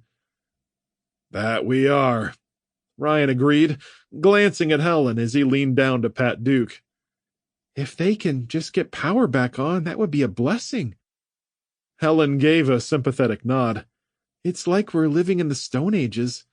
I'm sure everyone's got candles and things, but those will run out pretty quickly. Getting power back is going to be a tough prospect, Ryan said. When you think about it, a big percentage of our power comes from coal. But with no vehicles to transport it, it's going to be a nightmare to get the power plants working again. Oh, I hadn't thought of that. Anita rubbed her chin. What about trains? Don't they usually transport big loads of coal that way? Either that or by barge, but any coal barges probably run on regular diesel fuel. Oh, some might be coal-driven. He shrugged. I'm not an expert in that area, though. Anita continued.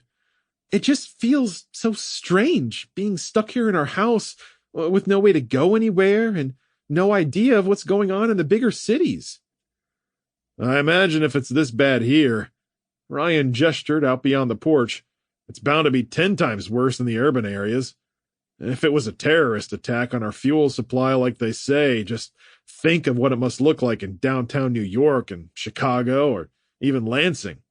Any decently sized city would have gone up in flames by now, I figure, between all the vehicles and anything else that uses fuel. Oh, my, Anita replied.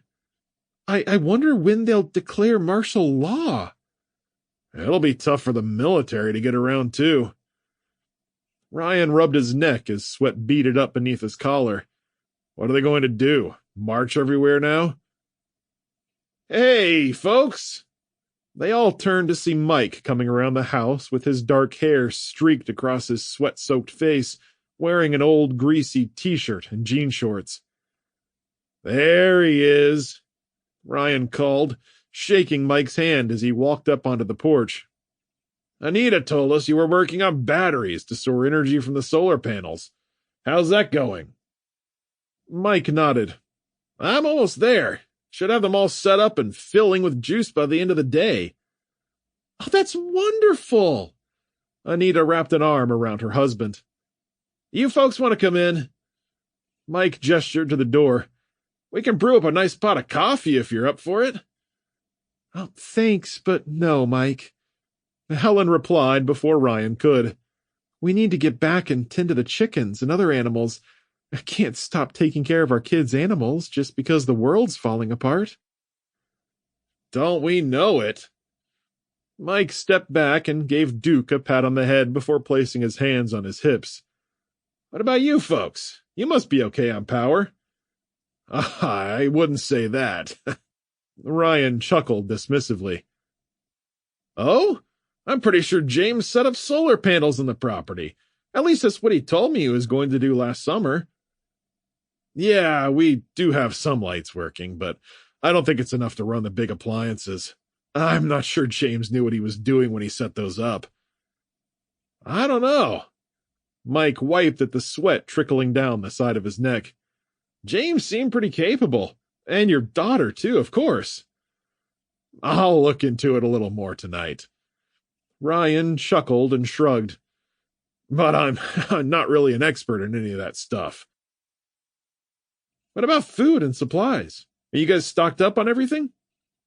We have a small pantry with a few items. Helen interjected with a stammering tone. We were supposed to go to the store and pick up some things so James and Alice wouldn't have empty cupboards when they got home from vacation. Other than a few cans, we've got some eggs. Ryan loves eggs. The doctor says I eat way too many. He forced another chuckle as he tried to steer the conversation away from where it was headed. But I just can't get enough of them. I guess we'll be fine for a little while, but oh, heaven help us when they stop laying so much during the winter. Heaven help us all. Mike glanced at Anita for a second time, Ryan catching some unknown look that passed between them. Ryan patted Duke and started to turn around, taking Helen's hand in his. Well, folks, we better get rolling. Lots to do before bed. Glad you're okay. And if you need any help, just ask. You too, Anita replied with a thin smile, stepping close to give both of them a hug. You guys have a great night. All my love to James and Alice. I hope they make it back safely real soon. She squatted and reached to rub Duke's nose. You stay safe too, big guy. With the dog trotting next to them, Ryan and Helen strode through the rubble-strewn yard and angled back to their front gate. As Ryan turned to close the latch and lock up, he saw Mike standing on his porch with his hands on his hips, watching them. With a nod and a brief wave, the man turned and went inside. The lengthening day grew no lighter or darker as Ryan and Helen strolled back into the house through the long, beautiful lane of red maples, while Duke chased the falling leaves, bringing them back to the couple before bounding off again. Ryan sighed as he walked, his mind lingering on darker subjects. I see what you mean.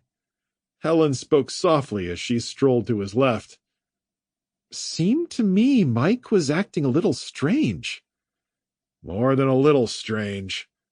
Ryan frowned. Did you see those looks he was giving Anita? I sure did. Helen locked arms with him and leaned against his side. I didn't want to assume anything, but he seemed a little... I can't really put it into words. Uptight or suspicious, maybe? More like curious, if you ask me, Ryan replied. He was really interested in finding out what we had in supplies. You don't think he was just concerned we had enough to eat and drink? Maybe, but he was just a little too curious for my taste. What should we do? No more neighbor visits, for one thing. And we'll make sure the dogs have free range over the property, just in case anyone tries to pay us a visit. Other than that, we'll just have to monitor things. And I'll keep bolstering the locks, so if anyone wants to get at our stuff, it won't be easy. I'm so glad to be with you, honey. Helen leaned harder against him, her closeness and warmth putting Ryan at ease for a moment before his mind started racing again. And I'm glad to be with you, too. Wordlessly, and with a cold trickle of fear he tried to shake off, Ryan led Helen to the shed to gather their feed buckets and water pails before taking the wheelbarrow to the barnyard, with Duke trotting at their side. Chapter 15. Alice Burton, Orlando, Florida. Alice wove the near-silent electric SUV through the debris-strewn lanes, pushing through clouds of smoke and mangled automobiles that stretched as far as the eye could see. The pavement itself would have been easily navigable if not for the remains of other vehicles and big puddles of slick antifreeze and oil pooling in the road. The sky was invisible, locked behind a wall of clouds still so gray and black that they almost blotted out the sun, giving the late morning a dusk-like appearance and only allowing infrequent glimpses of rays of sunlight that managed to break through. They'd been moving slowly to avoid popping a tire or getting stuck, their lives caught in a surreal moment in time between Earth and Hell, a limbo with horrifying sights that would remain forever burned into her retinas. What was worse was that she'd become used to the constant barrage of horrors. The blackened bodies with their skin slick with hot fat and whiffs of corpses that leaked through the Jetstar's vents despite her setting the air to recirculate seared themselves in her memory, coming faster and from a new vantage point thanks to the view the SUV offered. Sarah was sleeping next to her in the passenger seat while Jake was stretched out in the back, his feet kicking the door as he slept fitfully in murmurs and soft cries. At least Sarah snored softly at her side, her mouth hanging open and her head bumping gently against the window. With an endless line of destruction spilled out before her, Alice was gripping the wheel hard, her palms sweating as her jaw worked tighter and tighter until her molars were grinding and squeaking in her ears. Everywhere she looked, there was nothing but bodies and broken things, the highway to Orlando having turned into one massive graveyard, a monument to whatever it was that had happened. Alice pulled off to the side of the road, allowing the SUV to coast to a stop as she bounced her head against the wheel in frustration. Her breath hitched in her chest as she wept uncontrollably, the tears bursting from her eyes, mouth twisted into a miserable grimace as the emotion of the past few days poured out of her in a flood. She tried to keep it in, but it flowed out like a faucet that wouldn't turn off, and she sobbed until a gentle hand rested on her arm. When she looked over, Sarah was staring at her with sorrowful brown eyes and a fearful expression mixed with worry. "What's wrong, Mom?" "Just all this." Alice gestured to the windshield and slapped her palm on the wheel, then she turned and looked behind her, pointing to the long line of scattered bodies and the broken-up rubble littering the road, the blackened skies, and the still-burning buildings in the distance. "It's the end of everything." Sarah's expression turned dark as she lowered her chin. "Mom, you're scaring me." Jake woke up, rubbing his eyes as he leaned between the seats, instinctively holding Alice's arm. "Mom, is everything okay? Are we in trouble?" No trouble." Alice sniffed and sobbed again, turning in her seat and reaching for her children. Arms wrapped around them, she pulled them close, with Jake leaning between the seats, and hugged them tight, kissing each on their cheeks and breathing them in deeply. Just the scent of their skin grounded her in an anchor of family and love once again, and the horrible images faded into the background. The life they'd had before the world had gone to hell loomed large in her mind, and she gave them both one final squeeze before letting go and falling back into her seat. "Oh, sorry, kiddos." She sniffed and wiped at her eyes. "It just all feels so surreal." She chuckled. It's funny. I always thought the end of the world, if that's what this is, would be filled with roving gangs of bandits or something, and not just a few desperate people trying to scrape by on a beach." Alice took a deep breath to settle her nerves, smiling at the kids before she placed her hands firmly on the wheel and stared at the road ahead. "Are you just going to drive straight home from here?" Sarah asked. "That's a really good question," Alice replied. "I think we need to start thinking about the bigger picture here. We've got good transportation and a decent amount of supplies, but it's 1,200 miles to home, and what we have on hand won't cut it." "The charge in this car will eventually run out, right?" Jake nodded to the dashboard instrument gauges that showed how much power they had left. We should be able to recharge it off that generator and those solar panels back there, but I bet it's going to be painfully slow. Plus, what happens if someone takes the car or it gets damaged? My priorities right now would be food, water, and making sure we can defend ourselves if we have to. Yeah, I guess these pool cues won't last forever, huh? We'll keep breaking them on people when they try to take stuff from us, Sarah added. With a laugh, Alice pressed the accelerator and guided them from their spot on the side of the road and onto the crowded highway. So far, they'd been following signs for Orlando while picking the easiest path through. Alice was somewhat blind without her phone's GPS and mapping information, but A1A was a straight shot to get to the city where they could find what they needed to point themselves home. I think Orlando will be our first stop. We'll hit the outskirts and look for some stores with supplies. From there, we'll play it by ear. How does that sound? Sounds pretty good, Mom, Jake replied.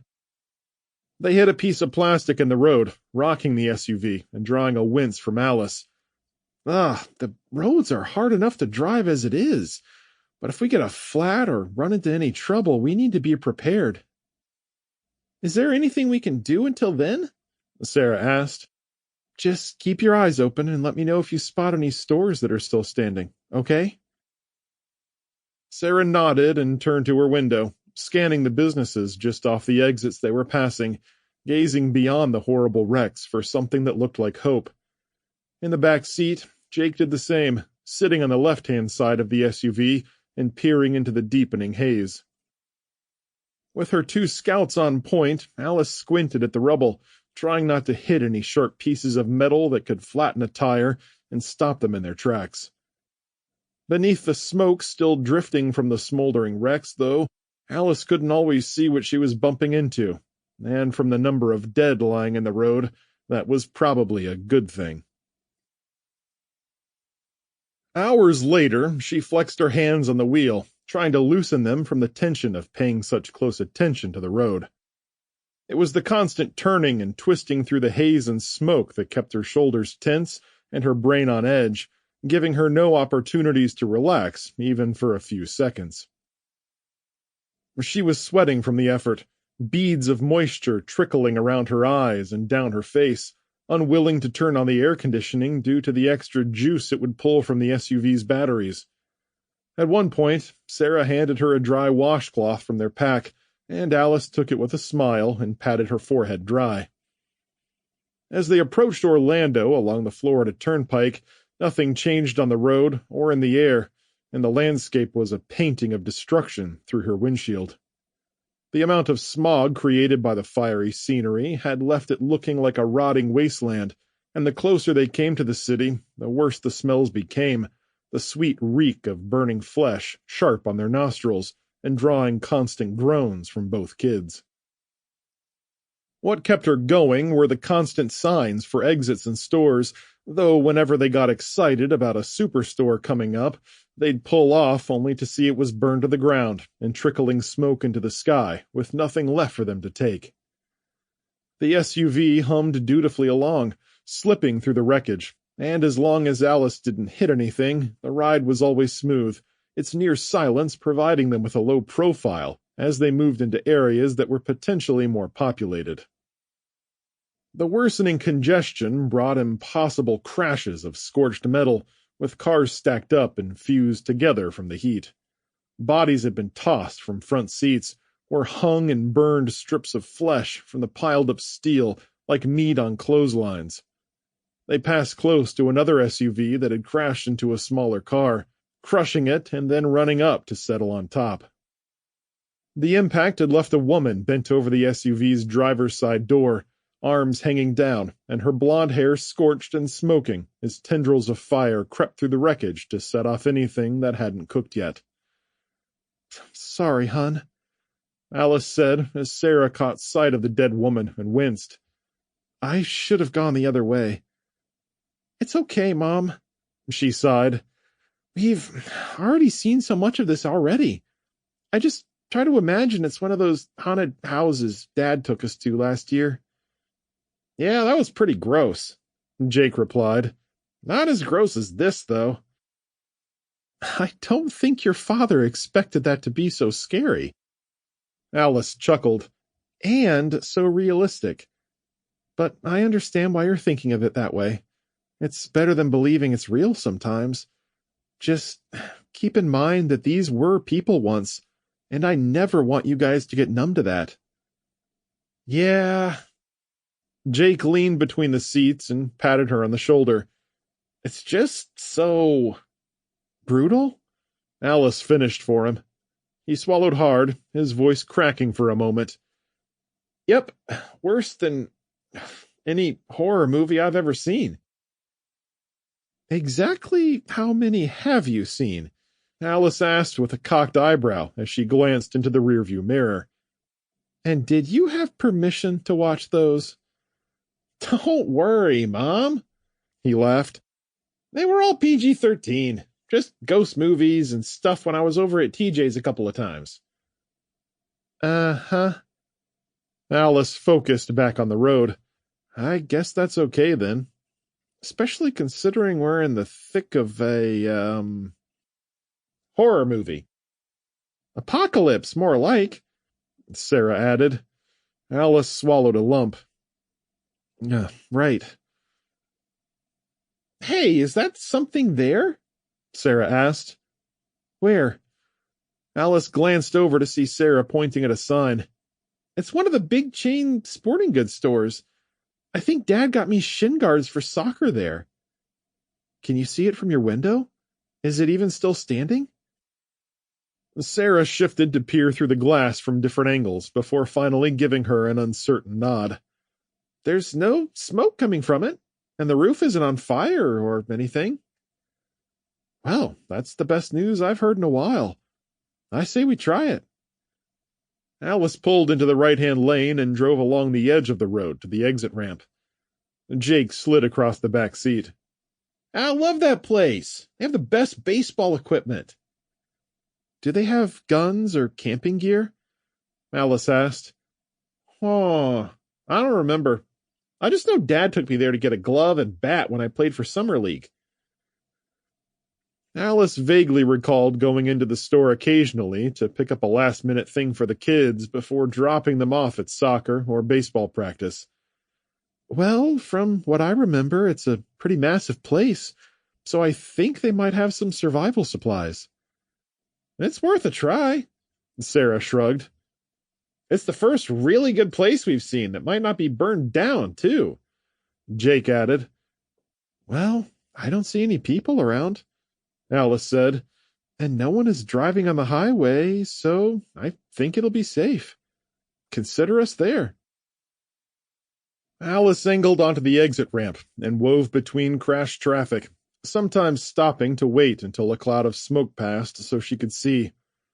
At one point, she had to back up and go around a tangle of wreckage to continue on to the end of the ramp, where she took a right and passed 3 gas stations that had blossomed outward in massive explosions that had torn them from their foundations and left pieces of pavement everywhere. Only one tall sign remained standing, though it was slanted so far to the side that it almost blocked the road. The SUV slipped beneath it and glided through the smoky haze, and for a moment it seemed like they were drifting along in a dream. They slid between a pickup truck and a van on the right-hand shoulder and banked up a long road that led up to the larger department stores. Weaving up to the top of the rise, Alice guided them to the outer lane to circle the entire chain of stores.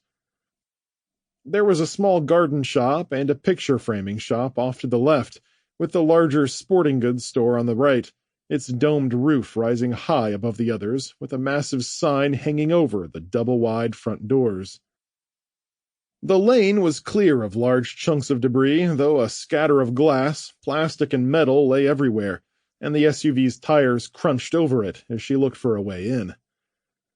The entire parking lot was covered from end to end with twisted car frames and the corpses of those who'd been inside them.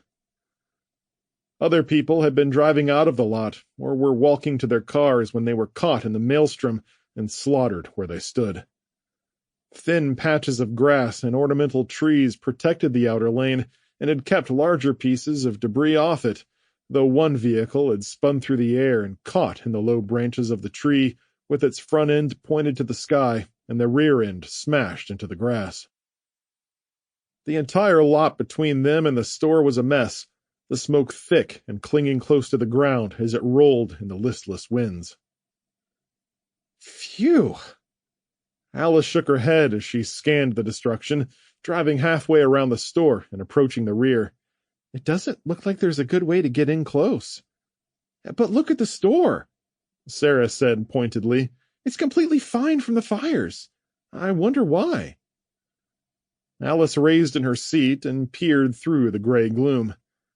It looks like there's enough sidewalk and pavement between the parking lot and store, so there were no cars close enough to cause much damage. Sarah was nodding as she rose to look. That's what must have happened. I only see a couple of cars that blew into the store, but they smashed against the brick, so they didn't catch it on fire. Now, if I can just get close enough so that we don't have to walk all through that mess. Alice growled, still looking. I'm going to try around the back. Giving the accelerator a push, Alice drove them carefully forward, and soon they whipped into the rear lot where a handful of 18-wheelers were parked off to the right and lined spots made for large rigs. They'd gone up like a row of dominoes straight down the line, their side tanks detonating, their hoods thrown off, the sleeper cabs crushed like tin cans, leaving a massive halo of black soot and still burning parts around the damaged area. There were pieces of rubber, fan belts, hub covers, and exhaust pipes lying everywhere, while axles were blown out, and the tires were bent at odd angles, so the frames sat skewed or flipped on their sides as they still smoldered. Jake gave a low whistle, shaking his head at the sight. Then he grew excited and pointed. Hey, look! There are some trailers over there that don't look burned. Alice followed to where he was pointing, just past the rigs, where a handful of companion trailers sat by themselves, resting on their landing gear, with all the light and hydraulic hookups hanging in coiled cables from the front sections. They probably just dropped off loads of goods and are empty. Do you guys see an open door to the store anywhere? Alice was looking for one as well, all while trying to keep from hitting anything. Off to the left were a series of dock doors, with a few trailers parked in the empty spots, along with stairs leading to office doors. Jake shifted to her side of the car and was scanning every potential entrance, though most of the dock doors were rolled down and appeared locked. Just when she thought there'd be no way in, and they might have to break out a front window, Jake patted the back of her headrest excitedly. Right there, Mom! Alice let the SUV coast to a stop and squinted at where he was pointing. From where she was sitting, the door he was talking about was rolled up about a foot, with the square glass window in the top section intact and undamaged. Alice waited almost a full minute to see if anyone would come out, but there were no signs of movement inside. Are we going in? Jake asked. It seems pretty safe to me. It's worth trying. She turned the SUV in a tight circle, swinging it around by the stairs that led up to the door and pointing them back toward the road should they need to beat a hasty escape. Switching the car off, she shifted in her seat to face them. I want you to stay close to me. The last thing I want to worry about is you guys wandering off. Is that clear? Both kids nodded, and they all exited the car and stood on the passenger side, staring up at the warehouse entrance where the door wasn't just opened, but someone had done some damage to it as well. The glass wasn't shattered, but there were dents around the lock, and the frame was cracked and bent. Moving cautiously up the stairs, Alice held one hand behind her to make sure the kids kept a respectable distance, and when she reached the top, she confirmed that the place had already been broken into. The paint on the doorframe edge was chipped, as if someone had taken a crowbar to it, though when she put her ear to the opening, she heard no one inside. Holding up her finger to her lips, she slipped through without touching the door to keep from making any noise. Jake and Sarah came next, both copying her movements and squeezing in behind her without bumping the door. Once inside, Alice blinked into the darkness, about to reach for her flashlight when she noticed some dim emergency lights still running. They cast odd shadows throughout the loading area, where skids of product stood stacked on one side of the warehouse, ripped apart and with packing peanuts and foam scattered across the floor. Nearby was a desk piled with invoices and lists of goods, and Alice glanced at the desk as they walked by and then angled toward a doorway that led to the main part of the store.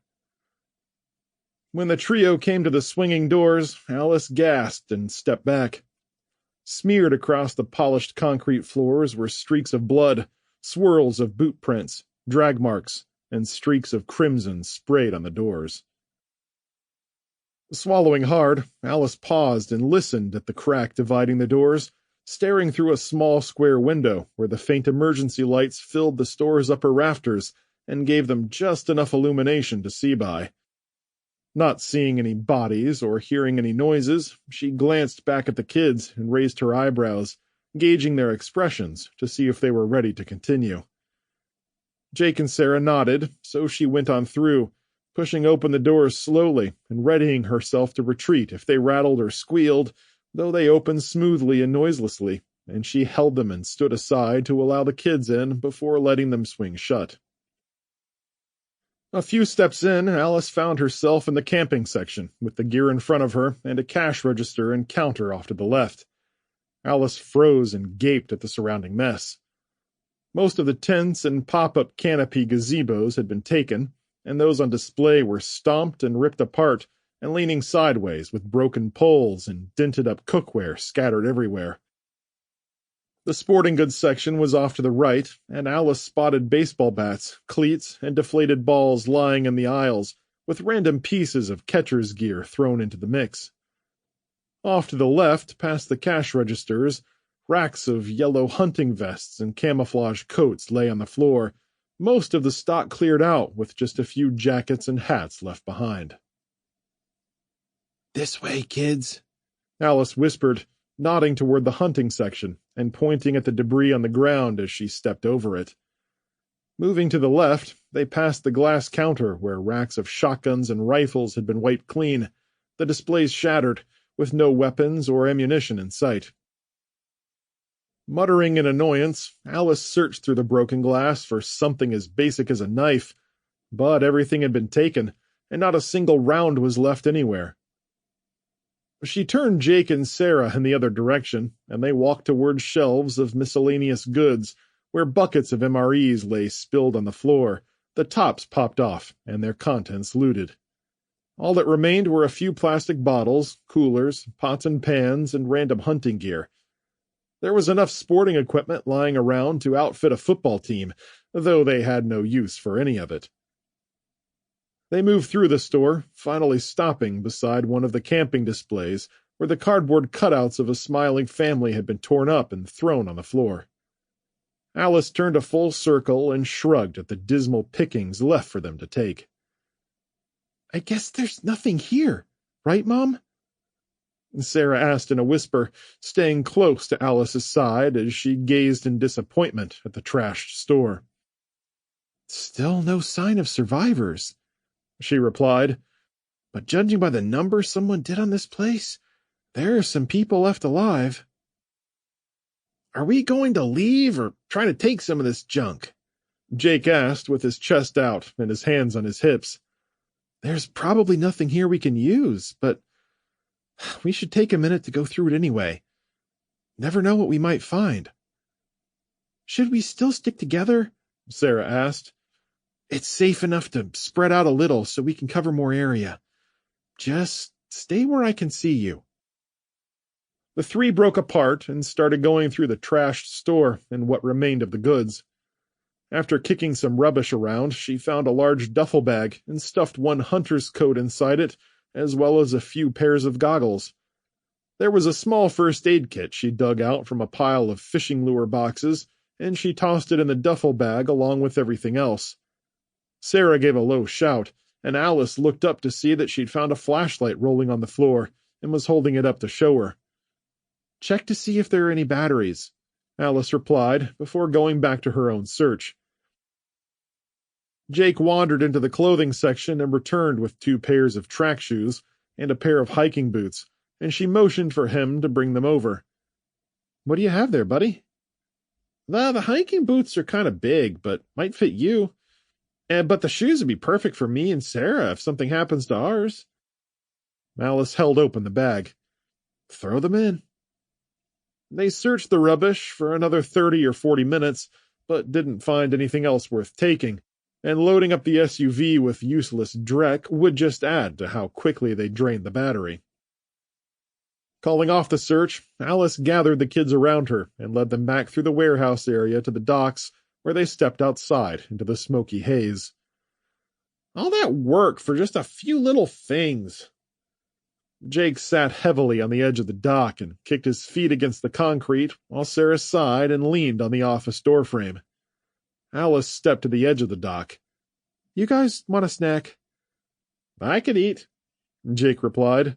Me too, Sarah said. Alice went to the car and dug out some snack bars and the remains of the bagel breakfast from Andrea's from their backpacks. They ate silently in the warm Florida day, with a smoky gloom lingering in the air, though thankfully it wasn't thick enough to cause them to cough. The kids nibbled dejectedly, while Alice paced a little, but tried to relax as she stared across into other parking lots with more collapsed stores and a couple of small wooded areas out past the burned-up rigs. There were outlets and strip malls off in the distance to her left, and some larger warehouses mixed in, looking like charred and half-fallen monoliths of another age, even though they'd just been standing a few short days ago. That same haunted feeling of despair returned, and tears welled up in her eyes as hopelessness filled her chest like a hard lump. She was about to tell the kids to grab the duffel bag and throw it in the back of the SUV when she caught herself staring at the abandoned trailers sitting across the lot in front of them. With a tilt of her head, she said, Stay here just a second, kids. I want to run back inside real quick. Alice stepped into the store, but didn't go out into the floor. Instead, she searched around the shipping area until she found what she needed over by a set of maintenance tools for the forklifts. A moment later, she came back outside with a crooked grin on her face and a pair of bolt cutters in her hands.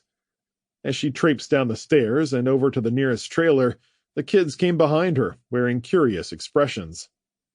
Mom? Sarah asked. It's a long shot, Alice admitted with rising hope, though she tried to keep her expectations tempered. They're probably empty, but you never know.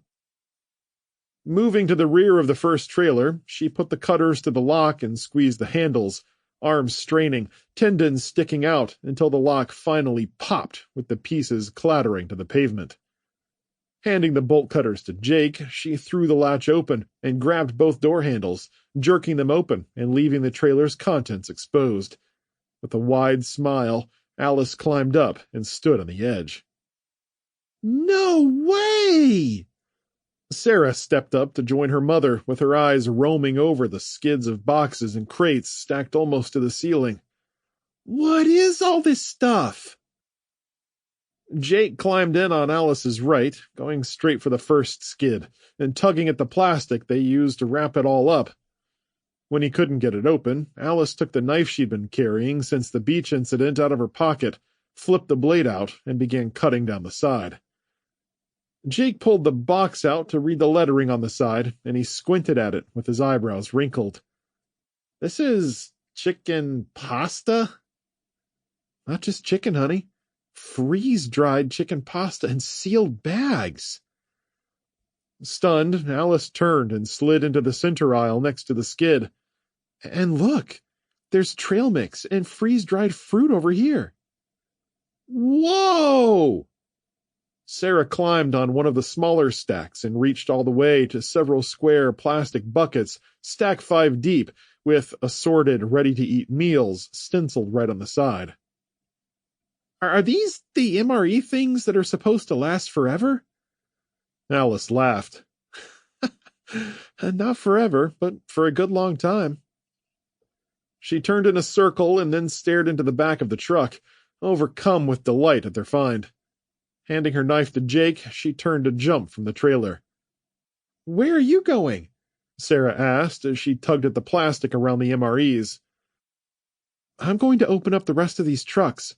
You guys keep cutting supplies open, but take your time, and don't cut yourself with that knife. Take some MRE buckets and a few boxes of those freeze-dried ones, and stack them neatly beside the trailer. Then come behind me, and I'll show you what to add to the pile. And hey, kids?" They paused and locked their eyes on her. "Keep your eyes peeled for any people snooping around. If you see a single person, come get me right away, okay?" "Yes, ma'am." Jake went back to work with the knife, sawing at the plastic and throwing it aside. Alice hopped down and moved from trailer to trailer, popping each lock and propping the doors wide. The last one in the row was half filled with more camping gear, including cooking stoves and several sets of cookware with metal coffee cups and cutlery. She carried those to the edge of the trailer and set them down, then returned for more. There were backpacks and tents of all sizes, camping pillows, foam mats, and jackets and boots, and she tossed out the softer items into the lot while placing the delicate supplies on the edge of the truck bed. The next 3 trailers turned up a proverbial hoard of treasure, though Alice hit the jackpot when she found a stack of thin cardboard boxes with pictures of hunting knives inside. The label read Kinsworth, and beneath that in swooping letters, "Durable and razor sharp." "That's exactly what we need."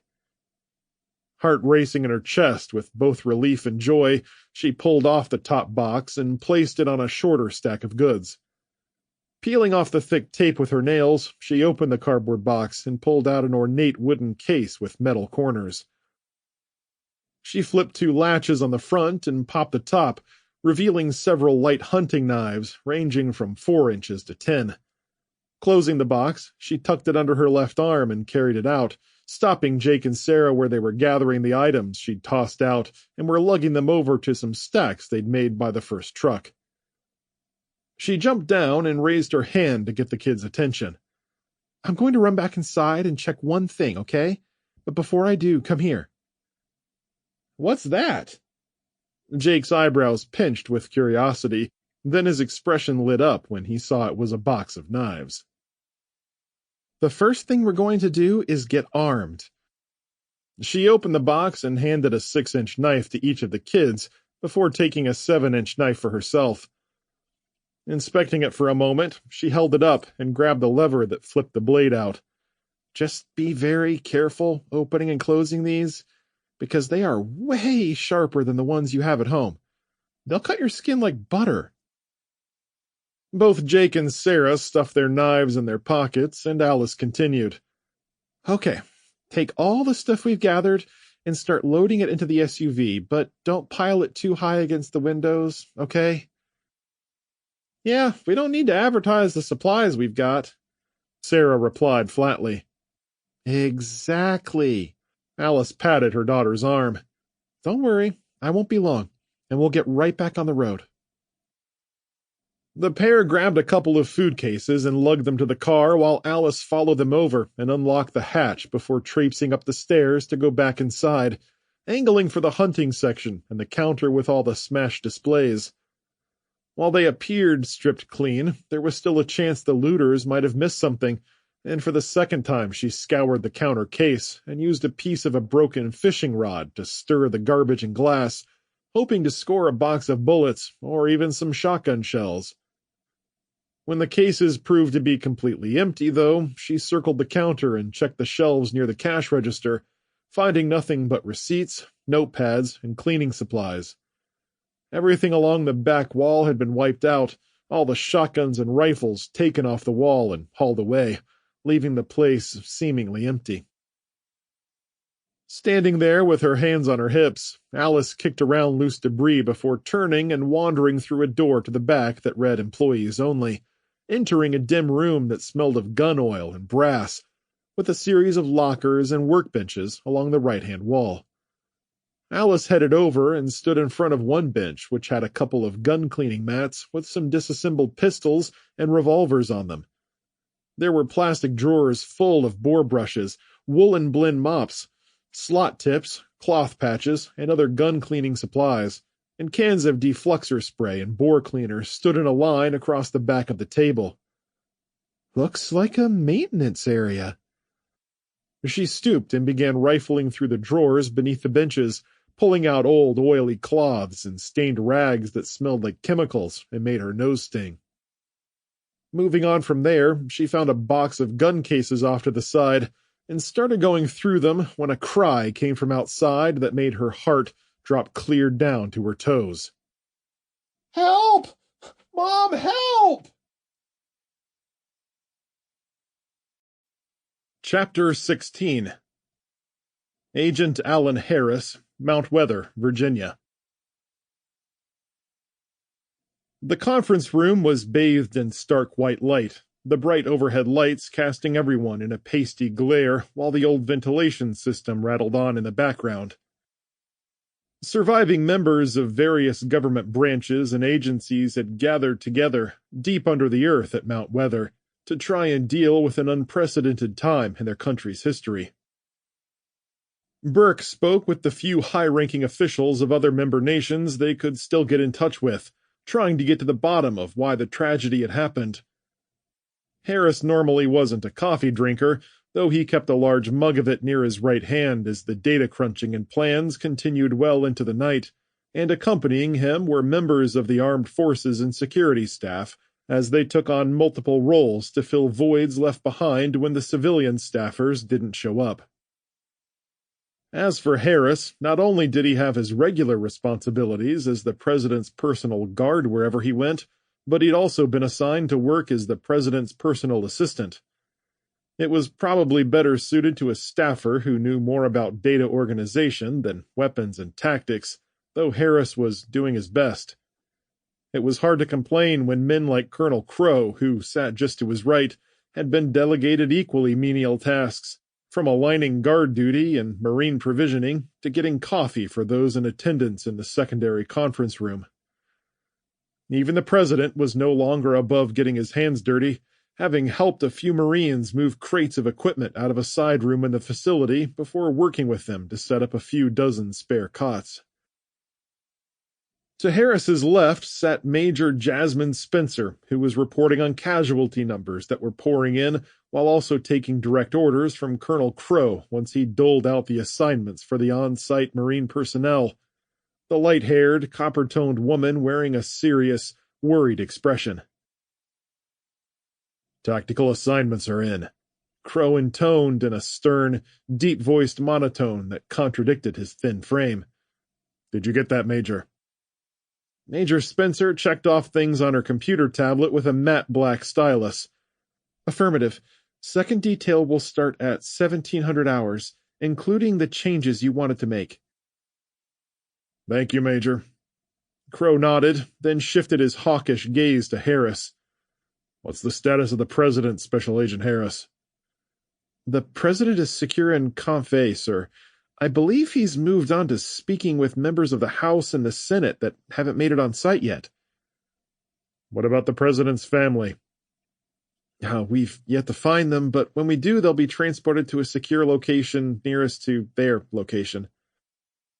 Harris still wore his earpiece and was in constant contact with Commander Westbrook as the Secret Service scrambled to bring in their wards, both old and new, from the hellish chaos and into the safety of Mount Weather's concrete walls.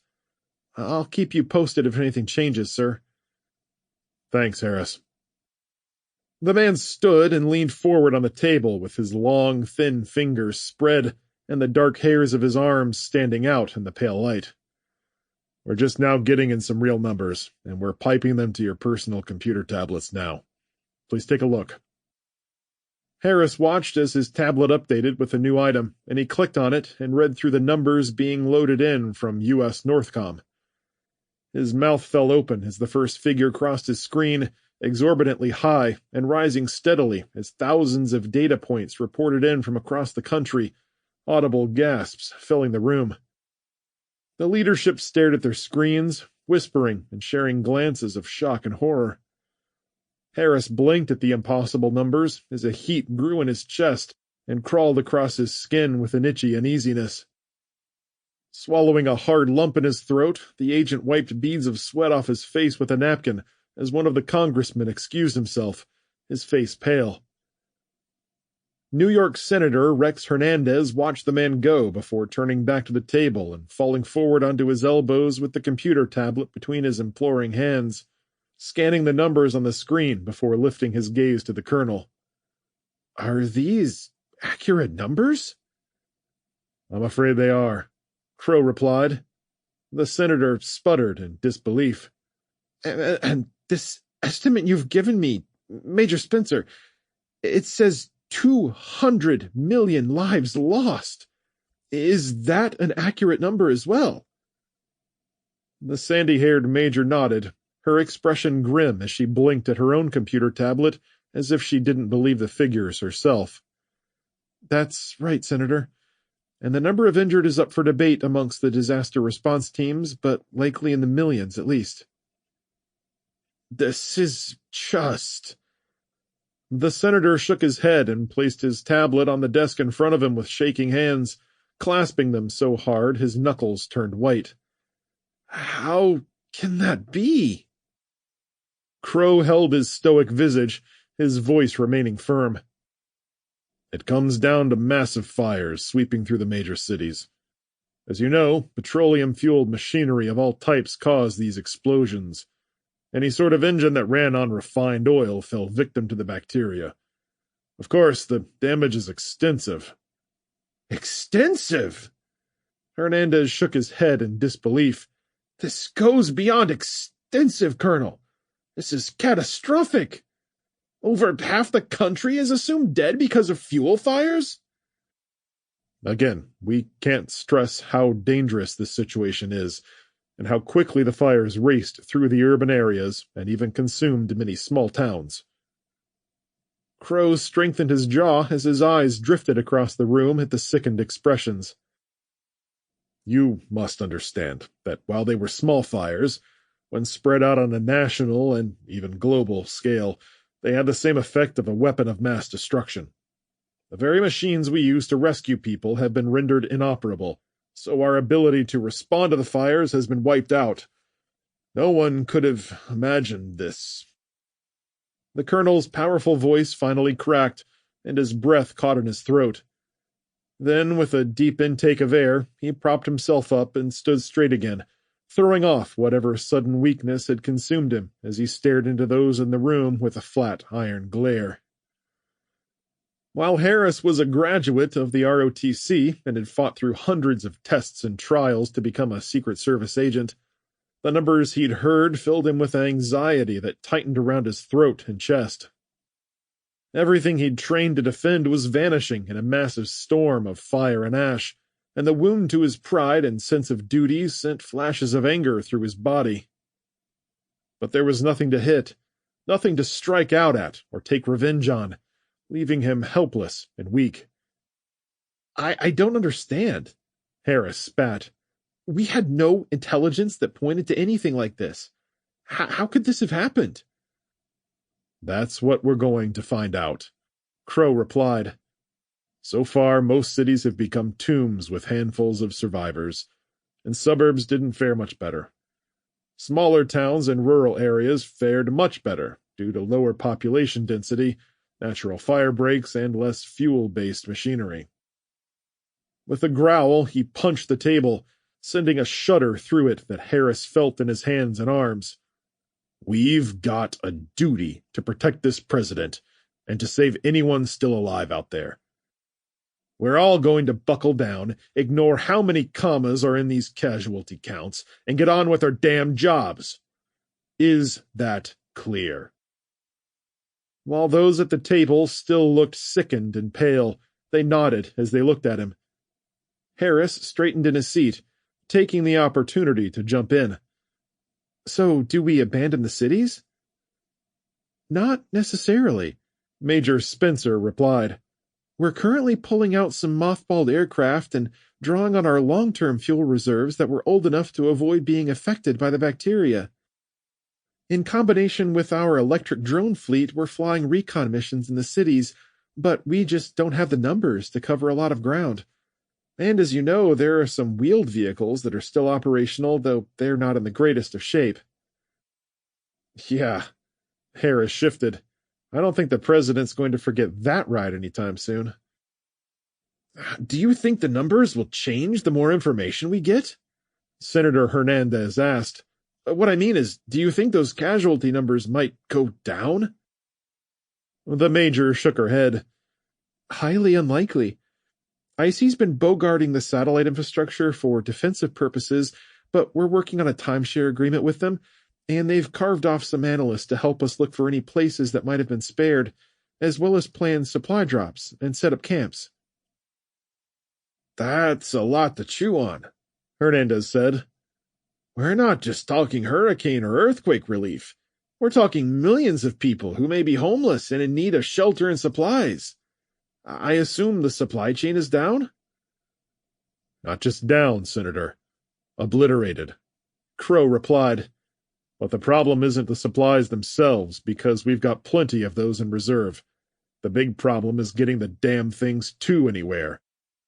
The colonel scoffed and shook his head. I've never seen anything like it. Our few working vehicles can't cover a lot of ground, so... Starvation is going to become a major issue. The senator stared at the table with vacant eyes as the wheels of doom turned in his mind. We have enough food to feed everyone 10 times over, but getting it to them is the hard part. Exactly, Crow affirmed. So we'll have to use what vehicles we have to rescue folks from fire-stricken areas while getting them the supplies they need for the short term. There's one good thing, but... Crow's words trailed off. What is it? The experts are saying there will be no danger from diseases generated from the massive amounts of corpses left in the cities because... He shook his head. The fires cremated most of the dead. While that seems harsh to say, it's good to know there'll be no epidemic on the horizon. A small favor. Hernandez nodded, smiling grimly. We'll keep everyone updated through the military network, straight to your tablets. If you have any questions about this, feel free to ask myself or Major Spencer, and we'd be happy to answer them. What about the efforts to refine new fuel? Harris asked. Has there been any progress there? Hernandez added, and what about creating an antibacterial agent to fight any future fuel tampering? Both good questions. Crow replied with a pointed nod. We're working on the antibacterial agent, but the sheer amount of infrastructure destruction we suffered slowed our progress. Until we're 100% certain that this threat is out of our fuel supplies, we're looking at coal-fired trains and electric vehicles as our primary means of transportation over the coming months. Major Spencer jumped back in. The USPS fleet can be repurposed fairly quickly, but finding manpower to drive them is a tough bet. And some areas are still working on the first-gen electric vehicles, so their battery capacity isn't great. Many need to be re-outfitted before they can be put to any good use. What about civilian vehicles? Harris asked. I know the U.S. hasn't exactly been on the forefront of EV technology, but we should have a vast fleet of civilian vehicles. You're not wrong there, Agent Harris. The Major replied, her light blue eyes regarding him seriously. But unless they were isolated from the fires, not many are likely to have survived, and we may not have the people to drive them. Right now, trains are our best bet for mass transportation of people and goods. Hernandez was already shaking his head. That's a decent solution for now, but how many of those train engines are coal-fired? I know there's not a ton of those in New York. The Major turned to the Senator. That's true, but we've got people working with the railroads, or what's left of them, to get what they have up and running. They'll bring them back online and put them to use right away. Some railroads have already got some older engines running and are on the tracks as we speak. And since the rail lines are still intact and weren't damaged as far as we've seen, things are at least stable on that front. Any further questions? Crow asked. When no one immediately responded, he went on. All right then. We'll turn to you next, Agent Harris. What's the president been doing? As I've already informed everyone, the president is safe and in Confé, where he's busy talking with foreign leaders, along with the Secretary of State and remote members of Congress. Any luck with that? Crow asked. Yes and no. The EU is in tatters because a variant of the bacteria that attacked us was apparently introduced into their natural gas pipelines. So you can imagine the damage that caused. The number of dead is astronomical, to put it mildly.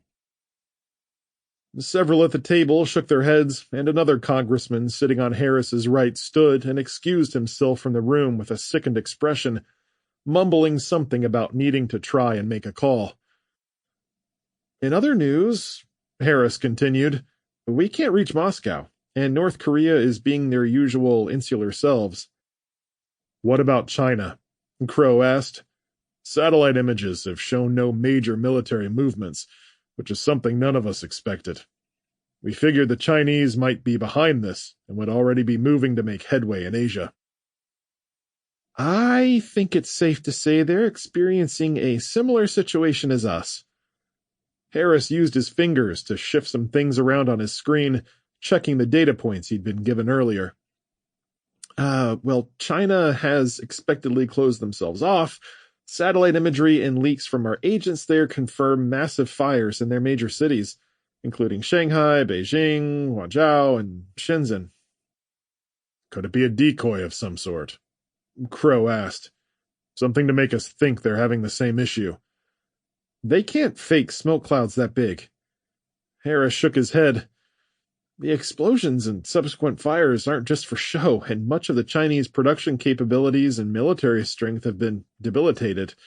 Like with us, anything they had in the air at the time of the bacterial activation fell from the sky and are now hunks of junk lying in fields or in the ocean. Harris let that point settle before he continued. Canada's weathering the storm about as well as we are, and it's about the same in Mexico, though Mexico has a surprisingly high EV capacity, considering they manufacture most of what we drive in this country, so they might be able to bounce back in some capacity even faster than we will. South America has been hit pretty hard, though. They're reporting tens of millions dead or missing, even more millions injured, and they have absolutely no control of the populated areas.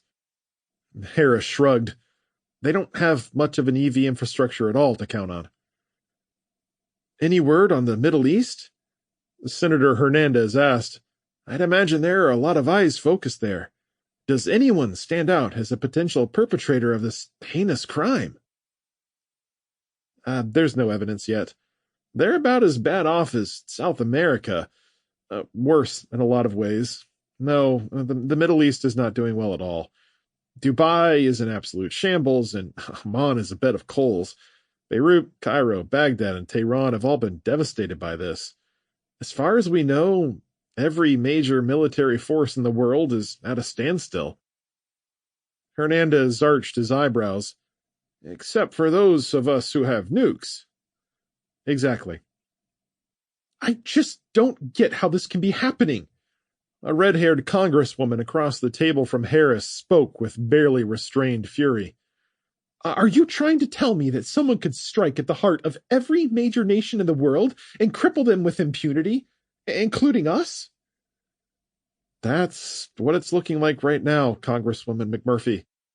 All in all, we're doing about as well as can be expected, both in terms of loss of infrastructure and loss of life, as sobering as those numbers are.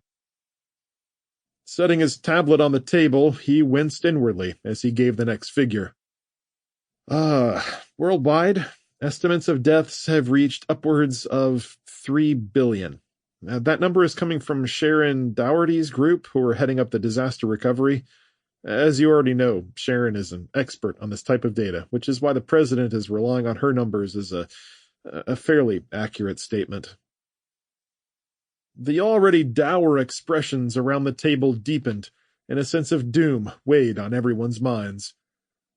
The dread and magnitude of the disaster was palpable as Major Spencer and Colonel Crow sat quietly, and the assembled civilian leaders stared into empty space, their wretched silence a death knell in Harris's ears. Chapter 17.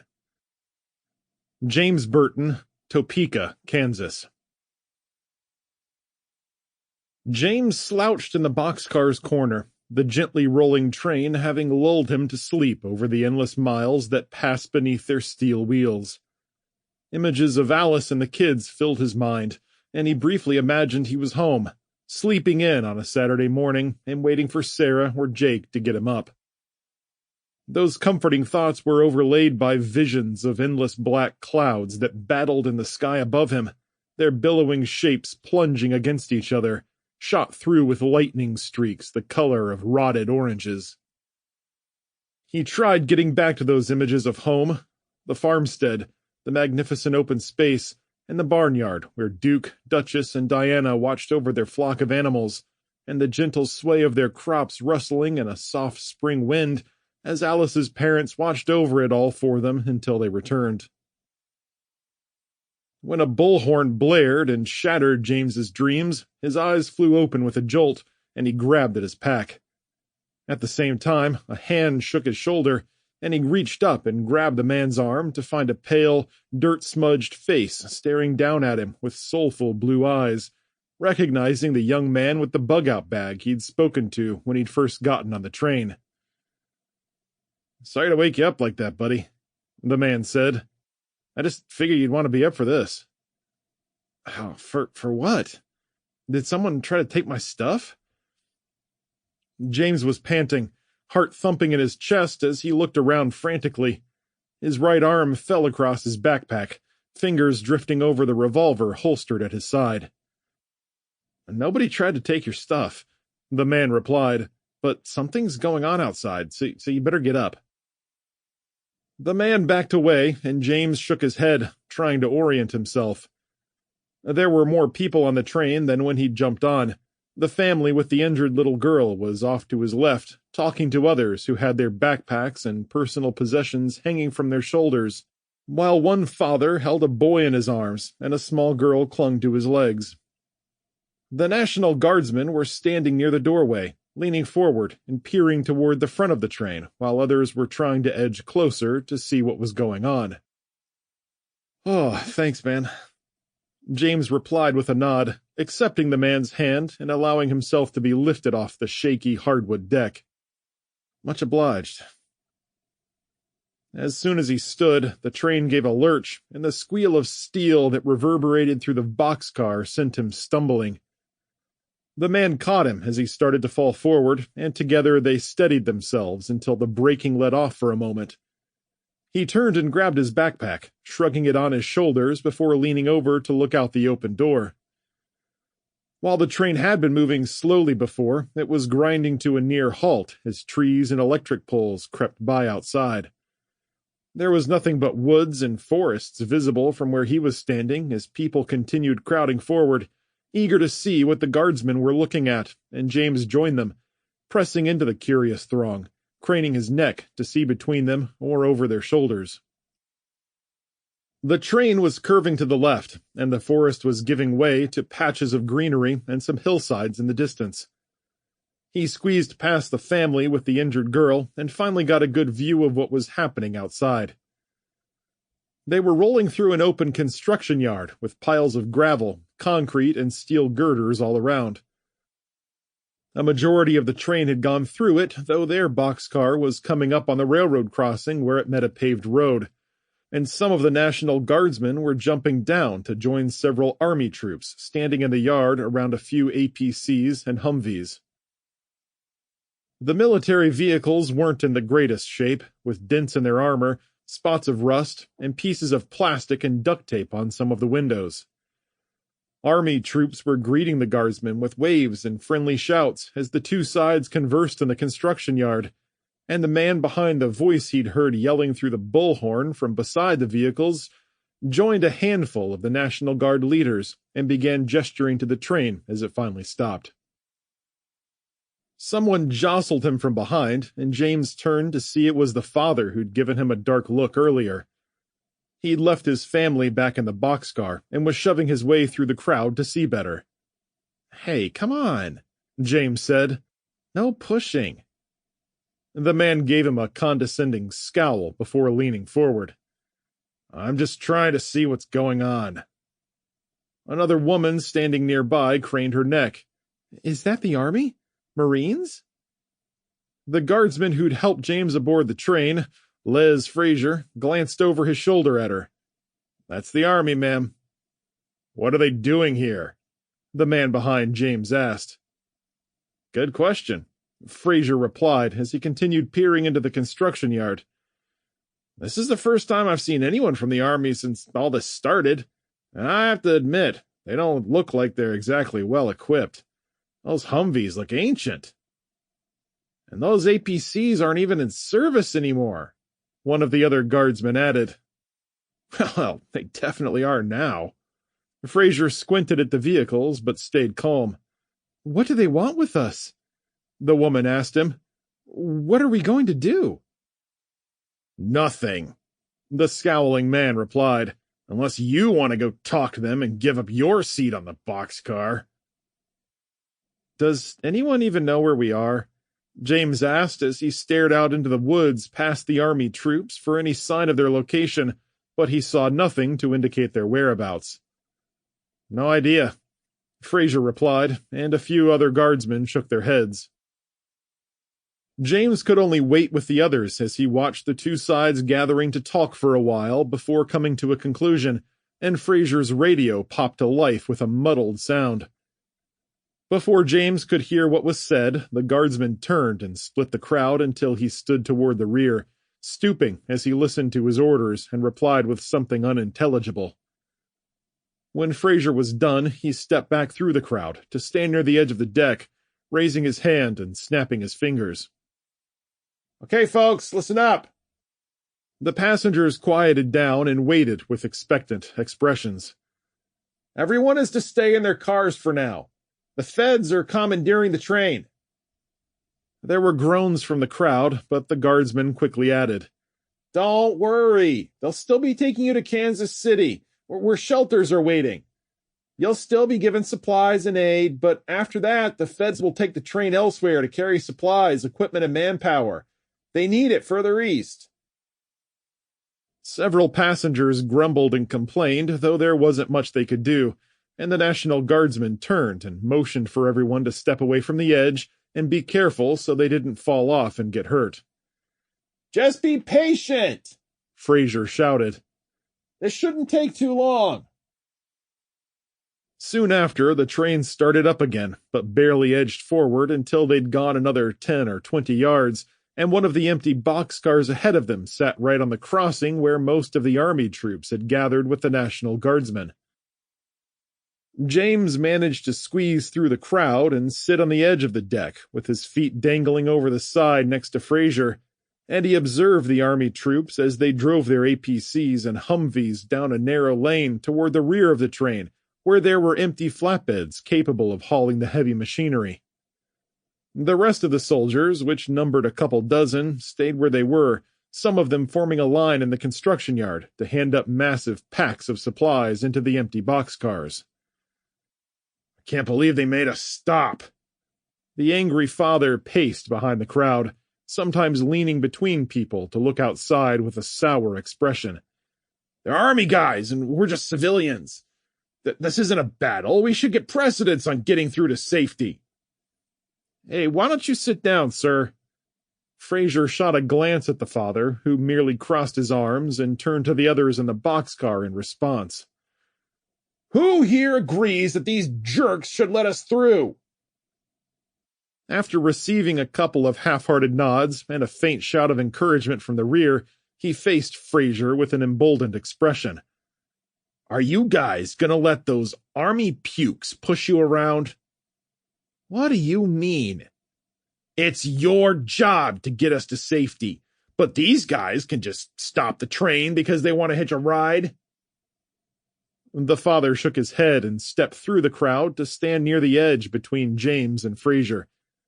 He scowled at the soldiers outside with sheer contempt, scoffing loudly before glancing at Fraser's rifle. "You know what we need to do, don't you?" The guardsman turned and faced the man, squaring up to him. "No. What do you think we should do?" A thin line of sweat dripped down the man's temple. "We need to shoot our way out of this. We've got them outnumbered 20-1, so there's no way we can lose. If you give us some of your sidearms, we can help you." Fraser's jaw dropped, and he re-gripped his weapon with his own scowl forming. Are you crazy? These are our people, you idiot. The last thing we're going to do is point weapons at them." "You say that now," the man replied, "but you don't have a family on this train. Me and a lot of others don't have supplies at our fingertips like you guys. We need to get to that Kansas City camp as soon as possible, and these assholes are standing in our way." James shifted and pulled his legs onto the deck, leveraging himself to his feet as he watched the father and guardsman argue. While Fraser had a rifle, the father was bigger, heavier, and itching for a fight. "Sir, why don't you sit down?" Fraser asked, his tone still polite. "Just be cool. We'll be on our way soon." "Not good enough." The father's arms fell to his sides, chest sticking out as some civilians pressed in behind him, while two other guardsmen took up positions behind Fraser. "I say we need to get moving right now so we can make sure we get to the camp and our families get food. Who gives a crap about a couple of Humvees and some army supplies?" He pushed forward, edging against the guardsman. Fraser looked to the side as he clenched his jaw. "Step back, sir." He pointed the crowd toward the rear of the boxcar as other guardsmen backed him up. "Everyone, step back now." "Or else what?" The father stuck his chest out. "What are you going to do? Shoot us?" "Sir, listen to me." "No, you listen to me, buddy." The father pushed his finger into Fraser's chest, shoving him back and glaring at him. "We pay taxes, and you work for us. All this equipment you have." He gestured around. "All these guns and uniforms and every damn ration you eat was paid for by me and the people on this train." The man was shouting and glancing at the crowd where a few were nodding and jostling with the guardsmen while most of the others looked around warily. James nearly reached out to help de-escalate the situation, but held back at the last second, unsure of himself. He was certain that the guardsmen could handle the angry father, but even as that thought crossed his mind, the angry man shoved Fraser, and when he pushed back, the father grabbed his rifle and began jerking it away, the two jostling back and forth. James started to reach out again to restrain the man, though he stopped yet again, gripped by fear and hesitation over becoming involved in the situation. Within seconds, the shoving match had turned into a full-on scuffle, with Fraser fighting against the angry father, who was trying to twist his weapon out of his hands. The guardsman was thrown off balance and had to let go of his weapon or else topple off the train, and, snatching the rifle away, the father raised it and punched the stock into Fraser's face, bringing forth an instant fountain of blood before raising the rifle again and slamming Fraser across the chin. The guardsman tumbled off the deck and landed on the grassy bank next to the train, rolling a few feet before coming to his knees with a pained grimace, gasping for air from his bloody, bubbling nose. The crowd flew back with startled cries as the remaining guardsmen finally reacted, unslinging their weapons and leveling them at the father. A strange look crossed the father's features as he held the rifle, and he glanced at his frightened family before leaping from the train and landing on the flat area beside the tracks. He pointed the gun at Fraser and tried to work the charging handle as people in the crowd yelled for him to stop. For a third time, James very nearly leapt to Fraser's aid, but held back, and another guardsman jumped off the deck and landed an elbow across the back of the father's head, causing the rifle to fly free as he went tumbling into Fraser. The angry, bleeding guardsman shoved him back, cocked his fist, and struck the man in the stomach to send him reeling backwards. Fraser finally found his full footing and connected with several more blows across the man's chin with sharp snaps, knocking him into the second guardsman, who grabbed the father by the arms and threw him into the grass. Fraser snatched his rifle off the ground and turned it around, shouting, "Hands up! Right now, or I'll blow your head off!" The man's wife pressed past James with her children clinging to her, screaming to keep the guardsman from shooting her husband. "No, don't shoot him, please!" The father was lying in the grass with his hands up, panting heavily and shaking, chin quivering as he stared down the barrel while his wife begged for his life. "Please, don't shoot. It was a mistake. It was all a big mistake." The second guardsman's jaw worked back and forth, and he glanced over his shoulder as some of the army troops and a few other National Guardsmen ran up and gathered around the grassy bank. Fraser glared at the father and wiped his arm across his bloody face. "Cuff him. Put him with the other troublemakers." A pair of guardsmen descended on the man, jerked him roughly to his feet, and began pushing him to the front of the train as he looked back to his family, eyes filled with panic as realization over what he'd done finally broke through. The woman turned to James, panic in her eyes. "Please, mister, can you help us down? I've got to get to my husband. They're taking him away.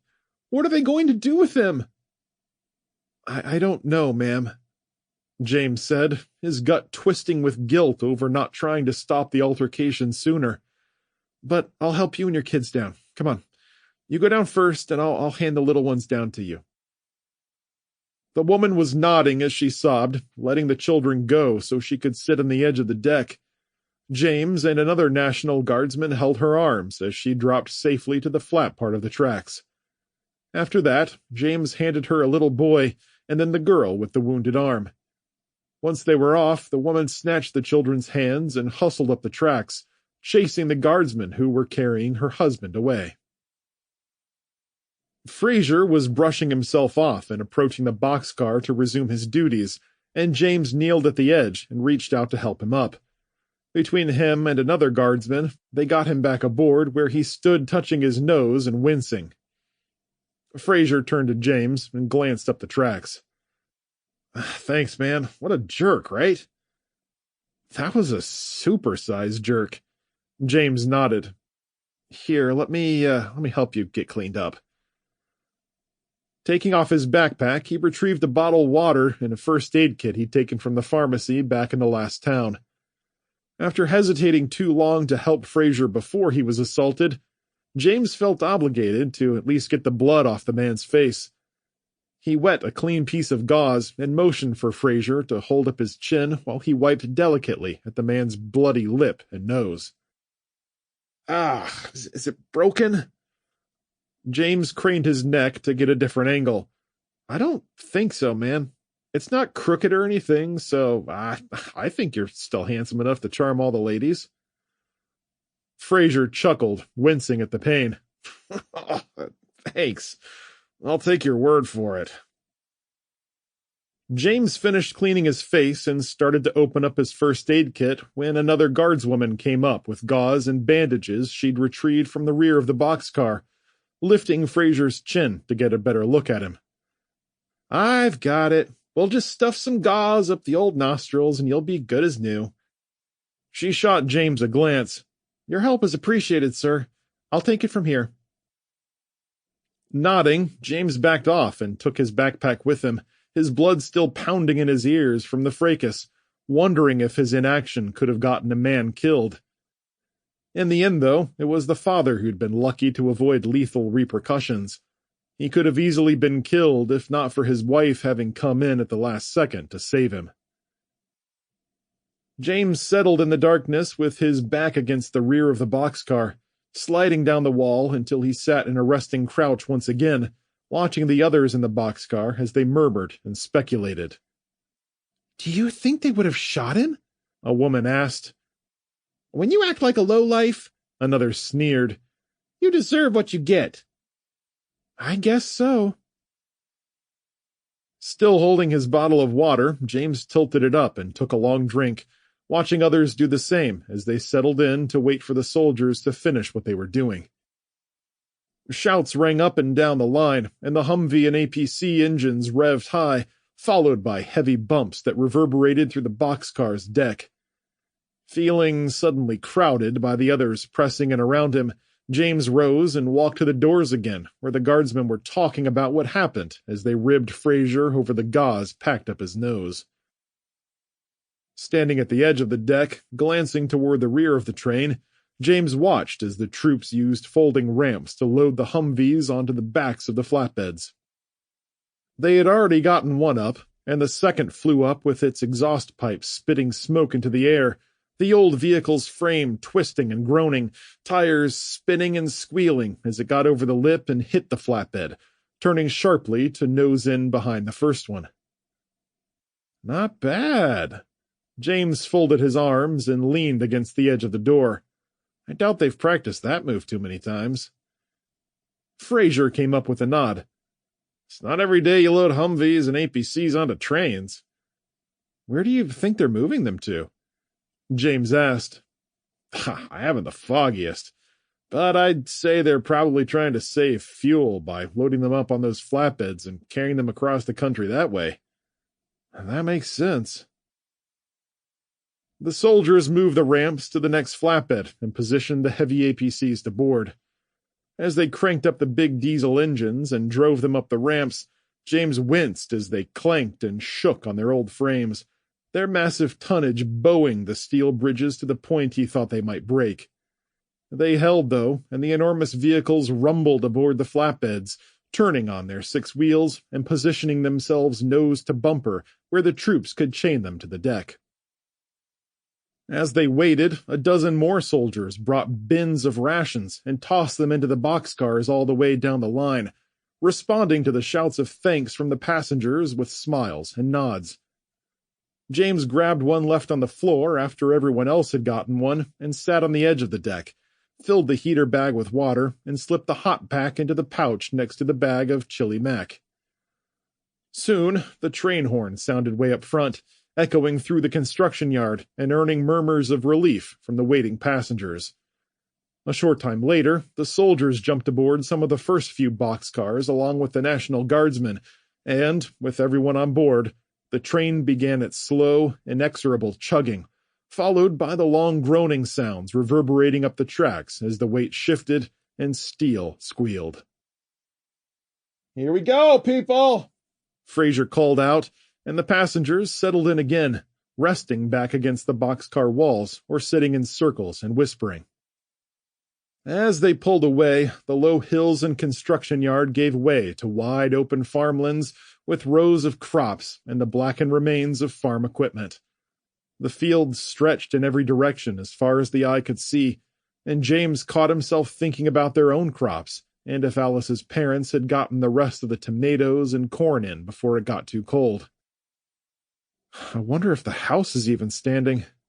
Barns are probably gone by now, though. The train swung to the north, and James was distracted from his thoughts as he got a good view of the Rocky Mountains to the west, where they stood tall against the billowing black and gray storm clouds that rolled over them. Flashes of lightning shot through them, illuminating the mountain tops in bright bursts of light, striking in comparison to the shadows that loomed like an evil omen, closing in from the west. Squeezing the plastic fork so hard it began to crack mid-bite, he thought back to the man who'd attacked Fraser, wincing at the remembrance of his own repeated inaction. Things had turned out reasonably well in the end, but his standing by and doing nothing, watching an attack happen that he could have easily stopped, was nipping at him like a dog, the guilt refusing to leave him alone. I'll do better. Next time, I'll do better. I have to. James squinted up at the ominous clouds, happy to be moving again and heading eastward toward home, every mile that slipped beneath their steel wheels bringing him that much closer to those he loved. He couldn't imagine what was to come, and the uncertainty threatened to crush his heart with fear. Keeping in mind Alice's beautiful face and loving eyes, and the kids' playful voices echoing in his head as they ran around with the dogs out in the barnyard, he was determined not to allow despair to weigh on his heart. At that moment, the train turned into a warm wind that ruffled his hair and caressed his face. With a thin smile, he dug into the MRE bag and stabbed some macaroni and processed meat chunks with his plastic fork, his nose wrinkling at the taste, but forcing himself to eat it anyway, just to get the caloric intake. Sometime during the ride, Fraser brought him a small cup of black coffee that tasted as bad as it looked, bitter and acidic, though he enjoyed every sip as he sat on the edge of the deck, the train picking up speed as James, once again, ventured into the unknown. Chapter 18. Alice Burton, Orlando, Florida. Turning to the repair mats, Alice grabbed the parts of an S&W revolver and started putting them together, awkwardly at first, but eventually getting it mostly right. She slapped the chamber in place and spun it so that it locked. Without looking for any additional pieces, she sprinted from the back room and circled the counter, hitting the door to the warehouse section at a dead run, gasping as a groan worked its way up from her gut. Dashing across the warehouse floor, she hit the back door with her shoulder and almost slammed it shut before grabbing the handle and jerking it wide, leaping through and gasping at what she saw. 3 men had the kids trapped by the SUV and were menacing them with raised fists and sneers. Sarah was crouched by the back hatch, waving her hunting knife in front of her. Jake defended her by swinging his pool cue wide with his right hand, while holding his blade close to his side. The men were grubby and wore frayed clothing and a mix of collared t-shirts, button-ups, and jeans. The man on the left had blood on his pants, while the one in the middle wore an office shirt with the sleeves rolled up and tears on the side. Easily the widest and toughest of the 3 men, he lunged at Jake and tried to snatch the pool cue out of his hand. As the boy jumped back, he swung the stick, with the heavy end cracking across the man's chin and sending his head jerking back with a curse. "You better get out of here!" Sarah shouted. "My mom will be out here in a second, and you'll be in trouble!" The leader shot a glance at a skinnier man on his left, and they both lunged for Jake's arms at the same time. Jake was quicker, cracking the skinny guy on the arm while whipping the cue at the leader's head with a shout. Having wised up, the bigger man jerked back before he got clobbered. "Mom's here!" Alice growled as she flew down the stairs, brandishing the weapon and pointing it across the 3 men in a straight-arm grip, moving it just enough so that they couldn't tell it wasn't loaded. "Turn around and walk away! Go on! Get out of here!" she shouted, her voice bordering on hysteria. The man on Jake's left slapped his partner in the arm and pointed to Alice, edging toward her until she pointed the revolver at him, slowing him down before shifting it to the man on the far right. The skinniest of the 3 men skittered back with wide eyes, flinching as if expecting to be shot at any second, while the other 2 men held their ground. Jake adjusted his hips to take a swing at the man who was backing away, striking him twice in the arm and eliciting a howl of pain before the man turned and sprinted through the parking lot. "You better follow your friend," Alice snarled, spitting the words through clenched teeth as the last 2 slowly backed away, half tripping over each other as Alice's nostrils flared, neck straining, jaw clenching in raw rage. Her expression and wild energy got the best of the men, and they turned and ran across the parking lot, following in their friends' footsteps. Panting heavily, Alice held the useless weapon on them for a few seconds more before lowering it, her blood pulsing in her ears as the surge of adrenaline began to fade. Finally, she let the revolver drop to her side, turning to Jake and grabbing him up in a quick hug before pushing him to arm's length to examine him before doing the same to Sarah. Are you two okay? You did amazing. I'm so proud of you both. Alice pulled them in for another embrace, gripping them hard as a few tears of relief rolled down her cheeks. What happened? Alice asked. Did they sneak up on you? One came out when I was trying to get more food from one of the trucks, Sarah replied with a sniff. When I ran to get you, one cut me off from getting inside and another one appeared, so I just kept yelling. Good job. Alice smiled. You did exactly as I asked. And you.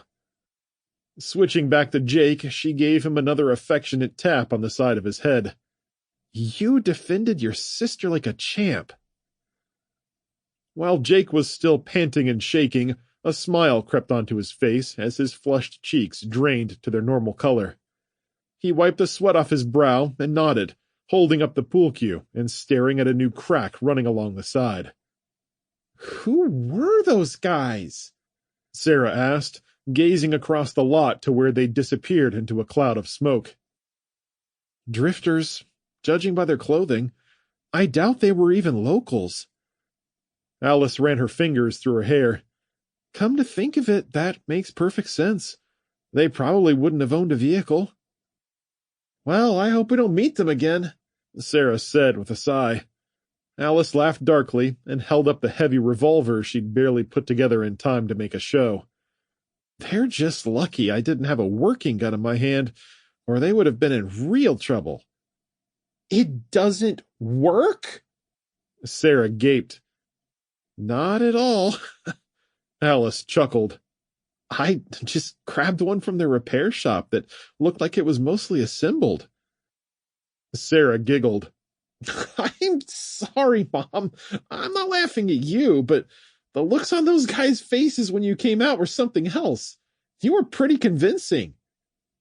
I wouldn't have messed with you, Jake agreed. I didn't even have to act. When I saw you kids in trouble... Her words faded in a shaky sigh before she gave them another hug. Oh, it doesn't matter now. Why don't you wait here another second while I run back in?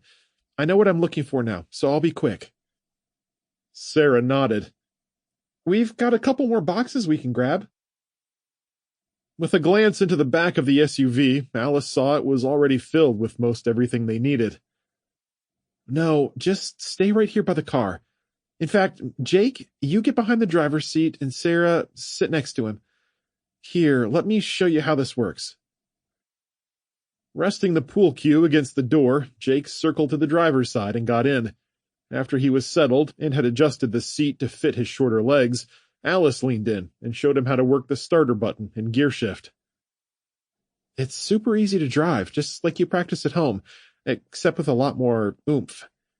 If someone comes up again or those men return, start honking the horn, put the car in gear, and run them over. Do you understand me? Don't hesitate for even a second. Jake gave a somber nod. Got it, Mom. They won't stand a chance. That's what I like to hear. With a ruffle of his hair, she nodded across the seat to Sarah. I'll be right back. Hang tight. Leaving the kids there, Alice re-entered the store and hustled back to the repair shop. Using a series of large, laminated guides taped to the wall above the workbench, she checked over the S&W revolver to make sure it was fully assembled before she dry-fired it a few times. Then she tucked it into the belt on her jeans. Moving to the next shelf, marked with a handwritten sign that said completed, she found a bolt-action rifle with a matte black finish and Ruger on the stock, freshly oiled and cleaned. Pulling it free, Alice tossed aside a rag that had been draped over it and held it to her shoulder while pointing it at the wall.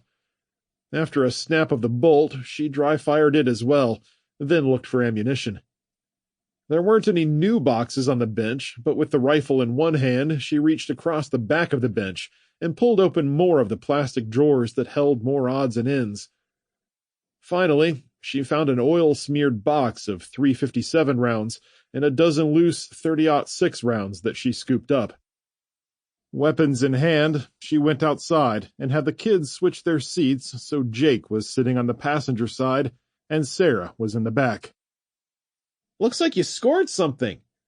Jake accepted the rifle from Alice as she slipped behind the wheel, resting the barrel against the floor and holding the stock in between his legs. "These are better than nothing, but I didn't get as much ammunition as I wanted. There's probably more tucked away somewhere in there, but I think we're pushing our luck by staying here for so long." With the box of .357 ammunition in her lap, Alice took out the revolver and loaded it, tucking the weapon under her leg before putting the box in the console between the seats.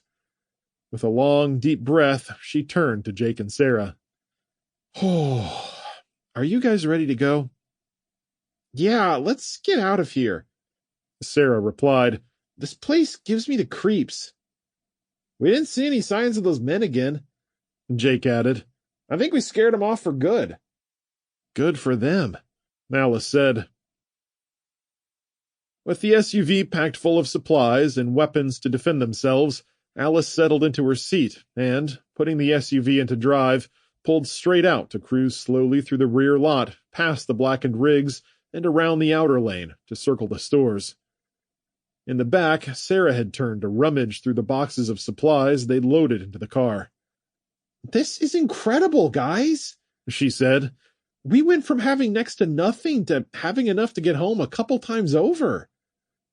"That was a huge score." Jake looked back. "It's a lot, yes, but we shouldn't get too comfortable with all this stuff." Alice glanced at her daughter in the rearview mirror. "We need to be more on guard than ever." Sarah handed her brother a bag of trail mix out of one of the boxes. "Why?" "We've got one of the only working vehicles in the area, and people will want to take it. And if they get a glimpse of what we have in the back, they'll be even more interested. 3 easily scared vagabonds will be the least of our worries at that point. Get me?" Jake nodded solemnly. "Got you, Mom." Sarah leaned forward between the seats and peered ahead through the front windshield. "After what just happened, I totally get it. This time, we'll be ready if someone tries something again." As they began their drive out of town, Alice got a different view of the surrounding area, with its sky full of smoke above the scattered subdivisions. Almost 75% of the homes were nothing but beds of coal and ash that seeped tendrils of smoke into the blanketed sky, while faint orange lights from gas fires continued to burn underground fuel lines that had ruptured and were blowing upward in a rush of purplish flames like welding torches cutting the air. Near them, the billowing smoke was the worst, turning the air noxious even inside the heavily filtered cabin of the SUV. As they swung left to rejoin the highway, they passed a small subdivision with most of the homes lying in heaps, the surrounding palm trees scorched or having toppled on hapless houses to crush them beneath their thick trunks. One backyard had a burned-down shed and a doghouse with a peaked roof, and at the end of the tether lay the remains of a dead animal in the blackened grass, with the owner sprawled nearby in a cloak of smoking clothes. Wherever she looked were exposed beams and wooden framing, their tips blackened above piles of melted siding. A large financial bank slumped sadly with its scorched bricks and mortar spilled into the parking lot. The right side of the building was missing its entire section, and the second floor barely stood on charred columns as smoke bled up through broken skylights and holes in the roof. The wind picked up, making the ground seethe with glowing coals before grabbing a cluster of cinders and carrying them across the highway. Jake winced as the fiery embers gusted over the SUV, glancing off the glass and drifting in quick spirals across the hood. Alice gripped the wheel and pressed the accelerator, carrying them through the smoky haze in a burst of speed. She slowed down once the embers faded, circling a crash around the entrance ramp where several vehicles had collided with a rig and trailer that had been hauling frozen food.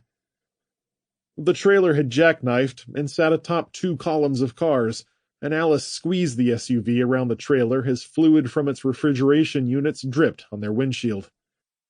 Once through, they took a long, circular entrance ramp up to the highway and skirted the western edge of Orlando, twisting between knots of traffic and a sprawl of metal and fiberglass destruction. It was the same landscape they'd been driving through for hours, though Alice felt far less hopeless after loading up the SUV with supplies. If they could just get around the city and onto an open highway, they could finally make some progress. The kids settled in while she looked past Jake out his window, where Orlando was a massive ball of smoke and flames. Recalling a past trip to Disney World 2 years prior, Alice remembered it as one of the best times they'd ever had, and seeing it go up in such a terrible way made her chest ache with sadness. It was like whoever had attacked the country was trying to erase every good memory they had and wipe them from existence. Jaw grinding against helpless anger, Alice took solace in that she was doing everything she could to take care of her kids in the present, and the only other thing she could hope for was to be back with James as soon as possible. Chapter 19. Ryan Cooper, somewhere outside East Lansing, Michigan. In the subdued lighting of the basement, Ryan shuffled from one end of the shelf to the other, a notepad in his left hand and a pen in his right as he logged the supplies Alice and James had in stock. The faint light of an electric lantern illuminated the faded white labels on jars where Alice had written the names of the canned vegetables. There were tomatoes, corn, beets, carrots, artichoke hearts, and an abnormal number of green beans. To his left, on the south side of the room, was a small bank of batteries wired into the solar panels that collected energy all day long for discharge at night. Based on some testing, he'd found that the batteries recharged at nearly to full during the day, but that was with power diverted solely to necessary appliances, and there was almost no tolerance for an overage unless they wanted to suffer an outage. The supply room joined the old storeroom he'd been digging around in the day before, where James kept his used oil, tools, and, in a word, junk. It was in vastly better condition than the supply room, though, meticulously clean and well organized, with labels on just about everything, and on the north side of the room were 2 rows of shelves with more supplies, from ready-to-eat meals to a few hundred gallons of water, more canning jars and other equipment, and boxes of dried noodle and rice meals that would keep for years if necessary. Next to those were several shelves of store-bought canned goods, including most types of vegetables, as well as a decent supply of meat, from tuna to chicken with flavored ham thrown in. Alice had hung up small signs here and there, fancy pieces of wood with pudgy bears engraved into them, one with a smart-looking mouse wearing glasses and holding a clipboard, all of them reminding the kids to mark what they'd taken from inventory, and one quaint sign that read "Storage Room," posted near the foot of the stairs. Ryan took a deep breath, catching the faint hint of a flowery fragrance that reminded him of his daughter, and tugged at his heart. There were so many knickknacks and little touches she'd made throughout the storage area and the entertainment room on the other side of the basement. Alice loved woodsy artifacts and decorative pieces, and she'd done her best to get James to invest in a cabin-like aesthetic when they built the house, though her husband had pushed back, citing the expense of it and focusing on keeping their home functional.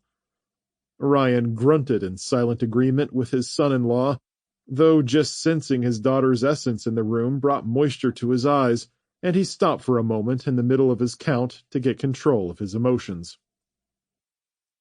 Once he'd wiped the tears away, Ryan took a look back at the supplies, figuring they had a few months' worth of nutrition for the kids and grandkids together, but far more if he and Helen rationed and were the only consumers for a while. Stepping back to the canning equipment, he tapped his toe on the floor and leaned on the shelf, craning his neck to see several boxes of brand-new jars and a plastic bin of freshly washed ones from previous years. There were neat stacks of tops with meticulously scrubbed rubber seals, various tongs, holders, canning funnels, and strainers.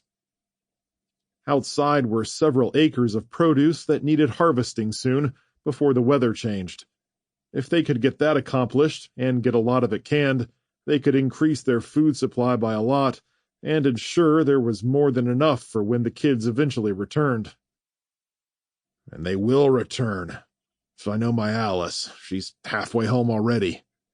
Ryan thought as he completed his count, then moved to the staircase with its plain wooden finish and firm, smooth rail, calling up to Helen as he went.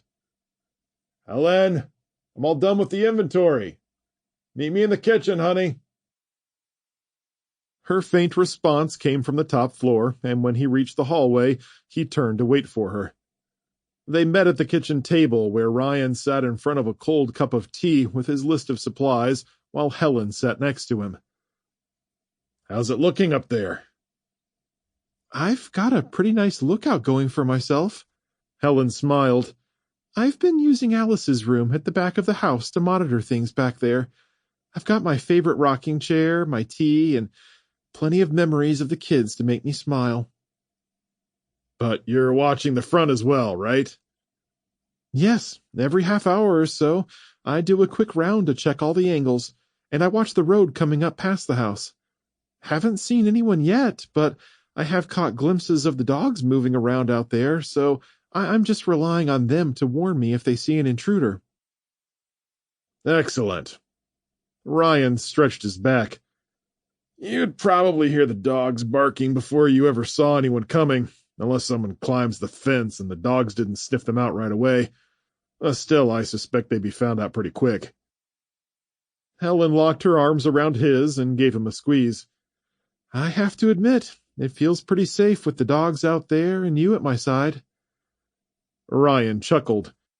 "Well, I don't move like I used to, so I'll be relying on the dogs to let me know, too.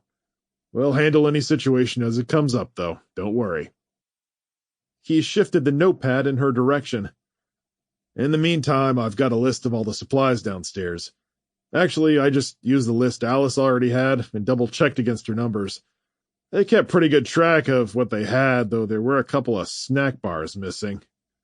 "Oh, that was probably Jake sneaking around, thinking no one would notice." "I agree with you." Ryan chuckled. "The good news is we've got a few months' worth of survivability without having to leave the property.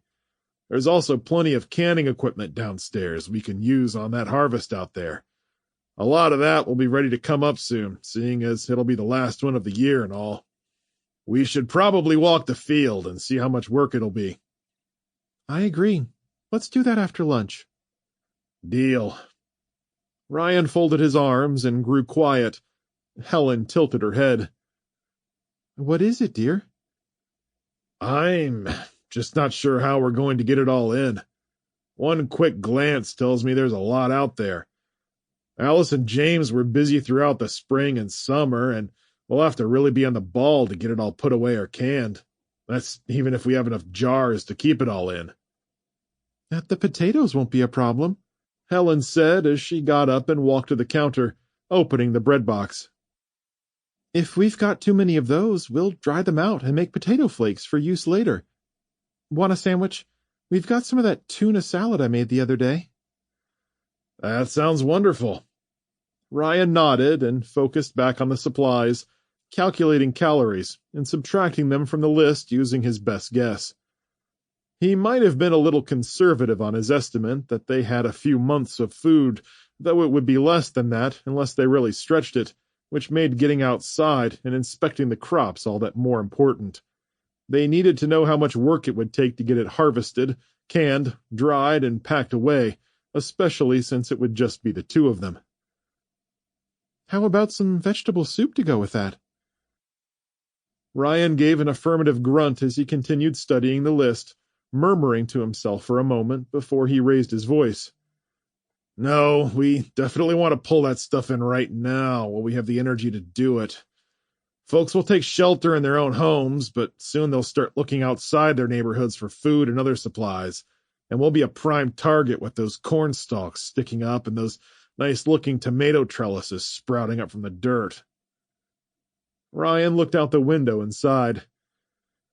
This place is really nice looking from a distance, being up on this hill, but I'm not sure I much like the downsides that offers in this particular circumstance." As Helen stirred the soup on the stove, the liquid sizzled as it ran up on the sides of the pan. That's a great idea, especially since the weather is still temperate enough to do that. I haven't canned anything in a few years, but it shouldn't take me long to get back into the habit of it. I haven't been the best helper in that regard, Ryan replied, but you can count on me to be right there for you. Helen waved off his apology. I've got some incredible canning recipes you're going to love. She poured the soup into 2 bowls and brought them over to the table, setting them down before returning to a side drawer for the crackers. This might be the first time those skills really pay off when we need them. Amen to that. Helen made them a couple of sandwiches, scooping tuna salad out of the plastic bowl from the refrigerator. Ryan abandoned his list for a moment to brew them some fresh coffee and pour 2 glasses of water. When the table was set and ready, the pair sat and had their early lunch, eating quietly and exchanging an occasional smile. As they ate, Ryan thought about Helen's words and how she was right about things being more precarious than ever. While they'd always taken homesteading seriously, they'd never faced such a disaster. With the surrounding neighborhoods and cities on fire, and the expressways and highways cluttered with burning rubble, every decision they made, every action they took, would have a direct impact on their survival.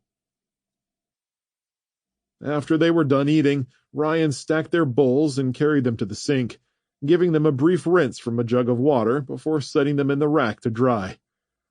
Joining Helen back at the table, they finished their coffee as Ryan tried to gather his energy for a long walk around the field. She finally patted his hand. I say we get on out there. No time like the present, right? Ryan chuckled and stood, and the pair retrieved their jackets and bundled up. Stepping out the back door, they walked west around the property where the field and its rows of crops waved beneath the boiling black skies. Duke sprinted from a copse in the south part of the yard, loping toward them with his tongue hanging out. Duchess and Diana yelped from somewhere on the other side of the property, but they weren't in sight yet. Ryan kneeled slowly and prepared for the big dog's affectionate onslaught, Duke barely slowing as Ryan caught him, leaning backward with grunts of laughter and throaty chuckles as the dog nearly bowled him over. "Oh, boy, that's a good boy." He gave the dog a few hefty pats on his side, the barrel-chested animal spinning his tail around as he lapped at Ryan's face, Play bowing and backing off as he spun in lumbering circles. Rising to his feet with a groan, Ryan rubbed the dog between his ears and rejoined Helen. "Are you okay, dear?" I'm fine. I just need to be ready when he comes at me full bore like that. It's enough to knock a man down. What say we head out to the chicken coop first? I want to take stock of the situation out there." "Sounds like a plan." Helen turned him in that direction, and the two marched up the path. Duchess and Diana galloped over from the garage side of the house, barreling toward Helen and Ryan at full steam and banking away at the last second to chase Duke with barks and anxious yaps. The path led them up to the storage sheds with their pellet feed and grains, but they walked past that and moved straight to the chicken coop, where Duke ran around like an obnoxious puppy, trying to play with the free-range birds and rooster, sending them clucking and flapping in agitation. "Come on, Duke," Ryan shouted. "Leave it." The dog bounded away with Diana hot on his heels, leaving Duchess to sit on her haunches and watch. With a smile, Ryan threw the latch up and entered the chicken run, gently nudging the birds with his boots as Helen slipped in behind him. Once they were in, he closed the door and stepped into the coop, the wood creaking beneath their feet as they ducked under the roosting areas and moved along the short row of nesting boxes where their 12 hens were bundled in and sharing the space. Ryan reached in and counted the eggs with his hand, calling out numbers to Helen as he went. "These are more than enough eggs for us," Ryan said when he'd finished. "I know Alice wanted us to collect them for when they got home, expecting the kids would eat them up. Until then, we'll have a huge overabundance." "They'll be fine on the counter for a few weeks, a few months in the fridge, and Indefinitely, if necessary, if we can get hold of some lime for water glassing. Helen nudged him jokingly. I hope you're ready for a lot of scrambled eggs. That won't be a problem. Ryan chuckled. If this stretches into the winter and they start molting, we may need to hatch some to help keep production up. We just have to keep that rooster healthy. Helen was nodding. They have enough here that I think we can definitely scale up or down as needed. They stepped outside and exited the coop, with Ryan making calculations in his head, glancing up toward the big barn where the donkeys and cow were kept. All right, with Bessie milking regularly, we'll have plenty of milk and can even make some butter and cheese, provided we have enough to feed everyone long term. And let's head down to the field. With a shout, he waved the dogs over. Duke, Duchess, Diana, come! As they turned down the path, the Pyrenees flew past them with renewed energy, banking sharply around Ryan. Circling the northwest corner of the house, Helen and Ryan strolled along a worn dirt path to the enclosed garden with its thin wire fencing held up by stiff wooden posts. Unlocking the gate, they stepped inside and walked slowly past the eastern side, where 3 rows of corn stood tall, followed by trellises of tomato plants, several lines of green peppers, and tufts of carrots. We've got tons of tomatoes, Ryan said. A lot are still trying to bud, but some have fallen off and are beginning to rot. That's okay, he said, stooping to take a pepper in his hand. And we can deal with some losses. The pepper was vivid green, with a soft outer texture. Helen walked into the rows of potatoes and kneeled in the dirt. Look here, the vines are withered and dead, so these potatoes are probably ready to go. To prove her point, she dug a few inches into the ground and pulled up a couple of mottled, knobby orbs, which she gave to Ryan. Using his thumbs to wipe off the dirt, he turned them back and forth in his hands, nodding at the rough texture before Helen took one from his hand and gave it a sniff. Like we figured, they planted a lot of potatoes. Alice and the kids love them. These'll be easy to process and store. Looks like an unlimited supply of mashed potatoes for certain. Ryan frowned. We probably won't have much butter at first, though. You're probably better off without that. Helen gave him a playful elbow in the side before turning back to the crops. Ryan looked across the rows with her. All of this along with the eggs and milk, and we can always slaughter a chicken every now and again if we're building the flock, and we'll have enough base nutritional items to get us through the winter easily. What about keeping the animals alive? Helen asked. Do we have enough feed out in the sheds? I checked the barn loft, and there are plenty of hay bales to get the big animals through the winter. I'm not an expert on growing hay, and I'll have to look into which seed varieties we have on hand, but we could try growing some of our own. There's a lot to it, though. We have to harvest at the right time, dry it properly, and always be conscious of moisture levels and bale storage. Helen patted him on the arm. We'll deal with that when the time comes. By then, Alice, James, and the kids will all be back home and be able to help. We won't be alone. Oh, you're right. Sorry if it seems like I'm worrying too much. Another thing you haven't mentioned is that the pond is fully stocked with carp. Alice told me so herself. James and Sarah love fishing together, and that was one of their big goals when they built the place. That's an entirely different source of food that should resupply itself. We could even do some aquaponics if we need to grow fresh produce during the winter months. If we manage it successfully. We will, dear. Helen moved closer and rested her head on his chest before turning to look at the rows of vegetables. We did this for years until we retired. Just because we've been taking it easy lately doesn't mean we can't farm the way we used to. It won't be the easy vacation we were hoping for, but we know what we're doing if push comes to shove. He smiled, recalling the earliest years and the simple recipes they'd used, and the taste of fresh fish and potatoes back when they were first starting their own farmstead, and it was just a small house and a couple of sheds. We won't starve, that's for sure. No, we won't. We'll just have to get out here a little each day to maintain everything. Ryan was feeling better about the situation by the minute. We can keep things going until Alice, James, Jake, and Sarah get home. Duke zipped into the field with Duchess and Diana right on his heels, chasing each other in the grassy swaths surrounding the field.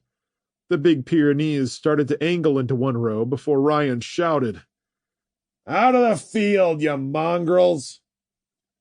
Duke immediately turned left on a dime, kicking up grass and lumbering in a different direction with the girls right behind him. Ryan's grin faded as he continued walking past the line of crop rows to the southeastern corner. I guess my only worry is if we need to fire up the tractor to get this done. You said we didn't want the neighbors to see us running the tractor. I did, and that's why we'll try to harvest all this by hand so we don't attract too much attention. Okay, but we need to be careful. While we may know what we're doing out here, we're not the spry youngsters we used to be. You especially. I know. Ryan shifted from one foot to the other, wincing at a slight bit of discomfort through his leg and hip, the result of all the walking around they'd done and the dragging of debris and clutter off the roads. The last thing I want to do is hurt either of us. If it gets to be too much, promise we'll use the tractor? Nodding, Ryan encircled Helen's waist with his arm, fingers tracing along her belt line before giving her a brief but firm hug. That's a promise I can make, ma'am. Like you said, there's no time like the present to get started. Chapter 20. Alice Burton, Madison, Florida. Having pulled off the highway the previous evening after a long day's drive, they'd parked the SUV in an empty spot behind the rest area near the vending machines. There were no other vehicles except for a trio of semi-trailer trucks on the far side of the lot that had fallen prey to the same fate as every fuel-reliant vehicle in the country. Aside from the halos of singed concrete and debris spread around the rigs, the rest stop was quiet and abandoned, an island of calm in a sea of destruction, the marshland behind the rest area stretching on seemingly for miles, interspersed by the occasional loblolly pine that swayed in the breeze. Alice stirred awake, shaken from sleep by a restless dream she couldn't remember, chasing after it briefly before realizing where she was. You dummy, she chastised herself. You were supposed to be keeping watch this morning. Glancing over, she saw Jake sleeping peacefully, and Sarah's light snores reached her from the back as she raised from her reclined position, staring out the front window as the sun tried to push through the ever-present gray clouds that had taken over the skies. The layer of rising soot had grown so black that the sun's golden beams barely poked through to give her light to see by. Reaching into the center console, she pulled out a bottled water, twisted off the top, and took a drink. It was lukewarm, but it washed away the sour flavor of sleep and helped her regain her focus. Jake stirred next to her and rose from where he'd been leaning against the door with the rifle tucked under his arm. Morning, Jake. Morning, Mom. I was so tired last night that I couldn't keep my eyes open. Where are we? Alice rubbed her eyes.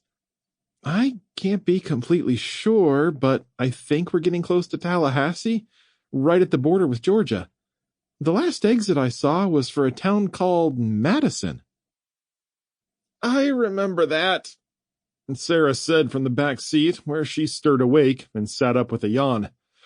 I saw it right before I zonked out. Alice recalled their trek up from Orlando following I-75 before being forced by the congested roads to take a detour. It was the worst wreckage she's seen yet, making her backtrack all the way to the I-10 junction before exiting and finding a path west again. The kids had been drifting in and out of sleep the entire afternoon and evening and had missed most of the heartbreaking journey through what had once been a beautiful state. "I'm so sorry for falling asleep." Alice rubbed the last bit of grogginess from her eyes. "I meant to stay up and keep watch, but I was just so tired." "You need your rest too," Sarah said. "You can't just stay awake for days and days." "I know.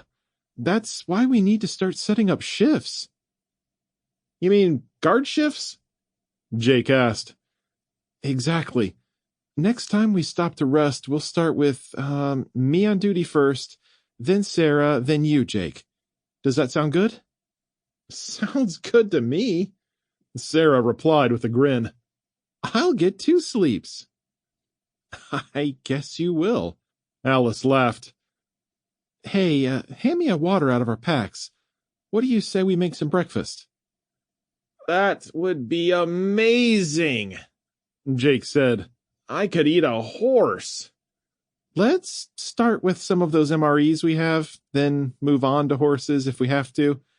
Are there any breakfast ones?" "Yep," Sarah piped. "The emergency food bucket has breakfast, lunch, and dinner packets. I sorted through them last night before I fell asleep." "Let's start with some cereal, or granola, if they have any of that." "Here's what we have." She held up a few packets. "Brown sugar and maple multigrain cereal, strawberry crunch, and regular crunchy granola." "I'll take a strawberry crunch." Jake reached back as Sarah gave him the meal. "I'll take a brown sugar and maple multigrain." Alice accepted the package from her daughter and read the instructions. "It looks like we just add a cup of water. We've got plenty of that." "There's some plastic spoons in the kit." Sarah handed out the utensils before turning and sitting in the back seat with her own. Alice poured water into her pouch and watched the freeze-dried food come to life as she stirred it around until it had a creamy texture. Her first bite was questionable, and she groaned at the wooden taste, but by the third or fourth bite, her hunger took over, and she was able to look past the unique flavor profile. Jake finished first, holding his bag up with a grin as cream-colored moisture dripped to his chin. "Can I have a granola bar too?" He rolled up his garbage and put it in a bag they'd placed in the back. "You've got something on your chin." Alice pointed. "And, well, we're pretty stocked up, so I don't see any reason to ration right away. We need to be conscious of how far we are from home compared to what we have to eat, though. The fewer times we need to stop to resupply, the better." Alice stirred the last bit of her cereal around and finished it. "And I want to remind you guys how serious we have to be when we're on guard duty. This will be a huge priority for us going forward, and if we screw it up, it could cost us dearly. You saw how fast those men came up on you." Sarah agreed as she handed her brother a granola bar. "Yeah, and we might not have seen them if you hadn't told us to be careful. Don't worry. When I'm on duty, I won't go to sleep once. And no getting on your e-reader." "Don't worry, Mom. You can count on me." "Me too," Jake added as he unwrapped his granola bar Sarah had given him from the survival food bin and bit off a crunchy end. "Let's just hope we don't run into any more trouble, because they won't be so lucky next time." Alice adjusted her seat and scooted forward. "Okay, kids, get your garbage put away and let's get ready to roll out." She pressed the start button and watched as the dashboard lights came on, groaning when she read the battery level. Dropping her hands on the steering wheel, she sighed. "I should have noticed this last night. I was getting so tired that all I could do was look for a place to rest." "What's wrong?" Jake had pulled his seatbelt over his chest and buckled himself in. "The battery is super low. We've only got another 30 miles before we have to recharge again. That'll barely get us to the next city, and I don't want to take that chance." Alice took a moment to look around at the rest stop. "You know what? I think we should stop here and try to charge the battery. This is about as good an area as we'll get, and we can spot anyone coming up the ramp before they see us. Do you want to use the generator thing? Sarah asked. Yes, let's get that out first and pull it around to the charging port. Turning off the SUV, they exited the vehicle and circled to the back to pop the hatch. Between the three of them, they got the generator out of the cargo area and placed it on the ground, and Alice took the handle and rolled it around to the charging port on the left-hand side. Now for the solar panels. They pulled out the ultra-thin flexible panels and began setting them up on the ground about 15 yards away from the charger, where they had the best view of the sky. It took a few rounds of positioning, but the clouds were drifting fast, and there were a couple of patches of bright, clear sky where the sunlight was bleeding through. Dividing groups of panels into sections, they covered 100 square feet of ground, soaking up as much sun as they could get, and, once positioned, they connected all the panels together with cabling and used one line to attach them to the generator. Turning it on, Alice saw it was already 75% charged. I'm not sure if we have the right attachment for this to connect to the car, she said as she examined a wound-up cable attached to the front of the generator. Right here. Sarah was standing at the hatch, holding up several black metal and plastic pieces. I found a bunch of different ones in a side compartment here. Would any of these work? Bring them over, and I'll check. Alice took the first one that looked like it might fit, and after turning it around a few times, she connected it to the generator's cable and then plugged it cleanly into the port on the side of the SUV. Okay, we're in business. I think that worked. Check the dashboard and make sure it's charging, Sarah said. Alice leaned into the driver's side door and hit the start button, and the dashboard sprang to life.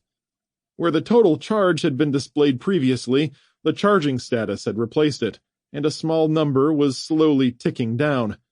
Where it said time remaining, the numbers continued to change drastically, from 47 hours to 37, fluctuating every few seconds as it continued to drop.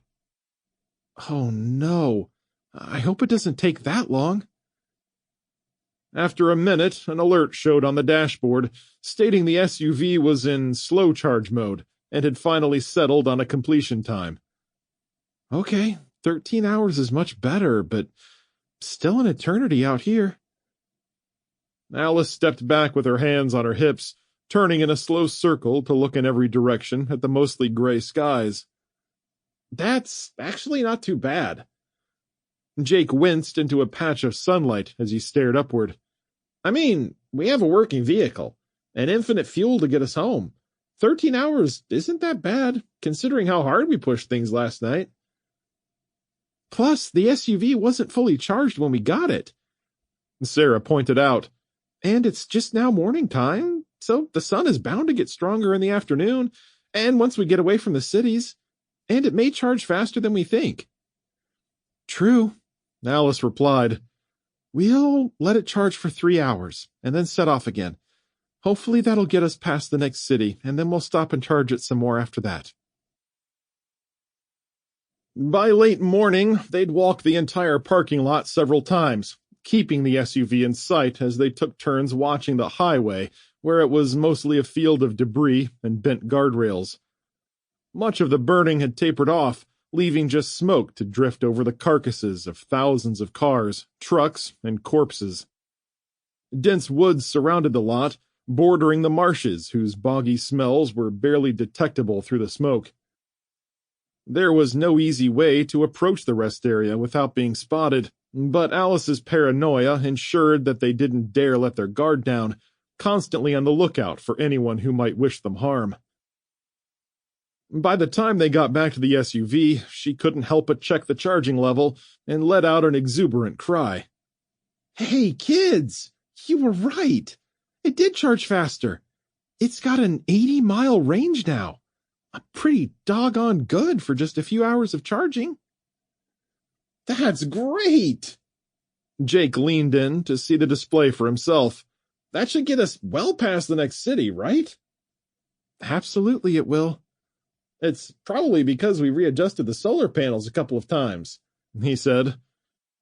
Alice looked up at the darkening sky, where patches of light were still showing through, but were too few to get a steady charge, and they'd spread the panels out more, trying to maximize their chances of catching as much direct light as possible. Chasing that light was the best thing we could have done. I'll bet it charged twice as fast because of that. Otherwise, we could have been here all day. You sure you don't want to let it charge all the way? Sarah asked. No, I'm good with this. Let's pack up and get ready to go. They'd been in the process of rearranging their supplies and had left some sitting outside the SUV, and Alice made them get their backpacks out and began stuffing each of them full of a variety of supplies. What are we doing this for? Sarah asked, with a long, slow sigh. We've got a whole cargo area to keep this stuff in. If we have to abandon the Jetstar for any reason, we can just grab our backpacks and run. Gotta plan for the worst and hope for the best. They started by packing several of the emergency MREs inside each pack, along with most of the bottled waters and energy drinks they'd gotten from the semi-trailers. After that, a few thin blankets and small camping pillows went in, followed by a pair of sleeping mats. At the top, they put in more fragile items, like calorie-dense snack bars, and in the side pockets they stuffed flashlights and batteries, along with compasses and other odds and ends. Only when their backpacks were full to bulging did Alice agree they were ready to go. Placing everything in the SUV's cargo area, they tucked it all in tight and spread a few towels out so the supplies couldn't be as easily seen by anyone who happened to get a glance inside the vehicle. Finally, they gathered up the flexible solar panels, cabling, and generator, and packed them into their spots in the cargo area. Then they got back inside with Alice behind the wheel and Jake in the front passenger seat once again. With a glance up at the darkening sky, Alice started the Jetstar and pulled smoothly out of the rest area to jump onto a connecting road bearing north that looked far less cluttered than the highway. She pulled onto the two-lane road where farmsteads and old-style homes stretched into the distance, with wide, grassy fields surrounded by swaths of forests that were largely untouched by the disaster. The backyards were filled with barns and sheds and old farm equipment, and the smells of the Florida marshlands leaked into the SUV's cabin, along with copious amounts of noxious fumes. Despite what should have been a beautiful view, though, the telltale signs of still-burning fires dotted the landscape, marked by thin smoke trails that drifted into the sky, with some corkscrewing upward and twirls of cyclonic winds. The smaller fires weren't as bad as the cities, though the ominous sky still loomed like a killer above them, an unnatural display that showed the true scope of the disaster. At least the traffic isn't nearly as bad. Alice joked as she drove around occasional wrecks and vehicles pitched nose first into ditches. Though this might be easier to navigate if there was traffic. Some of the vehicles had plowed into the trees or bushes, catching on fire and spreading their carnage across the road and into people's yards. On more than one occasion, cars were twisted in the center of the road, thrust together by detonations to create head-on collisions, with no one surviving the fiery wrath. Alice had become an expert at navigating the tall SUV through the rubble, though, and where they ran into situations where the tires might be at risk, they got out and cleared the way by hand. The farther west they drove along Highway 53 on their way toward Madison, the skies began to clear, the dark shades of gold and gray making a curved shape tinged with burning red light on the edges. Madison, Florida introduced itself with a green sign with a rainbow flourish beneath it, and Alice drove past the first exit, thinking she'd slip by until she stopped in front of a huge pile of steel and glass with twisted rubber tires and bent axles sticking out. Without stopping to investigate the 12-car wreck, Alice backed up to the last ramp they'd passed and got off with a huff. At the bottom of the ramp, the first thing she noticed off to the right were strips of stores, and 3 gas stations whose fueling pumps had gone up in a schism of concrete, dirt, and metal, with one of the underground tanks blossoming outward at the top in jagged steel petals. Things weren't as densely packed as they had been previously, though, and most of the vehicles had caught fire without causing much damage to things around them, though they still had to be careful of weakened pavement and loose debris. I'm going to try to find a back road to the next exit so we can get back on the highway again. It doesn't look like much burned up here, Jake noted, echoing her thoughts. I mean, compared to the other places we've been. As Alice pulled between the stores and up the main strip, she was surprised to catch fleeting images of human-sized shapes moving through the fog. After getting into the thick of it, she glanced eastward to see groups of them working hard around the storefronts, stacking boxes of cereal and diapers from a local grocery, while others raided a hardware store and several other strip malls on the same block. It wasn't chaotic looting, but an organized layout of supplies into specific piles, everyone seemingly working together to get the job done. Finally, people! Sarah shifted across the back seat. They look like they've got it together. Should we stop and talk to them? Absolutely not. I shouldn't have to remind you how valuable this vehicle is. We need to focus on getting home, first and foremost. As the SUV passed through a cloud of smoke billowing from a cluster of road wrecks, Alice gave a sharp tug of the wheel to avoid a woman walking across the street, startling her and causing her to jump back. Alice stared as they passed, seeing a dozen people digging in the wreckage and salvaging items from car trunks and back seats. Anything they retrieved was stacked in haphazard piles of charred clothing, suitcases, and other personal effects stained with soot and grime. Okay, we're out of here, Alice said. Instead of continuing up the main road, she turned left and cut between the busy strip malls where people had noticed them and were walking closer to get a better view, a few of them pointing at the SUV. As they put the stores behind them, Alice caught sight of a man with a beard and a cowboy hat striding parallel to them through a parking lot, following her path as they drove up a slight incline into several blocks of apartments. The hairs on the back of her neck rising, Alice drove them over the crest of a hill and out of sight, splitting the buildings and cruising down a lane crowded with elm trees, oaks, and a few pale ashes with long trunks that stretched skyward. Up ahead, the road grew thick with more wreckage where older neighborhoods left trails of smoke trickling into the sky, and she had to slow down yet again.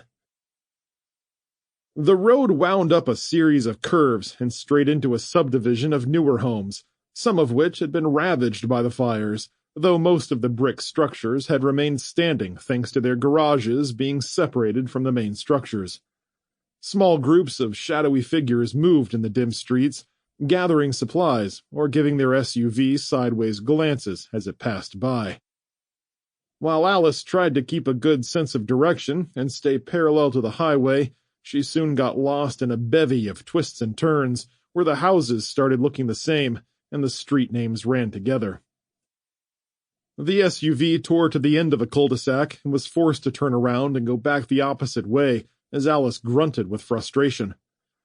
As she continued to navigate through the restless streets, there was enough rubble and wreckage to become a nuisance, clusters of it blocking them completely, or too dangerous to drive through, and Alice didn't want to have to stop for fear of the local populace seizing the opportunity to try and take their possessions. This place is really creepy.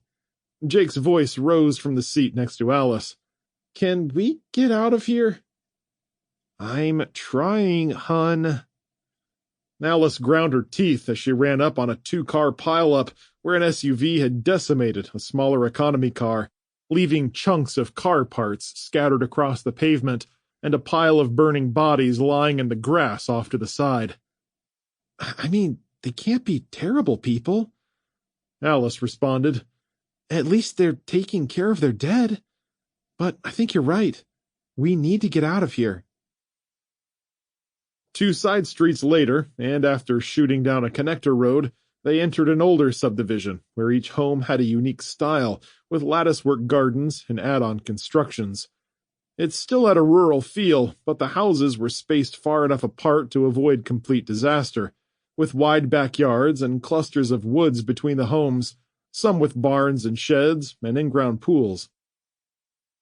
More shadowy groups of people gathered in side yards as they collected supplies and goods that hadn't gone up in flames, acting again not as looters, but as an organized force that was responding to a crisis. "I am completely lost," Alice stated flatly as she rounded the next corner and stopped the vehicle. "I don't know where the highway is, or how to even get out of here." "I wish we had a map," Jake said. "Even if we had one from a gas station, it probably wouldn't show any of these back streets and neighborhoods, and that's where we're lost right now." Looking up at the sky, she tried to gauge the position of the sun's glow through the thick canopy of clouds, guessing they were pointed just slightly south.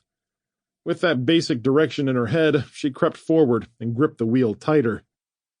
"We're just going to keep going till we find our way through to the highway. Once we get there, we'll be in good shape. Just hang on."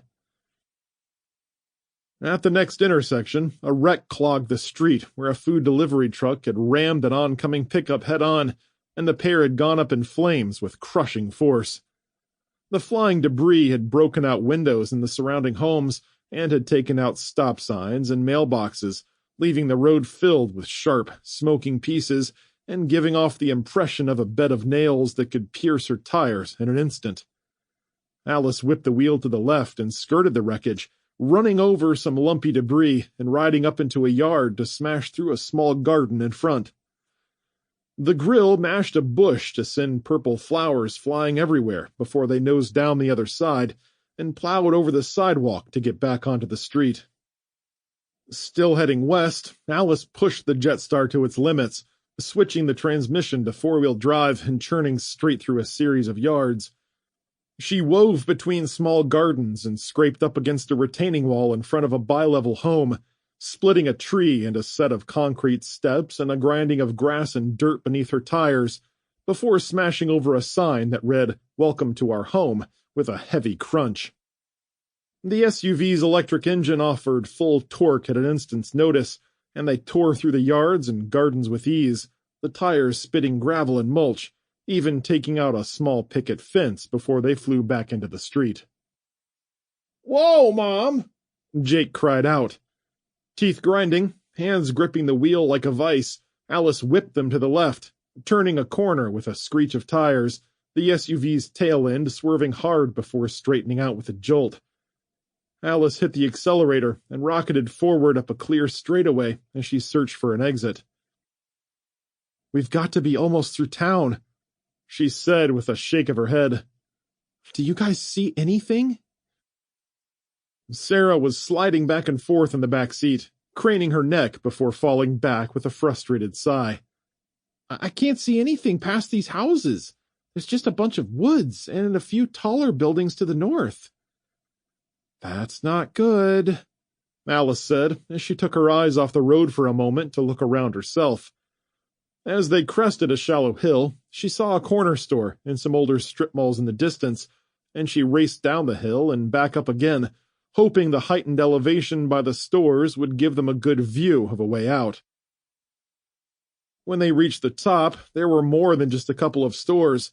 Several apartment complexes were nestled along the hill below them, and off to the right, a gas station smoldered atop a slab of ruptured pavement, though only a few small structures surrounding it had caught fire.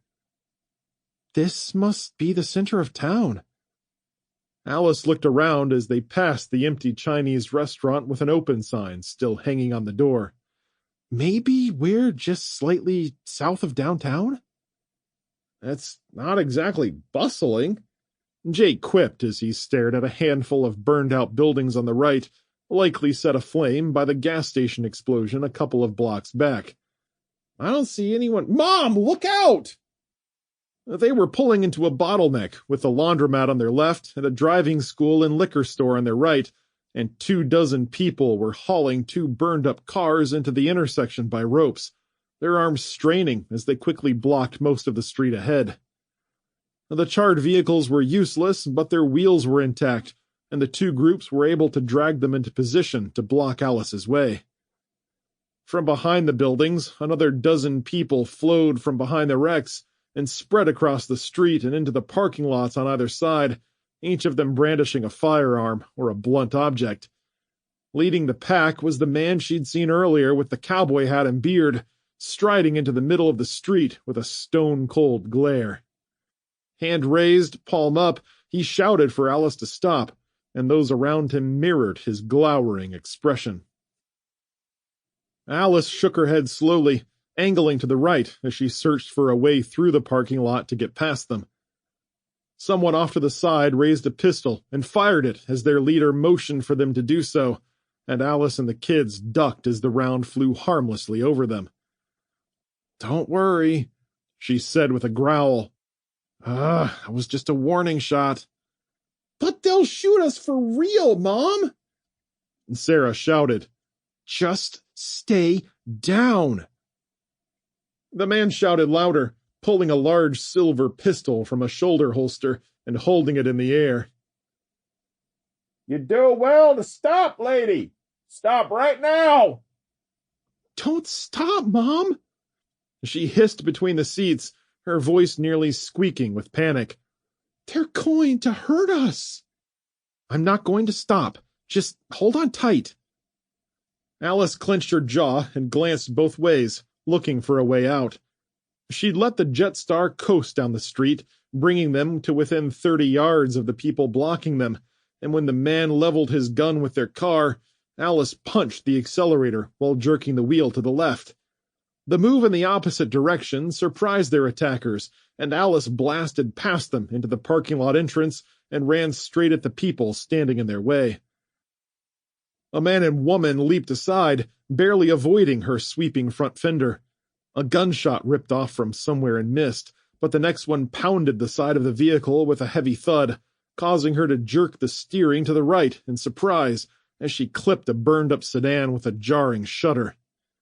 Crying out in frustration, Alice whipped the wheel back and forth and angled for another exit as more rounds popped off to their right. As they bumped and rattled across the rough pavement, Alice misjudged a 6-inch concrete curb around the exit lane and slammed into it, tossing them straight up into the air. Alice whipped the wheel left and then back to the right again as more shots were fired, and Jake threw his arms over his head as a bullet hit the side mirror and exploded in a shower of plastic and glass. Alice was already away, though, accelerating down the road to flee the marauders and their roadblock, the gunfire finally stopping as they swept left along a curvy lane and out of sight. "That was way too close for comfort," Alice whispered, her heart racing as she kept glancing in her rearview mirror as they came down from the elevated part of the town and the 2-lane paved street turned into an old country road that guided them westward past more woods and farmhouses. Jake rose from where he'd been crouched in the seat. "Jeez, Mom, you weren't kidding about people trying to get our stuff." "I think they were focused on taking the SUV more than anything, but who knows what they would have done to us. And I doubt they would have let us keep our stuff if they were willing to shoot us." Adrenaline was pumping through her veins, her heart racing in her chest as her breaths came in quick gasps, but the more the road slipped by beneath their tires, the better Alice felt, and she finally relaxed her hands on the wheel where she'd been holding it in a white-knuckled grip. For a quarter of a mile, Alice took her time and navigated through a short stretch of road rubble before noticing the SUV was responding sluggishly to both the steering wheel and accelerator. "What the—" She looked around. "Something's wrong with the car." Jake leaned in and pointed to the dashboard display. "Could it be that warning?" A flashing red light next to a layout of the vehicle's battery system had appeared on the center display, and one of the batteries had turned red and had an X through it, while the 3 others showed either yellow or blue. Alice pulled the vehicle over to the right side of the road along a stretch of trees and tapped on the red battery icon to bring up a more detailed readout. One of the main batteries is down, and we're only running at 4% capacity? What happened? Sarah leaned between the seats. I bet one of those bullets hit a critical system component or the battery itself. They're all malfunctioning as a result. Jake wrinkled his nose. What's that smell? Alice tilted her head and sniffed, catching the acrid scent that was leaking up through the floor and creeping into the car, far more pungent than the ever-present smell of smoke and general burning. What are we going to do, Mom? Sarah's voice teetered on the edge of fear. We're going to get our stuff out of this thing before it catches fire. Grab everything you can out of the back and put it on the side of the road. Jake, get the rifle out and help your sister. Now, go! Snatching the ammunition from the center console, Alice and the kids got out and moved to the rear, popping the hatch and taking the backpacks out to place them several feet away from the car. They continued grabbing bins of MREs and other food and set them at the edge of the road where the roadside brush swayed gently in a Florida breeze. Between the three of them, they got everything out in a couple of minutes and stood back, staring at the Jetstar as the acrid smell grew even more pungent and smoke continued to pour out from underneath the bottom. Well, there goes our easy ride, Alice said. Yeah, that really sucks. Jake watched the car slack-jawed. I thought we were going to be home free. Sarah placed her fist on her hips and glowered over her shoulder. We would have been if it hadn't been for those jerks shooting at us back there. From inside the vehicle, a warning alarm blared in the cabin, followed by a polite female voice. Attention! Breach in main battery 1. Emergency services are being automatically called. Please evacuate the vehicle and step away. Oh, they definitely hit a battery, Alice said. A sizzling sound started in the tail end, and she threw her arm out and guided the kids back. Come on, guys, get away. It's going to... A spark spat from the rear end, followed by a burst of them as the battery malfunction spread. The undercarriage crackled and groaned as the Jetstar's frame began to heat up, and popping sounds erupted from beneath it, with flashes and flares, as the batteries began to violently discharge all of their remaining energy much faster than they were ever designed to do so. Alice pushed the kids back another few feet and then dove to grab the backpacks, tossing them farther away from the hissing, spitting vehicle. Finally, a red flame licked up through the cargo area, and more smoke began trailing from the back, followed by tendrils of fire that crawled up around the rear bumper to give off an oily, greenish smog that was far more foul than anything they'd smelled from other wrecks. Quick, stuff whatever else we can into our backpacks. She grabbed hers and moved toward their stacks of supplies, waving adamantly at the kids.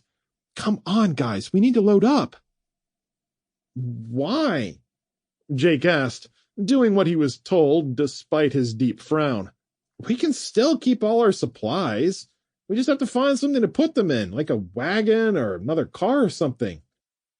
No time to go looking for new transportation around here. Those locals are going to see that rising smoke and come to investigate. The last thing they need to find is us three standing here next to a ton of supplies. Come on, get to packing so we can get out of here. They tore through the supplies and picked out a few more MREs and stuffed them into their already overflowing backpacks.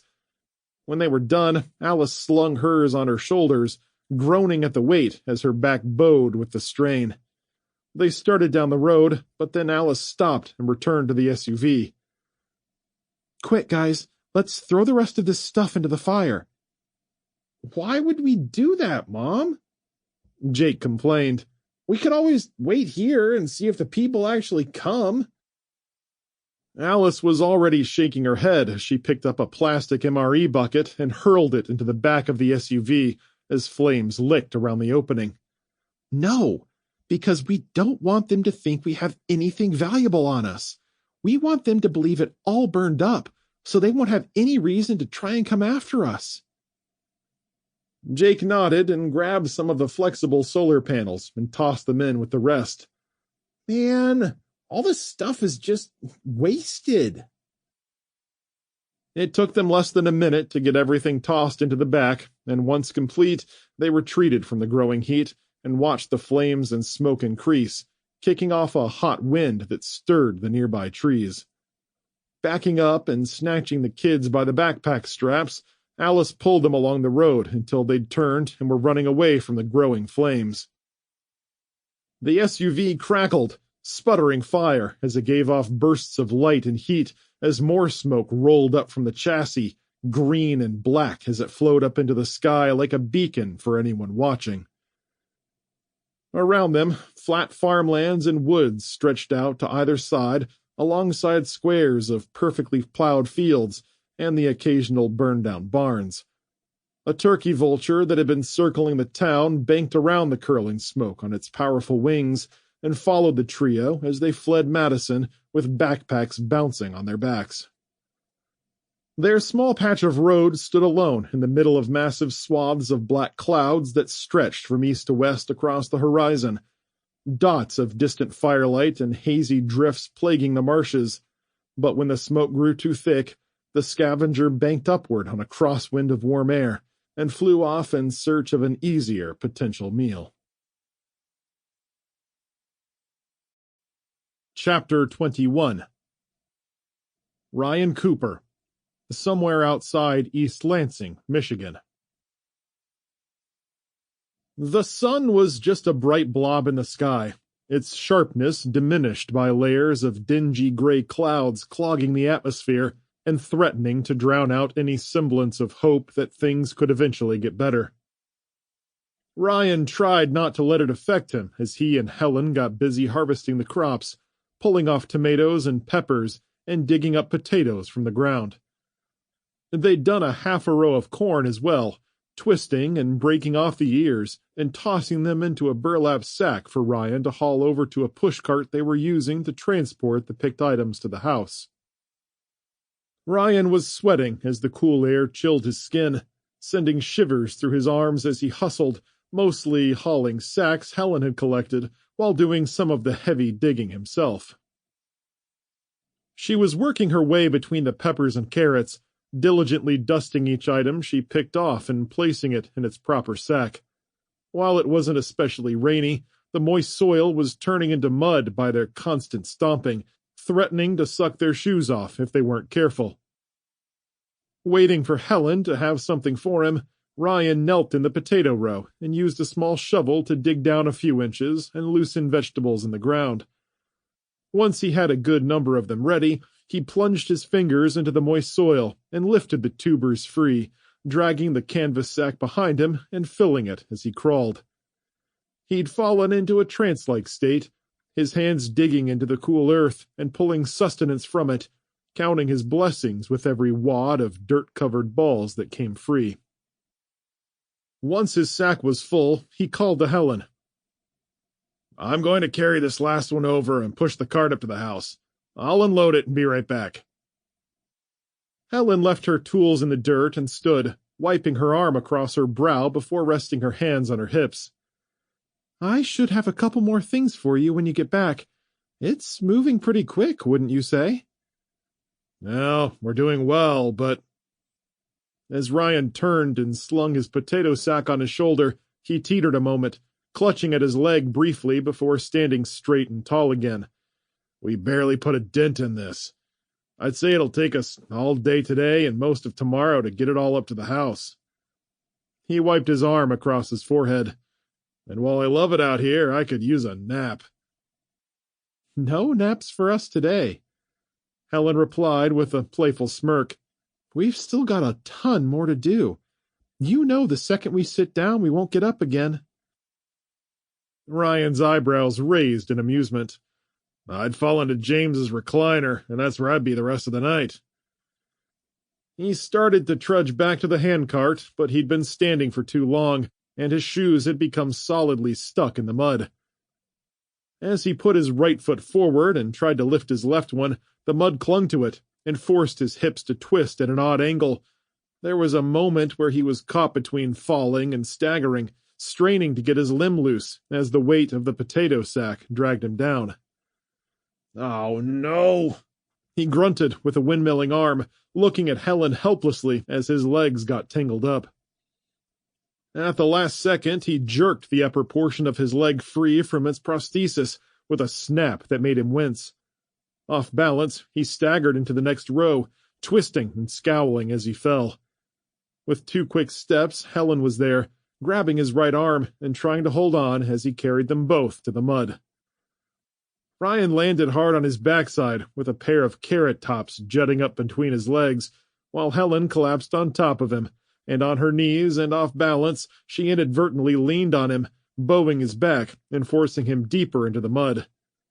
Gasping and straightening with a strained and worried expression, she held out her hands to check him for injuries.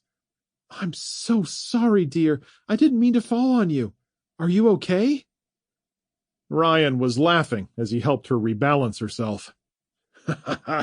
"I'm okay. Oh, seriously, I'm fine.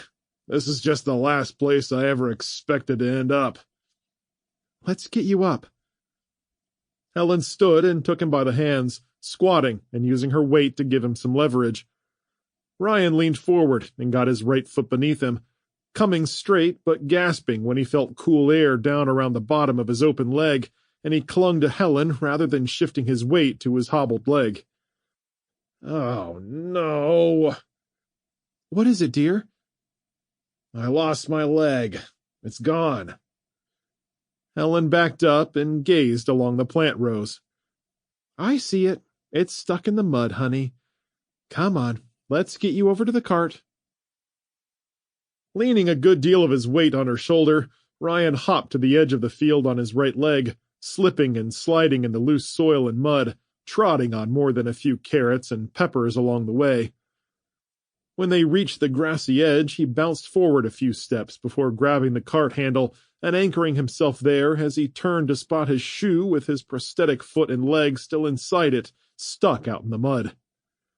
Helen stepped back and squinted at the lost part. "I'm so sorry, Ryan. I shouldn't have made you lug all those heavy sacks." Ryan shook his head. "No, we had the right idea, but we just executed poorly. The system is working great, but this mud is tough. Luckily, I thought something like this could happen." Turning so he faced the cart, he sorted through a couple of plastic trays near the handle, fishing out some strong twine before sitting on the grass. "Can you go grab my leg, please?" "Of course. Be right back." Helen shuffled out into the rows of crops and stooped to grab his shoe with the prosthetic foot still inside. She took it by its sides and wiggled it back and forth, pulling hard but unable to get it free. Finally, she reached for the shovel he'd left lying there, dug around the heel, and flipped it out. After retrieving the limb, Helen held it up with a smile. "Got it." Then she brought it over to him and waved it before handing it over. Once in hand, Ryan flipped it over and inspected the inside where the prosthetic had cracked just beneath the socket. "Can you tell what's wrong?" Ryan held the appendage out, sighing heavily. "Looks like it cracked where the socket attaches to the ankle. I won't be doing any heavy moving around with it like this, but there still might be enough suction to keep it on my calf." Straightening the sweaty gel liner at the bottom of his leg, he slipped the prosthetic over it and put weight on it, taking a few steps before turning and coming back. "Yep, it'll stay on, but I won't be running any marathons. Maybe I can strengthen it a bit." Using the twine from the tray, Ryan wrapped it around the top of the prosthetic and pulled it tight to bolster the suction he already had. He took a few more experimental steps, doing a full circle, hoping that it wouldn't randomly fly off just trying to walk. "That's much better," he said with a nod. "I should still be able to get around with no problem, but it'll need a more permanent fix before I want to rely on it. For now, let's get this stuff up to the house. Turning and leaning against the pushcart handle, Ryan threw his weight into it and shoved it over the flat grass and out of the garden gate with Helen at the front, pulling a smaller handle on the side and working it back up toward the house with their reduced load. When the dogs came bounding up again, Ryan warned them off, too tired, sweaty, and aggravated to give them any attention. Leaving the harvested plants outside, they went in where Ryan stripped off his jacket and collapsed into a kitchen chair. Helen brought some wet washcloths to clean off the dirt as he removed the prosthetic and studied it to see if he could fix it any better. "Is there anything I can do?" Helen tossed the washcloths into a nearby laundry basket.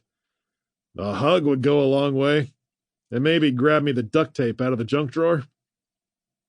With a smile, Helen fell against him and hugged his shoulder to her side, wrapping his head in a warm embrace. Done and done. She shuffled over to the drawer, fished out the black duct tape, and brought it over. After putting his prosthetic back on, Ryan ripped off a large piece of tape and wrapped it beneath his knee to cover the top portion of the prosthetic. Then he wrapped a second one around the calf to see if he could reinforce the suction. Standing up, he took some more experimental steps and nodded. "That'll do for now," he said, "but that mud is too much for me. Oh, I think we're going to have to use the tractor from now on. We'll just have to hope no one sees us working out here." "While you do that, I'll grab the corn and anything you can't get with the tractor." "That sounds like a plan. Let's get to work." Donning their jackets once more, the two started to go outside when Ryan stopped. "Since we're going to be out here running the tractor, it might be a good idea to arm ourselves in case someone gets curious. Did Alice give you the combination to the safe?" Helen nodded. "I tend to agree with you on that one. And yes, she did." They went downstairs into the supply area and over to a small stand-up safe against the far wall, hidden behind the furnace and water heater. Helen punched in a code on the keypad, and they watched it turn green and click open a fraction of an inch.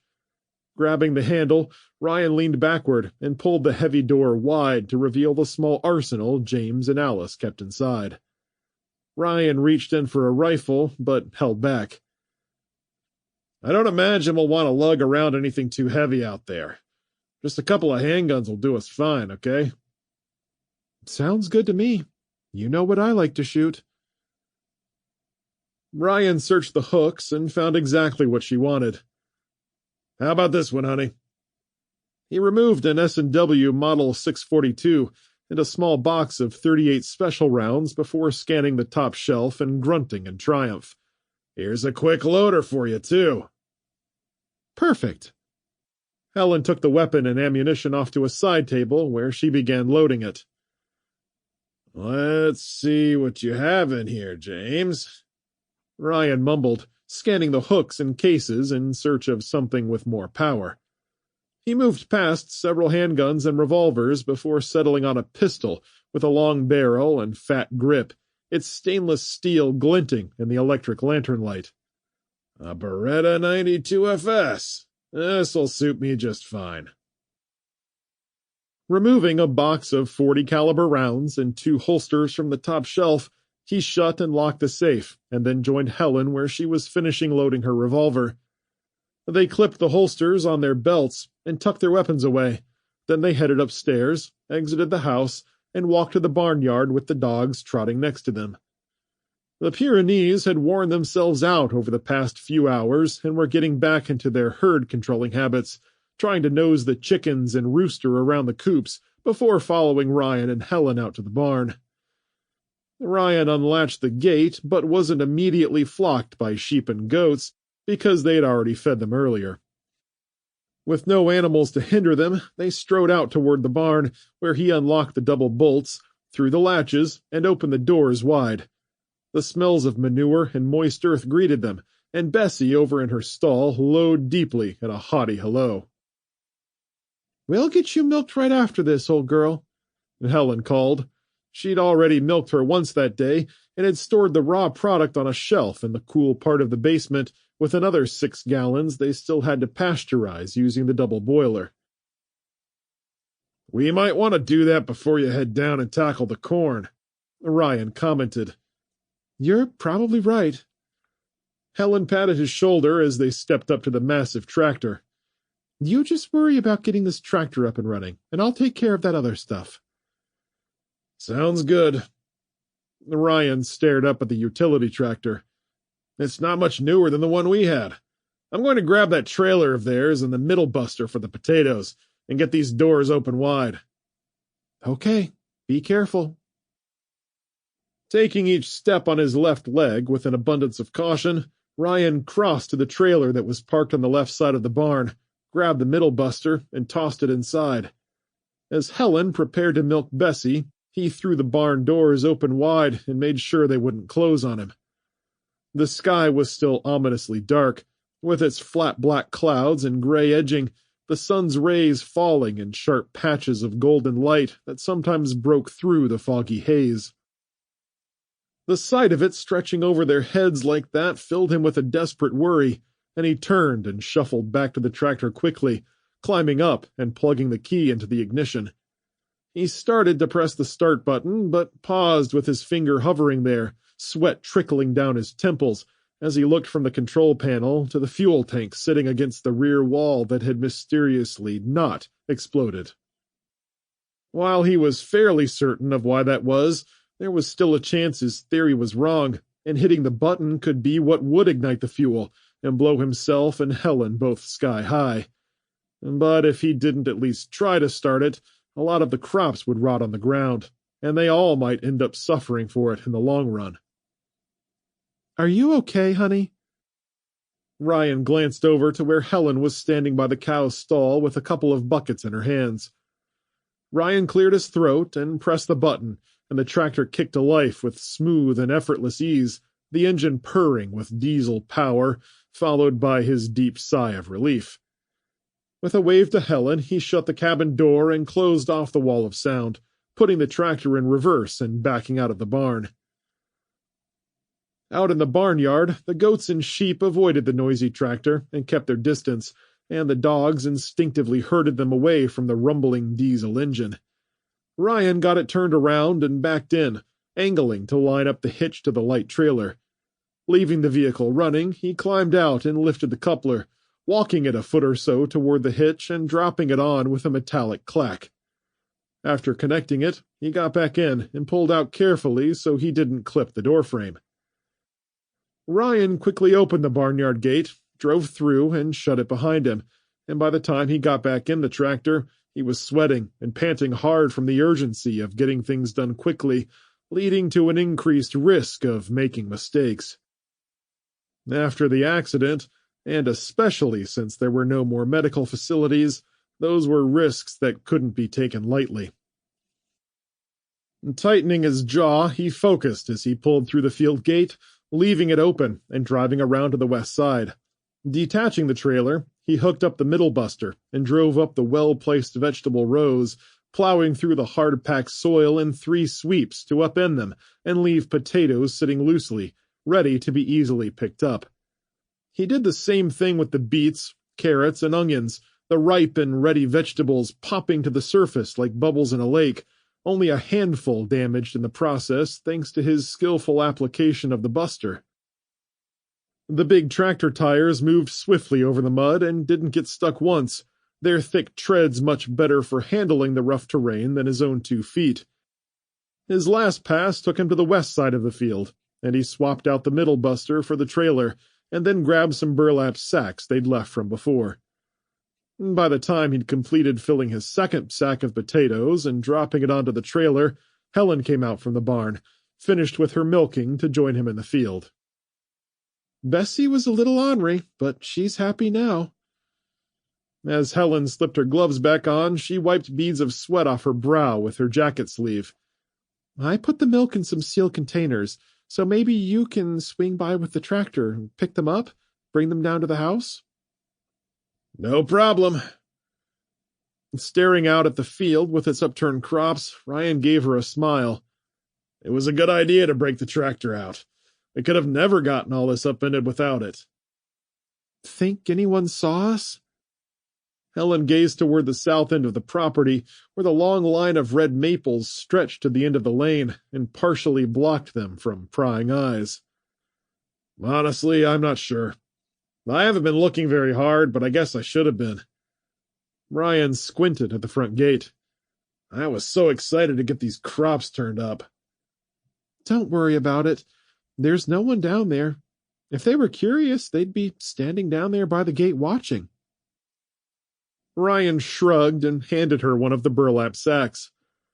All we can control is how fast we bring this stuff in. Nodding, Helen's expression grew serious. I'll grab some more of that corn. For the next hour, they worked quickly and efficiently, moving past the long rows of crops, dusting them off, and placing them in their sacks. The big trailer was more than enough to handle all of it, and they had it half filled before too long. It was grueling, sweaty work, but Ryan was in his element, getting dirt beneath his fingernails and sweating up a storm, avoiding any of the labor that might cause a repeat of his earlier accident. Occasionally, he'd glance out across the property to see if anyone was watching, his paranoia growing as the horde of crops piled up and weariness set in. It was a veritable treasure trove right in front of them, more valuable than gold or silver, especially as the days grew shorter and the cold began to set in. Neither Ryan nor Helen were used to going so hard at it, not since they'd retired from their farmstead, when every morning had been a struggle to plant quickly, tend quickly, harvest quickly, and get it put away or sold to the highest bidder. While Ryan's knees creaked and his back ached, there was something special about working with the earth. It was the moist aroma of an upturned field, the sense of accomplishment at bringing in what the soil had provided, and the pride of self-sustenance and hope, even in the most dark and dismal times.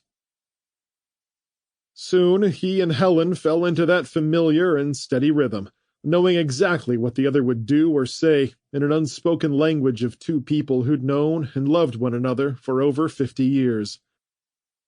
Helen's strength and endurance was equally expected and pleasant, picking right up where she'd left off as a young wife working the family field to harvest their life-giving crops. She was relentless, and what she couldn't lift she dragged through the mud, only rarely needing Ryan's assistance to get an especially heavy sack into the trailer. At some point in their harvesting, the trailer became full, and he urged Helen to keep picking while he drove the entire load up to the house and unloaded every burlap sack near the back door in neat piles according to vegetable. By then, his shoulders and leg were aching, from the knee joint to the hip, as he adjusted his movements to balance out the broken prosthetic. Its grip on his leg was growing looser by the hour, almost slipping off twice and forcing him to readjust it while he sat on the sacks. Back in action, he climbed in and returned to the field, where he hopped down and gathered up the sacks Helen had left at the ends of the rows. The day was deepening, and black clouds settled over the field, made worse by the setting sun to make it difficult to see. It's getting dark, hon," Ryan said, as he lugged a sack of onions on each shoulder and dumped them gently atop the rest in the back of the trailer. Helen stepped out of the corn rows, dirt on the thighs of her jeans and cheeks, her jacket stained and grubby. She wore a dazed, weary expression, but she nodded and raised a finger. "There's half a sack of corn in there. Let me grab that, and I'll be right out." Ryan finished what he was doing and followed Helen into the tall corn rows. As she picked up her half sack, he took it from her, and spotted another full sack she'd forgotten to bring out. He grabbed that too, and together they left the field, loaded the trailer, and climbed into the cabin where Helen sat on his lap. Giving her waist a squeeze, he grinned and peered around her at the tractor controls. "Just like the old days, right?" "A day out in the field, and I always got a ride back on your lap." She chuckled and held onto a hand grip built into the roof as he drove out into the field to get turned around. The gigantic wheels trudged over the loose dirt and mud to carry them out through the gate and back along the muddy tract to the house. The dogs caught up with him and bounded next to the trailer as they pulled up near the first stack of supplies, climbed down, and began unloading the sacks of produce. Ryan left the tractor idling, already feeling much safer with it behind the house and not in a direct line of sight from the road. With a huff, he dropped the last bag of carrots on top of the others and stood back by the trailer, gazing over everything they'd brought in. Helen came to stand by his side and folded her arms as her grin spread. "This is quite a haul." "Just like we were hoping. Those kids did a better job than even I thought they had in getting all this planted." Ryan rubbed the back of his neck as he marveled at what they'd done. "I'm not sure what came over us, but we really got into a rhythm for a while there." "Like you said, it's just like the old days." Helen slapped her hands on her thighs. "Oh, I tell you what, I'm worn out and just about ready for bed." "Now we can finish the bulk of this tomorrow." Ryan gestured to the tractor. "Do you want to come with me to put this away?" "Absolutely." They climbed into the cabin and motored to the barn, with Helen hopping down and opening the doors while he swung the trailer around. Loading Bessie's milk into the back, they drove it to the house, where they placed the closed containers next to all the food, everything looking wonderful where it was laid out in a couple of neat rows. Corn, potatoes, peppers, onions, turnips, and a few smaller bags of herbs lay all across the back of the house, the fresh smells coming off and washing over them. She rode with him back to the barn and got out while he attempted to reverse the trailer in. It took 2 tries to get it parked, and he climbed down and unhooked the hitch before pulling the trailer in a tight circle to put it back where he'd found it. The weight of the day rushed in on him as he powered the big diesel off and sat in the perfect silence, with his body still throbbing from the noise and vibrations. With the satisfaction of having put in a great day's work, Ryan descended from the cabin and put both feet on the ground with his arms and shoulders shaking with weariness. He leaned against the tractor with parts of his legs sore and raw from the prosthetic's constant rubbing on his outer knee. The fix could come later, but there was nothing more he wanted to do than get cleaned up, put on a fresh change of clothes, and relax for an hour before bed. Taking a deep but resigned breath, Ryan pushed off the tractor and began walking slowly to the barn doors, where Helen stood with one side half closed, her hand resting on the latch as she peered past the house. Bessie lowed deeply and shifted in her stall, and Ryan laughed. "You're good for now, old gal. We'll be back tomorrow to collect some more milk. Don't you worry." Ryan's smile faded as he approached the doors and saw Helen's expression. As he watched, her head tilted slightly as she squinted into the growing darkness, the shift in her posture sending a spike of adrenaline through his veins as he moved quicker toward the door. "What is it, Helen?" "I don't know." "You don't know? I haven't seen that look on your face since last year when you wrote the check for the property tax bill." I guess, maybe I saw something down there?" "Where?" By then, Ryan had reached the barn entrance and turned to see what she was staring at. From his position, he was looking straight past the sheds and play area to where their goods were stacked neatly behind the house. The EV was parked off to the side, but as he shifted his attention to the left, he could see past the red oaks and down the lane to the front gate. Everything was closed up nice and tight, and some ducks were crossing the lane from one pond to another. The dogs were still sitting by the flock of sheep and goats on the west side of the barnyard, unaware of anything being off. "I thought I saw a person down there." "Was it one of the Joneses? Mike, maybe?" Helen squinted harder before relaxing her shoulders with a shrug.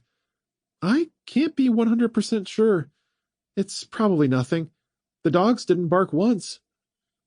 They might be too far away to notice." Ryan shook his head and glanced at Duke and Duchess, where they wandered around the edges of the flock with Diana somewhere on the north side. "Plus, they're so busy watching the other animals that they might be distracted." Helen laughed and waved it off. I'm sure it was nothing." Possibly. But we need to be vigilant. The dogs won't always catch everything right away, even when we let them roam the yard freely. Let's not go anywhere unarmed. Letting go of the door, Helen's serious expression faded to something more pleasant. Agreed. What do you say we go inside and get cleaned up? Then we'll team up for dinner before we work on pasteurizing that milk. The tension in Ryan's jaw released, though his eyebrows were still creased with worry as he glanced up at the dark sky. It had grown more ominous, with deep shades of billowing black and gray, the wind unseasonably non-existent, leaving the sky with a stagnant, rotting look above their heads. Are you okay? He thrust his chest out and nodded firmly. I'm fine, dear. But between those clouds up there and what you may or may not have seen, I'd be lying if I said I wasn't a little nervous. Me too. That's why we're going to set a watch tonight. You and I will take turns keeping ourselves safe. Nodding slowly, Ryan grabbed the other barn door and brought it around to meet hers before they shut them together and locked up. Arm in arm, they strolled down the lane, past the sheds and chicken coops, with a cool breeze ruffling their hair. With an end to the evening in sight, they stopped by the harvested food long enough to grab the containers of milk and take them inside to heat in the double boiler before putting it all away in the refrigerator. Once in the house, Ryan put the last container on the counter and told Helen he was going upstairs to get a change of clothes.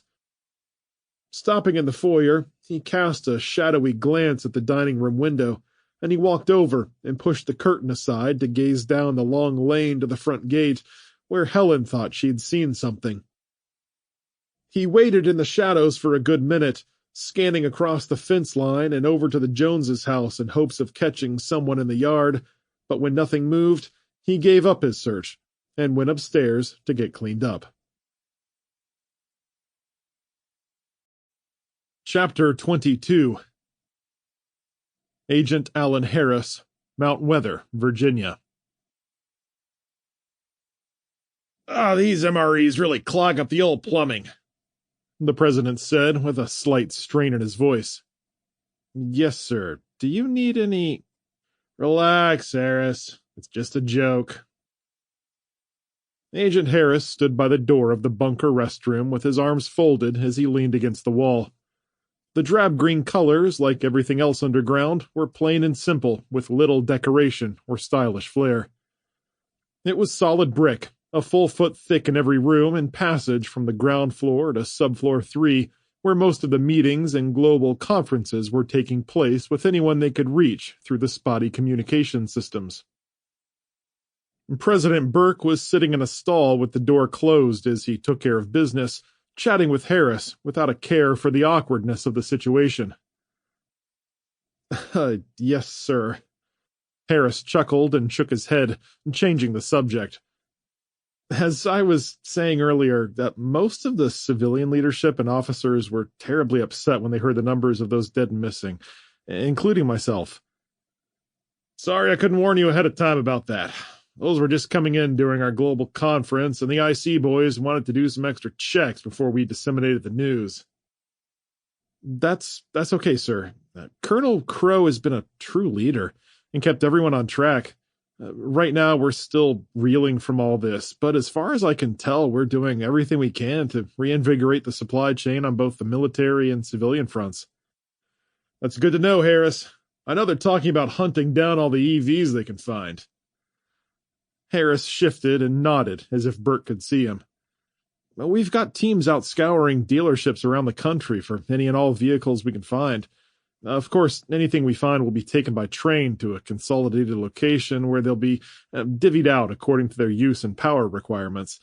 Obviously, they can't just be driven across the country. But at least we won't be driving horse-drawn carts and wagons. No, sir, though that might not be a bad idea. I'd say we start collecting bicycles as well, though I doubt Crow will see the sense in that. A Marine battalion riding bicycles into battle. And Burke laughed. I've got that image in my mind now, and I never want to let it go. Harris smiled. Sorry, sir. Oh no, I'm not making fun of the idea at all. It might come down to that eventually, so it'd be a good idea to jump ahead on that one. Any news on what's happening around the world, if that information isn't classified? Most of it isn't to the high-ranking officials, and I certainly don't mind you knowing. Aside from some of the information on the Russians and Chinese, we just heard from South Africa, Algeria, and Botswana.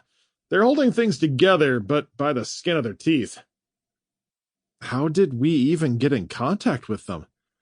A satellite relay through our embassies in those countries. Harris took on a pinched look. And you say they're doing okay? I would have figured with Africa's constant economic and political strife, the disaster would have only made things worse. They're not as developed as most European nations, so ironically, is that irony? I always forget. Anyway, the impact locally has been more reserved than other places.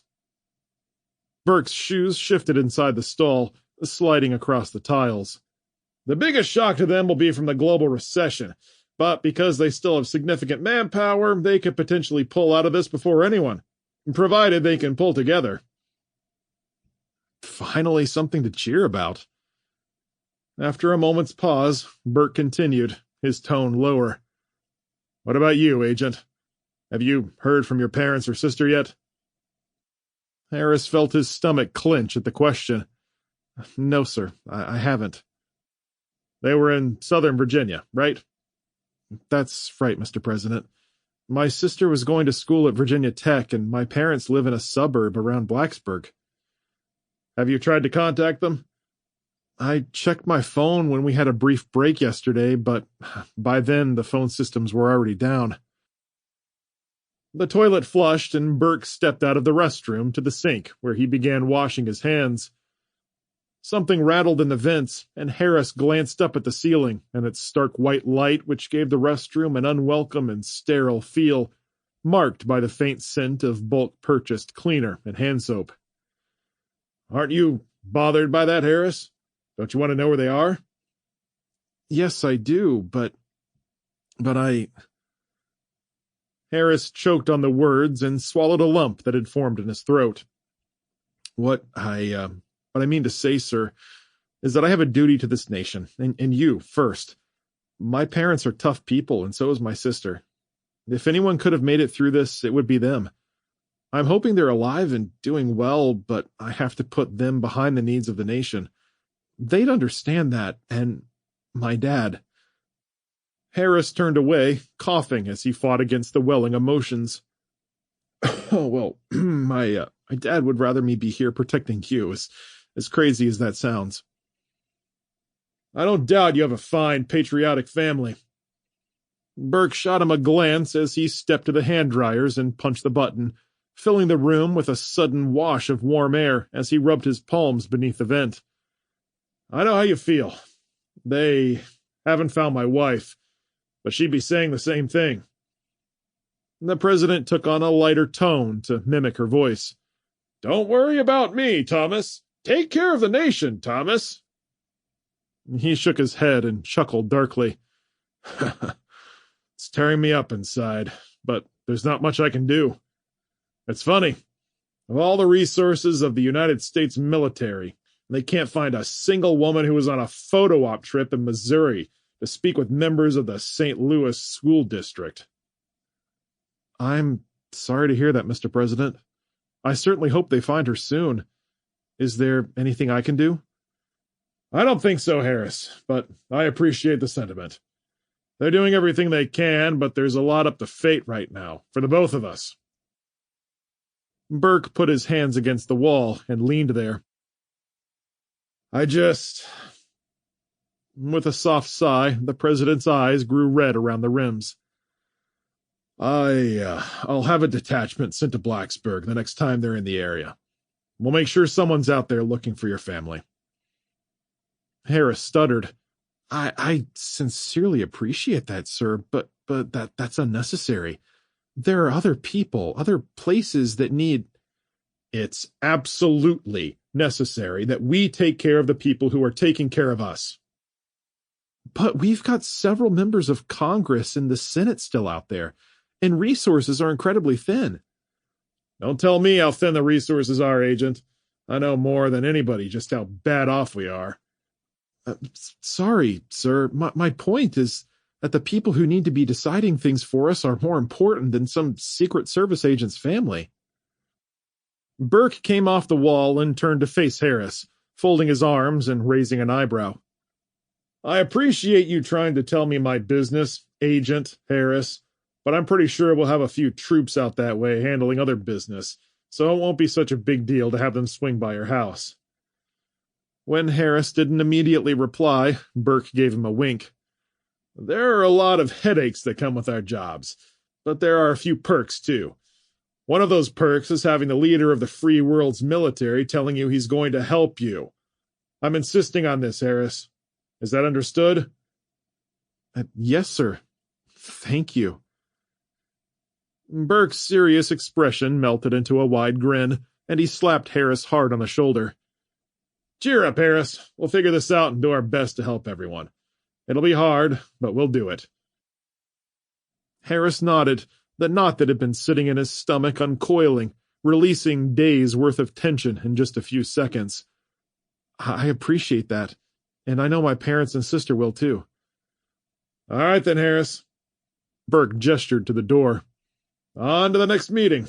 There's a lot to do before this day is through.